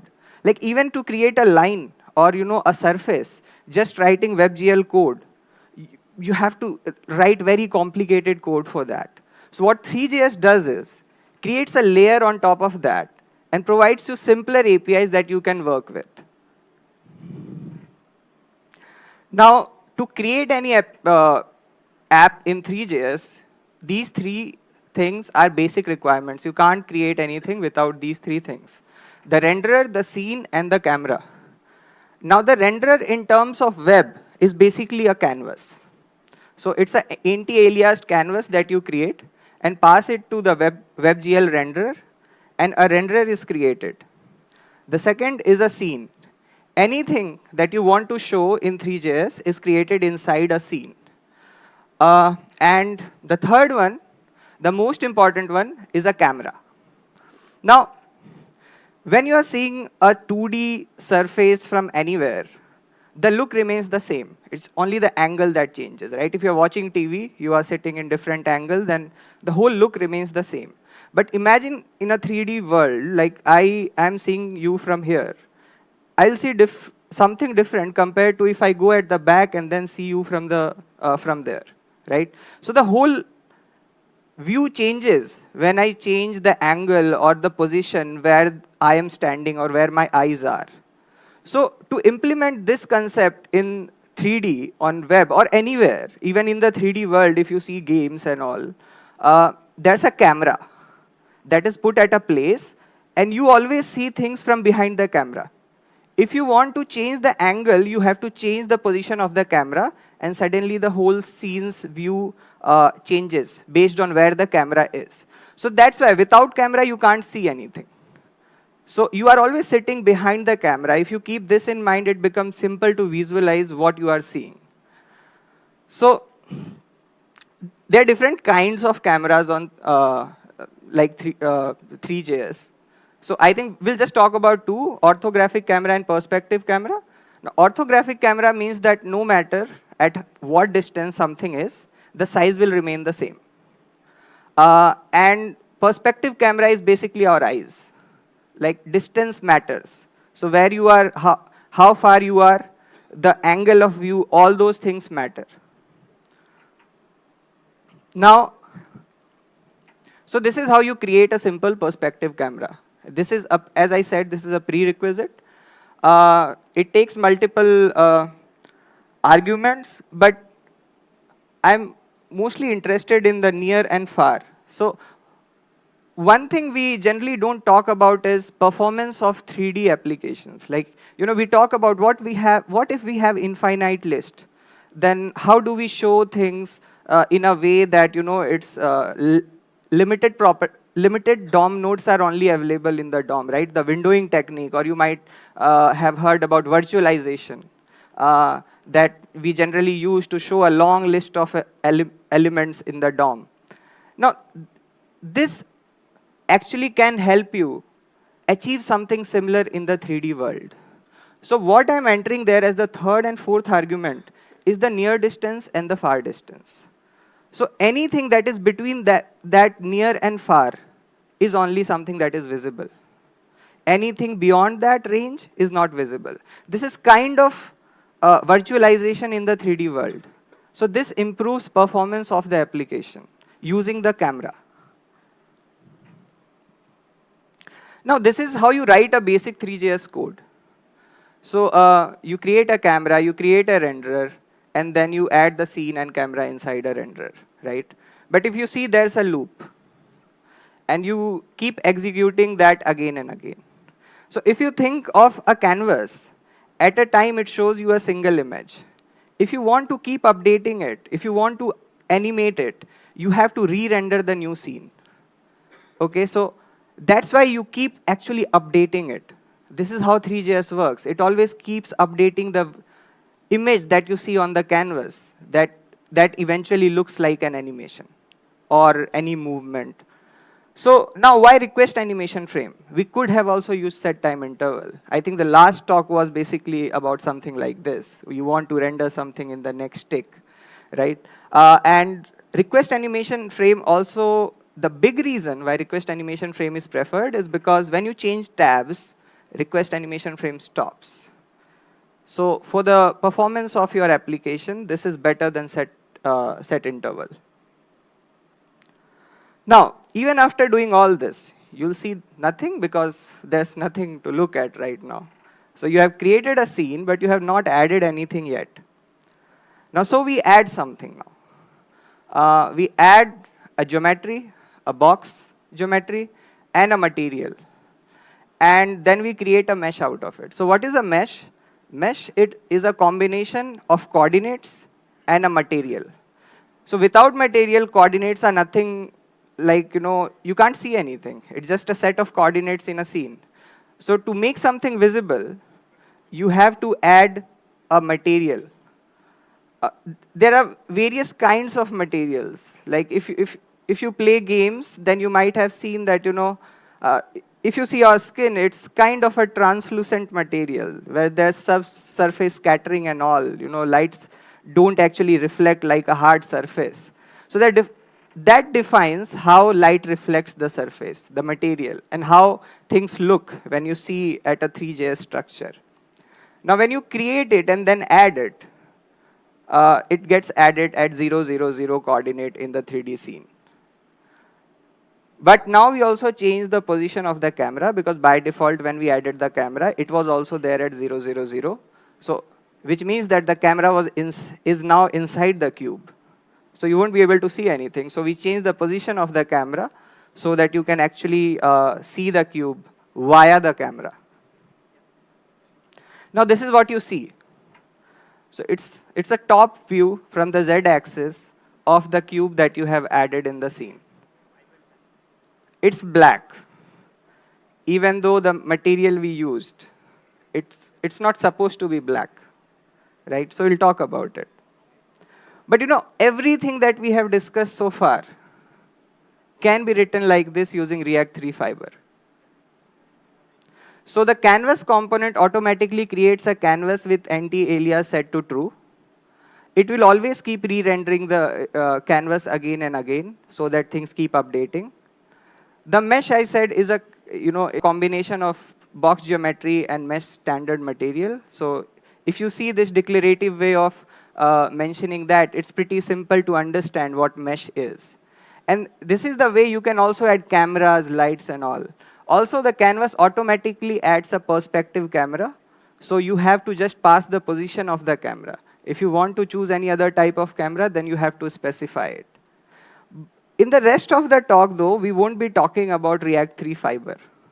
Because anything you understand, like all the arguments that you see, are exact one-on-one copy of what you pass in 3JS, right? So nothing new to learn here. That's the best part about it. So it provides you a 3JS instance. You can do anything that you can do with 3JS. Now, I'll talk about the project. So at the beginning of this talk, I said that I'll be talking about a project that I created a while ago. So the project is called Reference, and what it is. So you might have seen these somewhere, like in art stores, or someone who is an artist.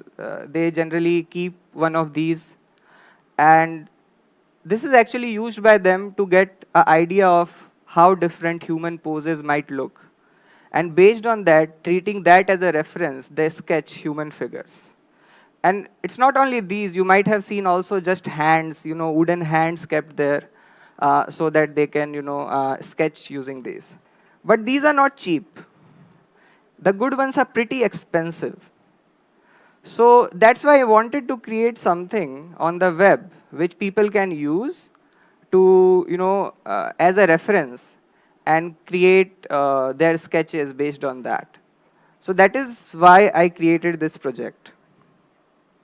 Now, if you want to create something like this, first of all, you need a 3D model, right? And this 3D model is not a cube or a circle or a triangle, anything like that.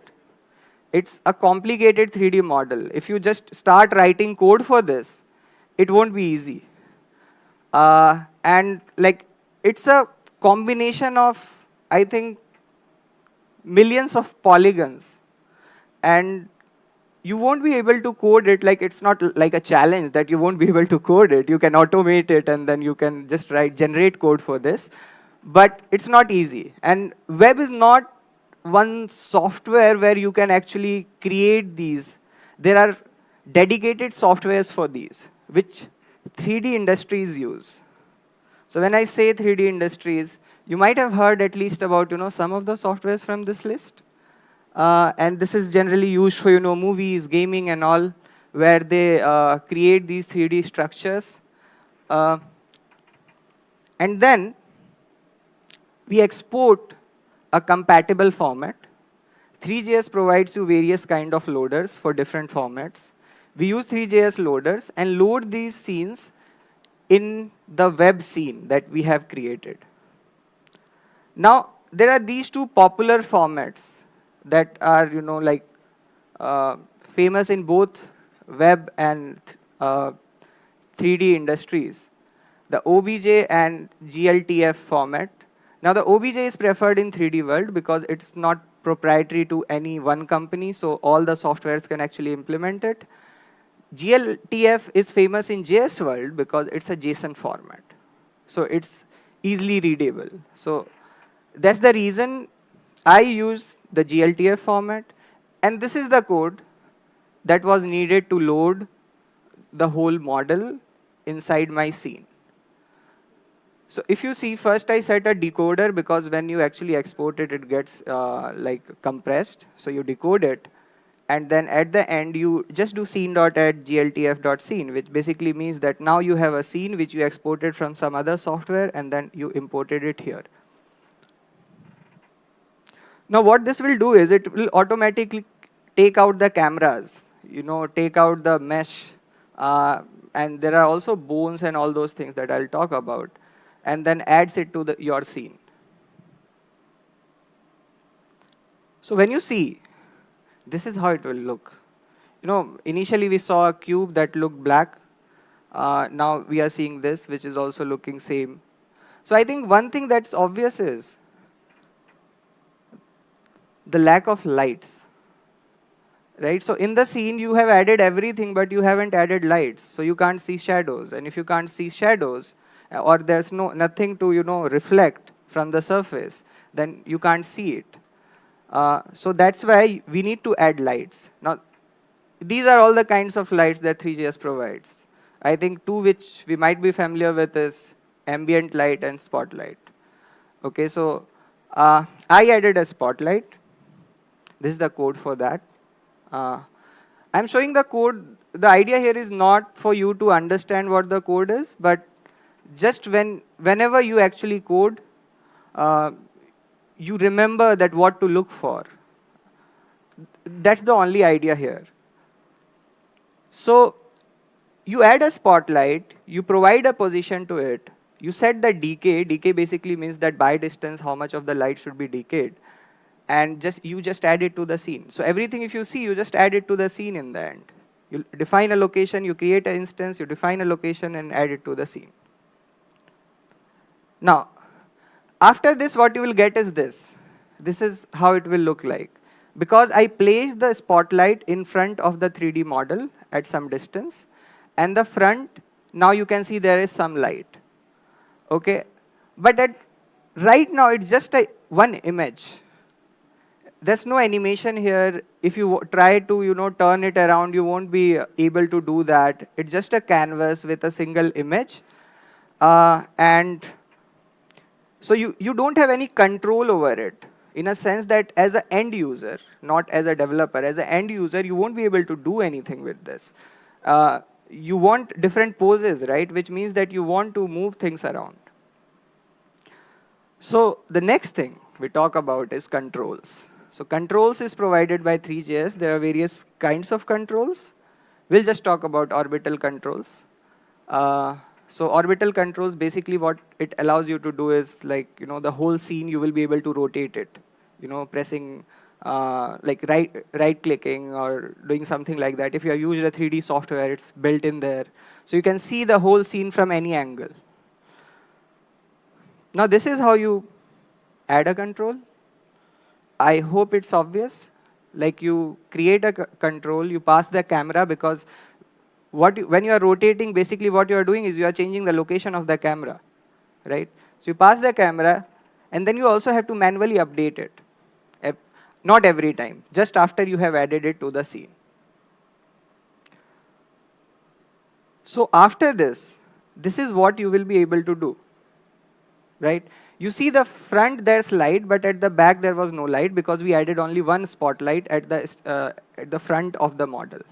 So if you add another one at the back, then you will see light there too. Now, we have added a camera, we have added a light, right?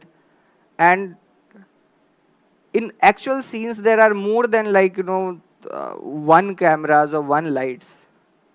So how do you debug it? Like how do you see where something is placed in a 3D scene? I want to see where my spotlight is and what it is pointed to. So you want to debug basically, right?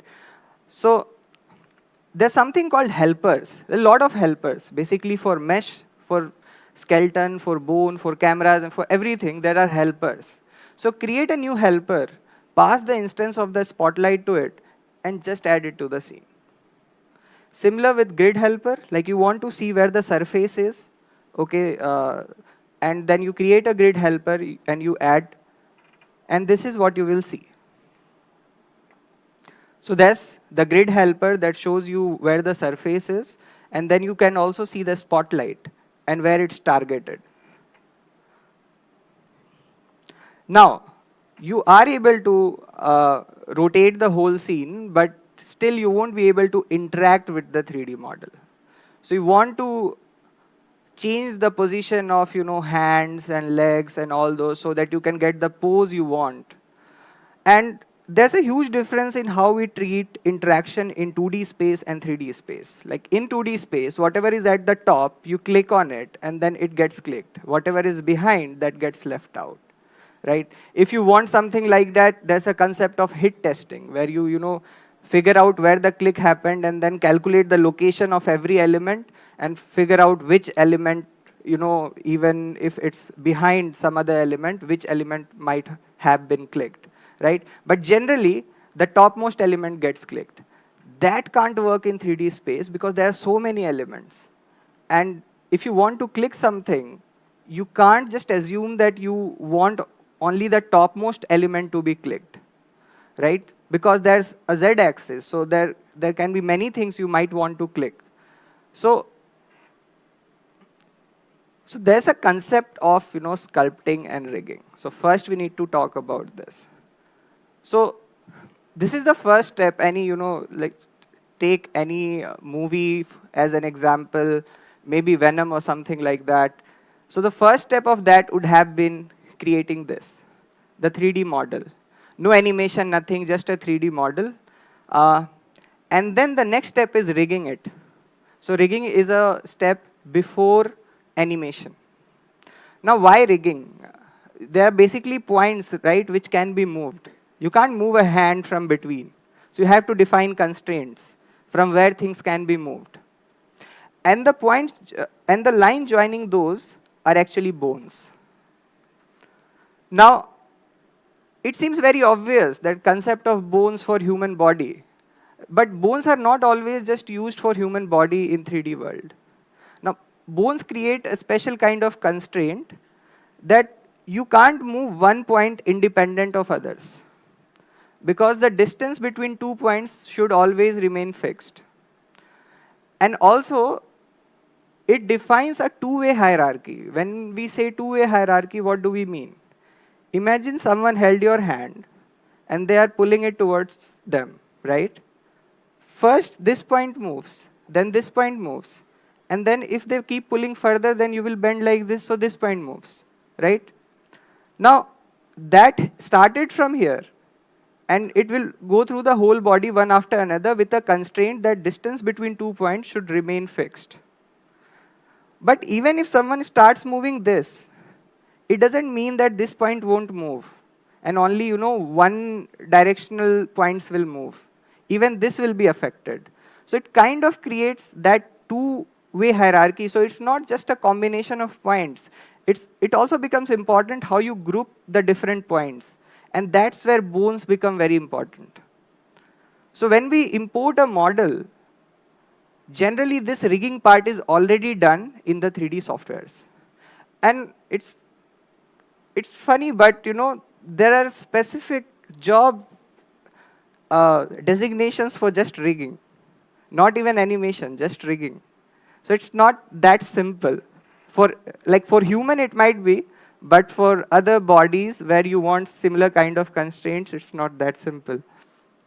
So now we talked about mesh.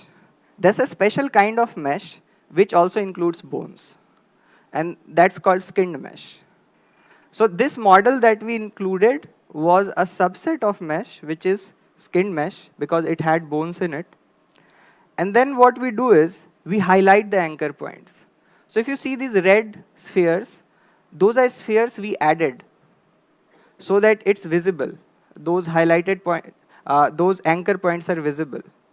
So what we do is we just, navigate through the whole hierarchy of, that body 3D model.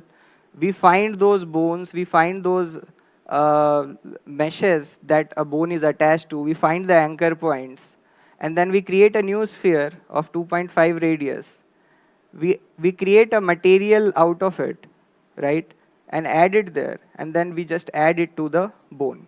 So when you want to create a hierarchy, instead of adding something directly to the scene, you add it to the parent you want to control it via, right? Now this is what you see. Now this is a wireframe. The reason you change it to a wireframe is because if you don't change it to a wireframe, those anchor points won't even be visible. So to make sure that your users are able to click there, they should first see those spheres. So now we start clicking. Like, how do we click on those? These are 3D structures. There's no straightforward on click that we get with React, right? So what you do is ray casting. So the Raycaster API helps you here. Basically what it does is, you click somewhere, and then it tells you which all objects you have intersected with your clicking point. Now you can filter through it and try to find the point which you care about. For example, if you see this code, so the Raycaster, what it's doing is it gives you a list of intersects, and then you filter through it, find the intersect that landed on a bone anchor point, and then you just add a transform control to it. So I'll show what transform control is. So this is what happens. You click on it, this is the transform control. So you can actually move things, the body structure around.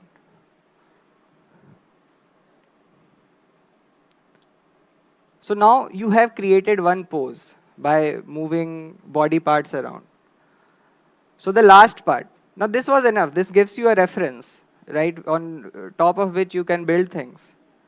But you can go one step ahead. You can add some post-processing and convert it into a 2D image, because that will be simpler to sketch, right?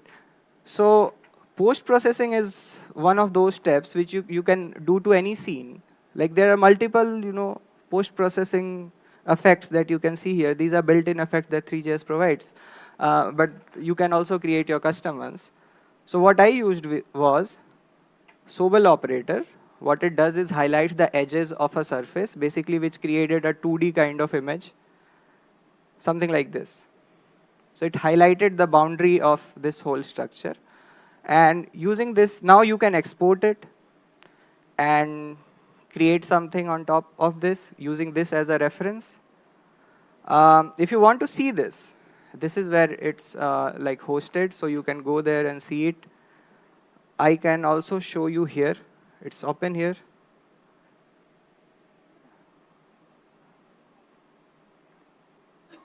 So you can do this. You can.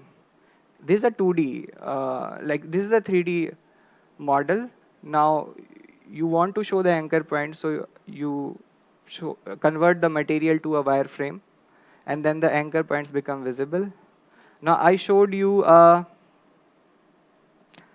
post-processing step. So this is the post-processing step, right? So I've added the post-processing step to the whole scene. And then you can download this image and use it as a reference for your sketch. So this is it. Thanks, everyone. If you have any questions, I'll be around. Bye. Woohoo! Yeah! All right, I heard some clapping, if you can call it that, but this was our last presentation of the day before our panel. Can we give it up for not just our amazing, bringing it home, a home run speaker for the end of the day, but all of today's speakers?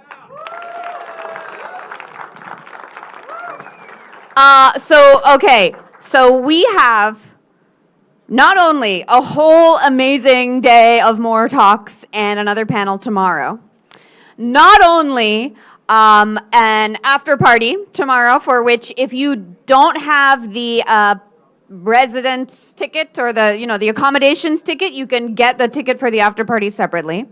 Not only do we have networking this evening by the beach, by the seashore, but also we have an amazing chance to talk to some women in tech coming up. But first,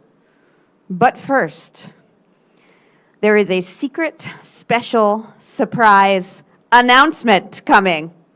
Are we excited about secret, special, surprise? All right, but first, before we even get to the secret, special, super secret announcement, have folks been enjoying the sponsor booths? Can we give it up for the amazing sponsors who are paying for everything that's happening today? That's right, that's right. All right, so if did anybody enter the lucky draw contest at the Affinidi booth? Yeah? I know some of you did because the winners have been announced. So after the panel, after we wrap up, you can check the Affinidi booth for the winners of the amazing swag items that are on offer there. Okay, so now, as promised, super secret special announcement that you're all going to want to stay tuned for, and you're all going to want to stay tuned for the amazing panel we have coming up after that.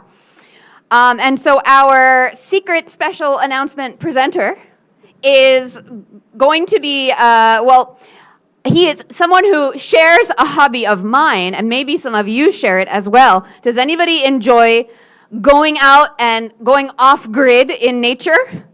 Yes? Do we like disconnecting? Because computers are the worst and we love being offline? Yes, me too.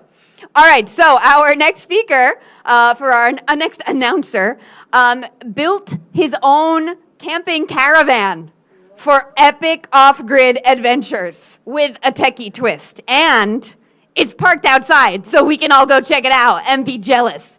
So, with a very special, very geeky announcement, we have the founder of Geeky Ants. Everybody please give it up one more time for Sankit!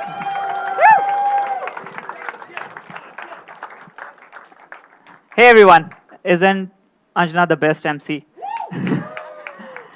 I see Tejas and Ankit, they have got some competition here.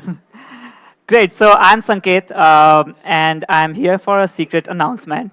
Yeah, so the conference is going good. Probably it's something related to that. And I won't take long. Already Anjana did a great job at introducing me. So there's a video that's going to play. So can we black out the lights? Yes.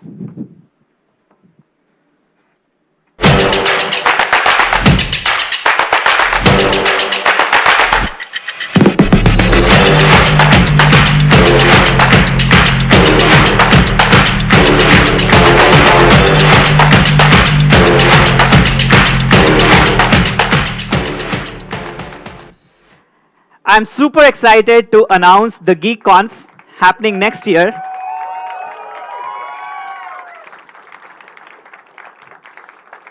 So, in collaboration with, obviously, the great organizers of React India, JSConf India, the great team behind it, obviously, there's a lot of names. I won't cherry pick the names, but yeah.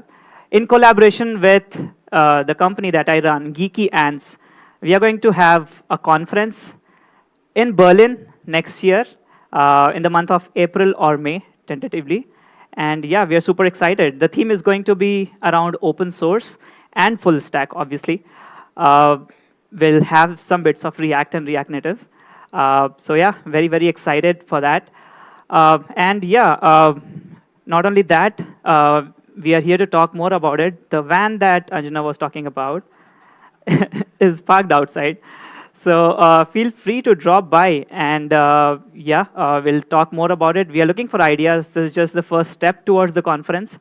And I know a lot of people who have come from Berlin here.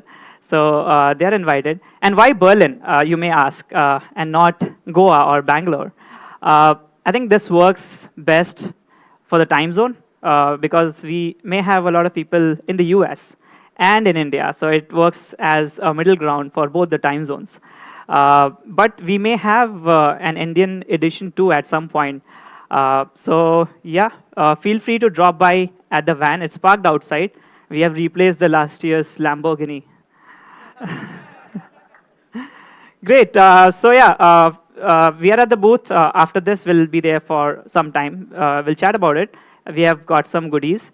And it's by the organizers of React India and JSConf India and Geekyans. So yeah, see you there at the GeekConf. Thank you.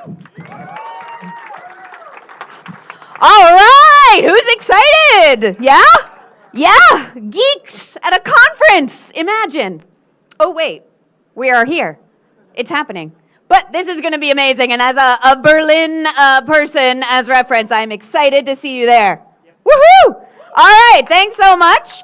And I'll see you all also later when we're like checking out this cool camper and seeing what's going to happen. All right, so we are going to have our amazing panelists join the stage in a moment.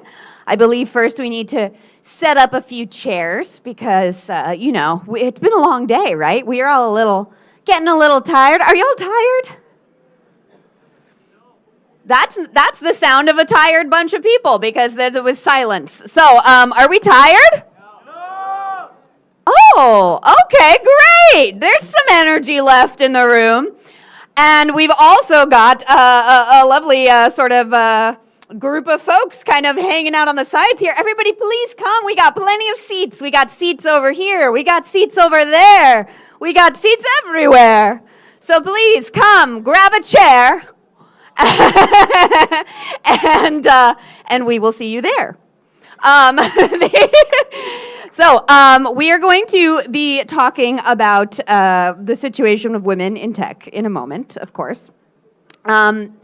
But I think it's important for us to remember that whether it's a question of different genders, different nationalities, different backgrounds, different abilities, all of us have our own thing going on, right? All of us are different in many different ways. And so we're here to have as inclusive and as welcoming of a space as possible. So a little tip for the networking session later. Who's coming to the networking? We're here to network? Yeah, we're here to you know, make those deals and shake those hands? No, we don't have to be slimy about it. Right, okay, yes. So, also, anyone who is leaving because they're not interested in hearing from the Women in Tech panel is going to receive my undying glare of shame. No, just kidding. But it's important for us to all stay until the end, also because we're going to have another couple of little interesting tidbits from the organizers at the end of the day. So, meanwhile, we are going to be networking with a whole bunch of different people later, some of whom we know, some of whom we've just met. Have folks met some new friends today? New contacts? New coworkers? Yeah, awesome. And there's a whole bunch of people you haven't met yet. So later, when we're all networking, has anybody heard of, so did anybody play Pac-Man? Like back in the day, Pac-Man, you know, yeah? Okay, have you heard of the Pac-Man rule? No? No? No? Yeah? No? Okay. So, you know how when you're at an event, like a conference or a party or something, and there's a group of people that are all standing in a circle talking about something, and you want to participate, you want to meet them, but you don't know how, you're like, can I get in? How do I get in? How do I insert myself into the conversation? We've all had this problem, right? Yes, so the Pac-Man rule says, if you are in a group of people and you're all talking, having a great time, make sure that instead of making a full circle, you open up one little spot, like the mouth of the Pac-Man. So when you're standing all in a circle, you leave one spot open, like an open Pac-Man mouth, so that somebody else can come and join the conversation. Okay, so try this out later at the networking. If you're standing in a group, notice if you have everybody's shoulder to shoulder, all packed in like sardines. Try to open up a little bit and you'll see within a few minutes, somebody's gonna come and say something really interesting that joins and contributes to the conversation who wouldn't otherwise have been able to do it unless they are a power lifter or boxer who's able to just fight their way into the circle. Okay, so Pac-Man rule. Now we're all going to be extra welcoming and extra inclusive when we get together at our networking event this evening. Yeah, excited? Yes, okay. All right, looks like, wow, what a fancy setup. Look at these thrones we have here. Treating us like the queens we are, exactly. Okay, are we ready to go?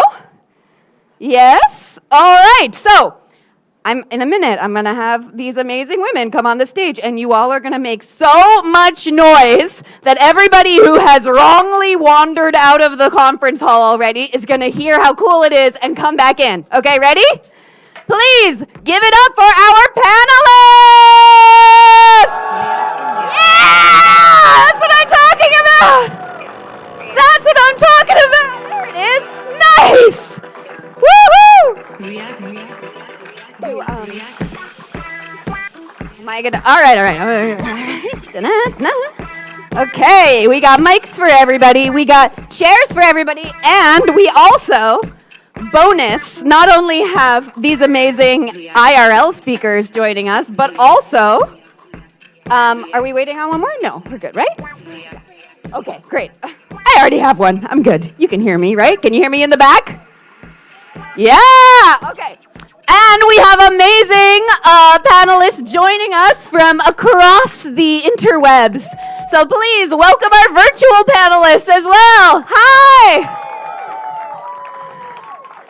Alrighty. Now, you all have been hearing me talk definitely enough today. So let me turn it over. And what we're going to do is go through and just let each of our panelists introduce themselves. So if everyone can share their name, a little bit about what they do currently for work, and a little bit about what their background is.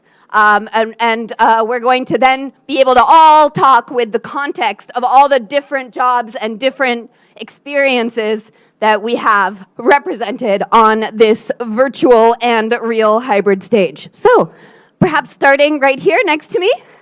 Hi, everyone. How are you guys doing? All right, so my name is Kirti Venekar. I gave a talk today morning. Hope I get to hear a positive feedback. I see a few smiling faces, so I think it was not boring. But so yeah, I have been a software developer for like 5 years now. Initially, I started. How does a graduate in India get into tech? Engineering, right? You do an engineering degree and then you get a tech job. That's basically how my journey has been. So I started as a cybersecurity consultant. So my initial 2 years of the corporate journey have been into cybersecurity, governance, risk, and compliance. But I got into it because of the hacking thing, of cybersecurity, You get to do penetration testing and break all the servers, but the job didn't allow me to do that. It pushed me more towards policies and procedures and things like that. So I was like, no, let's go back to development, build things, and then crack my head on how can I break it. So yeah, basically that has been my journey, and it has been incredible so far. So my work revolves mostly around front-end development, and I'm slowly transitioning to full stack, and I've been working as a backend developer for the past 6 months. So yeah, that's been me. Amazing. All right. Yes, thank you. Please welcome our speakers. Let us continue with our next IRL speaker. Is it working? No, I don't. There you go. Yeah. Thank you. Hi. Hello, everyone. Yeah, thanks for the energy.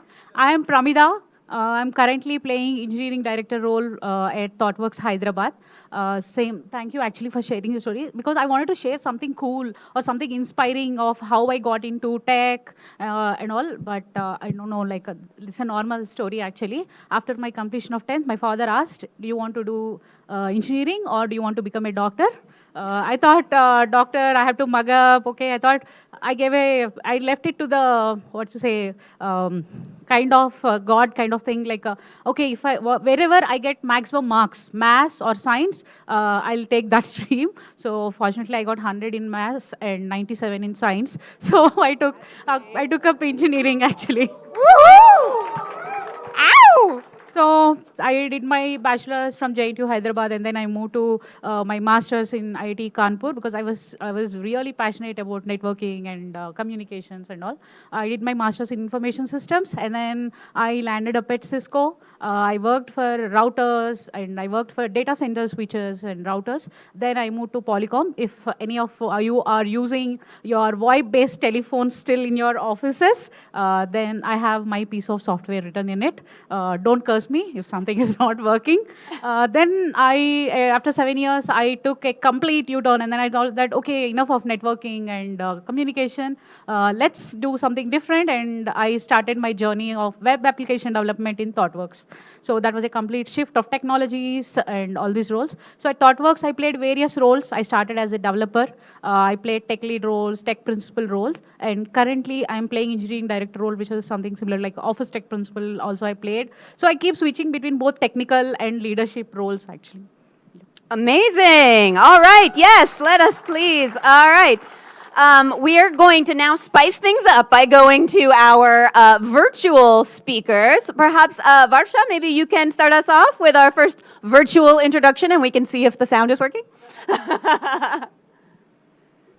Hi, everyone. Woohoo! Hi. Thank you so much. I'm guessing nobody the MC of 2019, given that Anjana is such a great job here. Thank you. Hi, everyone. I'm Varsha Saha, and I have been a part of Flipkart in India. It's an e-commerce company for the last 9 years. I started my journey as an SD1, a UI1. And we seem to have lost sound for a moment. Yep, bear with us again. The the magical spirits that live in the internet are playing tricks. All right, Barsha, can we start? Can you say again? Can you hear me again? Yes. Woo! Okay.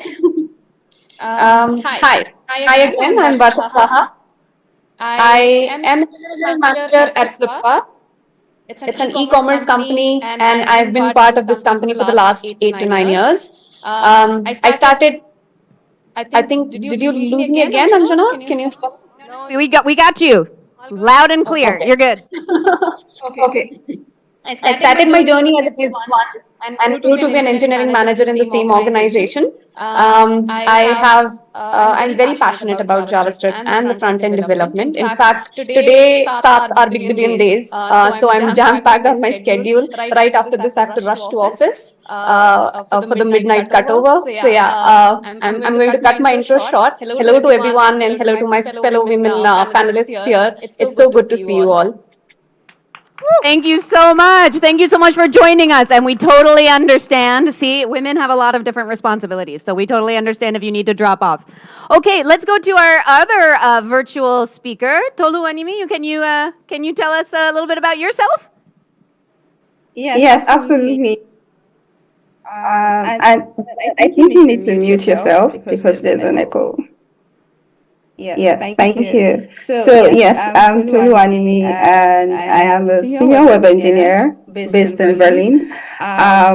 Before I go into my intro, I want to also especially thank the organizer of this conference for making this Women in Tech panel hybrid, because it was supposed to be fully in person. So yeah, thank you for the flexibility on that.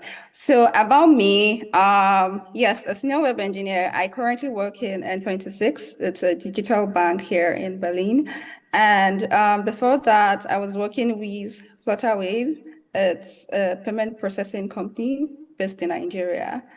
What was my intro into tech, really? I think it started when I first saw a laptop.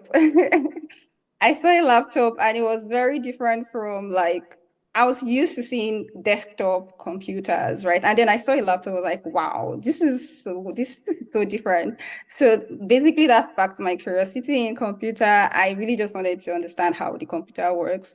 And so I studied computer engineering, computer science and engineering in school. And as many of us know, that had absolutely nothing to do with being an actual developer, but it did introduce me to a world of possibilities, which involves solving problems for people. And that is how I have ended up here as a web engineer, because I am very interested in solving user-facing problems. So yeah, that's about me. Thank you. Amazing. Yes, thanks. Everybody give it up. Woo! Thank you so much. Okay, let us resume with our other IRL speakers. All right, can you hear me? Yes? No? Yes? Pay a little attention, guys. Come on. All right, I'm Mandira Sharma. I'm part of an organization called Publicis Sapient. You may have heard of us if you were here through the day. A bunch of our awesome speakers were here. How did I get into tech? Now, this is interesting. I did not get anywhere close to 100 in math. I did not do engineering. I do not code. In the last 19 years, I've played a bunch of roles across HR where I got into learning, facilitation, leadership development. I was the head of HR for one of the largest industries in Publicis Sapient, and about a year ago, I said, hey, maybe this is a good time to shift careers. And we're all talking about Gen AI, and if you heard Rakesh's talk in the morning, it said that you have the ideas, you have the skills, you have the resources, now you just need to be creative. And if an 8-year-old can make an app, I'm definitely sure I can do something there, right? So I've actually shifted into the engineering organization about a year ago, where I work with the CTO to define the engineering strategy for the organization. And why I'm doing that is because, like Tolu said, I really believe that we have a chance to make a difference, not just to our organization, but to people as a whole, right? This is the most disruptive time for all of us. So I'm just glad I get to be a part of it. Yeah, and that's why I'm here. Amazing. Yes, give it up. Hello. All right. Yeah. So, hi everyone. I hope you know about me. I'm Manjula Dubey. And yeah, I've been into front-end development, sort of full-stack development for 8 years now. I started off as an intern, like how everyone. But one thing to note here, I've not done engineering. I'm a BSc graduate, done some courses around of coding and then got into tech. Right now, I'm a delivery lead, which means I'm managing both people and code.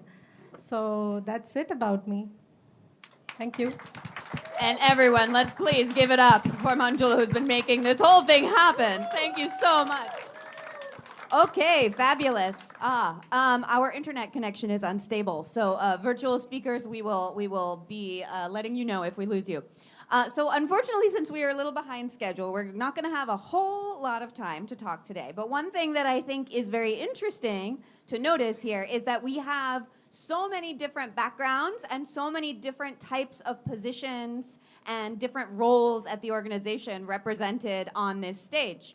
So one thing I'm curious about, and perhaps some of you all are curious about too, maybe we can think a little bit about what the different companies are that we have encountered in our careers, and what traits we've noticed about companies that really support folks like us, women, who are coming in kind of against the uphill battle of fighting against a prejudiced industry to advance in our careers, maybe change our careers, maybe get ahead and move up to take leadership roles, maybe branch out into other technical directions. So I'm curious what experiences folks have had that they've noticed that companies have been doing a good job of encouraging that career growth specifically for women. I see some nodding, so I feel like why don't we go to perhaps one of our virtual speakers? Tolu, I saw you nodding. Do you want to share some thoughts? Yeah, I can go first. Okay, yeah, muting again. Thank you. So that's a very interesting question, because I remember somebody saying something about the first time they saw sanitary towels in the bathroom or in the women's bathroom, they were so excited, right? It's incredible how little things like that can absolutely change women's disposition to work, right? But apart from that, I would say that there are like several phases in which a company can help women's growth in tech, right? There is working with girls or working with like younger women to We're going to be left in suspense. We've got a little bit of a career connection. growth, you Okay, know. great. So it is one thing to like bring in the women. It is another thing to help them stay. And in my experience, it is like the things that help them stay that has helped me in my career growth. And an example I have of that is in my previous place of work, the CEO particularly like took an interest in me to say that, oh, I think that a mentorship will be great for you, you know, and he assigned me to a mentor, and that helped me grow in terms of like communication skills, being bold in meetings, all of those things, right? So yeah, that's one part that has made me like stay in my career, you know, and has also helped me grow. Amazing. Thank you so much for sharing.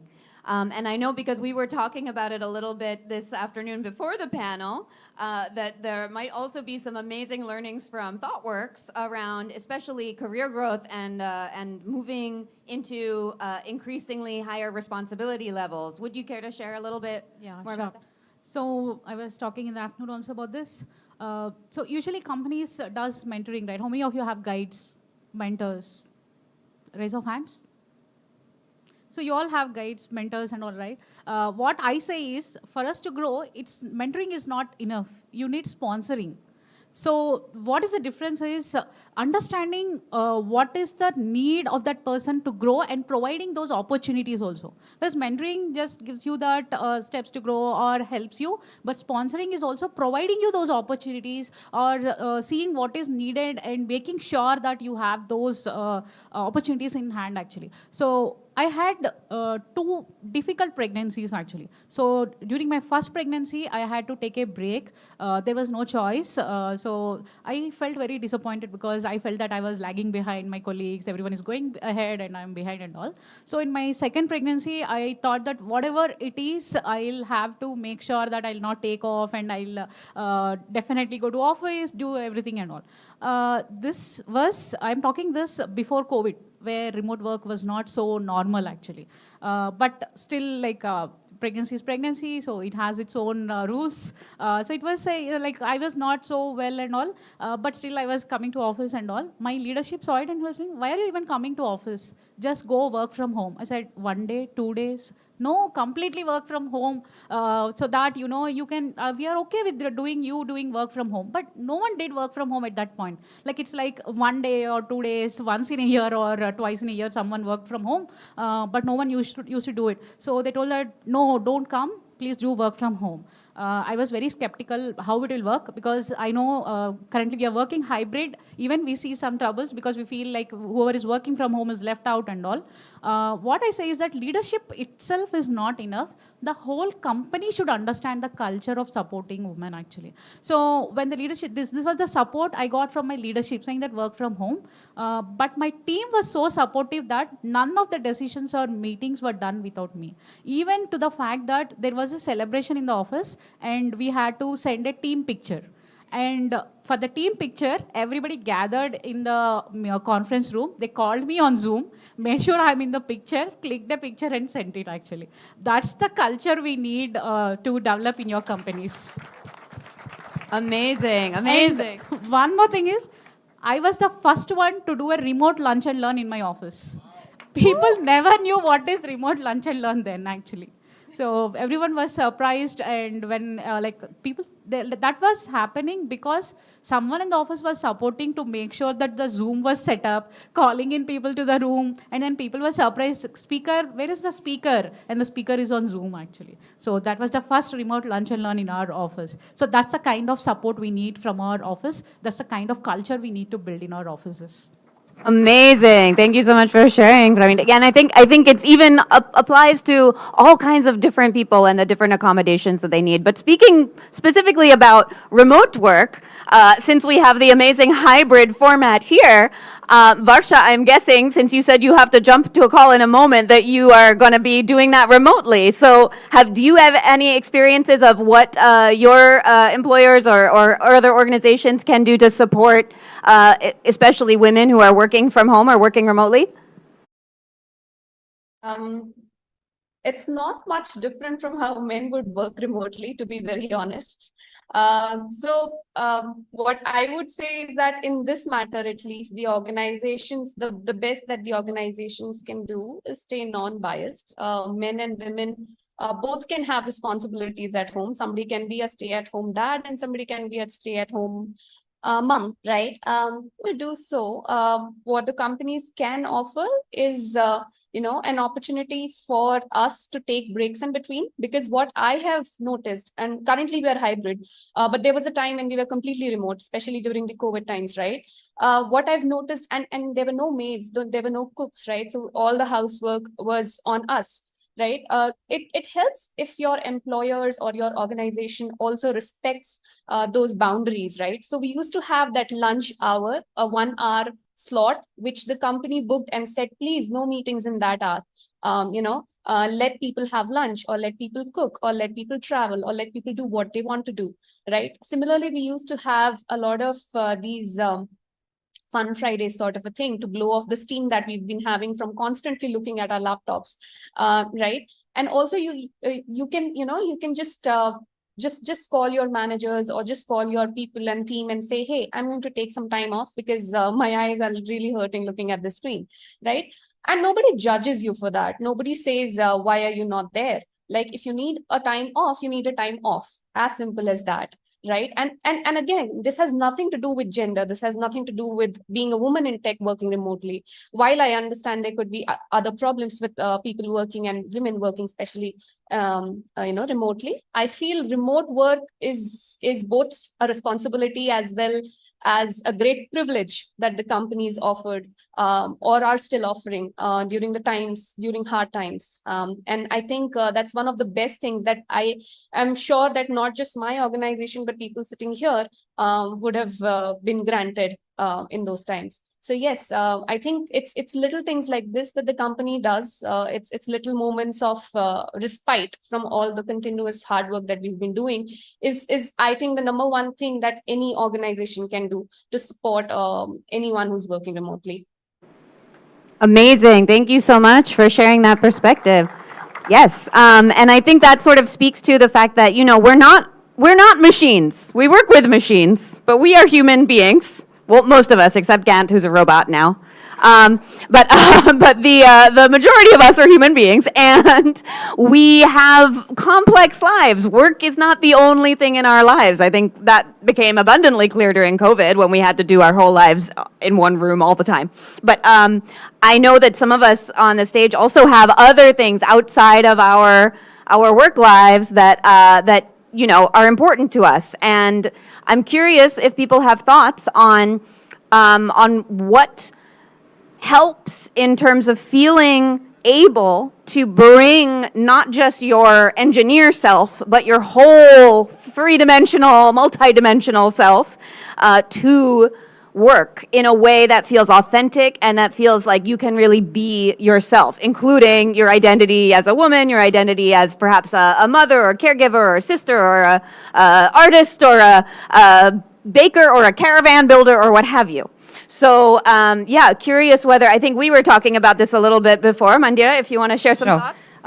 I'm also maybe going to backtrack a bit to the previous question. There's something I feel really strongly about, right? We can all sit here, we can talk till we're blue in the face about what organizations need to do to make things better for all of us, but I'm looking at all of you also. Of course, we lost a few people to the beach in the sunset, but that's fine. All of us here need to go back and sponsor someone and find someone that you will help grow. We can have the best practices, the best policies, you can make everyone work from home, but if you don't find someone and you don't make them grow, that's an injustice to not just your organization, but just this whole community, right? That's one. And the second thing that every organization and every person needs to do is tough love. All of us need it, right? You need to be pushed out. You need to be told that, hey, you're messing up here. You need to show up better for yourself, right? And I'm going to say this, as a woman, it's really easy to sit back and second guess yourself and talk about all of the things that, okay, maybe I didn't do this right enough. Maybe he got that project because he's better than me. You need someone who's going to advocate for you and who's going to be part of sponsoring you everywhere, right? Of course, now when I look here, I see more men than women. So guys, all of you have a job to do when you go back. Right, so I definitely want to make that plug. And it's connected to bringing your whole self to work because, thank you. Absolutely. Because I am not just a woman who's in engineering now. I'm not married, I don't have kids, I don't maybe have primary caregiving responsibilities, but I still find it hard as hell to find some kind of well-balanced life that we all talk about, right? So I do think there is a lot of work for all of us to do in terms of showing up as who you are. I said I've been working for 19 years. I think it's taken me 16 out of those to really accept and embrace who I am as well and show that up at work. It's hard, but I'll tell you how I did it is by building and finding a tribe. All of these people who are sitting right up here in front, and I'm purposely not looking at them because they will make me laugh, is because you build your tribe and you find a place where you can just be you. That's going to be really important. So I'm going to recommend everyone try that. Amazing, amazing points. I just wanted to add, bringing our entire self, she was saying, right? I wanted to reintroduce myself, actually. I am Pramida. I am Engineering Director of Thoughtworks, Hyderabad. And I'm a mother of 8-year-old and 4-year-old. And I love painting and gardening. Amazing. And yes, and this is why I've been trying to, with all of our speakers today, find out a little bit more about their, rest of their lives. And so I want to go back to a point that you had made, Mandira, about basically we need to be advocating for ourselves. We need to be standing up and really showing how much expertise and how much, strength and energy we have to give to other people to help them learn and grow. And I know we have at least one speaker on the stage who has already done that for us today by giving a talk. So, Kirti, I was wondering, could you share a little bit about maybe in your case, what helps you feel the confidence to stand up in front of people and share your knowledge and assert your expertise? Yeah, so this is what I have been noticing that after COVID ended, I have been, going to a lot of meetups in Bangalore, and Bangalore has a vibrant tech community. There's a meetup happening every weekend. But you see that the ratio to male to female is disproportionately less. So it's like single digit of women versus 100 plus males. But there's something I live by, which goes with what Mandira said, is that you have to put yourself out there and, sponsor someone. And that need not be economically, that may just be making your presence live out there. So this is something that I live by, is that no matter what, dress up, get up, dress up, show up. I love that. Yes. Woohoo! So because somebody make a t-shirt. So it's really important that I'm still growing. I don't have a lot of expertise. I may fumble to give my expertise. I may not be perfect. I may be corrected, and that's all right. But I would still want my voice to be out there so that there's another woman in the audience that can come up to me and talk to me and feels related, connected, and I am able to create a space wherein more such voices come up. So yeah, that's my motivation. Fabulous. Fabulous. And to that point, and to the point that we made around finding our people and finding the community where we can really feel like we can be ourselves, like we can own our experience, that we can learn safely without having to worry about things. I think we have an expert on stage in how to create a really healthy community or many healthy communities in this case, that allow for all of this. So Manjula, can you tell us a little bit about your secret sauce for helping create more community around us so that we can all go home and kind of put that to work? Sure.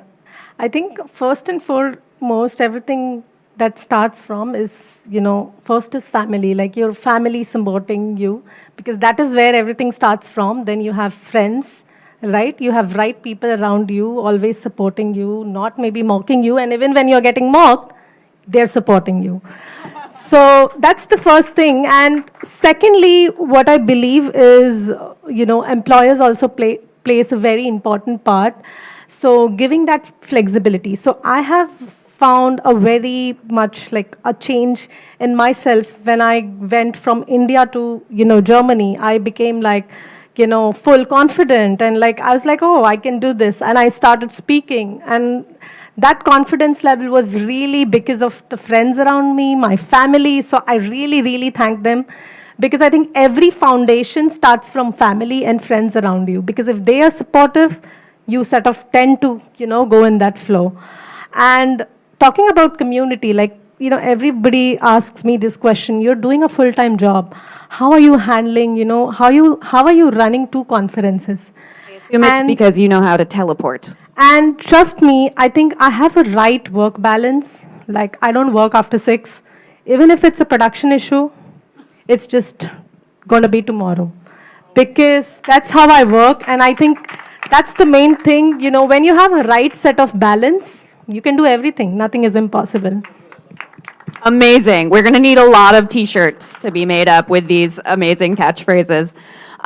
So yes, unfortunately, we are going to have to wrap up our conversation, even though I could sit here all night talking to you all and asking for your amazing perspectives. But in order to move...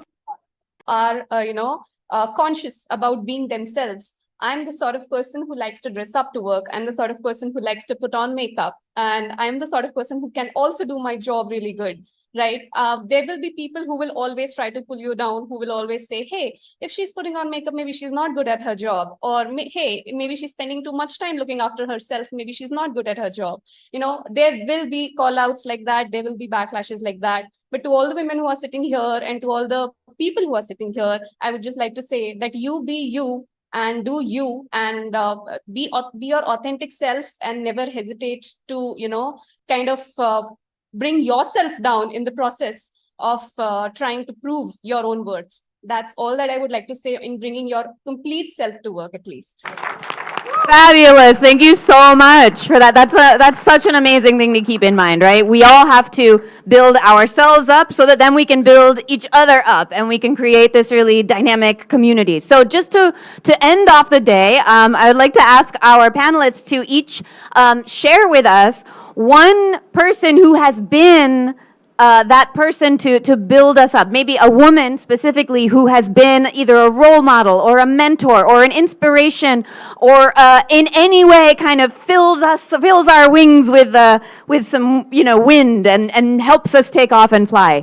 And so in the hopes that everyone on stage can be that for the rest of our audience, let's hear, who were the women? What is one woman who was just a really force for your empowerment and your advancement? Maybe we can start with our virtual speakers, just because the internet is good. Yeah,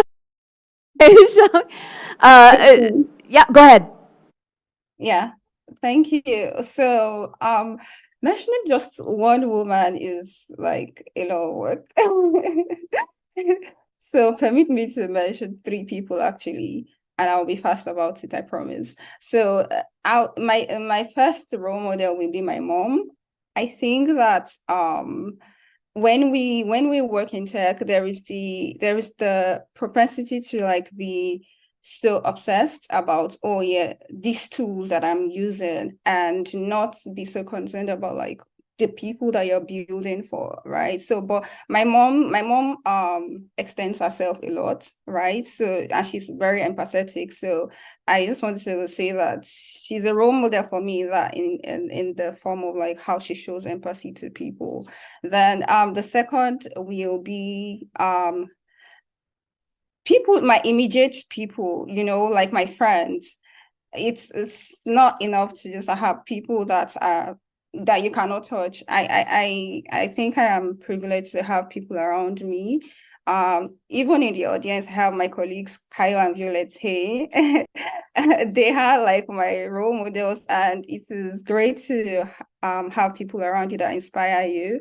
My other friends too, they do a lot of work in putting themselves out there and still just touching a little on being our authentic self. As a friend of mine that like reminds me every now and then to like start from the place of comfort, right? It's not that, or you have to like be another person entirely to have a place in tech, right? Start from being who you already are. You don't need to be someone else. So yeah, I shout out to everyone around me. And then finally will be Sarah Dressner. Speaking again of being our authentic self, I think that Sarah is like the most authentic person I have ever met in tech, honestly. She wears so many hats, right? And if you don't know Sarah Dressner, you can look her up after this call, right? Yeah, so she inspired me to like be myself, be my best self, and that there are so many possibilities that exist in us, and we can be everything that we want to be. Thank you. Fabulous. And yes, big shout out to Sarah, who's also one of my inspirations. That's amazing. Varsha, let's go over to you. Who would you like to shout out? So to reiterate, all women, fix each other's crowns. So there is not one person that, is the role model, and you try to learn from each other. You try to imbibe the best qualities that you have. Of course, your family, as Manjula and Tolu mentioned, right, that we all have families and we all have figures who supported us, female figures who have supported us throughout. But in career, it is also important to have mentors who you can look up to, especially when you come to leadership roles, right? When you are an SD1, when you are an SD2, it is easy to look up to your seniors, right? And it doesn't matter whether it's a gender-based role or not. But once you come to leadership, when you start to have a voice on the table, or once you start to not have a voice on table because people are not giving you that opportunity, right? You feel sort of lost. And in those moments, I feel that it is important to have such mentors. And I've been lucky to have such mentors in my organization and outside of it as well. When I started my career, Pavitra Kodmad was in my team, and I think she's been part of React India for a very long time as well. Pavitra has been mentor to me. She was the one who pushed me. She said, why are you only looking at your job? Why can't you build your own image? Why can't you build your own presence? And since the time that she's told me so, I've been so into these conferences, these meetups, women in tech, all these panels that I feel grateful that that one piece of advice that she gave me stuck forever. When I became an engineering manager, again, I had this period where I felt really lost, because now you have to do engineering as well as people management.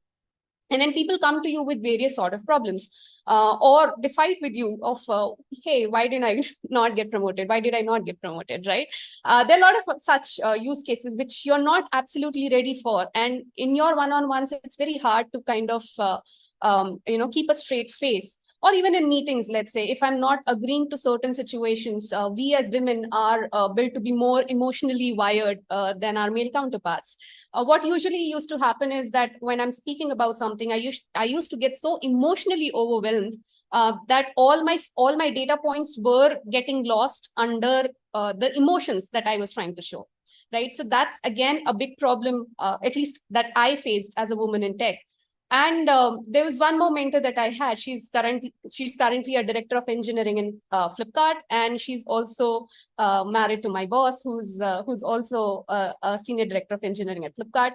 She became my mentor, and then she started having these one-on-one sessions with me where she used to give me these hypothetical situations. And addressing those hypothetical situations, she used to tell me where I was going right and where I was, maybe I could have improved in my conversations. All such hypothetical situations up till now in my career as an engineering manager, I have faced so far. And I'm so thankful to her to to be that sort of mentor or guide to me that helped me overcome all such things even before I was prepared for it. So yes, a huge respect for my mentor, Deepti Agrawal, as well. Yes, I hope I hope that someday I become one of these two people to be able to guide my fellow women here in the audience, or who are watching us, or whoever wants to reach out to me. I hope I can be as supportive as people have been in my career. Amazing, and I think you're doing it right now by being here with us. So thank you so much for sharing that. Why don't we continue on with our IRL speakers? Kitty, you want to take it from here?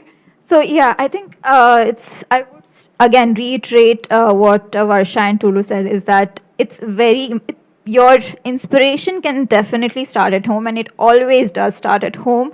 But it does have to, move out. You do have to move out and look for mentors, because at different stages in your life or in your career path, you need expert advice. And you may be moving on from STE to, again, as she said, engineering manager roles and director roles and all of that. So an only person who have been there, done that, can give you that, advice and mentorship. So while you inculcate this habit in yourself, that you do give mentorship to whoever looks forward to you, it's important for you to, go out and search for mentors as well. So yeah, that's what I would say. Thank you. So, unfortunately, I did not have any female mentors so far. But I had got very good support from all my mentors, even though they are non-female actually. And I think they did a good job, because I'm here currently.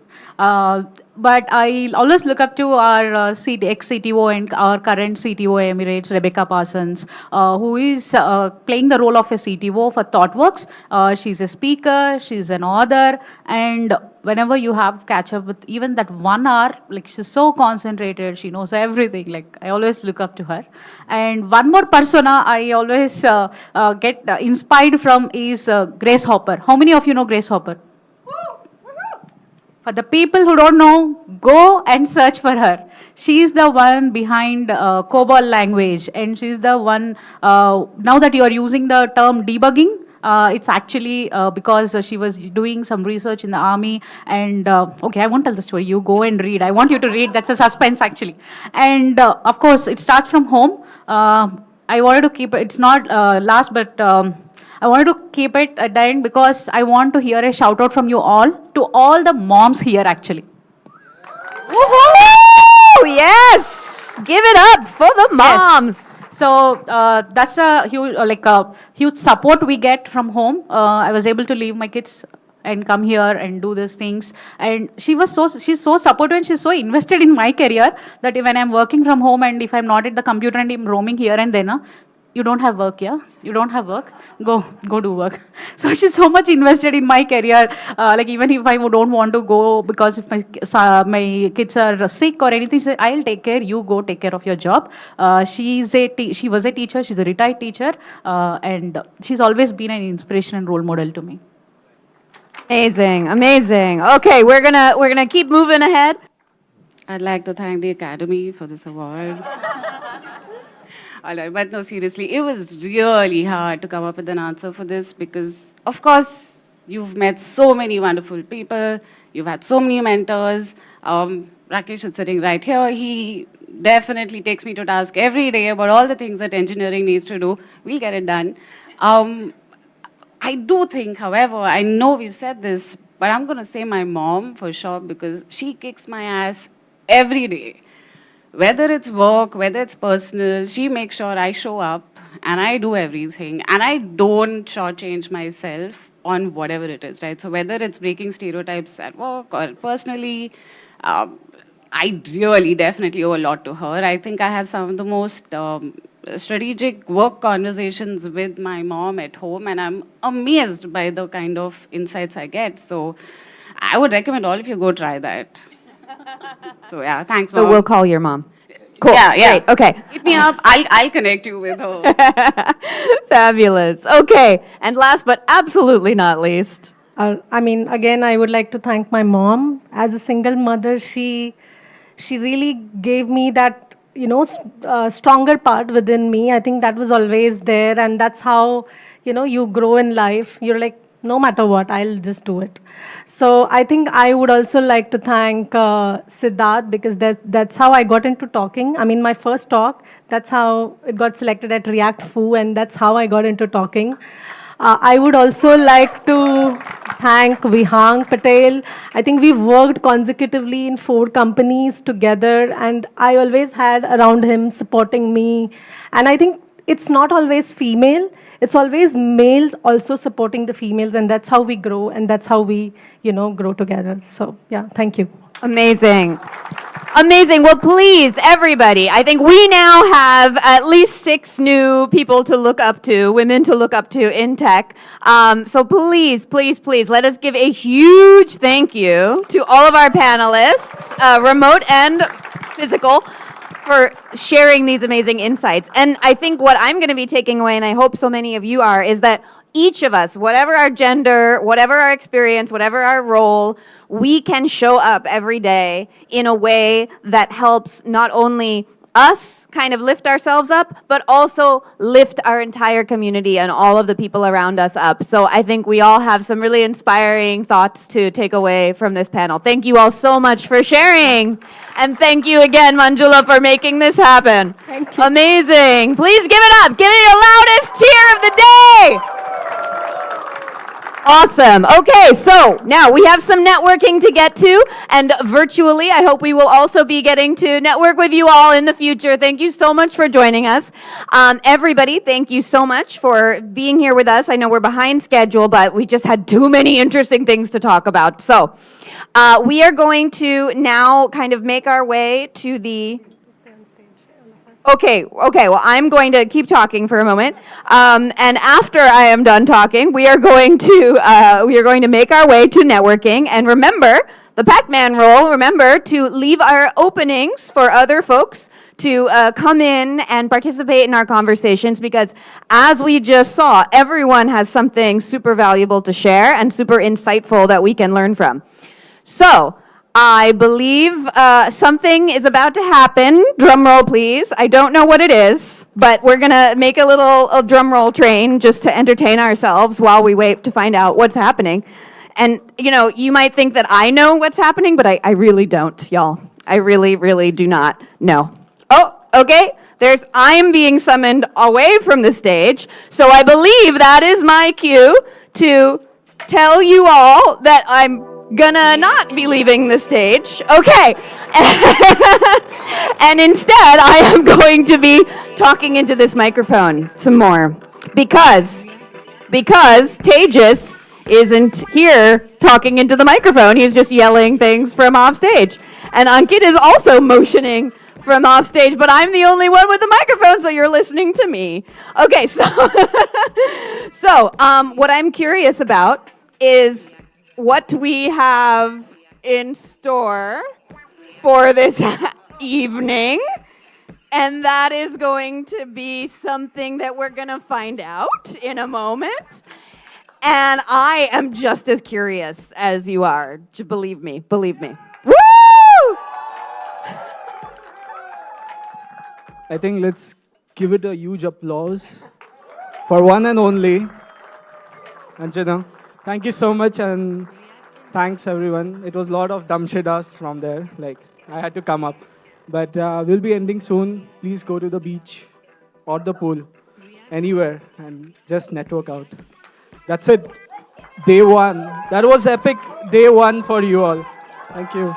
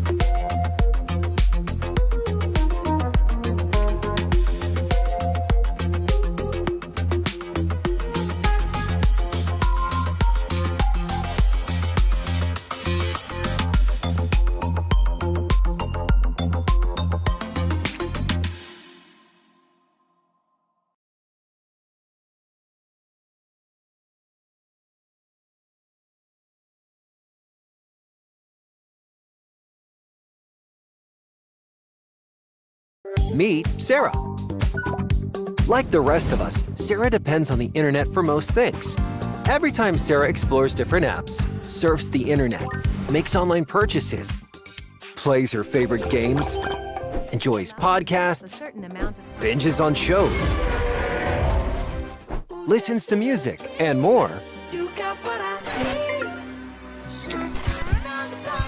her digital data is left lying around, making her identity vulnerable to fraud, theft, misrepresentation, and even privacy invasion. How can Sarah protect herself better? Introducing Affinidi, a revolutionary digital identity solution that lets Sarah manage her data trails holistically with full control, so she can discover her data found across social media, e-commerce, medical or banking apps, and more. After bringing her data together, Sarah can store them securely in a privacy-preserving manner. With Affinidi's personalized AI, she can also manage and share her information based on her preferences. Thanks to Affinidi, Sarah now enjoys full control in managing her data and reputation, greater privacy, and enhanced security. There's even room for monetization in the not-so-distant future.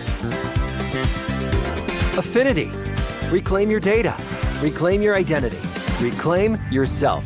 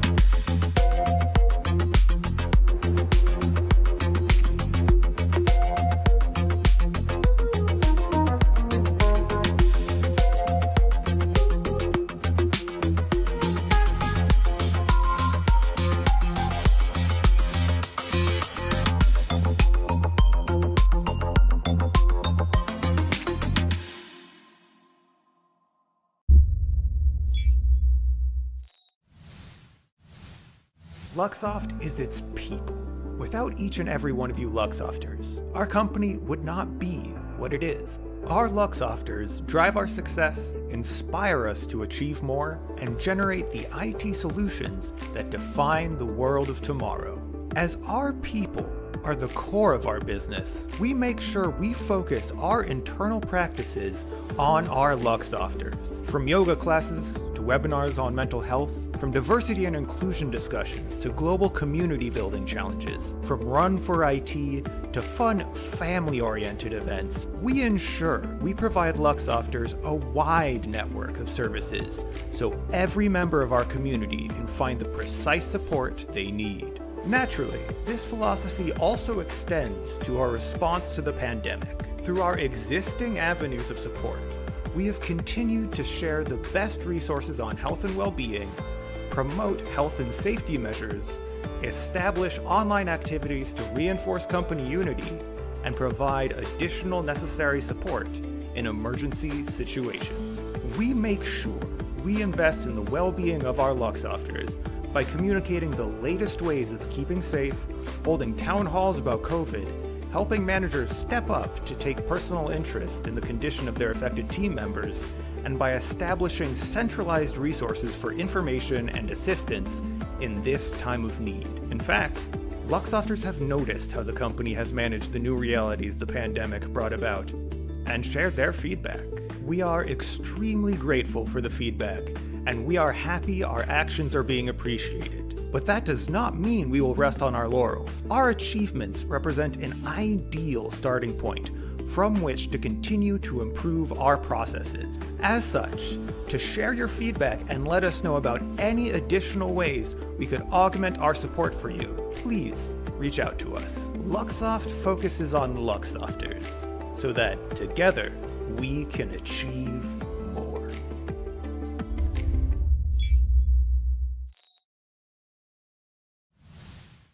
To be extraordinary in the world of technology, ordinary isn't good enough.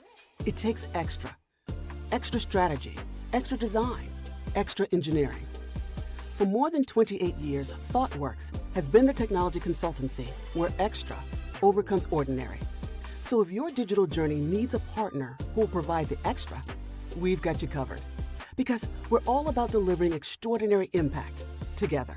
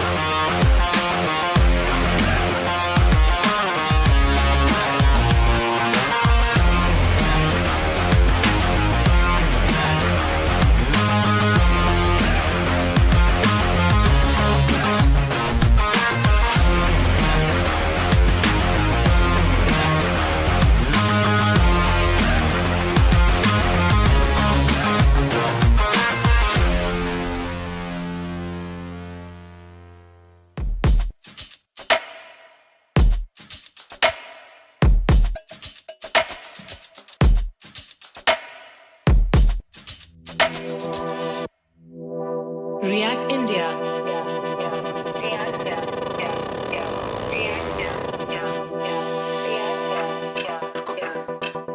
React.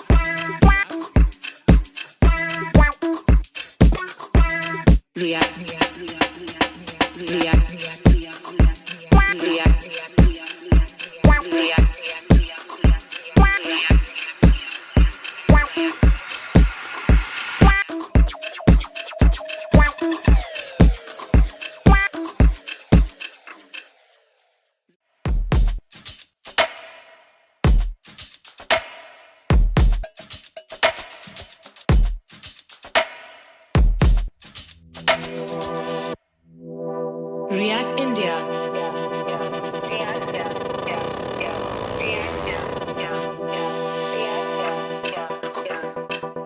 React India.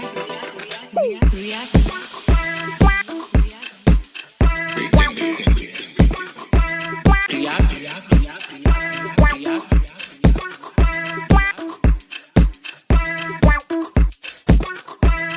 React